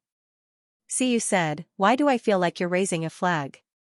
The cameras faithfully recorded everyone's reactions and conversations. Seeing that the guests were getting worked up, another male host, Ji Tong, quickly stood up and said, don't be so anxious. We need a total of 9 people for this show. We're still missing 1 person.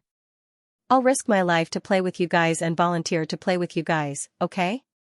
Hey, Ji Tong is the best. Good brother, don't worry.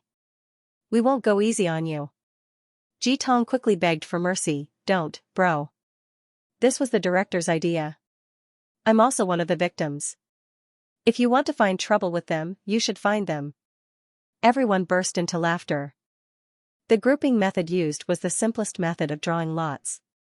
A staff member ran up with a large paper box and asked the guests in order to draw lots. While they were drawing lots, Xianxia interviewed them one by one and asked them who they wanted to be in the same group with. When she asked about Chu Shuangyan, she pointed at Ji Lin without hesitation and said, it has to be a Lin. I'm here because of him. You have to put me in his group. Her words were so direct that Ji Lin's face darkened when he was pointed at. He wished he could disappear on the spot. Chu Shuangyan was such a brainless person.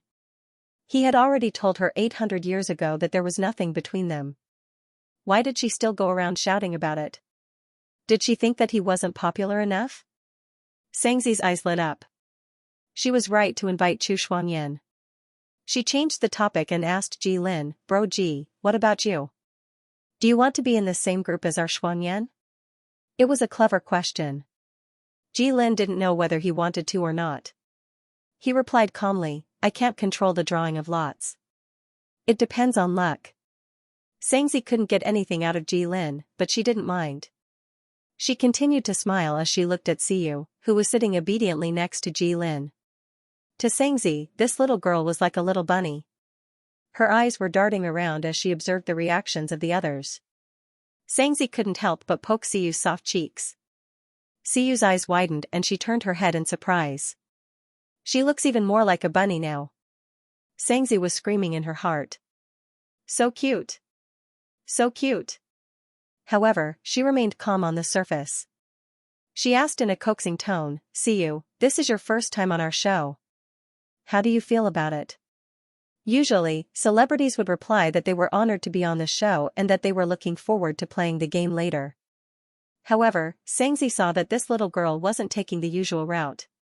She said sincerely, this is too much. I thought I was going to make friends on the show. Now it seems like it's already good enough that we don't end our friendship. An experienced actor sitting opposite her slapped his thigh and laughed when he heard Xiu's words. Xiu is right. The director is trying to prank us. Xianxia was amused by Xiu's serious attitude. She reached out and poked her face again. This time, Xiu didn't dodge. She looked at her in confusion. However, she still obediently looked up with teary eyes. I don't have much meat on my face. But you can pinch it if you want. Xianxia, bullseye. I can't take it anymore. How can it be so soft? If it weren't for the fact that they were still filming, Xianxia would have pounced on her already. After a round of interviews, the lot drawing was also done. Xiu opened the piece of paper in her hand. On it was written, Team A, Team C's spy. It can't be. She was actually a spy? Xiu handed the piece of paper to the staff member who came to collect it. Jilin immediately came over and asked, Sis, which team are you in? Xiu said, Team A. What about you? Jilin almost wagged his tail. Same as me. I told you that we would definitely be in the same team. See, you were right to play with me, right? There are so many people, but you were able to get into the same team. Wen Yuan, look, this is called fate. He didn't forget to provoke Wen Yuan. However, Wen Yuan folded the piece of paper and smiled meaningfully. He looked into Xiu's eyes and said gently, I agree with you, Jilin. We are indeed fated. As he said that, he reached out his hand to Xiu and smiled. Team A, let's get to know each other again? Jilin's arrogance was instantly extinguished. He was completely petrified. Damn, what kind of stupid lot was this? Was this on purpose to slap him in the face? Why did the fox, Wen Yuan, get into the same team? Xiu looked at him lovingly and patted Jilin's head. She thought to herself, don't be so happy, silly child. I'm a spy in the team. Strictly speaking, it's an ill-fated relationship between the two of us. After the teams were divided, Xianxia did a head count. Xiu, Jilin, and Wen Yuan were all in Team A. However, Chu Shuangyan, who wanted to be in the same team as Jilin, was in Team C. Xiu thought for a moment. Since she got the piece of paper from the spy in Team C, did that mean that she was in the same team as Chu Shuangyan?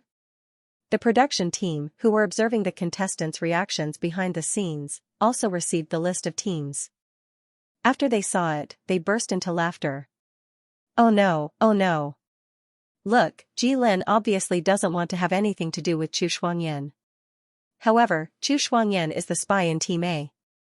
On the other hand, Zhou Xiu, who is the closest to Jilin, is the spy in another team.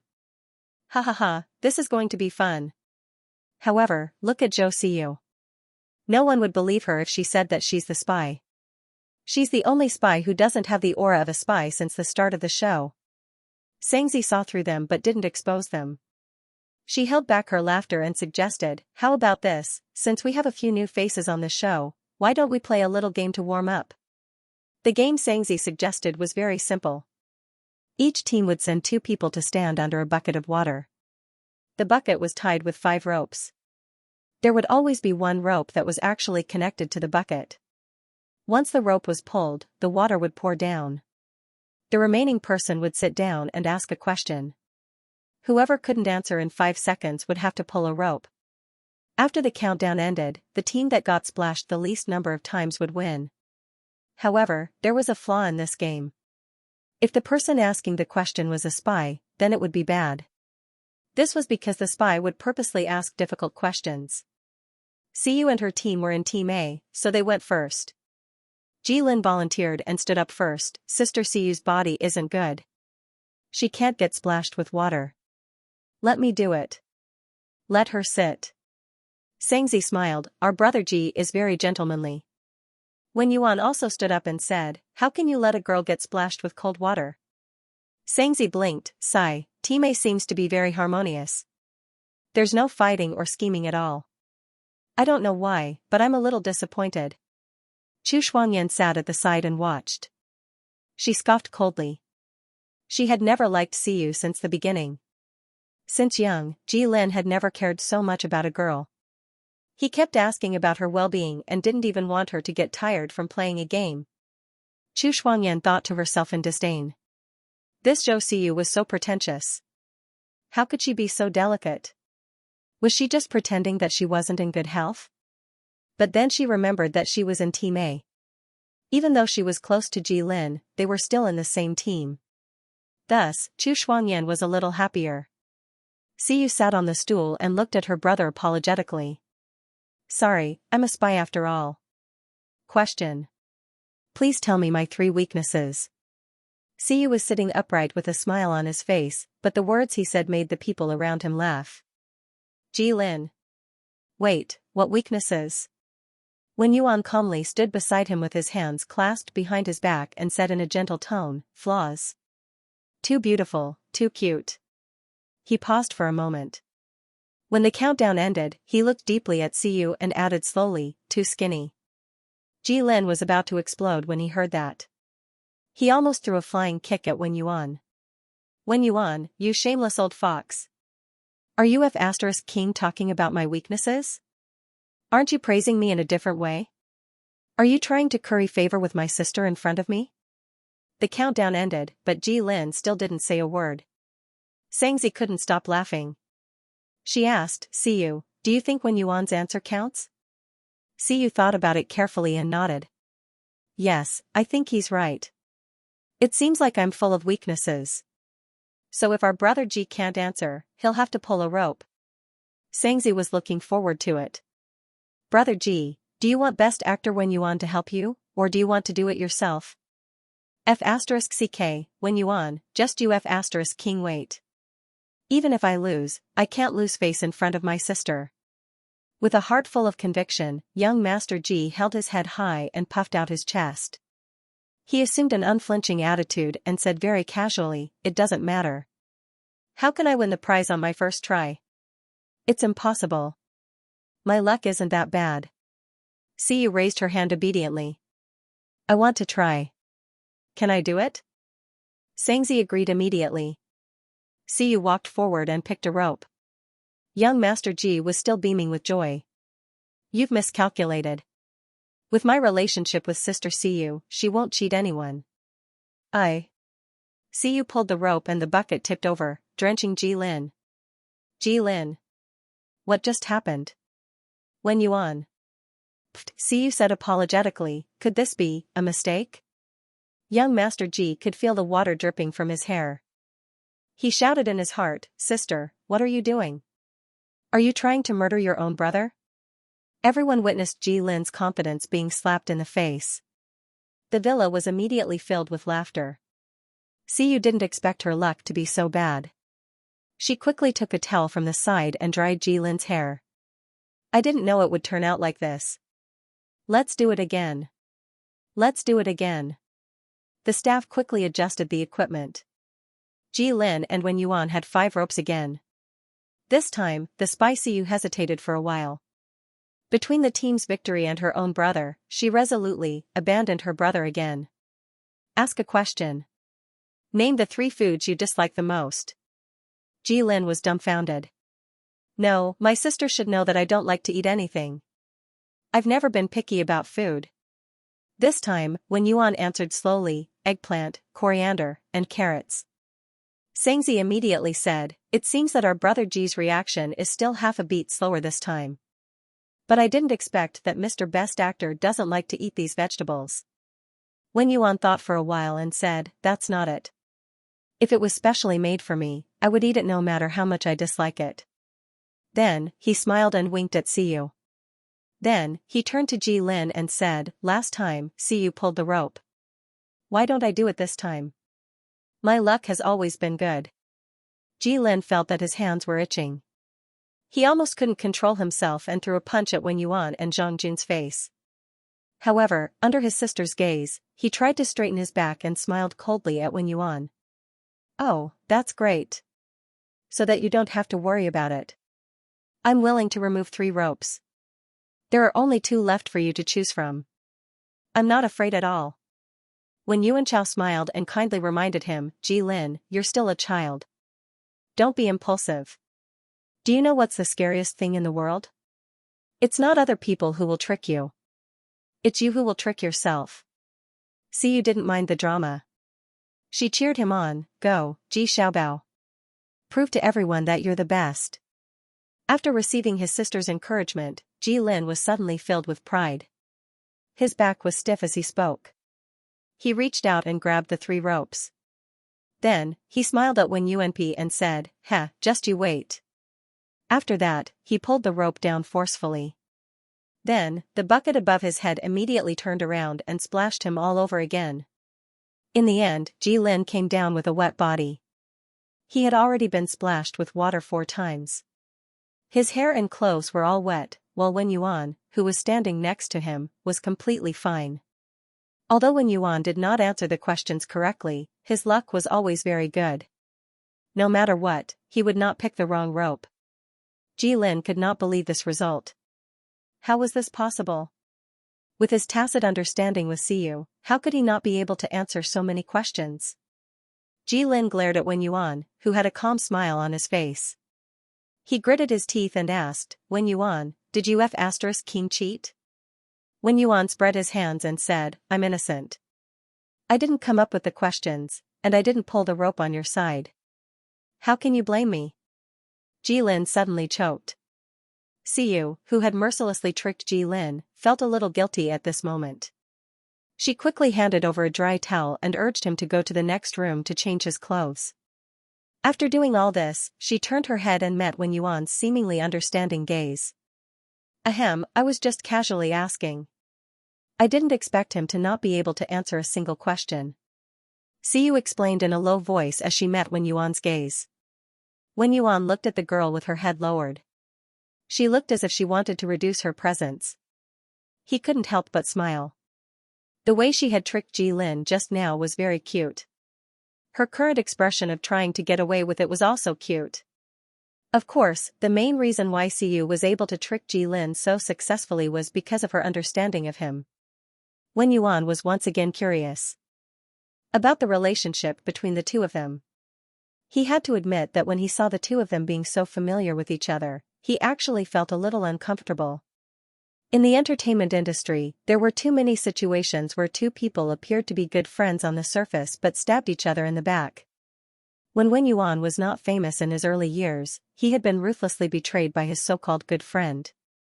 He never believed that there were any true feelings in the entertainment industry.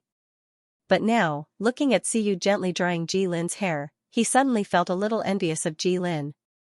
Aren't you afraid that Ji Lin will be angry at you for tricking him like this? Wen Yuan looked at Siyu and asked tentatively. He can be appeased with a meal of crayfish. Siyu couldn't help but smile when she thought about how Ji Lin always took her out to eat behind his assistant's back. Next, it was the turn of the last two groups to play the game. In order to fight for the best position to ask questions, everyone came up with all sorts of tricks. The laughter in the villa never stopped, but in the end, Group A was still at the top of the list after being splashed with 4 buckets of water and became the target of punishment. Alright. The punishment this time is, choose anyone, not limited to the guests present, and confess to them on Weibo.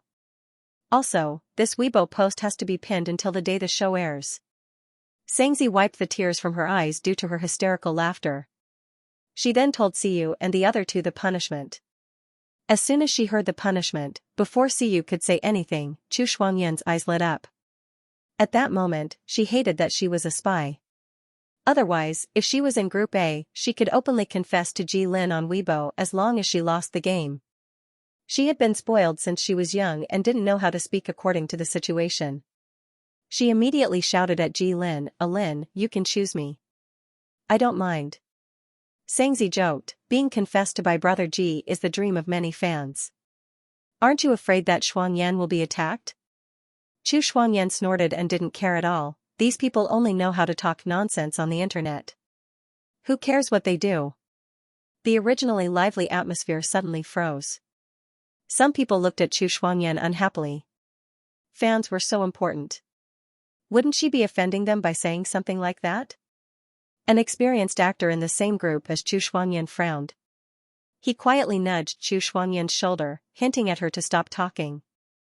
Backstage, the director saw this scene and was a little troubled. Should they edit it or not? Don't edit it. Keep this whole part. This is a controversial topic.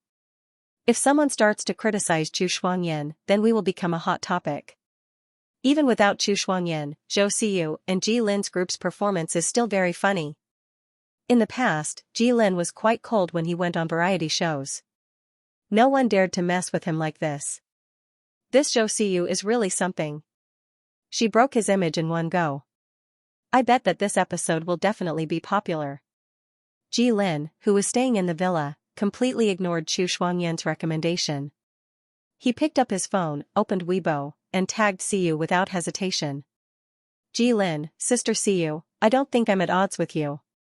I think I'm at odds with water. I've done my calculations. Our sexual orientations are the most compatible. Zhou Siyu Shuangyu, the camera behind them, recorded this Weibo. When everyone saw it, they all laughed. As expected, he chose Siyu. Xianxia raised her eyebrows. What about the other two? Wen Yuan looked at Siyu and said, actually, Ji Lin and I have very similar tastes. Wen Yuan's eyes were very beautiful. When he looked at someone, it was as if he could imprint their entire person in his eyes. Siyu was stunned. Then, she saw that he had tagged her just like Ji Lin. Wen Yuan, rabbit and hamster are synonyms for cuteness. So are you. Zhou Siyu Shuangyu. These two were the most popular superstars at the moment and had countless die-hard fans. Moreover, most of them were female fans. It was easy to imagine how big of an uproar these two confessions would cause when they were posted on Weibo. Moreover, these two people were confessing to the same person. Xianxia couldn't help but exclaim, "You guys are really the weirdest team I've ever seen. You guys actually tagged the culprit to confess after losing the game. You guys have such chemistry." No, it should be said that Siyu was quite pitiful to be confessed to by both of them at the same time. Xianxia glanced at Siyu sympathetically. Although it was for the sake of the show, those crazy fans probably weren't that rational. It was very likely that Siyu's Weibo would explode soon. Finally, it was Siyu's turn. She held her phone and stared at it for a long time. Chu Shuangyan saw this and couldn't help but poke fun at her. What's wrong? Can't you choose between the two?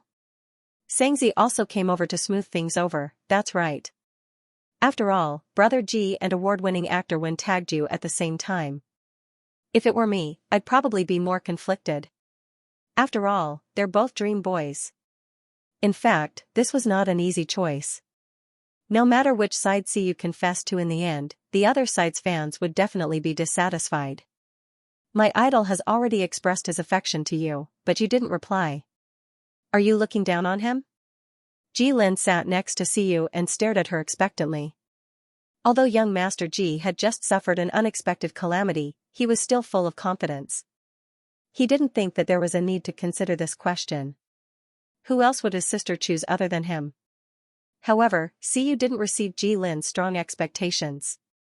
She thought to herself, if I were to confess to myself at this time, wouldn't I be too shameless? She wasn't familiar with the others, so she passed. As for Ji Lin and Wen Yuan, their fans were too strong. If she were to choose either of them, she would definitely be criticized to the point of no return. So, the only one left was. Siyu logged into her Weibo account and calmly posted a pinned Weibo. Zhou Siyu Yu, Madam, your drawings are so beautiful. I like you the most. Koi Yu young Master Ji's face twisted when he saw this familiar account name. How did this ugly artist pop up? How did he appear on his sister's like list? After the 3 confessions were posted, as expected by the film crew, it instantly blew up. Hashtag Ji Lin Zhou Siyu hashtag Wen Yuan Zhou Siyu hashtag Zhou Siyu confessions hashtag. In a short period of time, Siyu's name was once again pushed to the top of the trending searches. However, this time, she was dragged into it. Moreover, she was tied together with Ji Lin and Wen Yuan, 2 popular superstars. The sensation caused by this was no less than a magnitude 10 earthquake. When the fans saw this, they were shocked. Their idol actually pinned Weibo to someone else and confessed? Damn, the Adonis next door confessed to the same person at the same time?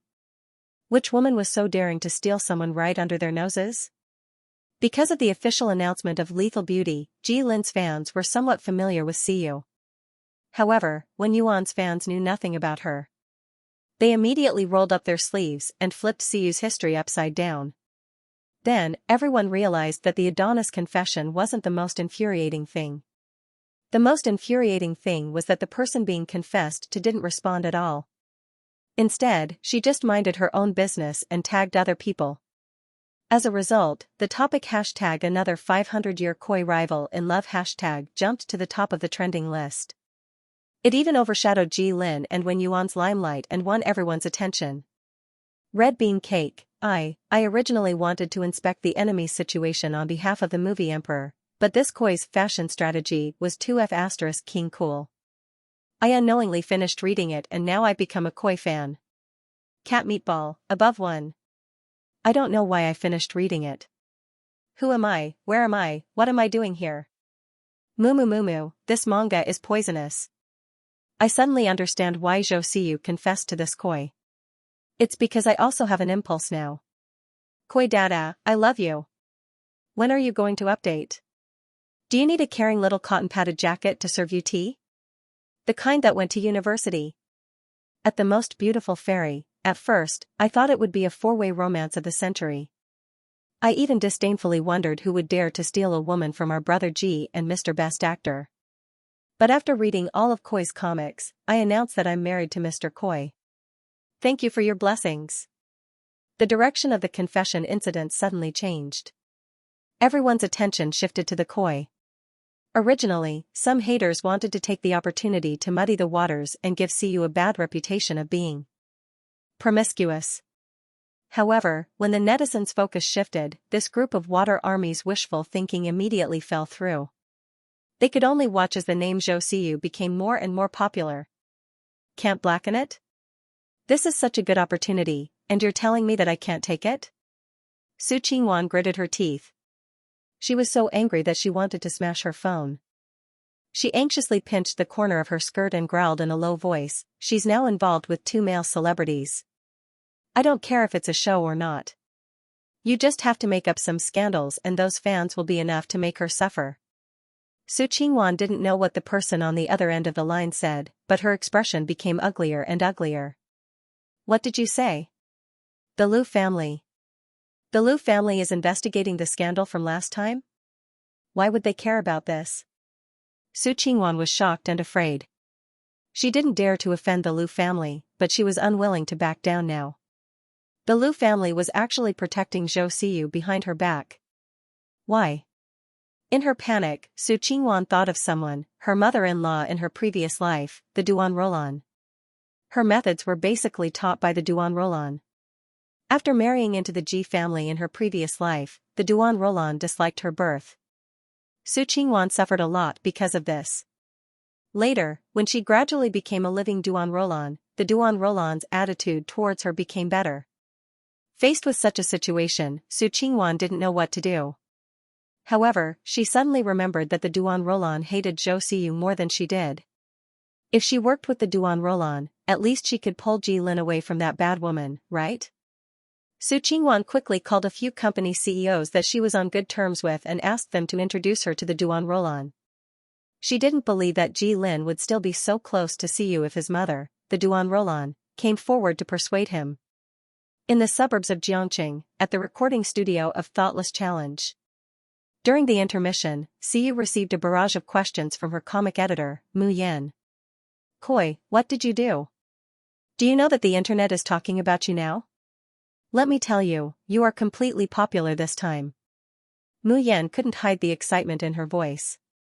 Siyu's pen name had accumulated a certain amount of fame in the comic circle, but it was only within this circle. However, the confession incident this time made her famous outside of the circle. Mu Yan watched as the number of readers of Fashion Strategy continued to soar. All kinds of rewards flooded in to urge her to update more chapters. The number of fans of Koi's Weibo account neared 1 million. She almost couldn't react in time. She didn't do anything, right? How did Koi suddenly become the focus of everyone's attention? Mu Yan searched for a while before she found out that the source was the 3 confessions on Weibo. She couldn't help but feel excited.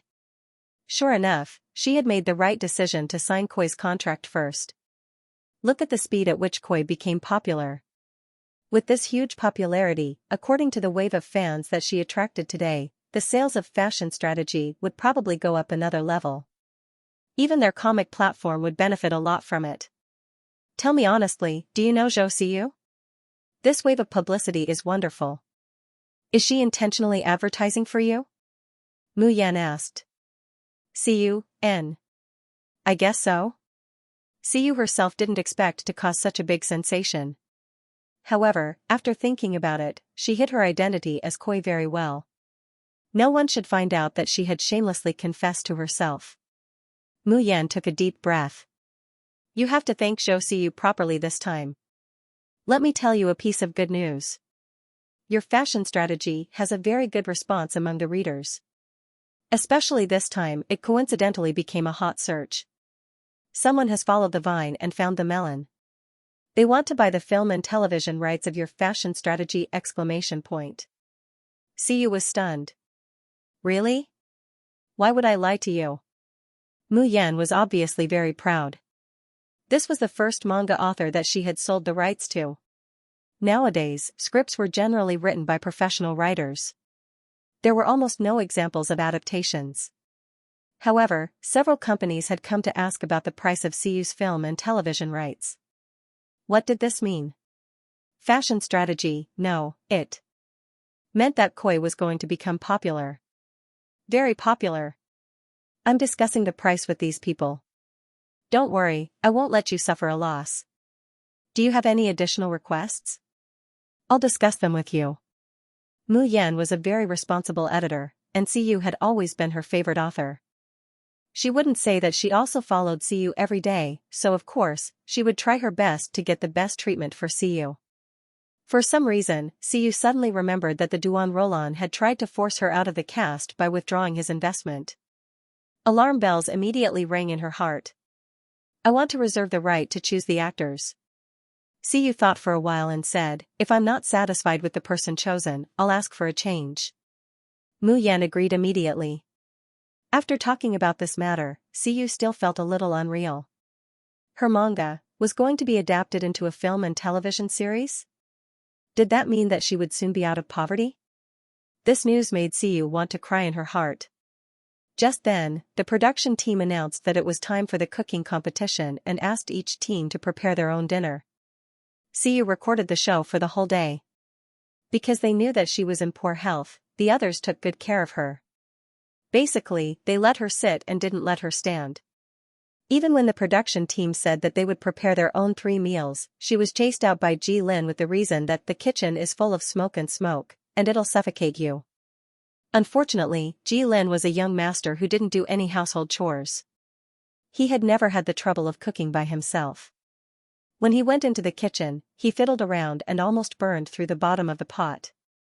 In the end, when Yuan couldn't take it anymore, she chased him out and brought Siyu in. You don't have to do anything else. Just watch the fire for me, okay? When Yuan rolled up his sleeves and cut the vegetables, he glanced at Siyu inquiringly. His knife skills were very skillful. Siyu asked curiously, do you usually cook by yourself? Occasionally. It's boring to eat by myself. Oh right, I heard from Ji Lin that you have to take medicine every day, so I specially left a special stove for you to brew medicine. It should be ready now. Don't forget to drink it. Wen Yuan was always smiling. Siyu didn't expect him to be so considerate. She thanked him embarrassedly. She poured the medicine into a bowl. Just as she was about to drink it, the familiar taste of blood rose up in her throat. Siyu's expression changed. She hurriedly told Wen Yuan that she needed to go to the bathroom. She covered her mouth, turned around, and ran out. She went to the bathroom and vomited. After vomiting, Siyu washed her face. When she looked up in the mirror, she saw Chu Xuanyan standing behind her. Hey, let me ask you. What's your relationship with Alin? Chu Xuanyan didn't beat around the bush and directly asked the question she was most concerned about. Siyu had just vomited so much that she felt dizzy. She supported herself on the counter and stood up. Her face was pale. She turned to look at Chu Xuanyan and felt a headache coming on. However, compared to Su Qingwan, she was more willing to face Chu Xuanyan. At least, although she had princess syndrome, she was frank and didn't hide anything. Siyu answered her sincerely, we're siblings. Who are you lying to? Chu Xuanyan didn't appreciate it at all. She only felt that Siyu's answer was perfunctory. She suddenly became angry and glared at Siyu. I think you're just trying to seduce him. Xiyu once again regretted arranging so many rotten peach blossoms for her brother. She rubbed her eyebrows and said, "Since you don't believe me, I suggest you ask Jilin. Don't waste your time with me." You. Chu Shuangyan was stabbed in her sore spot by Xiyu. If Jilin was willing to pay attention to her, she wouldn't have to lower herself to ask a small-time celebrity for questions. It was all this woman's fault. She pointed at Xiyu Dao. "Don't quibble." A reporter went to the set of Lethal Beauty and saw you shamelessly following Alin's message room. If you didn't seduce him on purpose, what else could it be? Reporter? Where did the reporter come from? Xiyu was a little confused. Chu Shuangyan saw that she still had an innocent look on her face and angrily took out her phone. She flipped to the article and held it in front of her eyes. "See for yourself." Xiyu quickly skimmed through the article. The reporter was from Orange Entertainment Weekly. He claimed to have interviewed an actress from the cast of Lethal Beauty and obtained first-hand information. He said that Xiyu had been chasing after Jilin and that she didn't have to go to his waiting room to court him during filming. There was even a photo of the two of them talking in front of a hotel room. Therefore, the reporter talked a lot and finally came to the conclusion that Xiyu was completely one-sided and that Jilin didn't like her at all. Xiyu. Why didn't she write a novel with her ability to make up a story? So, what does this prove? Xiyu raised her head and looked at Chu Shuangyan in amusement. "Zhou Xiyu, don't be too arrogant." Xiyu's nonchalant attitude angered Chu Shuangyan. She gritted her teeth and said, "I heard that you have the backing of President Huani. Do you think that you can sit back and relax just because that president is from the Liu family? But do you think that a sugar daddy like you has the guts to go against the head of the Liu family?" Xiyu was really shocked when she heard the name of the Liu family. What does this have to do with the head of the Liu family? Chu Shuangyan mistook Xiyu's shock for fear and instantly became smug. She snorted coldly and said, "A country bumpkin like you only knows how to curry favor with powerful people. I'm afraid you haven't even heard of Fifth Master Lu's name, right?" Xiyu. What a coincidence. Not only have I heard of him, but I'm also very familiar with him. Seeing that Xiyu didn't say anything, Chu Shuangyan mocked, "Do you know that the Chus are Fifth Master Lu's maternal family and the Lu family's in-laws? If you dare to fight with me, I'm afraid that sugar daddy of yours won't dare to protect you." Xiyu really didn't know that the Chu family was Fifth Master Lu's maternal family. In her manga, the Lu family was just an unusually awesome background. Xiyu didn't do any detailed setting, but looking at Chu Shuangyan's solemn expression, she probably wasn't lying. But, what did this have to do with her? Xiyu shook her head and said to Chu Shuangyan, "I'm not interested in your family relationships. Besides, are you sure that Fifth Master Lu cares about his maternal family? You probably can't even be considered a distant relative of his, right? What do you know?" Chu Shuangyan's face stiffened slightly. Xiyu's words hit the nail on the head. Chu Shuangyan had never met Fifth Master Lu, but the elders of the Chu family often talked about him. Outsiders didn't know that Fifth Master Lu was emotionally unstable and didn't recognize his own family. They only heard that the Chu family had the slightest bit of kinship with him, so people flocked to give gifts and pull strings. However, Chu Shuangyan knew very well that this set of things could only be used to scare outsiders. The Lu family would turn a blind eye to their actions out of respect for Fifth Master Lu. But if they really made a fuss in front of Fifth Master Lu, this lunatic would definitely turn around and crush the Chu family to death without any regard for their feelings. Once, one of Chu Shuangyan's cousins heard from somewhere that Fifth Master Lu's mother loved Koan opera. So, determined to climb up the social ladder, she went to Fifth Master Lu's banquet and sang a song. In order to curry favor with him, this cousin even hired someone to make clothes and makeup that were exactly the same as his mother's. She even copied the tune. Fifth Master Lu didn't say anything at the time and even let this cousin finish singing. However, when Chu Shuangyan's cousin came back the next day, she seemed to have gone crazy and seemed to have been scared quite badly. In the end, the family had no choice but to send her to a sanatorium. From then on, although other aristocratic families treated the Chu family as the Lu family's in-laws, the Chu family consciously tucked their tails between their legs and behaved themselves. The fact that this cousin was still alive was already considered as Fifth Master Lu being merciful on the account that the Chu family was his maternal family. However, there was only one exception like this. The Chu family was very clear, but they had long been used to other people's flattery over the years. They were unwilling to be placed on the same level as those ordinary aristocratic families, so they still put on a brave front to outsiders. In any case, Fifth Master Lu didn't have that much time to deal with them. It was enough to scare the outsiders. Chu Shuangyan's thoughts. To put it bluntly, she was certain that Siyu had a soft personality and wouldn't make a big deal out of things. She seemed to be easy to manipulate, which was why she seemed to be easy to scare us unexpectedly. Siyu was still unmoved. Chu Shuangyan was the first to lose her breath. After all, she was forcing herself to use Fifth Master Lu's name to intimidate others. If her father found out, she would definitely be scolded to death. Siyu saw that Chu Shuangyan's face, which had originally come aggressively to question her, slowly turned pale. Her eyes flickered as if she was a little guilty. She immediately found it funny. You don't have to stare at me all day. Jilin only treats me as an older sister. If you really care about him that much, I know someone who might be a threat to you. That person's name is Su Qingwan. She worked with Jilin in a music video before. She's the one who really runs to Jilin all day long. If you want to find someone, go find her. Siyu had mixed feelings about Su Qingwan. However, Siyu could naturally feel that she had been targeting her both openly and secretly. Therefore, when she mentioned Su Qingwan's name now, she felt justified. She didn't want to pay attention to her, but she could still let Chu Shuangyan cause trouble for Su Qingwan. Just let these two women fight each other. Who knows if you're lying to me? Chu Shuangyan's threat had failed and she had lost face. She was in a dilemma. At this moment, Siyu handed her a ladder. She quickly took advantage of it, but she still muttered angrily.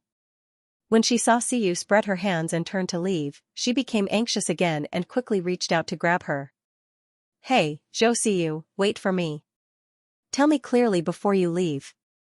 Chu Shuangyan didn't know how to control her strength. Siyu's back almost hit the corner of the sink when she was pulled. Chu Shuangyan spat out a large mouthful of blood, dyeing Chu Shuangyan's expensive dress red. You. Chu Shuangyan was shocked and subconsciously let go of Siyu. Siyu lost her support. Her body was weak and she couldn't exert any strength. She fell to the ground with a dull thud. Chu Shuangyan was dumbfounded. She had never seen someone spit out blood like this. This was a scam. At this moment, Ji Lin's shout came from outside the door. Sister Siyu, the meal is ready. We're just waiting for you. The bathroom door was half closed. The sound of Siyu falling to the ground fell right into Ji Lin's ears. He was anxious. He knew that his sister's health was not good. He was afraid that something had happened. He didn't care that this was the women's bathroom. He pushed the door open and rushed in. He saw Siyu kneeling on the ground and spitting blood. Sister! Ji Lin quickly ran over and picked up his sister from the cold floor. He was about to ask nervously when he saw Siyu quietly open her eyes in his arms and give him a look. Her eyes were full of a sly smile. Ji Lin was stunned. He was wondering if his sister was pretending when he heard Chu Shuangyan say with a trembling voice, I just touched her. I didn't expect her to be so fragile. At this moment, Ji Lin realized that there was someone else beside them.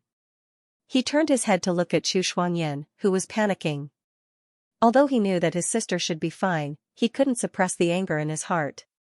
Chu Shuangyan, did you deliberately provoke my sister? Your sister?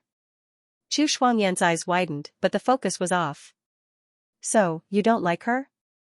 F***ck, what kind of logic was this woman? Ji Lin was too lazy to argue with Chu Shuangyan. He said coldly, I'll definitely visit Uncle Chu and ask him how he raised his daughter. Don't you know that Sister Siyu's health is not good? You're forcing a patient so hard. Is this how your family teaches you? Siyu coughed softly a few times, then slowly followed behind her brother and added, they claim to be in-laws of the Lu family. Why don't we just forget about it? Zhou Siyu, shut up. Chu Shuangyan wanted to cover Siyu's mouth immediately. She looked up and saw Ji Lin's enlightened expression. She wanted to cry, but no tears came out. Lin, that's not what I meant. The Chu family and the Ji family were on good terms. How could Ji Lin not know about Chu Shuangyan's background? When he heard her mention the Lu family, he snorted coldly and played along with his sister. Why, haven't you learned your lesson? You still dare to use the Lu family's name to show off outside? Aren't you afraid that Uncle Chu will arrest you and put you in detention? Chu Shuangyan's cousin's matter had become a taboo in the entire Chu family. There was a precedent, but Chu Shuangyan still didn't know how to restrain herself. Ji Lin didn't know whether she was stupid or blind. Lin, I just said something wrong. Don't be so fierce to me. Chu Shuangyan was afraid that Ji Lin would misunderstand her, so she hurriedly reached out to pull him back. However, Ji Lin dodged her hand and strode away with Siyu in his arms. When they were far away from Chu Shuangyan's line of sight, Ji Lin put Siyu down and asked anxiously, Sis, what were you doing just now? I was just scaring her. Siyu wiped the blood from the corner of her mouth. Although her face was still pale, she was full of energy. She didn't look as weak as Chu Shuangyan had seen her earlier. She smiled. I'm giving her a taste of her own medicine. You didn't see her face just now. She was scared out of her wits. Ji Lin saw that she was fine and was even in the mood to joke around, so he immediately felt relieved. When the two of them returned to the hall, Wen Yuan had already placed the dishes on the table. When he saw the two of them walking side by side, his eyes flashed slightly, but he quickly returned to normal. He said gently to Siyu, You ran out so suddenly that you didn't even have time to drink your medicine. I've warmed it for you. Drink it quickly after you finish eating. Siyu hurriedly thanked him, then looked at the dishes on the table. For the whole day, Siyu kept stirring up trouble. Their team score was the lowest, so the ingredients they were given were all vegetarian dishes. There was no meat at all. However, Wen Yuan made 5 to 6 dishes based on these vegetarian dishes. He placed them on the table, and they smelled even better than the fish and meat from the next team. I specially made a bowl of vegetable porridge for you. Try it. Wen Yuan scooped a bowl of porridge for Siyu. Mr. Best Actor, I didn't expect your culinary skills to be so good. Why didn't I see you show off your skills on the show before? Xianxia, one of the judges, wandered around to try the dishes. She originally thought that Siyu's team's dishes would be very bland, but after tasting it, she immediately showed a surprised expression. Wen Yuan put his hands together and said helplessly, There's no other way. I'm the only one left in our team. Look, there are women and children here. He pointed at Siyu and Ji Lin. There are also sick and disabled people. If I don't do it, we'll all be hungry today. Ji Lin, who was labeled as sick and disabled, secretly gritted his teeth. He thought to himself, Wen Yuan, just you wait. How dare you mock me in front of my sister? One day, I'll teach you a lesson. However, when he turned around, Ji Lin saw his soft sister holding the porridge and smiling at Wen Yuan, the old fox. She even softly thanked him. Ji Lin was furious. After the Xianxia and the cameraman moved to the next table, he said to Wen Yuan in a low voice, Why do you always try to please Sister Siyu? Is this considered to be trying to please her? Wen Yuan looked calm. I just think that she's very cute, so I can't help but want to take care of her more. Is there a problem? That's not a problem. No, there's a huge problem. He was still standing there. Since when was it Wen Yuan's turn to care about him? Ji Lin seemed to have smelled something and glanced at Wen Yuan vigilantly.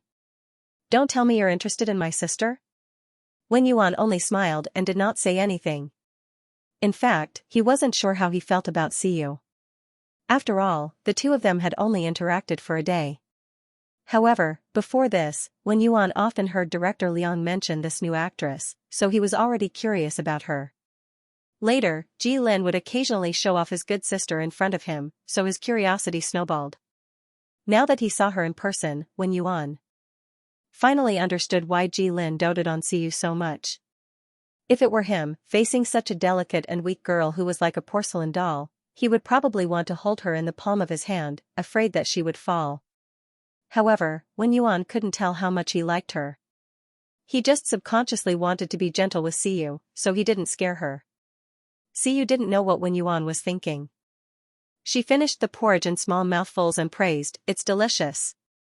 Wen Yuan saw some porridge on her lips and subconsciously raised his hand to wipe it away. However, Ji Lin was one step ahead of him and handed him a tissue.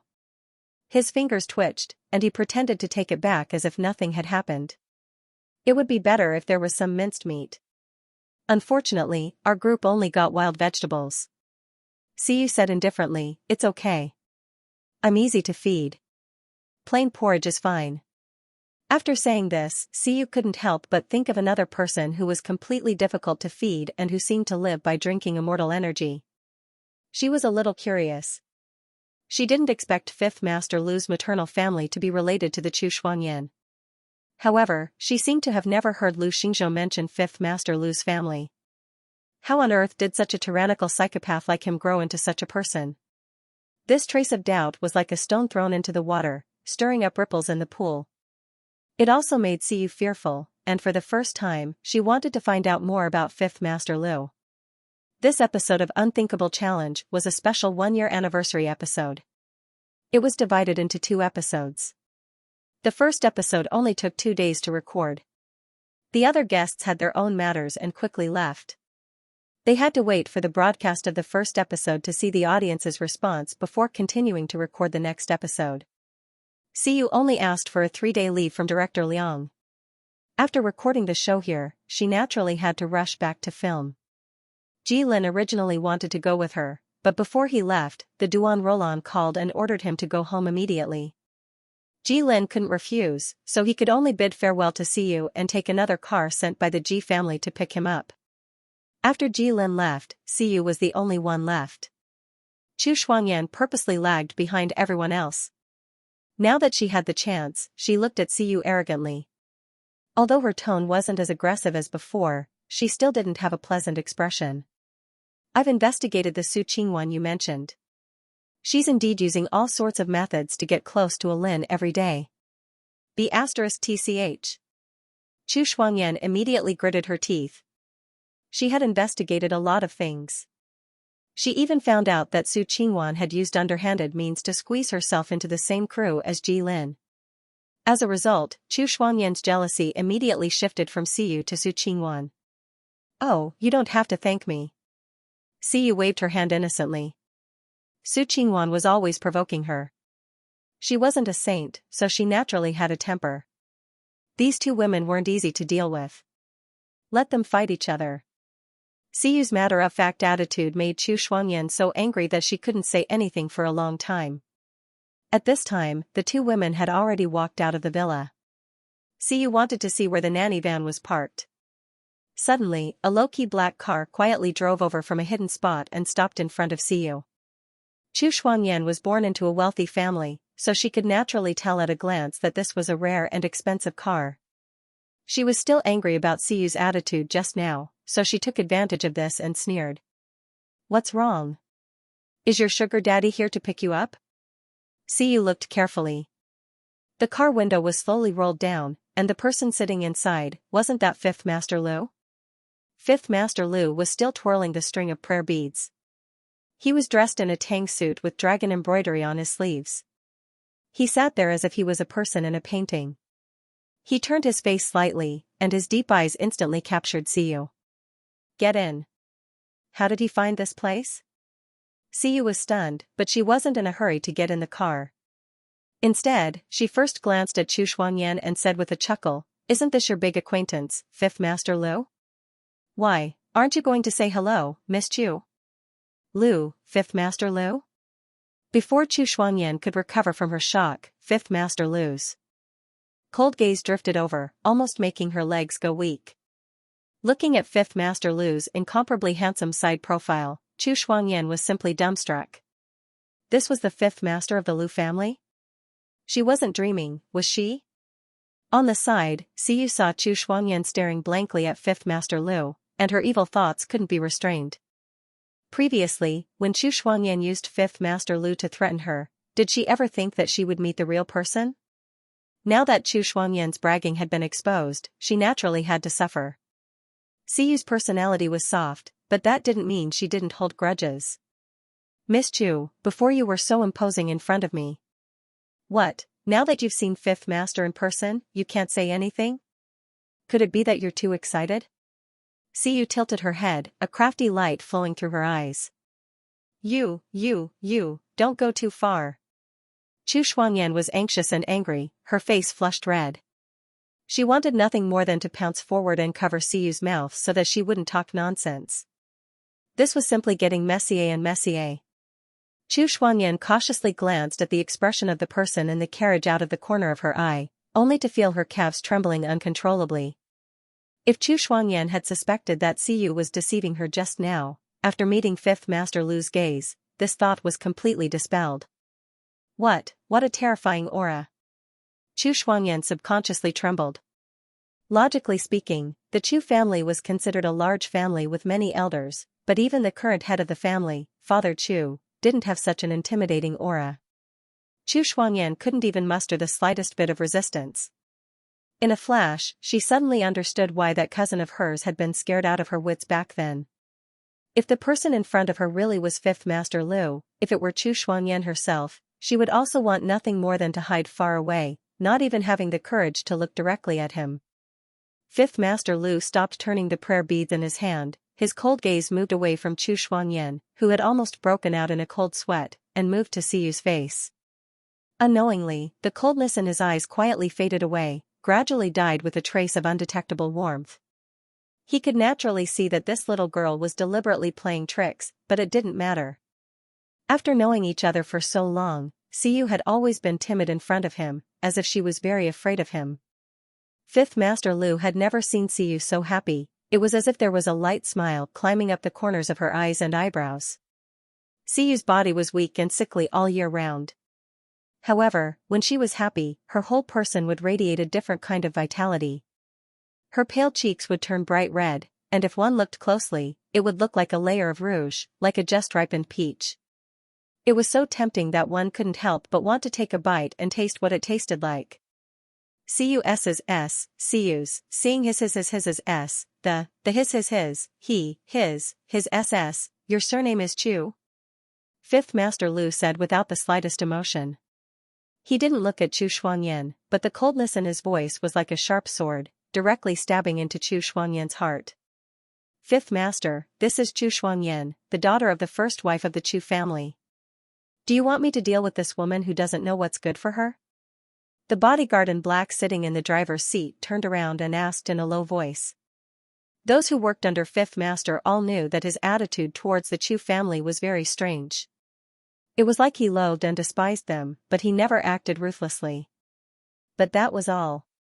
If any of the Chu family members didn't have eyes and dared to get close to him, he wouldn't be lenient. Do what you did to the clowns from the Chu family before. This time, do the same. Fifth Master Lu spoke very slowly, but every word carried an unquestionable murderous aura. Tell the old man from the Chu family that he didn't teach his daughter well. She's very good. Yes. The subordinate immediately opened the car door and walked towards Chu Shuangyan with a bloody and cold aura. Chu Shuangyan, who was standing outside the car, heard these words and saw the tall and burly bodyguard in black walking over. Her small face suddenly turned pale. In an instant, the tragic state of her cousin flashed through her mind. She also thought about what punishment awaited her if her father knew that she had provoked Fifth Master Lu. Suddenly, she felt all the strength in her body drain away. Zhou Siyu, give me a hand, sob. Chu Shuangyan was so scared that she didn't have any strength in her legs. She didn't dare to support Fifth Master Lu's car, so she could only aggrievedly reach out a hand to ask the Siyu beside her for help. Her usually spoiled voice was mixed with a trace of sobbing. She was usually arrogant and spoiled, but when a princess was sick, she had the life of a princess. She was usually pampered at home, and no one said anything about her when she acted like a tyrant. She was treated like a pearl in the palm. However, she, the little princess of the Chu family, was not enough in front of Fifth Master Lu. She became a defeated phoenix that was worse than a chicken. Siyu saw that Chu Shuangyan was really frightened and stopped while she was ahead. She reached out a hand for her to support. After all, Chu Shuangyan was only showing off for a moment and didn't do anything extreme. This time, she scared her and made her remember that in the future, she wouldn't speak without thinking and use her power to oppress others. Thus, she looked up at the bodyguard and said softly, "Please wait a moment." When the bodyguard saw that Siyu was blocking in front of Chu Xuanyan, he immediately stopped in place and respectfully made a gesture of invitation. It should be known that Fifth Master Lu was very special to this girl. When Siyu came forward, he didn't dare to act rashly. Chu Xuanyan grabbed Siyu's slender little hand as if she was grabbing onto a life-saving straw. Only then did she not lose her composure and fall to the ground on the street. Even so, her voice was still trembling. She looked at Fifth Master Lu with eyes full of reverence. "I was talking nonsense. Fifth Master, I know I was wrong. I won't dare to do it again." Fifth Master Lu's expression was originally indifferent, and he turned a deaf ear to Chu Xuanyan's pleading. However, his gaze inadvertently fell on Chu Xuanyan's hand that was tightly holding on to Siyu. He suddenly froze, and the corners of his mouth curled up. There was a hint of hostility in his smile. "No, you were wrong? I see that the Chu family has crossed the line again and again. Why can't I see that you know you were wrong?" He opened the car door and accurately grabbed Siyu's wrist. Before Chu Xuanyan could react, the person she was still holding onto was carried into the car by the waist. Then, the car door slammed shut in front of her eyes. Chu Xuanyan was a little dumbfounded. She looked in through the open car door and saw that Fifth Master Lu, who was unapproachable, easily took Siyu into his arms. Siyu was thin and small, as if she couldn't fill his arms. Because she was suddenly pulled into the car, the surprise on Siyu's face was not much less than Chu Xuanyan's. At this time, her almond-shaped eyes were wide open, and she looked like a silly rabbit that had been obediently eating grass but was eaten by a wolf. They. Chu Xuanyan felt that her brain couldn't wrap around it. After a while, she bit the tip of her tongue and barely suppressed the scream that was about to come out. Zhou Siyu could actually get close to Fifth Master Lu? She wasn't seeing things, right? Chu Xuanyan remembered that she had shouted at Siyu before, confidently saying that the sugar daddy behind her definitely wouldn't dare to go against Fifth Master Lu. Suddenly, her face turned green and white with embarrassment. What sugar daddy? Zhou Siyu clearly had a close relationship with Fifth Master Lu himself. Siyu was caught off guard and was pulled in. She didn't feel good either. Fifth Master Lu's murderous aura clashed with her. She struggled to leave this person's arms, but the hand around her waist was like an iron clamp. Her little bit of strength was not enough at all. After struggling for a while, she was tired and sweating. "Why are you in such a hurry?" Fifth Master Lu saw that Siyu wanted to escape again and frowned unhappily. Just when Chu Xuanyan thought that this was a sign of his anger, Fifth Master Lu helplessly pressed down on Siyu's small hand that was trying to push him away. As she wished, he carried her down from his lap and placed her steadily on the side. "Be good, it's not like I'm going to eat you." Chu Xuanyan. Did she see a fake Fifth Master? Siyu inevitably bled when sitting next to Fifth Master Lu. She had just coughed when Fifth Master Lu took out a towel in time to wipe the blood off her. He reached out and knocked on a secret compartment in the car.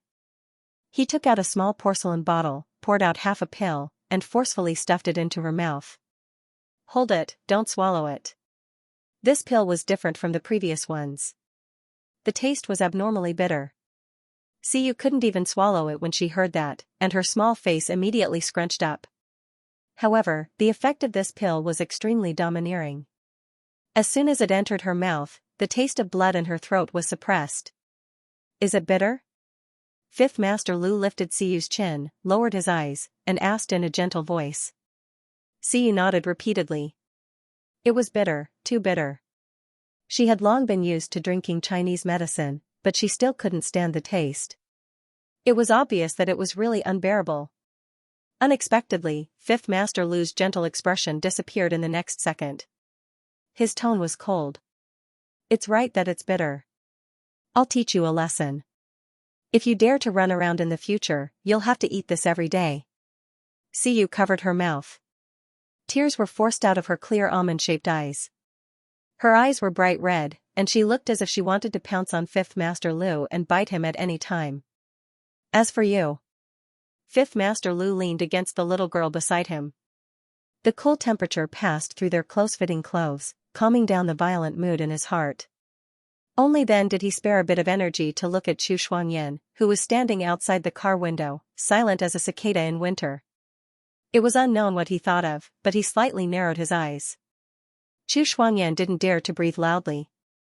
She was terrified when she thought of what happened to her cousin.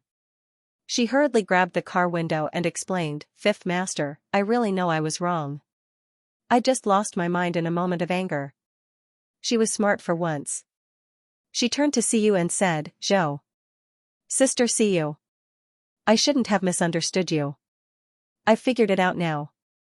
It's all that bitch Su Qingwan's fault. It has nothing to do with you. There's nothing between you and Lin and Best Actor Wen." As soon as Chu Shuangyan mentioned Ji Lin and Wen Yuan's names, Siyu felt a terrifying chill run down her spine. It was as if she was being stared at by some terrifying beast. Her body trembled. Before she could turn around to look, she heard a kind voice behind her. "Oh, Ji Lin and Wen Yuan? Is there anything else?" Chu Shuangyan saw that Fifth Master Lu was finally paying attention to her. She hurriedly said, "Yes, yes, yes. I know Sister Siyu and Huani's president only have an ordinary business relationship. I was wrong and spoke without thinking. I won't be so reckless next time, Fifth Master." Fifth Master Lu raised his eyebrows. Although he was smiling, there was no smile in his eyes. "And Lu Xingzhou, Siyu felt Fifth Master Lu's arm tightening around her slender waist. The strength was as if he wanted to break her bones. The car was filled with a dangerous aura of a storm. Although she didn't know why this lunatic suddenly got angry, it didn't stop the alarm in Siyu's mind from going off. This time, it was her turn to want to cover Chu Shuangyan's mouth that was about to spill everything. However, Fifth Master Lu gently lifted her chin. She didn't know what method he used, but Siyu couldn't make a sound at all. She could only watch as Chu Shuangyan said a lot of good things to her in order to make up for her crime. She couldn't help but shout in her heart, "Chu Shuangyan, you idiot. You can't do anything right, but you're good at ruining things. Stop talking." After getting the information he wanted, Fifth Master ignored Chu Shuangyan's shouts and directly ordered his subordinates to drive the car away. He didn't know when, but Siyu was back on his lap. The little girl felt his anger and very obediently curled up into a ball. This time, she didn't dare to resist. Fifth Master Lu stroked her cold long hair and smiled faintly. There was no hurry. One account at a time, he would settle it slowly. Chu Shuangyan, who was left standing in place, stood in a daze for a while. When her driver came to pick her up, she was still a little in disbelief. She had retreated from Fifth Master Lu's presence? She was actually still alive and well? At this time, the driver asked her where she was going. Chu Shuangyan originally wanted to go back to the Chu family first and cry to her parents about today's thrilling experience. However, on second thought, if Fifth Master Lu really sent someone to inform her father and tell him all those stupid things she had done, then what greeted her when she returned home would probably not be consolation, but a scolding. With this thought, she didn't dare to go home. Instead, she said, "Go to the Ji family's mansion. I'll go find Lin." Chu Shuangyan remembered how intimate Siyu and Fifth Master Lu were just now. She thought that perhaps Siyu could help her plead for mercy. However, she didn't have Siyu's contact information, so she could only go find Ji Lin. However, at this moment, the Ji family was also not peaceful. Ji Lin was urged to come back by the Duan Rolan with a few phone calls. When he stepped into the house, he was a little reluctant. Ever since he went to the entertainment industry, he rarely set foot in this house. This house was cold and impersonal. All the bad memories from his childhood were hidden here. If it wasn't for the Duan Rolan forcing him, he really didn't want to come back. Ji Lin didn't forget that it was his biological mother who wanted to withdraw her investment and force his sister to leave. That incident had always buried a knot in Ji Lin's heart. He didn't understand. If the Duan Rolan didn't want to cause trouble for the Ji family because of Siyu's identity, he could have just stayed away from her and ignored her. Why did he have to do something as extreme as withdrawing his investment? However, when Ji Lin walked into the living room and saw another person sitting opposite the Duan Rolan, his expression suddenly turned cold. "Lin, you're finally back. What's wrong? Why are you pulling a long face?" The Duan Roland smiled and waved at Ji Lin like a loving mother. She said kindly, "Come and sit down. This is a friend I met by chance, Miss Su Qingwan. I remember that the two of you worked together before, so you should be friends." Ji Lin walked over silently but didn't sit next to the Duan Roland. He chose an armchair and sat down. When he looked at Su Qingwan, his handsome face frowned and he asked in a deep voice, "Why are you in my house?" "Lin, how can you talk to a guest like that?" The Duan Roland was a little displeased with Ji Lin's cold attitude. "It's okay. I'm the one who suddenly came to visit." Su Qingwan pulled her hair and smiled politely. "Auntie Lan, don't blame Brother Ji. He worked so hard filming the show and then rushed home. I'm sure he's exhausted." Ji Lin remained silent and only coldly observed Su Qingwan with a guarded expression. He didn't know what had happened. His mother was suddenly so friendly to Su Qingwan and even invited her home as a guest, but he had a bad feeling in his heart. As expected, the Duan Roland showed a little concern for his recent situation and casually brought up the topic. "Lin, you're the heir of the Ji family. Even if you enter a big dive vat like the entertainment industry, you have to remember to keep yourself clean. You mustn't be too close with those shady people." When the Duan Roland urged him to hurry up, Ji Lin was still a little worried that something might have happened at home. But when he stepped into the living room and saw Su Qingwan, that fire was half extinguished. When the Duan Roland said those words, his heart had completely cooled down. How could Ji Lin not understand the hidden meaning in the Duan Roland's words? But it was precisely because he understood it that his heart turned cold. The Duan Roland's words clearly categorized the Siyu as riffraff and hinted that he should cut off all contact with the Siyu. But Ji Lin didn't understand. Why? He and his sister were both the Duan Roland's biological children. Why was she so heartless to her own daughter? Why didn't she care about their mother-daughter relationship at all? "Mom." After a long silence, Ji Lin spoke in a low voice. He lowered his head and his expression was hidden in the shadows, so no one could see his expression clearly. "What are you trying to say?" The Duan Roland laughed. She was a woman who was very good at pretending. Even in front of her own son, she didn't want to reveal everything. She only said earnestly, "Lin, I don't object to you becoming a star, but you have to always remember your identity. You're different from the other stars who fool around. You're the only son of the Ji family. You have to know that the entertainment industry doesn't lack people who want to curry favor with the rich and powerful. Mom is just worried that you'll be cheated. You don't come home all year round, and you refuse to tell us anything. If it weren't for Miss Su, I wouldn't have known that so many people were targeting you." Su Qingwan interjected, "That's right, Brother Ji. Auntie Lan is just concerned about you. After all, you're wandering around alone. As a parent, of course she's the most worried." Su Qingwan's words came at the right time. The Duan Roland felt very comfortable when she heard it.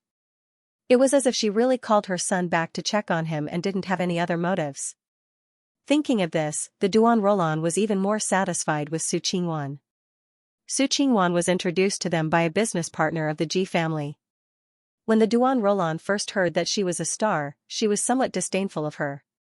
But after chatting a few times, the Duan Roland was surprised to find that Su Qingwan's thoughts were very similar to hers. The more they chatted, the deeper the Duan Roland's disdain for Su Qingwan gradually disappeared.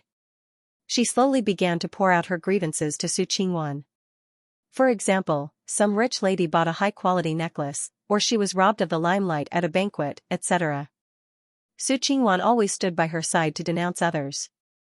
Thus, the Duan Roland increasingly felt that she was very considerate. When the time was right, Su Qingwan vaguely mentioned that Siyu and Ji Lin were very close.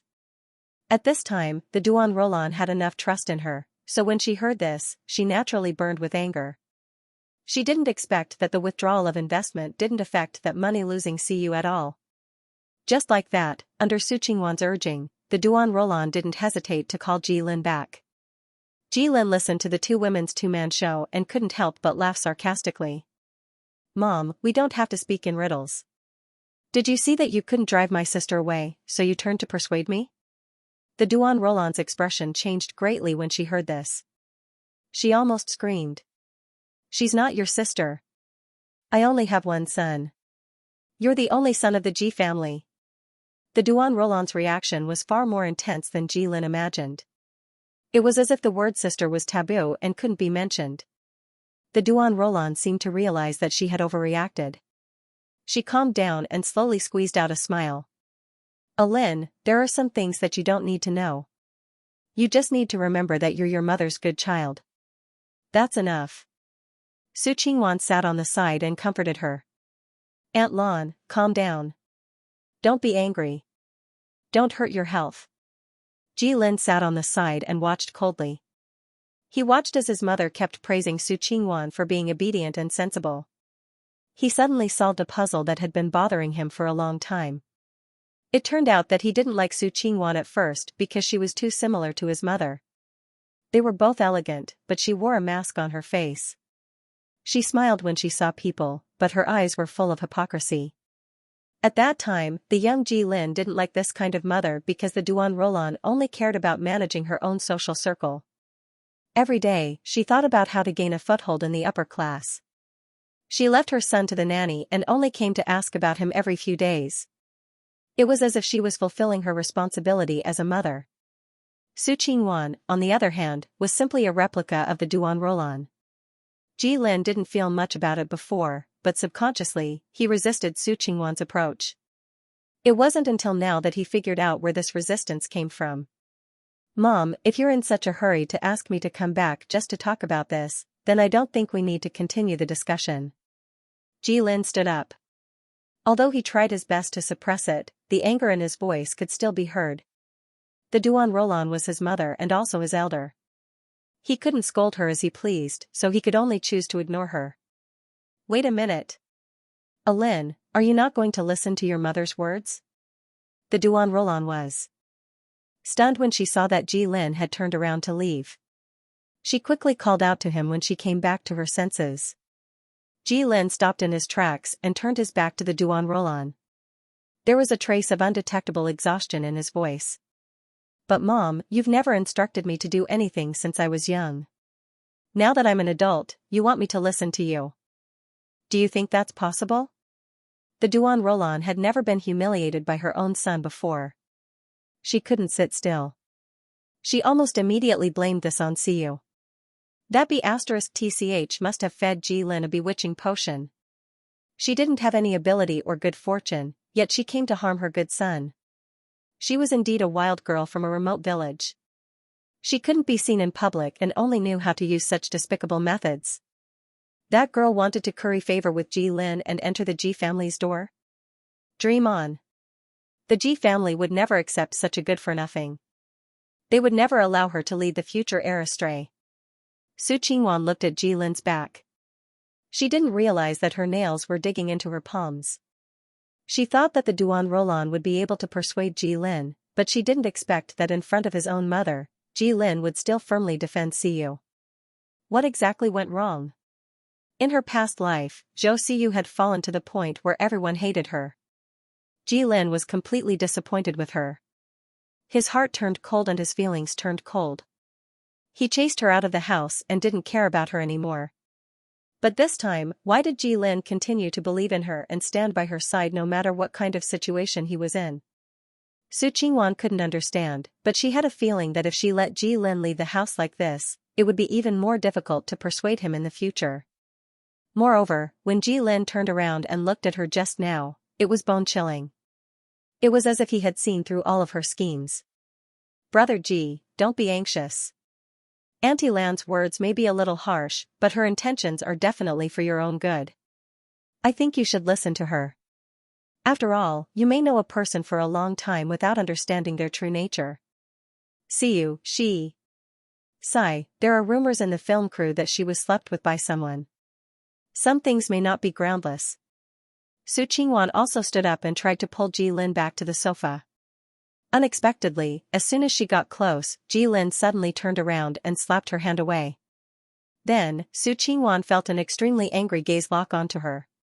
She raised her head in panic and saw Ji Lin glaring at her.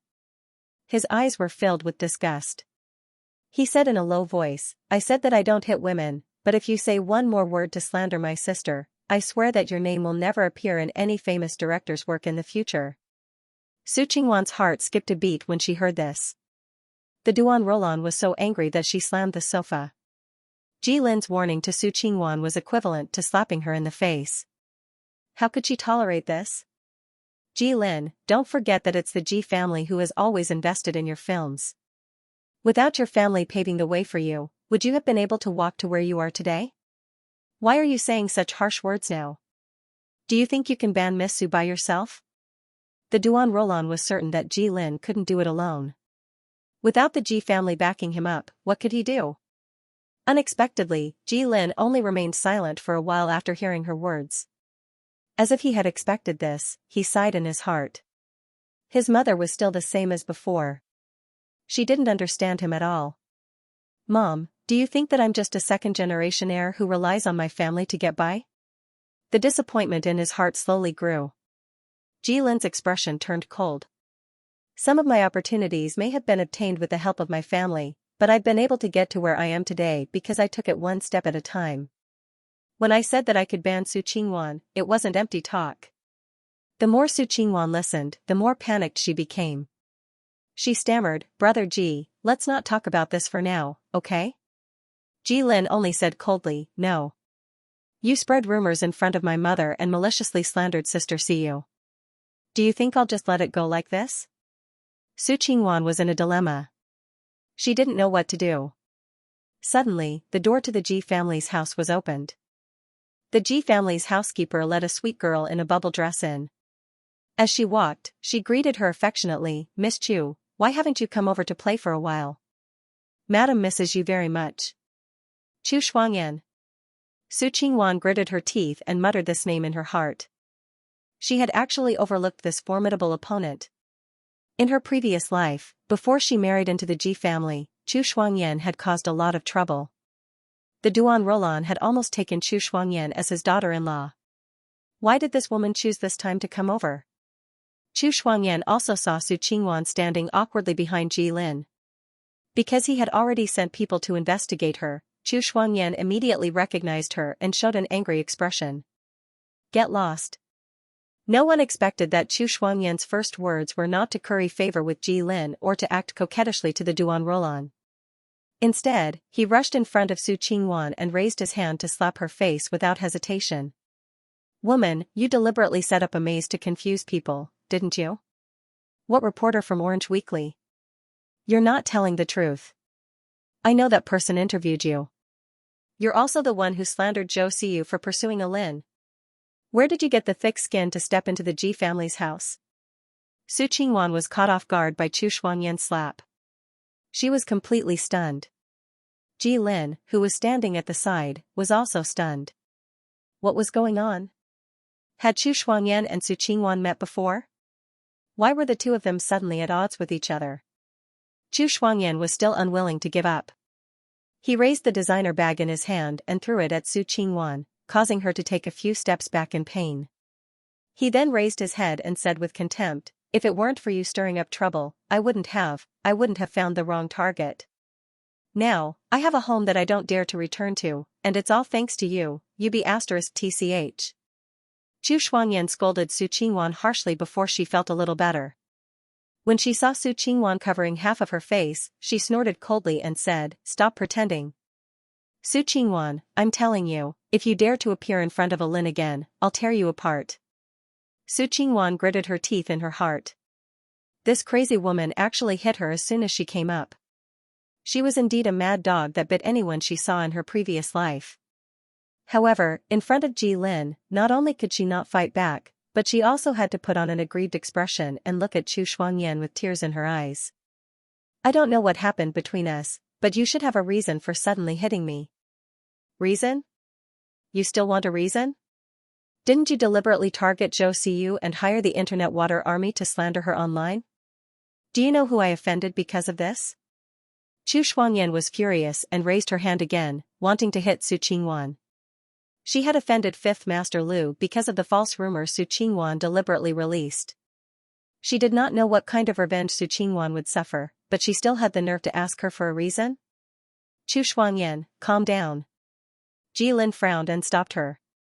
Although Ji Lin hated Su Qingwan, he still could not bear to see someone being violent in front of him and in his home. However, Chu Shuangyan's words attracted his attention. What did you say about Sister Siyu just now? Yan, you know Zhou Siyu? Chu Shuangyan's series of actions just now were so fast that the Duan Roland on the sofa finally reacted. She was very sensitive to Siyu's name and immediately asked in surprise.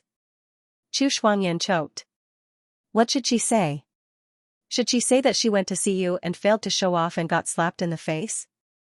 That would be too degrading. Miss Chu, I think you might have misunderstood me. Su Qingwan finally calmed down. Even though she had a lot of resentment towards Chu Shuangyan, she could only suppress it and force a smile.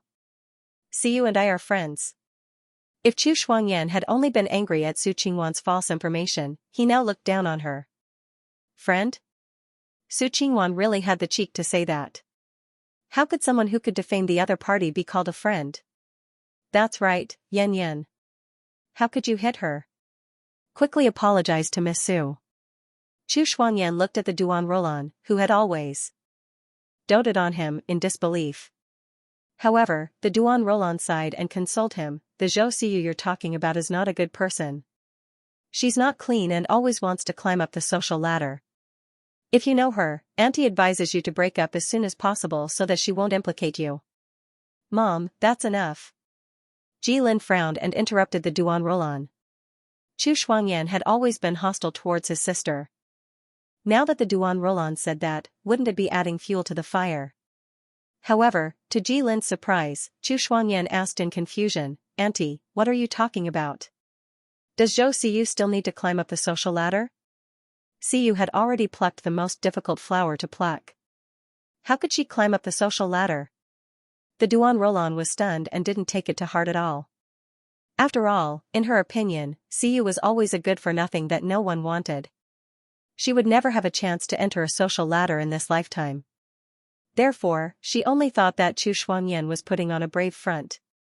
Yan, you're fooling around again. Forget it. You don't know that woman's low status, but she's very scheming. Auntie is doing this for your own good. Jilin couldn't take it anymore. The Duan Roland was his mother, so he couldn't hit or scold her. However, Siyu was also his biological sister. He wouldn't allow anyone to slander her. Mom, I still have something to do. I'll leave first. Jilin picked up his coat and walked towards the door without hesitation.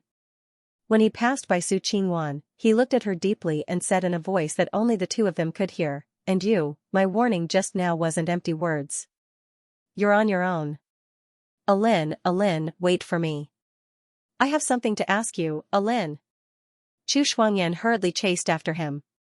Unfortunately, she was one step too late. Jilin had already gotten into the car and left. She couldn't help but stomp her feet with a dejected expression. Oh no, she originally wanted to indirectly ask Siyu to help plead for leniency through Jilin. It was all that two-faced B***tch Su Qingwan's fault. Everything was ruined now.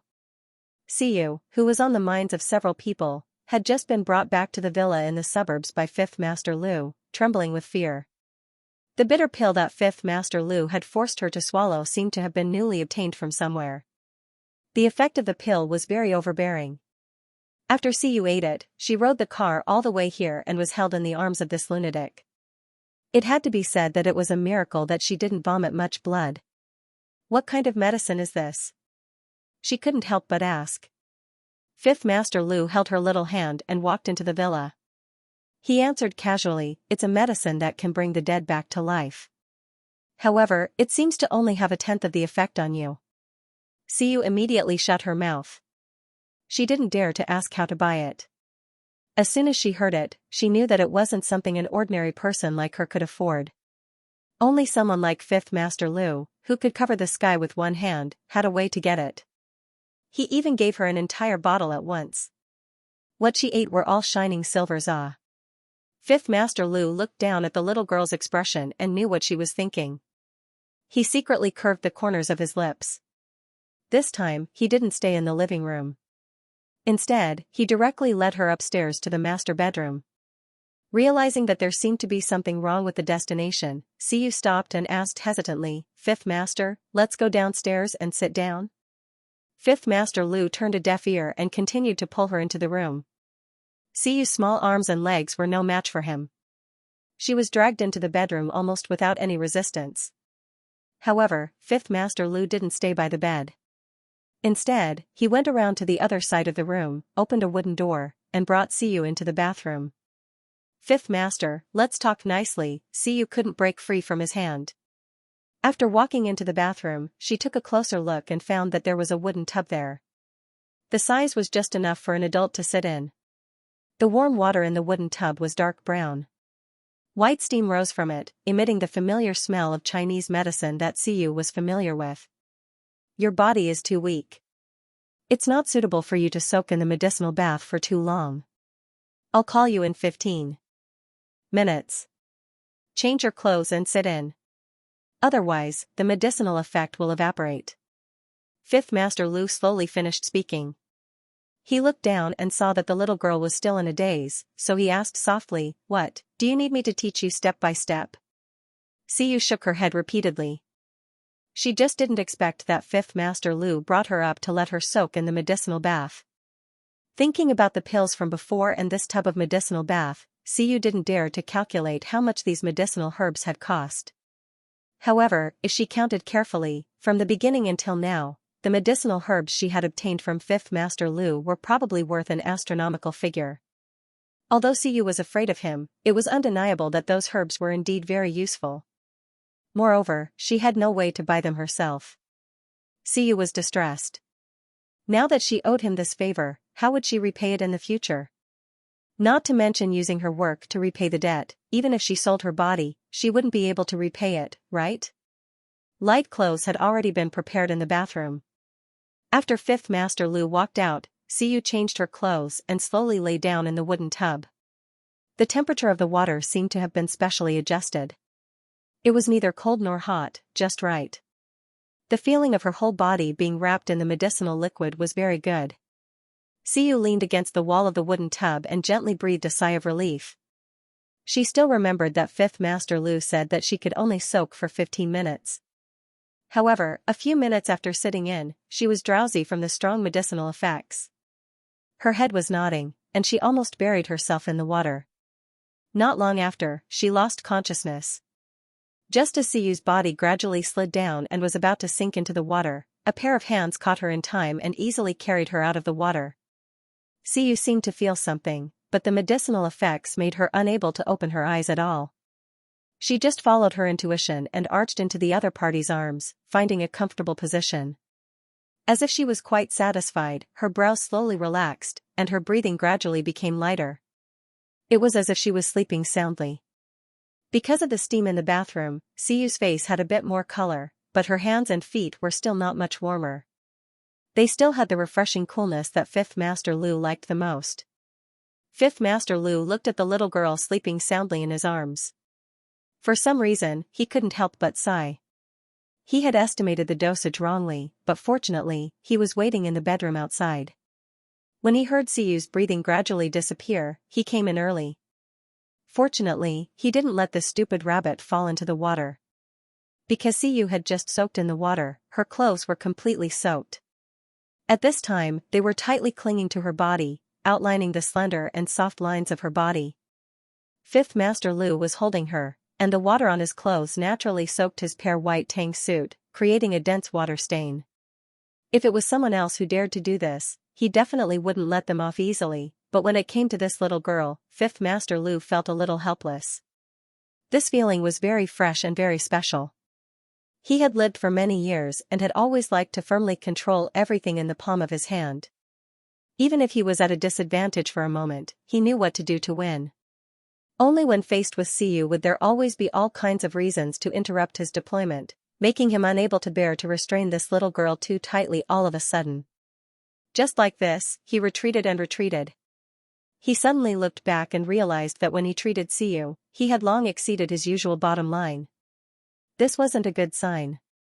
Constantly lowering his bottom line to a fun little animal he raised was very dangerous, but he clearly knew that, and yet he didn't want to stop.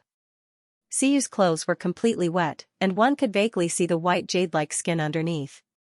However, Fifth Master Lu turned a blind eye to this and ordered someone to bring a towel over. Then, without looking sideways, he removed the wet clothes from her body, wrapped her whole body in the towel, and brought her to bed.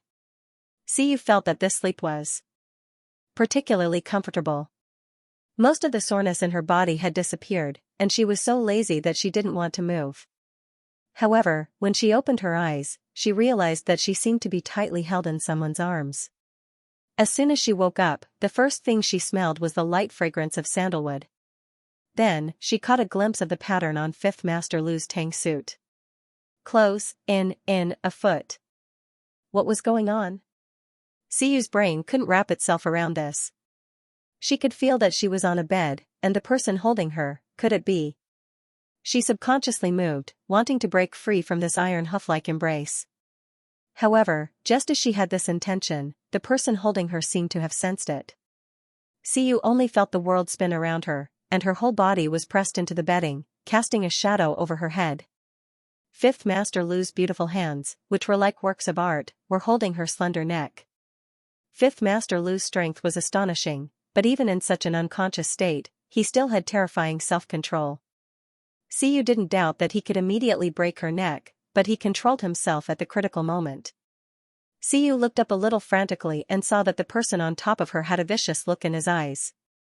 There was also some impatience from being woken up, as if he was an Azura who had just woken up from a deep sleep. It was terrifying. Fifth Master? Siyu called out in a trembling voice, not daring to move at all. Could it be that this master had a morning temper? It was too scary. It was completely different from the indifferent and otherworldly appearance she usually saw. Instead, it was overflowing with hostility. Fifth Master Lu lowered his eyes and stared at the petite girl below him. After a long time, he seemed to finally wake up completely and recognized Siyu. His fingers slowly, bit by bit, loosened from Siyu's neck. It wasn't until Fifth Master Lu's hands completely left Siyu's neck that she found her breath again. Then, she was surprised to find that in that short moment just now, she had broken out in a cold sweat and her entire back was soaked. Facing Fifth Master in this state, his murderous aura suddenly pressed down on Siyu like a mountain.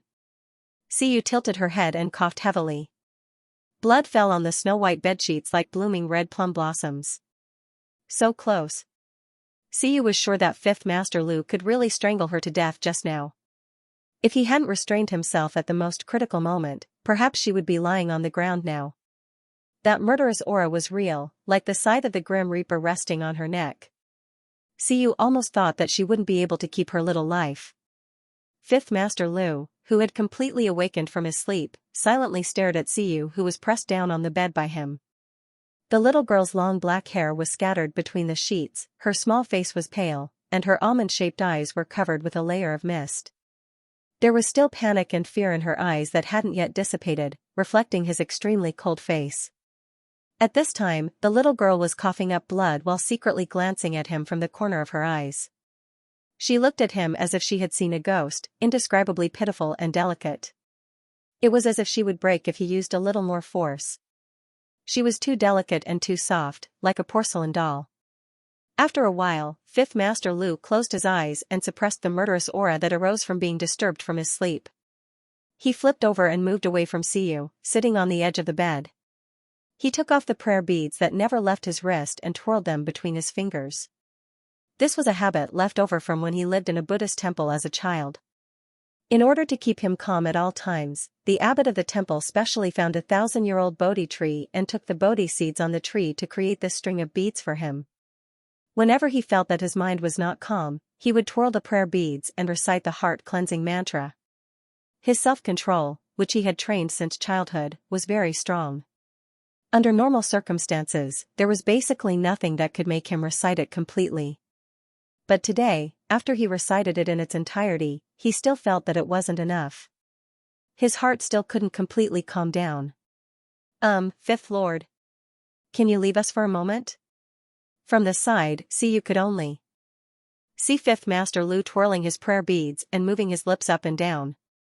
She didn't know what he was doing, so she asked cautiously. Because at this time, Siyu discovered that she was wrapped in a thick towel, but she wasn't wearing any clothes underneath. She didn't know what happened when she was soaking in the medicinal bath yesterday. She didn't have any impression of being carried to bed, and her clothes were taken off by someone. Most importantly, could it be that she was hugged to sleep by Fifth Master Lu the entire night yesterday? It was too terrifying.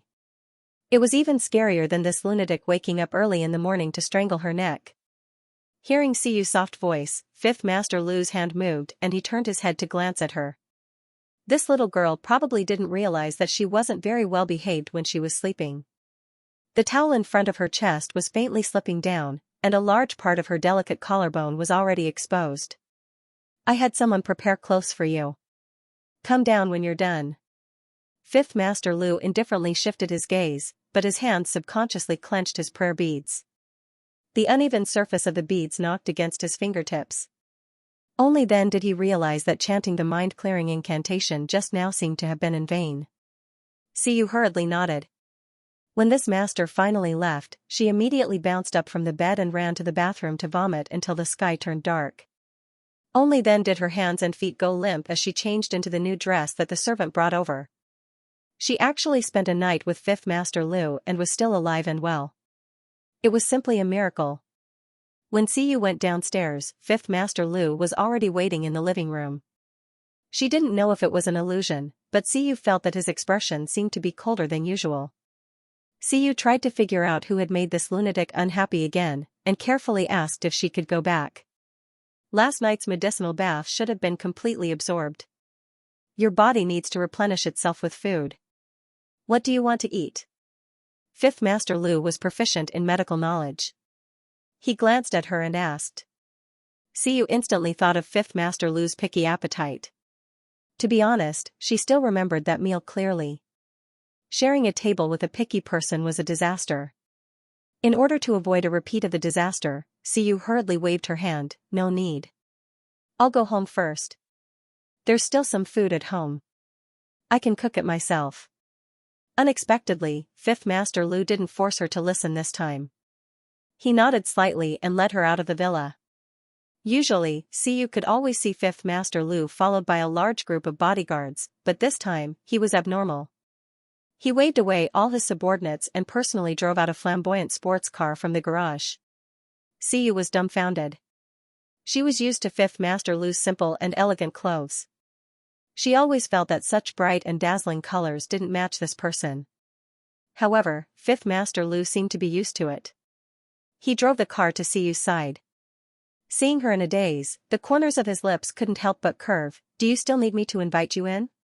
Siyu sat in the car as if she was sleepwalking. It wasn't until the sports car drove away and raised a cloud of dust on the mountain road that she grabbed the armrest and was a little nervous. "Fifth Master, why did you suddenly think of driving yourself?" Fifth Master Lu's driving speed could be described as wild. He seemed to never know how to write the word slow driving, but in contrast, his expression had always been very calm. When he heard Siyu's question, he seemed to smile and replied kindly, "Because I'm not happy right now, and if someone follows me, I'll be even more unhappy, understand?" Siyu immediately kept quiet out of fear. Thus, this flamboyant sports car sped all the way back to Siyu's neighborhood at a terrifying speed. Siyu was on tenterhooks all the way, afraid that Fifth Master Lu's steering wheel would be unstable and she would become a ghost on the road. At this time, when she saw the familiar neighborhood gate, her heart immediately surged with excitement. She quickly said, "You can just drop me off outside. I'm in an old neighborhood, and the road is very narrow. There's no road for a car to drive on." Fifth Master Lu simply stopped by the side of the road, turned off the engine, got out of the car, walked to the side of the passenger seat, and said to Siyu, "Then walk over."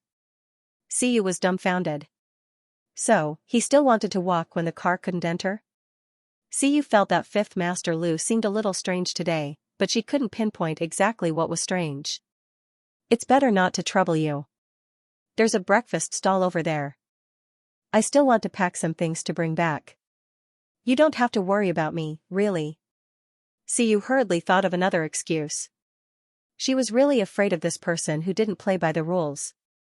Unexpectedly, Fifth Master Lu looked in the direction Siyu was pointing and actually held her hand as they walked over together.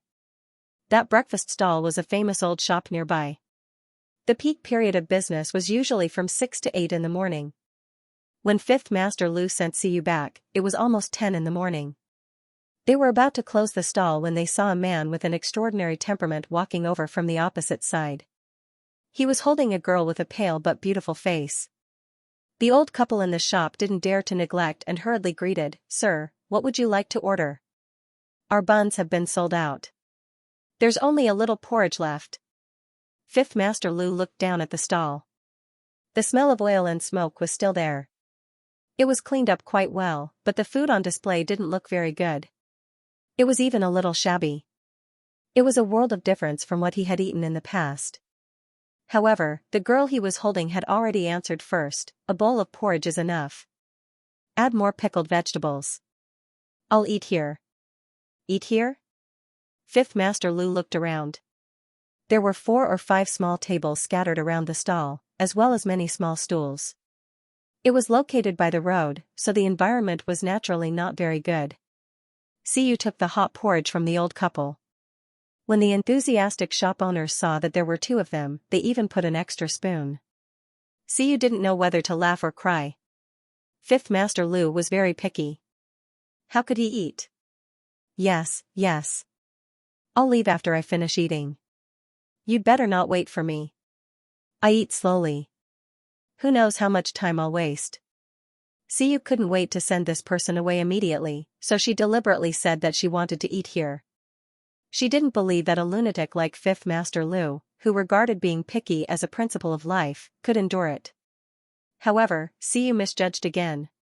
Fifth Master Lu actually nodded and took the lead to find the cleanest wooden table.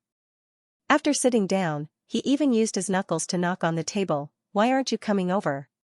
Xiyu confirmed once again that Fifth Master Lu was indeed very abnormal today. She walked over with the porridge and sat down. Under Fifth Master Lu's gaze, she slowly drank the porridge in the bowl. Fifth Master Lu stared at her movements from the opposite side. After watching for a while, he suddenly put away the prayer beads, picked up the extra spoon, scooped up half a spoonful, and lowered his eyebrows to taste it. Xiyu was shocked and didn't react at all. Fifth Master Lu only scooped up half a spoonful of porridge and put the spoon aside.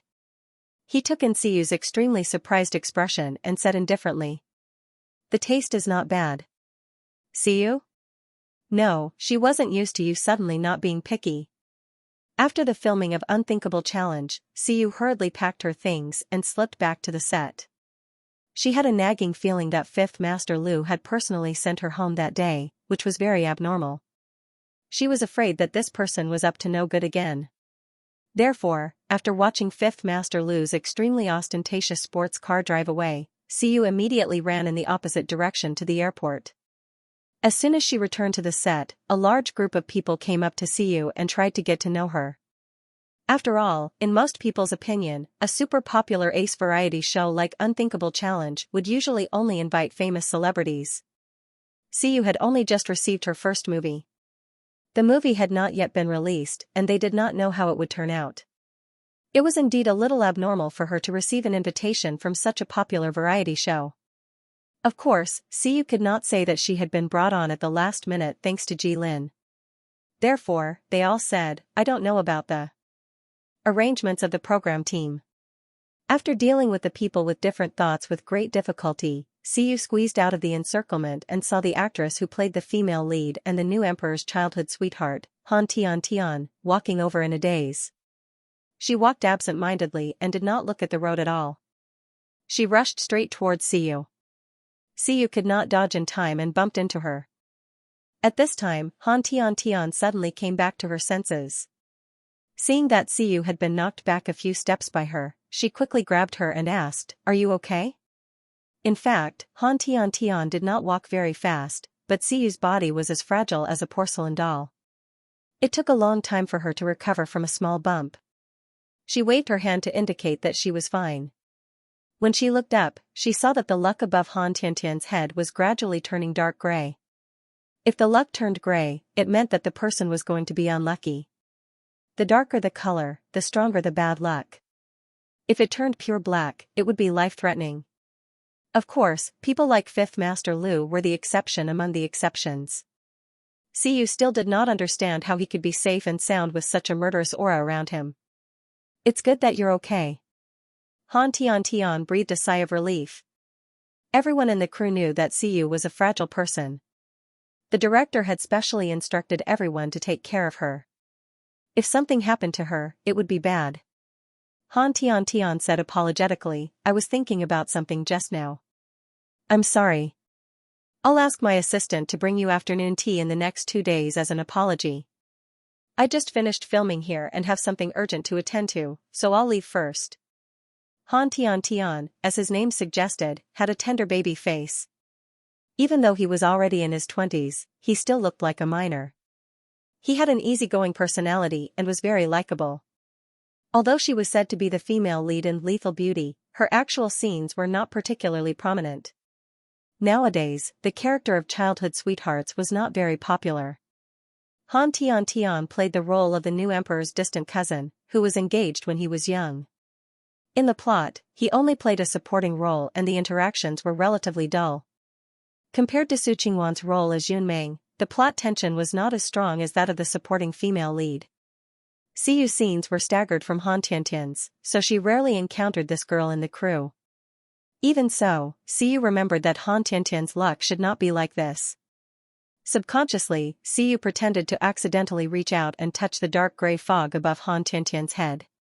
The moment she touched it, a scene quickly flashed before her eyes. Han Tian drank wine from another good-looking girl at a cocktail party. A few minutes later, he was drunk and unconscious and was carried into a hotel suite by a middle-aged man. To make matters worse, a group of reporters rushed over after hearing the news and blocked Han Tian. After waking up, Han Tian saw himself naked in bed with a strange man and surrounded by a circle of cameras pointing at him. He was unable to explain himself. Later, when he was shoved by the reporters, his forehead hit the corner of a cabinet. After watching, Siyu softly exclaimed in her heart. She could see the source of a person's bad luck, and it was very obvious that what would happen to Han Tian in the future was related to that glass of wine he drank. Although Siyu was not familiar with Han Tian, she had a good impression of him. This was a very easy to get along with and he was hardworking enough. If he really encountered these things and was ruined, it would be a pity. But a direct warning was unrealistic. First of all, whether Han Tian believed it or not, Siyu could not explain how she could predict the future. So after thinking about it, Siyu asked, Han Tian, do you know a person who is a little taller than you and has a mole under the corner of his left eye? Speaking of this person, Han Tian's voice unconsciously carried a trace of displeasure. Siyu tried her best to describe in detail the appearance of the person she saw in the illusion who handed the wine to Han Tian. Sure enough, Han Tian quickly recognized him. You're talking about the captain of our group, Xianxia, right? Han Tian was originally from a girl group. Their group had a total of 7 members, and she and the captain, Xianxia, were doing the best. The company's resources were limited, and they were currently discussing whether to give up on one of them and use all the resources to support the other person. And this lucky person would undoubtedly be Xianxia, who had always been favored by the company's higher-ups. The relationship between the two of them was dull and private, and because of this layer of reasons, it fell to the freezing point. Han Tian did not have Xianxia's beauty and talent, but fortunately, she worked hard enough. Relying on her own crazily accepting jobs, she forcibly carved out a path under Xianxia's halo and became the second most popular girl group, second only to her. Now the company was giving up on her and using her as a stepping stone to pave the way for Xianxia. How could she be willing to accept this? Do you want to know Xianxia? Then I'm afraid I can't help you. I'm not familiar with her, so I can't say much. Han Tian thought that Siyu was here to connect with her, and very honestly pointed out her relationship with Xianxia. She did not hide it at all, and was not afraid of letting others know that she and Xianxia did not get along. Siyu liked Han Tian's honesty very much, and was even more determined to help her escape this disaster. No, I just want to tell you not to trust your captain too much. Han Tian was stunned. What? Just then, a staff member came to call Siyu to start filming. Siyu finally reminded her, go quickly. It's not good to be late for the party, but remember to drink less wine. After Siyu left in a hurry, Han Tian was still standing in the same place. That's not right. How did Zhou Siyu know that I'm going to the party? Siyu's first scene after returning was a scene with Su Qingwan. In the script, it happened that Su Qingwan's character, Yun Meng, accidentally found her sister Yunhe, who was imprisoned in the underground palace by the new emperor. The long-lost sisters reunited with a strong iron fence in between. Siyu changed into her costume. She was already pale and weak, so she did not need to use makeup to look like a sickly beauty. The makeup artist casually wiped her lipstick to make her look better, and then let her go on stage. Compared to Siyu's simple and fast process, Su Qingwan's side took a lot of time. She could only be considered beautiful, but she was stubbornly trying to snatch the role of the second female lead that belonged to Zhou Siyu in her previous life. The makeup artist spent a lot of effort to make her look like a flirtatious beauty, and it was really time-consuming. Siyu also noticed that Su Qingwan had not seen her for a few days. She did not know what had happened, but she looked haggard. The dark circles under her eyes were very obvious, and she needed thick makeup to completely cover them. Siyu was a little curious. Usually, Su Qingwan always made herself look beautiful. How did she become like this in just a few days? The makeup artist, who was helping Siyu with her hair, seemed to see her confusion. She glanced at Su Qingwan and whispered, "I heard from a friend that Su Qingwan was already in contact with another female lead." They were about to reach an agreement, but it seems that the male lead said to the director that he would not act as long as Su Qingwan was there. So, the matter fell through. Siyu blinked. Is there such a thing? Exactly. The makeup artist liked the soft and cute girl in front of her very much.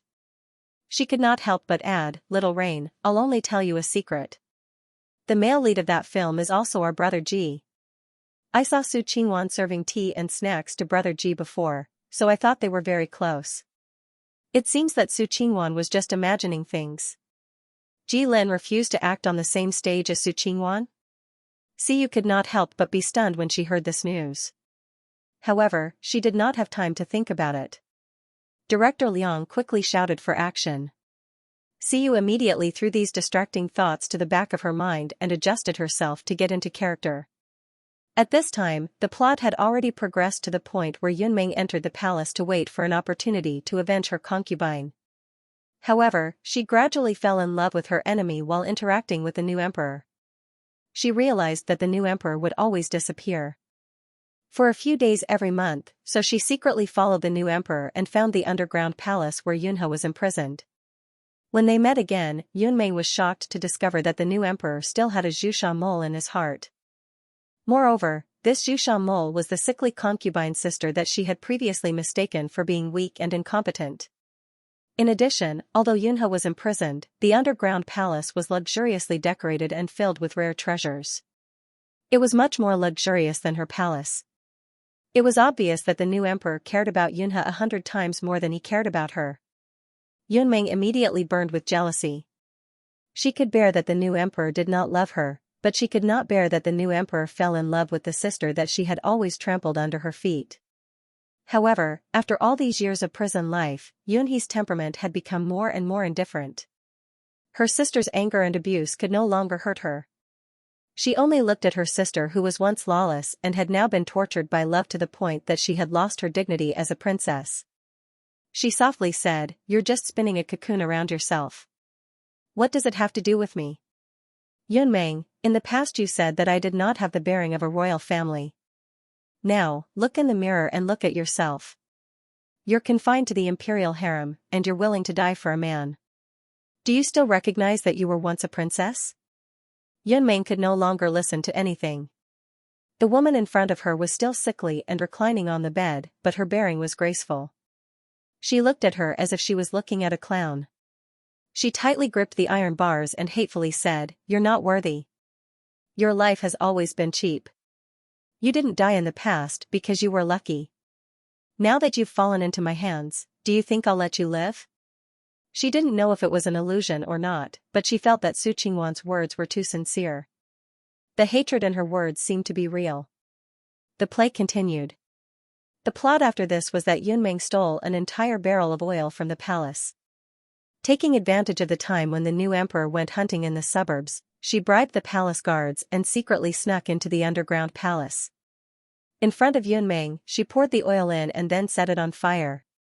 Yunmeng was imprisoned here and had no way to escape. Moreover, her body was weak. Even if she could run, she couldn't. She could only wait for death. You'll slowly be burned to ashes in this dark underground. Su Qingwan cheerfully read out this line and her lips curled into a smile at the end. For a play like this, the props team had to prepare in advance and pass a safety check before filming could begin. All of the props had to be safe. Originally, the oil that Su Qingwan used was cooking oil, so it was relatively safe. However, who would have thought that after Su Qingwan lit a match and threw it in, it would create a string of sparks that would burn fiercely like a prairie fire. The large barrel of oil had been splashed all over the ground by Su Qingwan and flowed all the way to Siyu's feet. Once it ignited, the flames quickly rushed towards Siyu. This accident caught everyone off guard, and everyone was stunned. When the fire started to burn, someone shouted, "Misfire, misfire! Quick, bring the fire extinguisher over." This shout was like pouring a bucket of oil into a hot pot.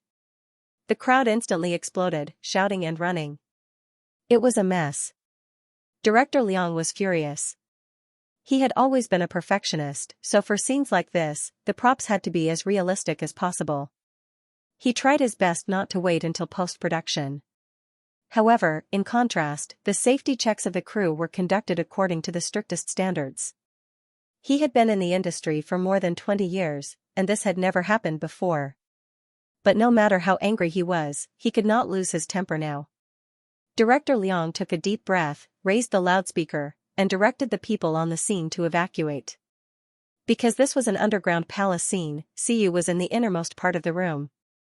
Once the crowd was in chaos, it was difficult for her to squeeze her way out. Within a few breaths, she could feel the heat approaching. The whole room was flammable, and the fire immediately went out of control. It was also at this moment that Siyu realized that the hem of her skirt was also stained with oil.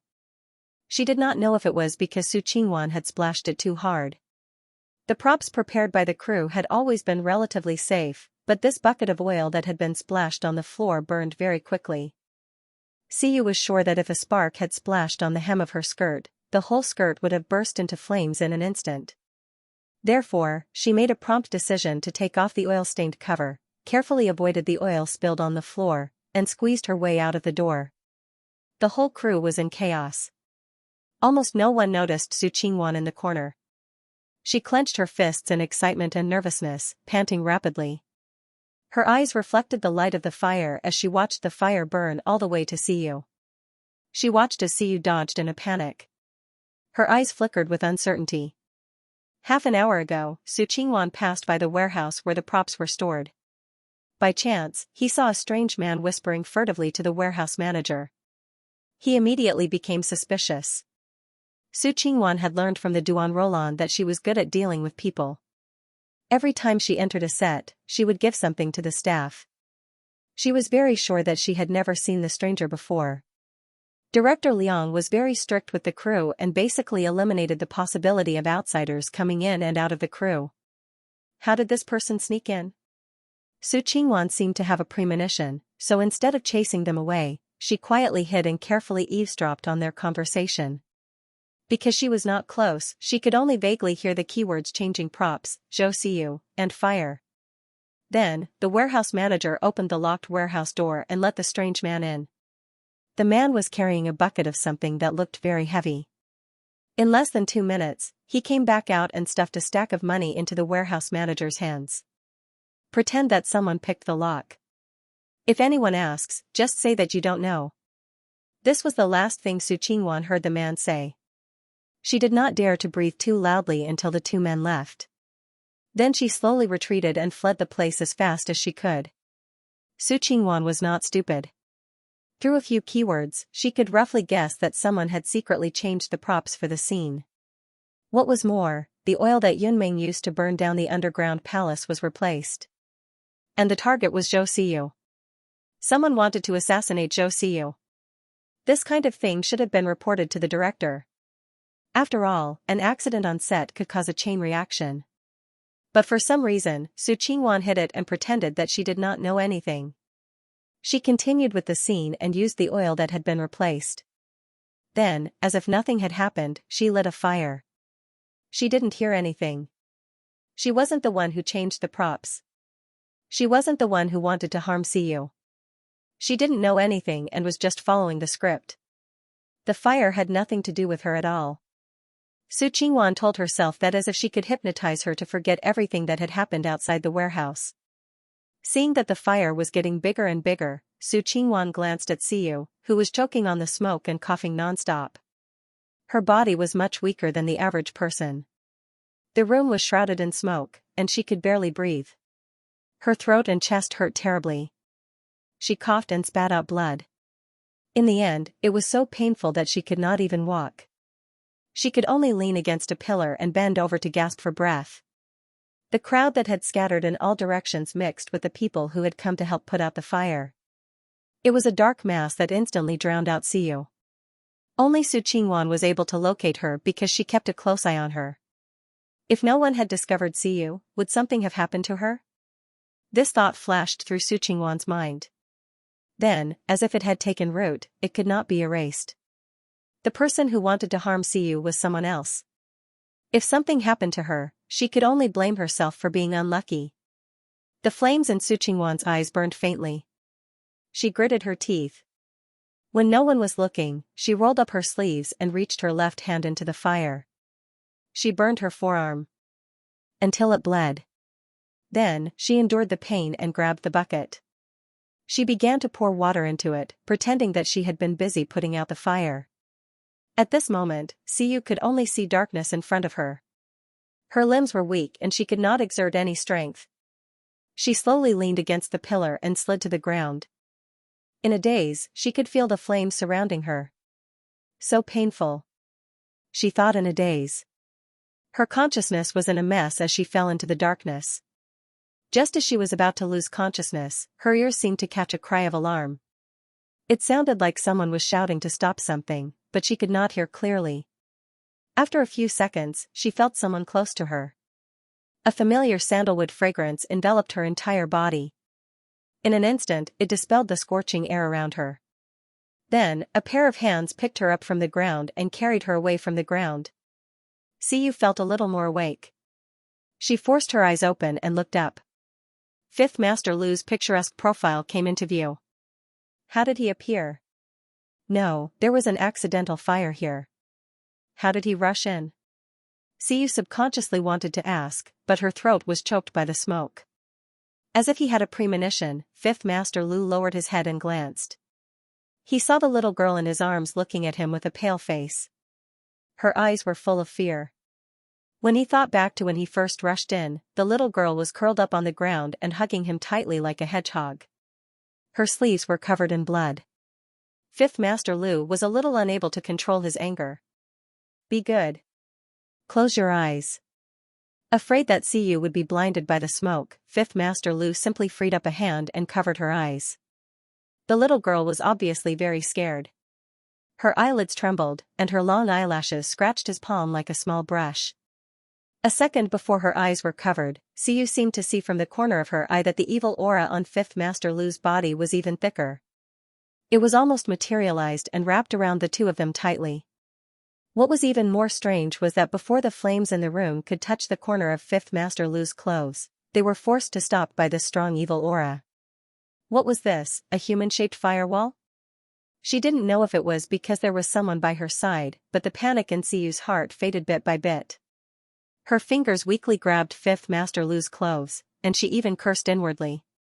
Before she fainted, her last consciousness was Fifth Master Lu's string of prayer beads rubbing against her face. It seemed to have the power to calm people's hearts. From the moment Fifth Master Lu rushed in to carrying Siyu out, it only took a dozen seconds. Although the fire in the room was very big, he was not injured at all. If Siyu was still awake, she would be surprised to see the evil aura on his body slowly retracting. Lu Xingzhou came with him. After Siyu left Jiangqing, for some reason, Fifth Master Lu chased after her. Fortunately, he followed. Otherwise, if something happened to Siyu just now. Lu Xingzhou was the closest. Feeling Fifth Master Lu's terrifying evil aura, he immediately trembled reflexively. How many years had it been? This master had always been cultivating his body and mind. He never got angry easily. The last time he revealed his emotions like this was when his parents passed away, right? Lu Xingzhou didn't have time to stop Fifth Master Lu from rushing in. Seeing him come out safely, he breathed a sigh of relief. Then, he glanced at Siyu, who was firmly protected in Fifth Master Lu's arms, and fainted. Lu Xingzhou suppressed the fear in his heart and stepped forward to say, "Fifth Master, I've already made arrangements. Take her to the hospital now." Fifth Master Lu narrowed his eyes slightly and slowly scanned the crowd around him. His gaze was filled with coldness, so cold that it made people tremble in fear. No one dared to look directly at him. Su Qingwan hid in the crowd and covered her deliberately burned forearm. She was guilty and afraid, and her legs couldn't stop trembling. Would she be discovered? No, she didn't plan all of this. It had nothing to do with her. Fortunately, Fifth Master Lu was concerned about Siyu's situation and didn't waste any time here. After sweeping his gaze around, he withdrew his gaze. Seeing this, everyone let out a long sigh of relief. In their hearts, they were trying to figure out where this man came from. Why was his aura so frightening? And what was his relationship with Siyu? Why would he rush in alone to save her? Xingzhou, investigate carefully for me. Don't miss a single thing. Fifth Master Lu carried Siyu and stepped into the Lu family's private car. Although his tone was calm, Lu Xingzhou could feel the brewing storm. If you can't find anything, you'll never have to return to the Lu family. Lu Xingzhou hurriedly agreed.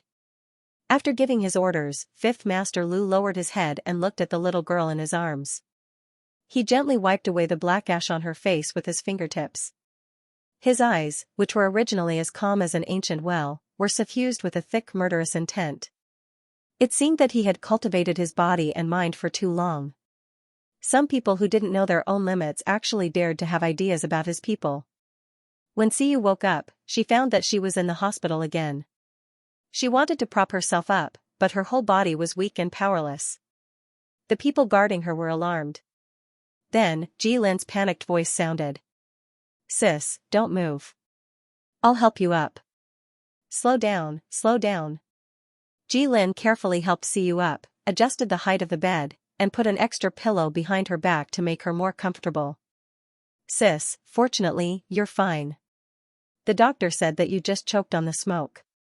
You just need to rest well." Ji Lin didn't care about anything else. He held Siyu's hand and felt her pulse. Only then did he confirm that she was fine. God knew that when he rushed back to the set and heard about the fire and that his sister had been sent to the hospital in a coma, his heart almost stopped. If something happened to his sister, then. Ji Lin didn't dare to think about it anymore. Siyu had just opened her mouth when she was shocked by her own hoarse voice. Ji Lin hurriedly said, "The doctor said that the smoke affected your throat, but it's fine.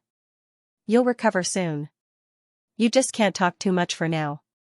Siyu nodded hesitantly. She looked around. This was a very luxurious and spacious single ward. It looked very expensive. She still remembered that before she lost consciousness, it was Fifth Master Lu who carried her out of the fire. It went without saying who brought her here. However, Ji Lin was the only one guarding the ward. Where was Fifth Master Lu? Just then, the ward door was pushed open. Siyu subconsciously looked up and saw that it wasn't Fifth Master Lu, but Lu Xingzhou with a solemn expression. Lu Xingzhou saw that Siyu was awake when he entered the ward. He almost cried with joy. "Little ancestor, you're finally awake. If you continue sleeping, Fifth Master will not only torture me to death, but he will also tear down the hospital." God knows how much pressure he was under when he went to investigate the accident. Siyu looked behind Lu Xingzhou, but still didn't see that person. She looked away with a little disappointment and pretended to ask casually, "Where's Fifth Master?" Lu Xingzhou replied, "Oh, Fifth Master went to deal with the main culprit." After hesitating for a while, Lu Xingzhou said, "The mastermind behind the prop swap is a member of a declining family who hates Fifth Master. These good-for-nothings can't get close to Fifth Master. I don't know where they found out that you're Fifth Master's person, so they plotted to get rid of you and indirectly attack Fifth Master. In fact, Fifth Master Lu definitely sent a lot of people to protect Xiu in places where she couldn't see. These people couldn't find an opportunity to do so. Only when Xiu didn't want to be special, did she let Fifth Master's people follow her in. So, they seized the opportunity and planned this accident. Xiu didn't expect this to be the reason. She pursed her lips and suddenly thought of Su Qingwan's half-real performance before the accident. She asked, were these people the only ones who planned it? Lu Xingzhou nodded. Yes, they caught all of them in one fell swoop and confessed everything. Did they think that they wouldn't be able to find out if they stopped the surveillance? Idiots. Could it be that Su Qingwan's performance was just her imagination? Xiu believed in the Lu family's ability. She asked, what happened to those people? Lu Xingzhou replied casually, as if he was casually crushing an ant. Dead. Not only that, but it could also be predicted that those instigators would die very miserably. Those people had actually provoked Fifth Master Lu's wrath. They were simply acting recklessly. Even now, Lu Xingzhou's heart still trembled when he recalled Fifth Master Lu's murderous and terrifying appearance. Xiu felt that it was better not to delve too deeply into this topic. Ji Lin, who was listening quietly, just held her hand tightly. Xiu tilted her head to look at him. This big boy had always been high-spirited. He rarely looked so helpless. It was as if he had returned to his childhood. Because of his limited ability, he couldn't grasp anything and couldn't fight for anything. He could only stand helplessly by the side and pray to the heavens. He didn't protect his sister well. Ji Lin closed his eyes in pain. He wanted to tighten his grip on Xiu, but he was afraid of hurting her, so he tried his best to restrain himself. He restrained himself until the veins on his forehead bulged. Sister, I'm sorry. Ji Lin had never regretted it so much. If only he had been there at the time. If only he had come back earlier. Would his sister not have suffered at all? Xiu was stunned. She just reached out and placed her hand on his broad palm, silently comforting him. Lu Xingzhou leaned against the wall and looked at the two of them. He smiled. You two have a good relationship. Before Ji Lin could speak, Xiu spoke first. She said calmly, of course. Lin is my younger brother. This was the first time Xiu had admitted their sibling relationship to an outsider. Ji Lin looked up in surprise and almost couldn't believe it. Sister. Of course I know.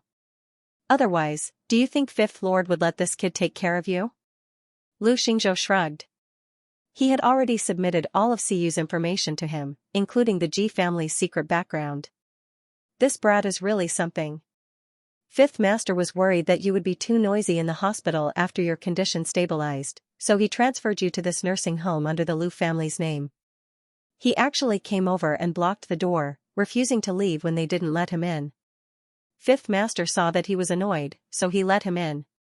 Ji Lin didn't say anything. He was completely immersed in the joy of Xiu personally admitting that he was her younger brother. He took an apple and began to peel it.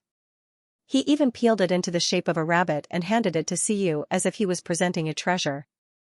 Lu Xingzhou was still saying, the previous hospital, the people from your production team were admitted.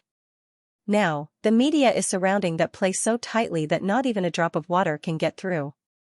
Since you're not around, your little assistant has already been dragged over to cover for them. Lu Xingzhou wasn't lying at all. Director Liang and the others were in the hospital at the moment. They had to settle the injured people and deal with the carpet bombing of the media. They were simply physically and mentally exhausted. In the midst of the chaos, a sharp-eyed reporter saw Su Qingwan coming out of the hospital after treating her wound. He immediately rushed over and blocked her way. Miss Su, was the wound on your arm caused by the fire? Can you tell us what happened? Su Qingwan seemed to have expected that someone would ask her. She hurriedly pulled down her sleeve to cover the hideous wound, but her movements were a beat too slow. The reporter had already taken a picture of her. It's nothing. I was just careless. I was focused on putting out the fire and didn't notice. I only felt the pain when I came back to my senses. Su Qingwan forced a smile. I'm not too sure about the inside story. Maybe it was an accident by the staff. Fortunately, everyone is fine. As she spoke, she secretly pinched her wound. Blood immediately gushed out and soaked the freshly bandaged bandage.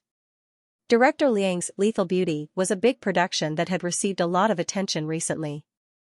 Especially after the official announcement, all kinds of rumors surrounding the third female lead, Xiu, were stirred up. Many industry insiders were not optimistic about her. When they heard that director Liang had specially added Xiu's scenes, they all said that director Liang had made a mistake this time and were waiting for this movie to be a big flop after it was released. As a result, while the movie was still being filmed, the discussion about Lethal Beauty on the internet was already very high. Therefore, when the fire incident was exposed, it caused a huge uproar. The first to riot were Jilin's fans. They were very active and immediately organized a group of people to go to the film studio and wait outside the hospital. If Jilin hadn't stood up in time to say that he wasn't with the crew that day, these fans might have torn down the hospital's entrance. Since the most popular and influential person was fine, people turned their attention to the rest of the crew. At this time, a few photos quietly spread online. These photos were said to be taken by a reporter who went to the hospital to block the entrance. In the photos, Su Qingwan's hair was disheveled, the corners of her clothes were burned and curled up, and there was a hideous burn across her arm. When the reporter secretly took the photos, she didn't seem to realize it. Later, she hurriedly pulled down her sleeve, but the bloody bandage could still be vaguely seen. There was a detailed report attached to the photos. The reporter used an extremely exaggerated tone to describe Su Qingwan's firefighting actions and exaggerated the burn on her arm to a level 10 burn, as if she was some righteous hero. After these photos were exposed, Su Qingwan posted a selfie on her Weibo, saying that she wanted to show her face to respond to the concern of her fans. She appeared on camera without makeup and looked very haggard. Although her injured arm was covered by clothes, she would stop talking after a while and use her hand to cover the wound. She frowned as if she couldn't bear the pain. "Thank you for your concern. The doctor said that although the wound is serious, it can still recover. Yes, at that time I was anxious to save people, so I didn't think too much about it.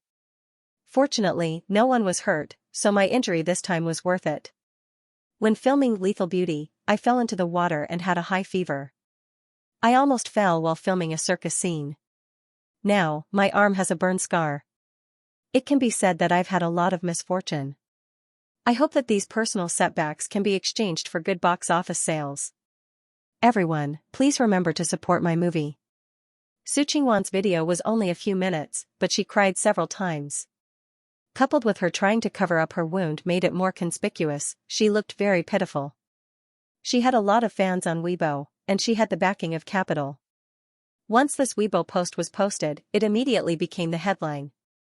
Originally, all parties were paying close attention to how the Lethal Beauty crew would deal with this major incident, but Su Qingwan was the first to post. In an instant, everyone's attention was drawn to her. Su Qingwan stared at the crazily increasing number of views and shares on her Weibo. She saw that almost all the comments were praising her. She touched the scar on her arm and couldn't help but smile contemptuously. This incident was a huge opportunity for her. As long as she could ride on the wave of popularity and create a persona that would rather get hurt than lose popularity.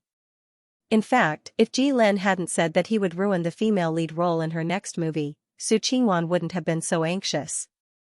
Ji Lin had a very good relationship with most of the well-known directors. Once he said something, she might not be able to get a big production in the future.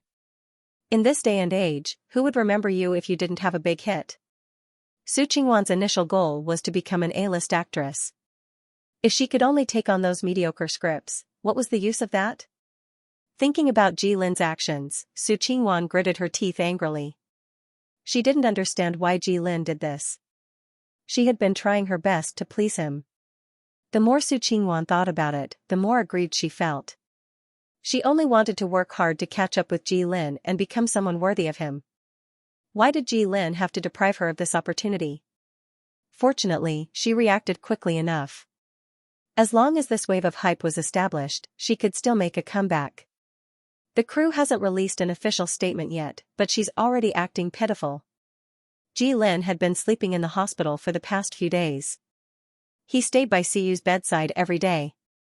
At this time, he was browsing through the public opinion about this incident on Weibo. At a glance, he saw Su Qingwan's selfie video. Su Qingwan's tearful voice immediately turned into a pretense in Ji Lin's eyes. He frowned tightly and closed the video. He said coldly, "Sister, this woman really knows how to ride on the wave of popularity. This has nothing to do with her at all," but she jumped out. "She's crazy." Ji Lin was very well educated and rarely used such harsh words to describe a person. Siyu took the phone and listened to Su Qingwan's words. Suddenly, she didn't know what to think. At that time, all the staff present rushed to put out the fire and rescue equipment. Su Qingwan was the only one who went out of her way to describe the incident in detail on Weibo. She even exposed the injury on her arm. The traces of her acting were too obvious. At this time, Siyu had not dispelled her suspicions about Su Qingwan. Although Lu Xingzhou had found out who the person who switched the prop was, she had a faint intuition that there was something fishy going on even if this incident had nothing to do with Su Qingwan directly. After all, Su Qingwan's behavior before the fire was really strange. By the way, Alin, speaking of which, why did you suddenly interfere with Su Qingwan's new contract? Thinking of this, Siyu suddenly remembered the gossip that the makeup artist had told her before. She asked, "What happened?" "I remember that you never cared about these things in the past." Hearing this, Ji Lin's face stiffened slightly. What else could it be? Of course, it was because Su Qingwan deliberately slandered Siyu. He was unhappy, so he deliberately made things difficult for her. However, Ji Lin did not want his sister to see his bullying side of him. He only said, "This person is like a sticky candy. Once you get involved with her, it's hard to get rid of her. I've had enough of this collaboration." Duan Roland thought that Ji Lin had relied on the support of the Ji family to get to where he was today. However, he did not know that Ji Lin had already established a firm foothold in the entertainment industry. Even if the Ji family collapsed, he was not afraid of fighting alone. After all, his status was there. He was a person who was one step away from becoming a god. Ordinary people could not shake him at all. Therefore, as long as he showed that he did not like Su Qingwan, the other producers would naturally take advantage of him. Su Qingwan thought that she had just missed an opportunity. However, she did not know that the nose of the entertainment industry was very sensitive. It was basically impossible for famous directors to want to work with her in the future. She's fighting to be the first bird. Director Liang is not someone who is easy to deal with. Ji Lin snorted coldly. The entire crew has been quiet. Only she is jumping out to jump out. Isn't she just asking for a scolding? No one is stupid. She's just someone who doesn't know the truth. Alin, can you help me ask Director Liang if the camera was still on when the accident happened? Did he keep the footage? If it's possible, I want to take a look. Siyu still could not ignore her intuition. Ji Lin was stunned for a moment, but he didn't ask any questions. He immediately contacted Director Liang. Director Liang was discussing how to deal with this incident. When he heard what Ji Lin said, he went to check and found that there really was a camera that hadn't been damaged. The footage inside was still usable. Ji Lin turned around and told Siyu, Director Liang said it can be viewed. However, he needs to see if there are any other videos that can be used. He will give them to you after he's done. Seeing Siyu's serious expression, Ji Lin could not help but ask, Sis, are you suspecting something? Faced with her brother's worried gaze, Siyu pursed her lips and did not hide anything. I don't really trust Su Qingwan, so I want to see how she was doing when the accident happened. She said that she was putting out the fire from beginning to end, but I don't really believe her. That's true. That woman never speaks the truth, Ji Lin agreed wholeheartedly. After the accident this time, all the traffic was attracted by Su Qingwan's public pitifulness. Apart from Ji Lin, the netizens seemed to have forgotten that there were other celebrities in the crew. Siyu's Weibo only had a few greetings. However, at this time, she received a message from Wen Yuan asking if she was injured. It's nothing serious. There's just a problem with my throat. I might need to rest for a while. Siyu was surprised that Wen Yuan still cared about her, so she replied. Seriously? In less than a minute, Wen Yuan replied instantly. It's good that you're fine. I was worried about you. I happen to be filming in Sea City tomorrow, so I'll take some time to visit you at the hospital. However, the problem was that she was not at the hospital. Instead, she had been moved to this private sanatorium by Fifth Master Lu. Siyu had asked around and found out that this sanatorium was basically used exclusively by the Lu family. Occasionally, they would receive some important people. Ordinary people could not even enter, but they were still able to get into the sanatorium. Previously, Assistant Xinyu had called Siyu to complain tearfully that there were people camping at the hospital every day, forcing them to fight guerrilla warfare every time they visited. Moreover, if someone were to take a photo of Wen Yuan visiting the hospital, Siyu dared to guarantee that the next day's headlines would be dominated by them. After all, such a blunder had occurred during the confession punishment of the Thoughtless Challenge previously. With that in mind, Siyu tactfully declined. "There's no need to trouble yourself. I'm not at the hospital. I'm temporarily staying at a friend's house. Thank you for your concern." Actually, Siyu was a little puzzled. She had only filmed one episode of the show with this great actor. Coincidentally, they had been assigned to the same team. They could not be considered close, so why did Wen Yuan say that he wanted to visit her? After receiving Siyu's tactful refusal, Wen Yuan did not insist. "Alright then. It just so happens that someone sent me some good tonics before. I'll get my assistant to send them to you. My crew is right next to yours, so it's very close." However, her place was already filled with all kinds of treasures that Fifth Master Lu had people send over every 2 to 3 days. She was afraid that she would not be able to fit them all. However, Siyu felt that it would be unkind to reject Wen Yuan's kind intentions. Thus, she could only decline a few times before finally accepting it. "It's Wen Yuan again?" Ji Lin was sitting by the bed and peeling an apple for Siyu. In the past few days, he had developed many new styles. Not only did he peel little rabbits, but he also peeled all kinds of animals. He was close to Siyu, so he caught a glimpse of the person who sent the message on her phone. Suddenly, he did not control his strength well and cut off the rabbit's ear. "Yes, that's right." Siyu only looked up after replying to Wen Yuan's message. "He's coming over to film tomorrow. He originally said that he wanted to visit me, but I thought it would be inconvenient, so I didn't agree." Ji Lin's face darkened. He felt that this person's intentions were clear to everyone. Wen Yuan did have a new show to film, but it would only start filming next month. What was he doing in Sea City now? Traveling? As a result, Ji Lin accidentally cut off the only remaining ear of the rabbit apple in Ji Lin's hand. "Sis, this person won't do. I don't think he's suitable." Ji Lin held it in for a long time, but in the end, he could not hold it in and ratted out his old friend. Wen Yuan is a workaholic. Once he starts filming, he won't be home for a few months. Moreover, he's a gaming nerd. When he's at home, he'll stay up late every night to eat PUBG. Other than cooking and being able to show off, there's nothing else good about him. Don't be fooled by the young girls outside who call him their husband. The more Siyu listened, the more she felt that something was amiss. Why did Ji Lin sound like he was picking a blind date for her? Stop, stop, stop. He's just saying a few words of concern. Don't think too much." Siyu helplessly stopped Ji Lin from rambling on. Ji Lin was still muttering, 1,000 miles of dike can be destroyed by an ant's nest. Of course, we have to take precautions.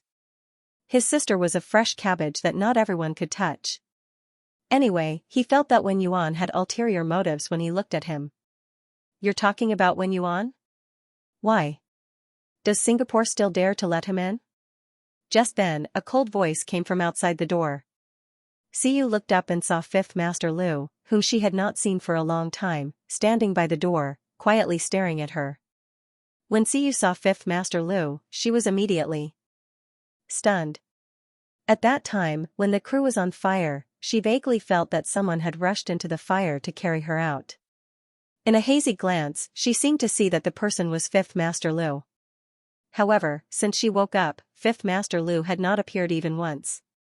This made Siyu wonder if she was hallucinating because of the smoke. Lu Xingzhou said that Fifth Master Lu went to deal with the culprit of the arson, but for some reason, he took so long to deal with it. He was nowhere to be seen for several days. Siyu had been holding back the words of thanks in her heart, but she had nowhere to say them. For the first time, she looked forward to him appearing in front of her. Owing a favor was not so easy to repay, not to mention that Fifth Master had saved her life this time. Now that Fifth Master Lu suddenly appeared in the ward, although Siyu was still a little afraid out of conditioned reflex, she quickly remembered that this person had saved her, so this trace of fear was suppressed. She pursed her lips and took the initiative to smile sweetly at Fifth Master Lu. She obediently called out, "Fifth Master." Fifth Master Lu looked at her from afar. This little girl looked much better. She must have been well nourished. At that time, when he rescued her, she was lying weakly in his arms, her face as white as paper. Fifth Master Lu did not want to recall that scene. Now that he saw that Siyu had recovered well, his heart that was full of hostility calmed down a little. He personally rushed to deal with the mastermind who had stolen the props. In fact, these things should not have been handled by him. For some reason, he had always been warned not to get angry, not to kill too many people, and to cultivate his body and calm his mind. His self-control had always been very strong, but for some reason, when it came to Siyu, especially when he saw her being tormented with his own eyes, Fifth Master Lu was a little unable to control himself. Of course, these things did not need to be told to Siyu. Fifth Master Lu slowly walked in, glanced at the sweet smile on Siyu's face, and curled his lips slightly. This little girl had always been scared to death of him. Why did her personality suddenly change? Siyu even pushed her brother to sit on the other side of the bed, leaving the chair empty. She eagerly offered the tiger apple that Ji Lin had peeled earlier. "Mr. Wu, please try it. Lu Xingzhou just sent it over this morning." Ji Lin stared at the little tiger that he had painstakingly peeled off after wasting several apples. That was something he used to make his sister happy. He glared at the man who had suddenly appeared, feeling indignant. However, he knew his limits. He knew that Fifth Master Lu had saved his sister's life, so he did not say anything to stop him. He only looked at Siyu with resentful eyes. "What are you looking at? You want to eat too?" Siyu poked a pufferfish-shaped apple, which she had strongly requested Ji Lin to peel, and then stuffed it directly into his mouth. Ji Lin was caught off guard and had a big piece of apple stuffed into his mouth. He quickly puffed up his cheeks, and now he really looked like a pufferfish. Fifth Master Lu lowered his head and looked at the little tiger in his hand. He seemed to have thought of something and suddenly chuckled. "You really know how to pick." There were dozens of small animal-shaped apples in the fruit bowl, and Siyu had chosen this one at a glance. It seemed that she subconsciously thought that he was born in the year of the tiger. Siyu glanced at him and did not dare to say that she actually felt that tiger was not the most appropriate animal for Fifth Master Lu. The most suitable animal for Fifth Master Lu should be a wolf, a big-tailed wolf. But compared to the one you picked, I still prefer rabbits. Fifth Master Lu put the tiger apple back into the fruit bowl and used a toothpick to skewer another small rabbit apple. This little rabbit had just been treated violently by Ji Lin. Its two rabbit ears were half broken and it looked listless. Fifth Master Lu looked at it for a while. The more he looked, the more he felt that it looked like the little girl lying on the hospital bed. Wasn't she listless and her rabbit ears were drooping? In fact, Siyu did not expect this extremely picky owner to eat it. After all, who knew if apples were also on Fifth Master Lu's blacklist? But unexpectedly, he seemed to really like this little rabbit apple as he said. He lowered his eyes and stared at Siyu, eating it bite by bite. "Siyu. Why do I always feel that the way he looks at people is frightening?" Fifth Master Lu naturally did not come empty-handed this time. He took out a small porcelain bottle and placed it at the bedside. Siyu opened it and took a look. It was still the extremely expensive pill. This time, she was too lazy to calculate how much money she had spent in her heart. In any case, she could not afford to pay for it. "Is there someone who wants to send you supplements?" Fifth Master Lu suddenly asked. Siyu was startled and subconsciously nodded. Then, she realized that the conversation between her and Ji Lin about Wen Yuan had been heard by this person. No, how long had he been eavesdropping? Fifth Master Lu still looked indifferent. "It's fine if you don't want that kind of defective product. Don't eat it. Be careful not to eat it and harm your body." Siyu thought about it and agreed. Medicine was 30% poisonous. Moreover, Fifth Master Lu gave her a big pile of medicine that she couldn't finish. Thus, she obediently replied with an "oh," indicating that she would distribute the medicine that Wen Yuan sent over to the others. Only then was Fifth Master Lu satisfied. The cold air on his body receded a little. His hand twirling the prayer beads slowly, he said, "This incident was an accident, but in the end, it was the negligence of those people below. In the future, no matter where you go, at least have someone follow you to prevent this kind of thing from happening again." After a pause, he smiled faintly and his eyes were cold. However, if the fate of those instigators this time were to spread, probably no one would be so bold as to make a move on you again. His voice seemed to be soaked in a thick smell of blood. Xiu was very sensitive to the changes in his aura. She immediately turned her face away and coughed. Jilin hurriedly grabbed a towel and helped her wipe away the bloodstains. Jilin was not afraid of anything. Only his sister was the most important.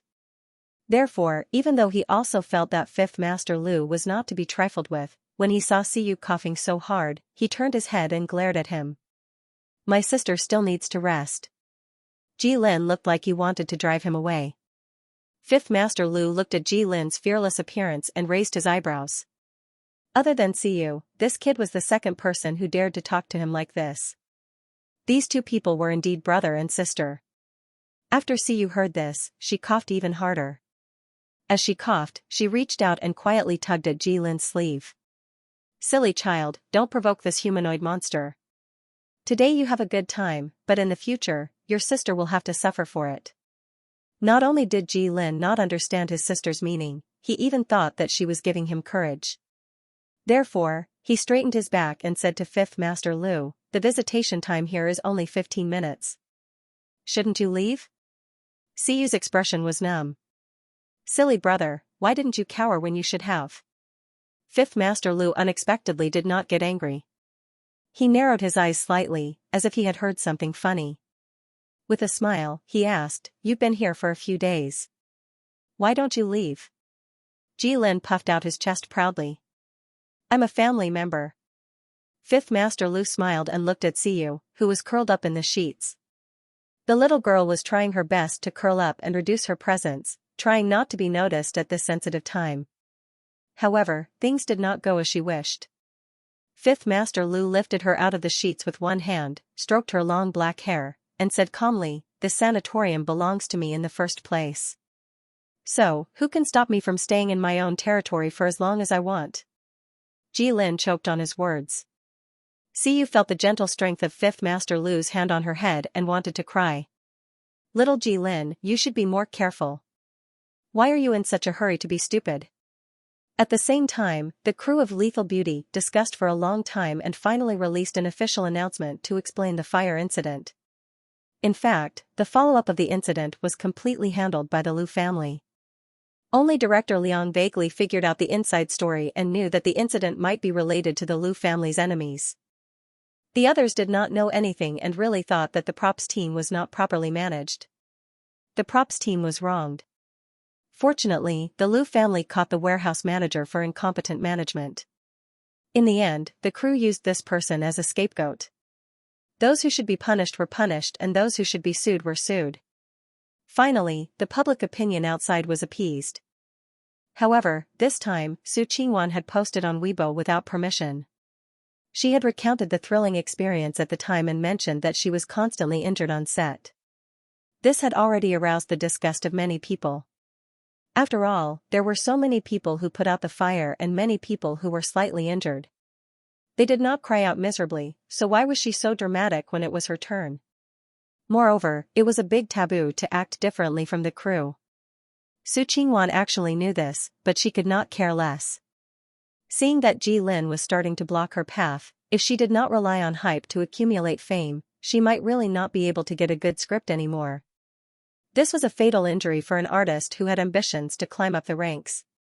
However, the price Su Qingwan paid was that the good reputation she had spent 2 whole months on set to accumulate was destroyed with her self-filmed complaining video. Even director Liang was quite critical of her.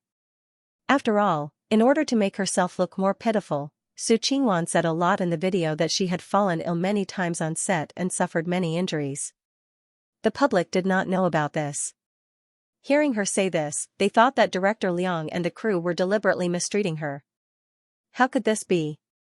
This Su Qingwan really dared to say anything. Therefore, when they finalized the final poster, Director Liang thought about it carefully and asked the art designer to change Su Qingwan's position with Siyu's. Although this change was very small, it was equivalent to raising Siyu's position and making her the invisible second female lead. After dealing with this mess, Director Liang suddenly remembered that Ji Lin had called and said that Siyu wanted to see the video left behind from the fire. Director Liang had been too busy to think about it. He hurriedly asked someone to find the video and sat in front of the computer to watch it personally. At the beginning, the scene was still normal. However, when Su Qingwan ignited the barrel of oil that had been replaced and the fire started, Director Liang felt that something was wrong. This camera, which was fortunately not damaged by the fire, was positioned very far away. It could not see the entire scene and was only focused on a small corner. However, it just so happened that it could clearly capture one person, Su Qingwan. This Su Qingwan. When the fire started, she quietly stood in the safe corner closest to the door. It was as if she had known that this would happen. Moreover, when everyone was panicking, she did not seem to be afraid at all. Instead, she was staring straight at a certain spot. As a director, Director Liang had very strong control over his film. Almost in the next second, he remembered that the direction Su Qingwan was staring at was where Siyu was standing. She had been looking at Siyu all this time. Why? Director Liang could not figure it out. However, very quickly, he discovered something even more shocking. Su Qingwan, she had actually rolled up her sleeves and reached her hand into the fire.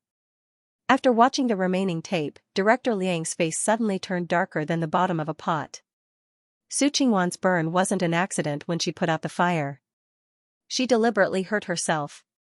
Director Liang recalled Su Qingwan's tearful performance in the selfie video. She kept saying that her wound didn't hurt and that it was worth it to save people. He immediately felt a little nauseous. How could she say such pompous words? Director Liang was an old-fashioned director. He paid a lot of attention to the quality of his actors. This time, he couldn't help but regret his choice of actors. This Su Qingwan not only disrespected the crew, but also lied like a second nature. She was the one who hurt herself and even acted pitiful on Weibo. This person was simply unreasonable. He was furious at Su Qingwan's hypocrisy. He even had the urge to immediately release the contents of the tape so that everyone could see this person's true colors. However, after he calmed down, he realized that he couldn't do that. That was because he had to be responsible for the entire crew, and Su Qingwan happened to be the second female lead in Lethal Beauty. Due to the fire accident, there were already people in the outside world who were criticizing them. If there was another incident, who knew what kind of public opinion would attack them? Su Qingwan alone wasn't important. Even Director Liang felt that there was a problem with her character and that she should be taught a lesson. However, if this was made public, it would affect the crew and the film's reputation. As the person in charge, Director Liang had to consider this realistic problem. The staff member who was in charge of editing watched the video with Director Liang. When he saw Su Qingwan reach her hand into the fire, he was also stunned. He subconsciously turned his head and glanced at Director Liang's gloomy expression. He carefully asked, "Director Liang, how should we deal with this?" Director Liang didn't say a word. This incident was nothing more than Su Qingwan hurting herself to attract attention.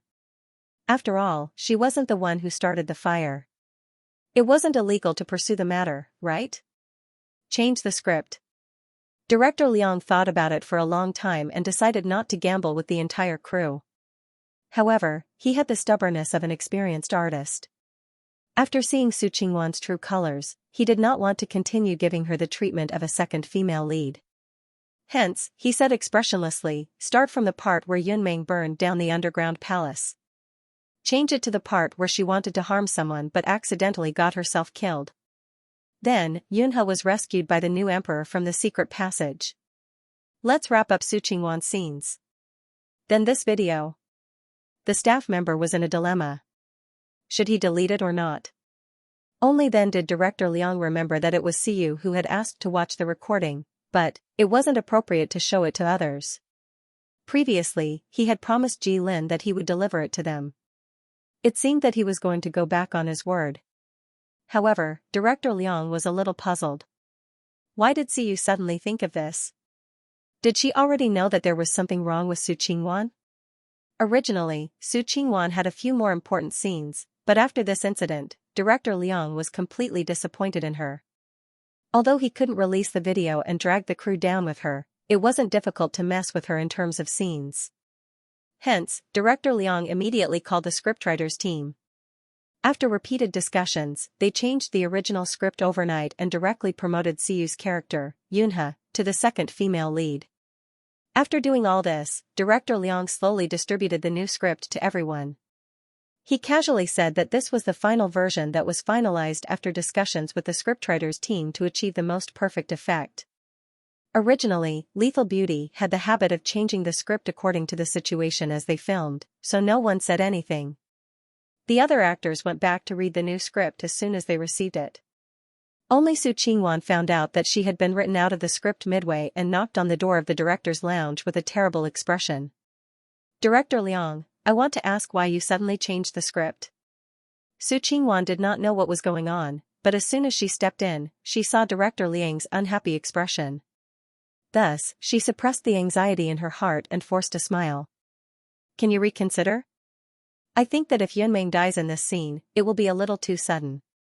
She did not know if Director Liang did it on purpose, but this new script was given to everyone before it finally landed in Su Qingwan's hands. After reading it, she almost fainted from anger.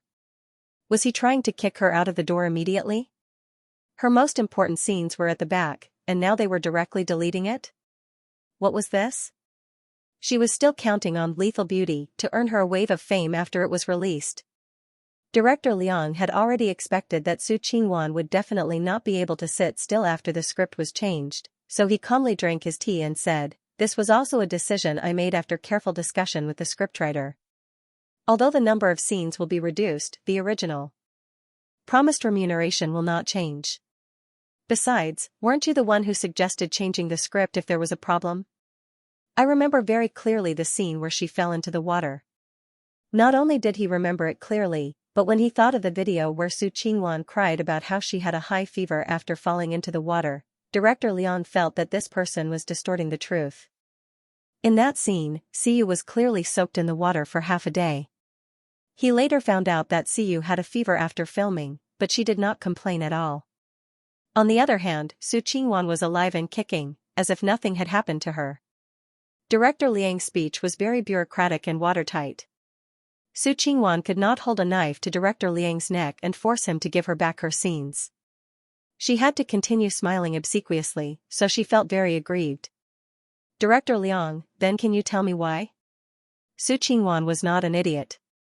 She was the only one in the entire crew whose scenes had been cut. On the other hand, Zhou Siyu had skyrocketed to become the second female lead.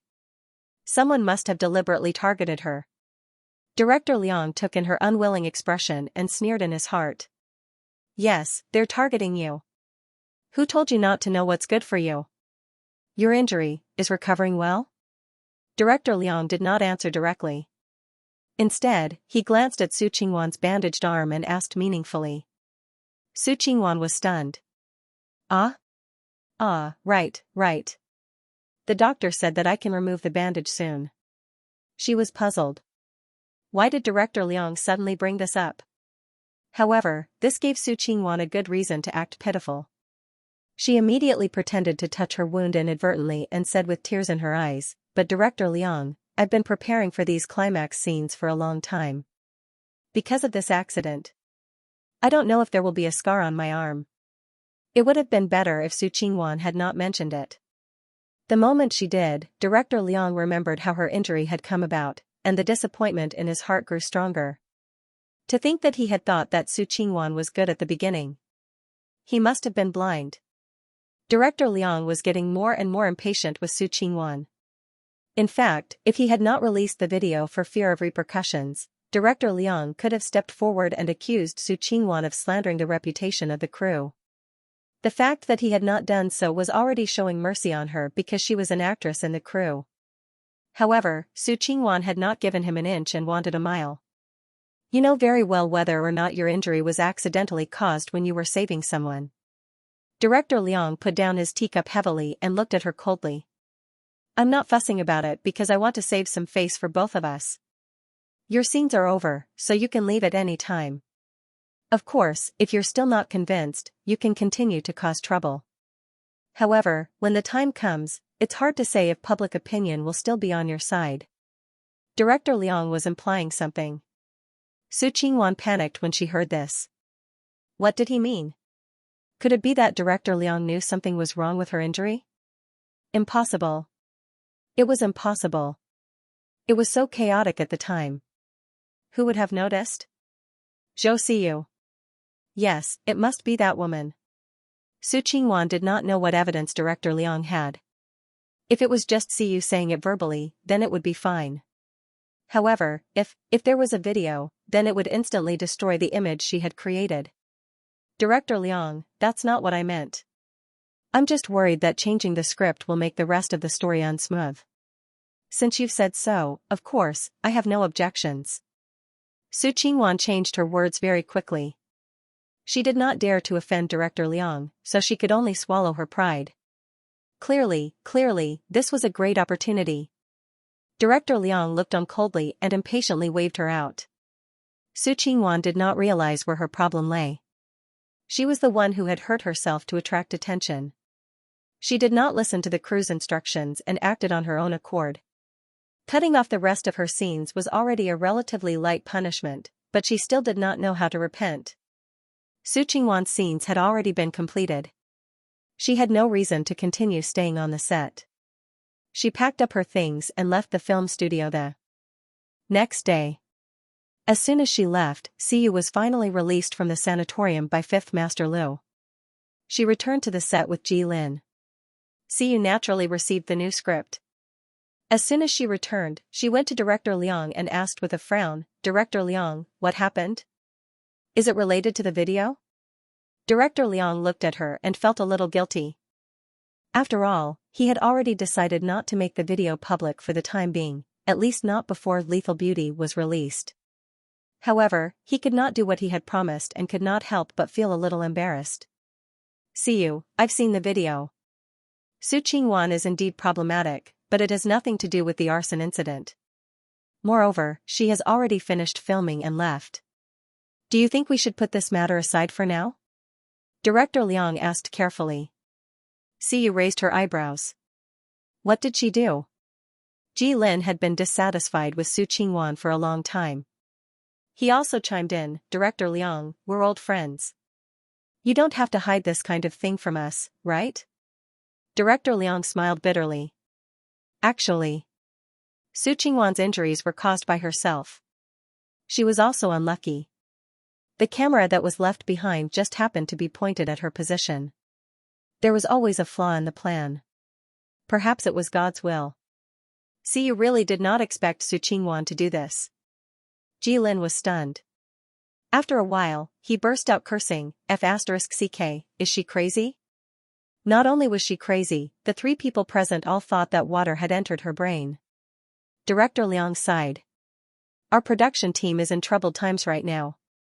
Siyu, I hope you can understand. I know that you and Su Qingwan have some conflicts in private, but these videos should not be released immediately. These words meant that he wanted to let it go gently. Ji Lin immediately frowned. Director Liang, that's not very kind of you.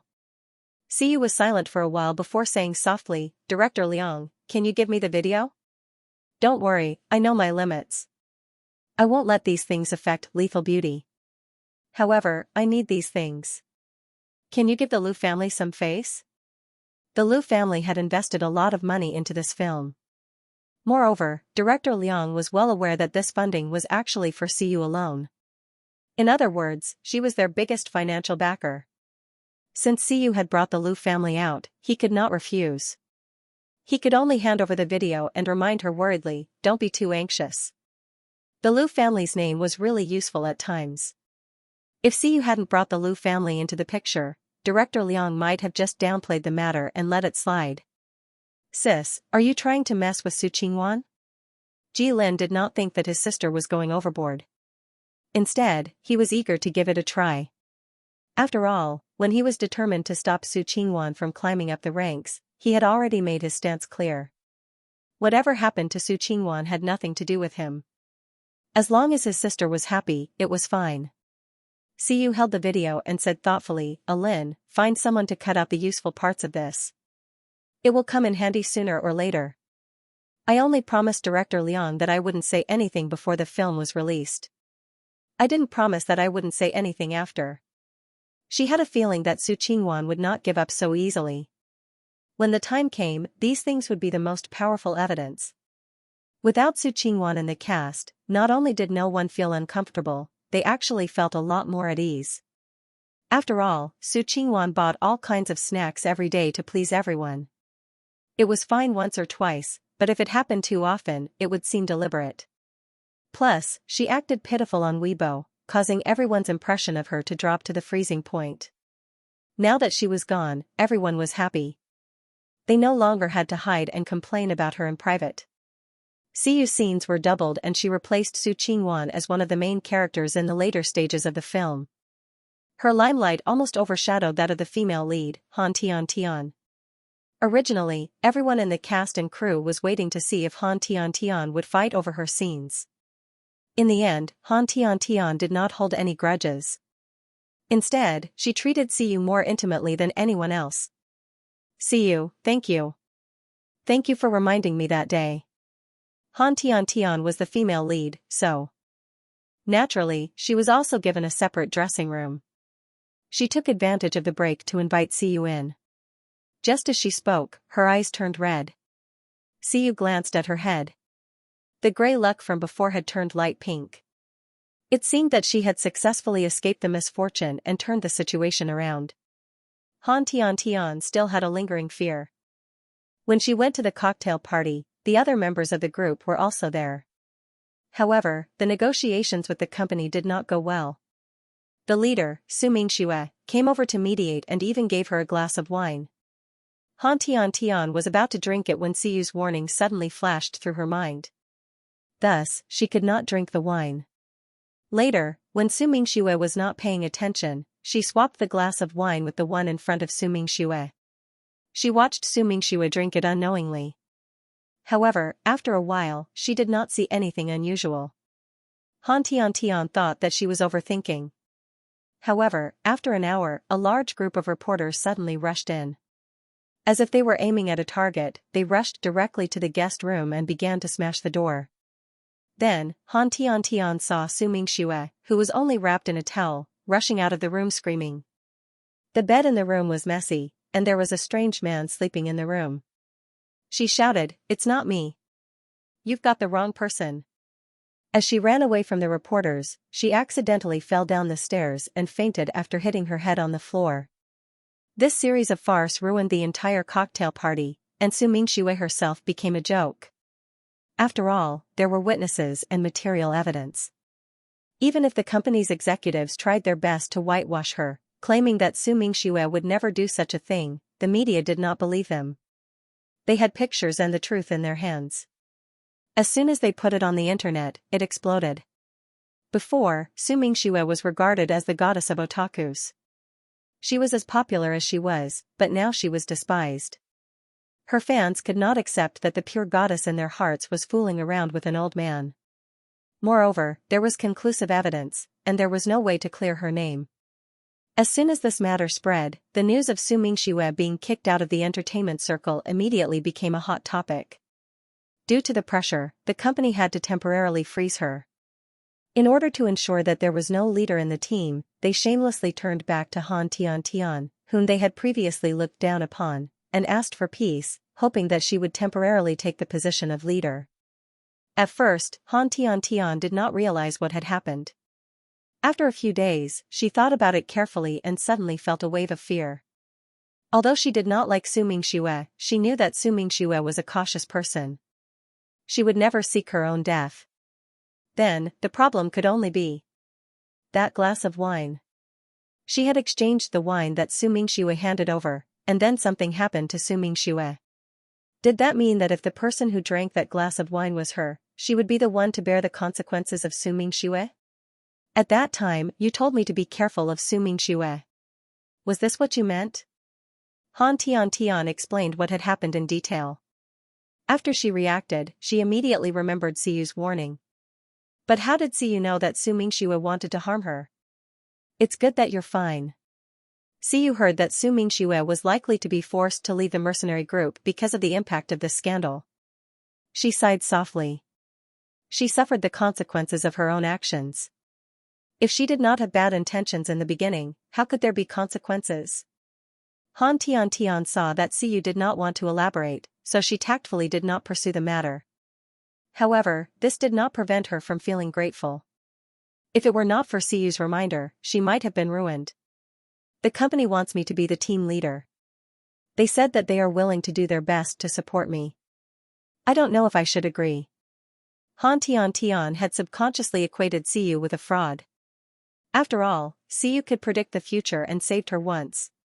So, when she was hesitating, she first thought of asking for Siyu's opinion. Siyu looked at the light pink luck above her head. Since bad luck turned into good luck, then no matter what choice Han Tian made, it would be beneficial to her. So, Siyu only said, "Do as you wish." Han Tian had actually thought of leaving the mercenary group a long time ago. The company's resources were not distributed fairly. They had been using her as a stepping stone to support Su Mingxue. Now that Su Mingxue, the money tree, had fallen, they only thought of compensating her. What was the point of staying in such a place? But she was also afraid that if she left the mercenary group, it would be worse than it was now. So, she was wavering. However, Siyu's words were like a reassuring pill, giving her the courage to stake everything on one throw. Han Tian instantly made up her mind. She wanted to fly solo. Siyu, I don't know how to thank you. Han Tian threw down a huge burden and immediately felt refreshed. So, the more she looked at Siyu, the more she liked her. She regretted not knowing her earlier. No wonder some netizens liked to call her little angel. She was simply an angel. I have some resources on hand. Do you want me to recommend you a few? Oh, by the way, I also know a few variety shows that are looking for people. I can help you ask. Han Tian racked her brains to think of how to repay Siyu. Who knew that Siyu would not be moved and very calmly rejected her? Han Tian suddenly became anxious. Don't, you have helped me so much. I feel bad.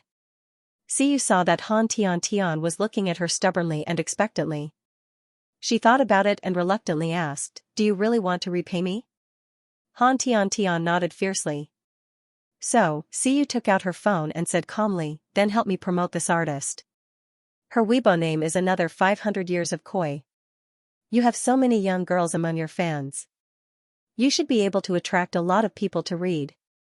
Translator, Audioboo Studio Editor, Audioboo Studio. During the confession incident, editor Mu Yan praised the marketing strategy. Siyu deduced many things from it and suddenly thought, that's right, the number of fans of celebrities is incomparable to that of ordinary people. If they advertise, her comic would probably be more popular, right? Very well, she decided to start with Han Tian. Han Tian? Recently, Weibo could be said to be very lively. Big events happened one after another. The fire incident on the set of Lethal Beauty had not yet subsided. Immediately after, the otaku goddess Su Mingxue was exposed in a scandal and became a street rat hated by everyone. Then, the second-in-command of Angel Wings, Han Tian, actually publicly at someone on his Weibo to express his love. At Han Tian, I hate it. Your little angel Siyu recommended a comic called Fashion Strategy to me. It caused me to stay up for 2 whole nights to finish reading it. I couldn't even hide the dark circles under my eyes when I was filming. Another 500 years of koi, I'm begging for more updates. You have to take responsibility for digging a hole, you know. The netizens. What the hell? They had an impression of this koi. Didn't Zhou Siyu publicly confess to her a few days ago? Why did she suddenly appear on Han Tian's Weibo? What was going on? Had the entertainment industry been poisoned by this koi? Why were there always celebrities falling in line to promote her? A new group of Han Tian fans had arrived on Koi's Weibo account. Just like those people before, they had the subtle mentality of which little b asterisk tch seduced our idol's heart. They angrily flipped through Koi's Weibo. Then, like their predecessors, they unfortunately fell into a trap. Sweet is sweet. I don't want to talk. Why didn't anyone tell me that fashion strategy is still being serialized? Do you know what it feels like to be heartbroken? I hate it. My sweet little princess, sigh, Tian, you. Sigh, have you been under too much pressure recently? This kind of news agency won't be happy. Sweet beat candy, I suspect that our sweet might be the first idol in history to trick her fans like this. Yesterday, I flipped through fashion strategy out of curiosity and accidentally stayed up all night. Then, I was late this morning. Curiosity killed the cat, my friends. The fans cried and complained on Han Tiantian's Weibo about their idol's shameless behavior of dragging others down. At the same time, they ran to Koi's Weibo and made a scene, asking her to update quickly. Such little food was simply not enough to satisfy them. In this regard, the people who were attracted by Siyu's confession, including Jilin's fans, all expressed their joy. After all, they had also accidentally been tricked. Now that a large group of silly newbies had suddenly jumped into the trap, it was simply too refreshing. Red bean cake, ha ha ha ha, why am I so happy when I see others falling into the trap? At the most beautiful fairy, from now on, you will also be a part of the army of urging for updates. Sisters, let's go. Our goal is to make Koi update 3 times a day. Cat meatball, it's impossible to retreat from the trap, and it's impossible to urge for updates. We can only fool naive newbies to maintain our current lifestyle. Editor Mu Yan looked at the various rising statistics and found that Koi's name and fashion strategy had been pushed to the top of the hot search list. She was already able to remain calm. Suddenly, she felt that as an editor, she was not very useful. In the beginning, she had boasted that she would package Koi into the most popular artist in their comics. However, before this series of publicity plans could be deployed, Koi had already become famous. Moreover, it was the kind of popularity that exploded. There were always celebrities who came to promote her. Mu Yan was lamenting that her author was too easy to worry about. Little did she know that Han Tian, who had just been promoting her online, was crying and complaining to Siyu, "You're too bad." Siyu. There were dark circles under Han Tian's eyes. It was obvious that she had stayed up too late and needed heavy makeup to cover it up. She had a complicated expression on her face and asked in a painful tone, "Siyu, tell me quickly. Is it because you've been working too hard to catch up with the chapters that you want to drag me into the pit because you're mentally unstable?" She had seen the fans' comments and immediately filled in a whole set of conspiracy theories in her mind. Thus, she looked at Siyu with sadness mixed with a trace of regret. "I didn't expect you to be such a person." Siyu. She's not. She's not. Don't talk nonsense. Jilin happened to pass by and his sharp ears caught the keyword Koi. He suddenly stopped and quietly listened for a while. In the end, he couldn't help but gnash his teeth and think, it's this Koi again. Why is the probability of her appearing beside my sister so high? That won't do. This guy loves to draw ugly pictures of me. If Siyu sees this, my reputation will be ruined. Thus, young Master Ji pretended to casually say, "I know this Koi that you guys are talking about. She seems to be just average." Before Siyu could say anything, Han Tian beat her to it and said, "Brother Ji, that's not right. She draws very well. If she works harder, there won't be any flaws." Han Tian's new fan was very enthusiastic and tried her best to promote Jilin. Siyu blushed when she heard this. However, she was someone who had promoted herself before, so she quickly returned to normal. She looked at Jilin meaningfully and said, "I think the Koi characters are very cute. Especially the cartoon version of Jilin that she had drawn." Now, Jilin's fan club had begged her to use it as an avatar. It had become a mascot for all his fans. However, Jilin didn't think that way. Every time he saw his fans' avatars appear in the comments, he really wanted to be alone. Siyu glanced at Jilin. Seeing his gloomy face, it was obvious that he was against it. She smiled and asked, "Then what kind of drawing do you like?" Jilin mumbled, at least it has to be more realistic. It has to be objective. Was he the kind of person that Koi drew? See you, I think I understand. That night, Siyu followed Ji Lin's request and drew him gorging himself on the crayfish. She also put in a lot of effort into coloring it. In the end, she posted it on Koi's Weibo. This time, she even tagged him. Koi living for 500 years, I remember that on an interview program, Brother Ji revealed that his favorite food was crayfish. So, I imagined Brother Ji eating late at night. I didn't draw it well. I'm ashamed. Ji Lin. After Ji Lin's fans saw this drawing, they laughed out loud and said, Brother Ji's reputation has been ruined for the third time. They even made all sorts of memes. In any case, Ji Lin felt that his heart couldn't take it anymore after seeing it. Damn, this Koi is really haunting me.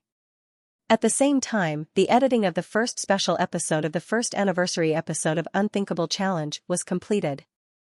The entire production team was pleasantly surprised by the final result. Not to mention the popular superstar Ji Lin, just Siyu's performance, which they had originally thought would be no different from a free gift, had greatly exceeded everyone's expectations. Based on their experience, after this episode was broadcast, Siyu would definitely become popular. She really had a sense of variety, especially when she was partnered with Ji Lin. The two of them could always create a lot of jokes. Thinking of the many speculations about the relationship between the two of them online, the production team nodded knowingly. It seemed that those rumors weren't completely groundless. Unthinkable Challenge was Green Fruit Channel's ace show. It had a huge audience. The previous sensational confession incident had already given it a wave of publicity. Countless viewers were very curious. What kind of tricks did the production team play to force Ji Lin and Wen Yuan, two people who had no scandals, to publicly confess? Therefore, when the trailer was broadcast, the eagerly anticipating fans immediately clicked on it. The production team was very good at cutting out the highlights. First, they showed Ji Lin standing under a bucket of water and confidently saying, "It doesn't matter." The next second, they cut to the scene of him being drenched in cold water. They also showed a comparison of Ji Lin's cooking skills in the kitchen and Wen Yuan's 5-star chef's cooking skills. They also showed Chu Xuanyan publicly expressing her dissatisfaction with the team grouping and saying that she should have been in the same team as Ji Lin. In just 2 minutes, there were explosive points everywhere, whetting the fans' appetites. Lychee fruit tea, there are still 2 days until Saturday. The production team is too scheming. I beg you guys to release a 2-hour extended version without any editing. Roasted chicken leg, why do I feel that our brother G seems to be doing very badly? This is simply something I've been dreaming of. A miserable brother G is too tempting. I've decided, I must watch the show. Almond cookies, am I the only one who feels that the cold and aloof Mr. Best Actor seems to be especially gentle in this episode? Tofu meatball, upstairs, you're not the only one. Also, I also feel that Brother G is silly and adorable. He doesn't seem to fit the image of the unrestrained music prince that you guys described him to be. False advertising? Green tea with 4 seasons, where's my little CU angel? Why are there so few scenes about her? The production team is biased. After the trailer was released, there was a wave of heated discussion. Under such high expectations, the new episode of Unthinkable Challenge was finally broadcast. End of chapter 44. Don't forget to subscribe, like, and share the video to support the channel.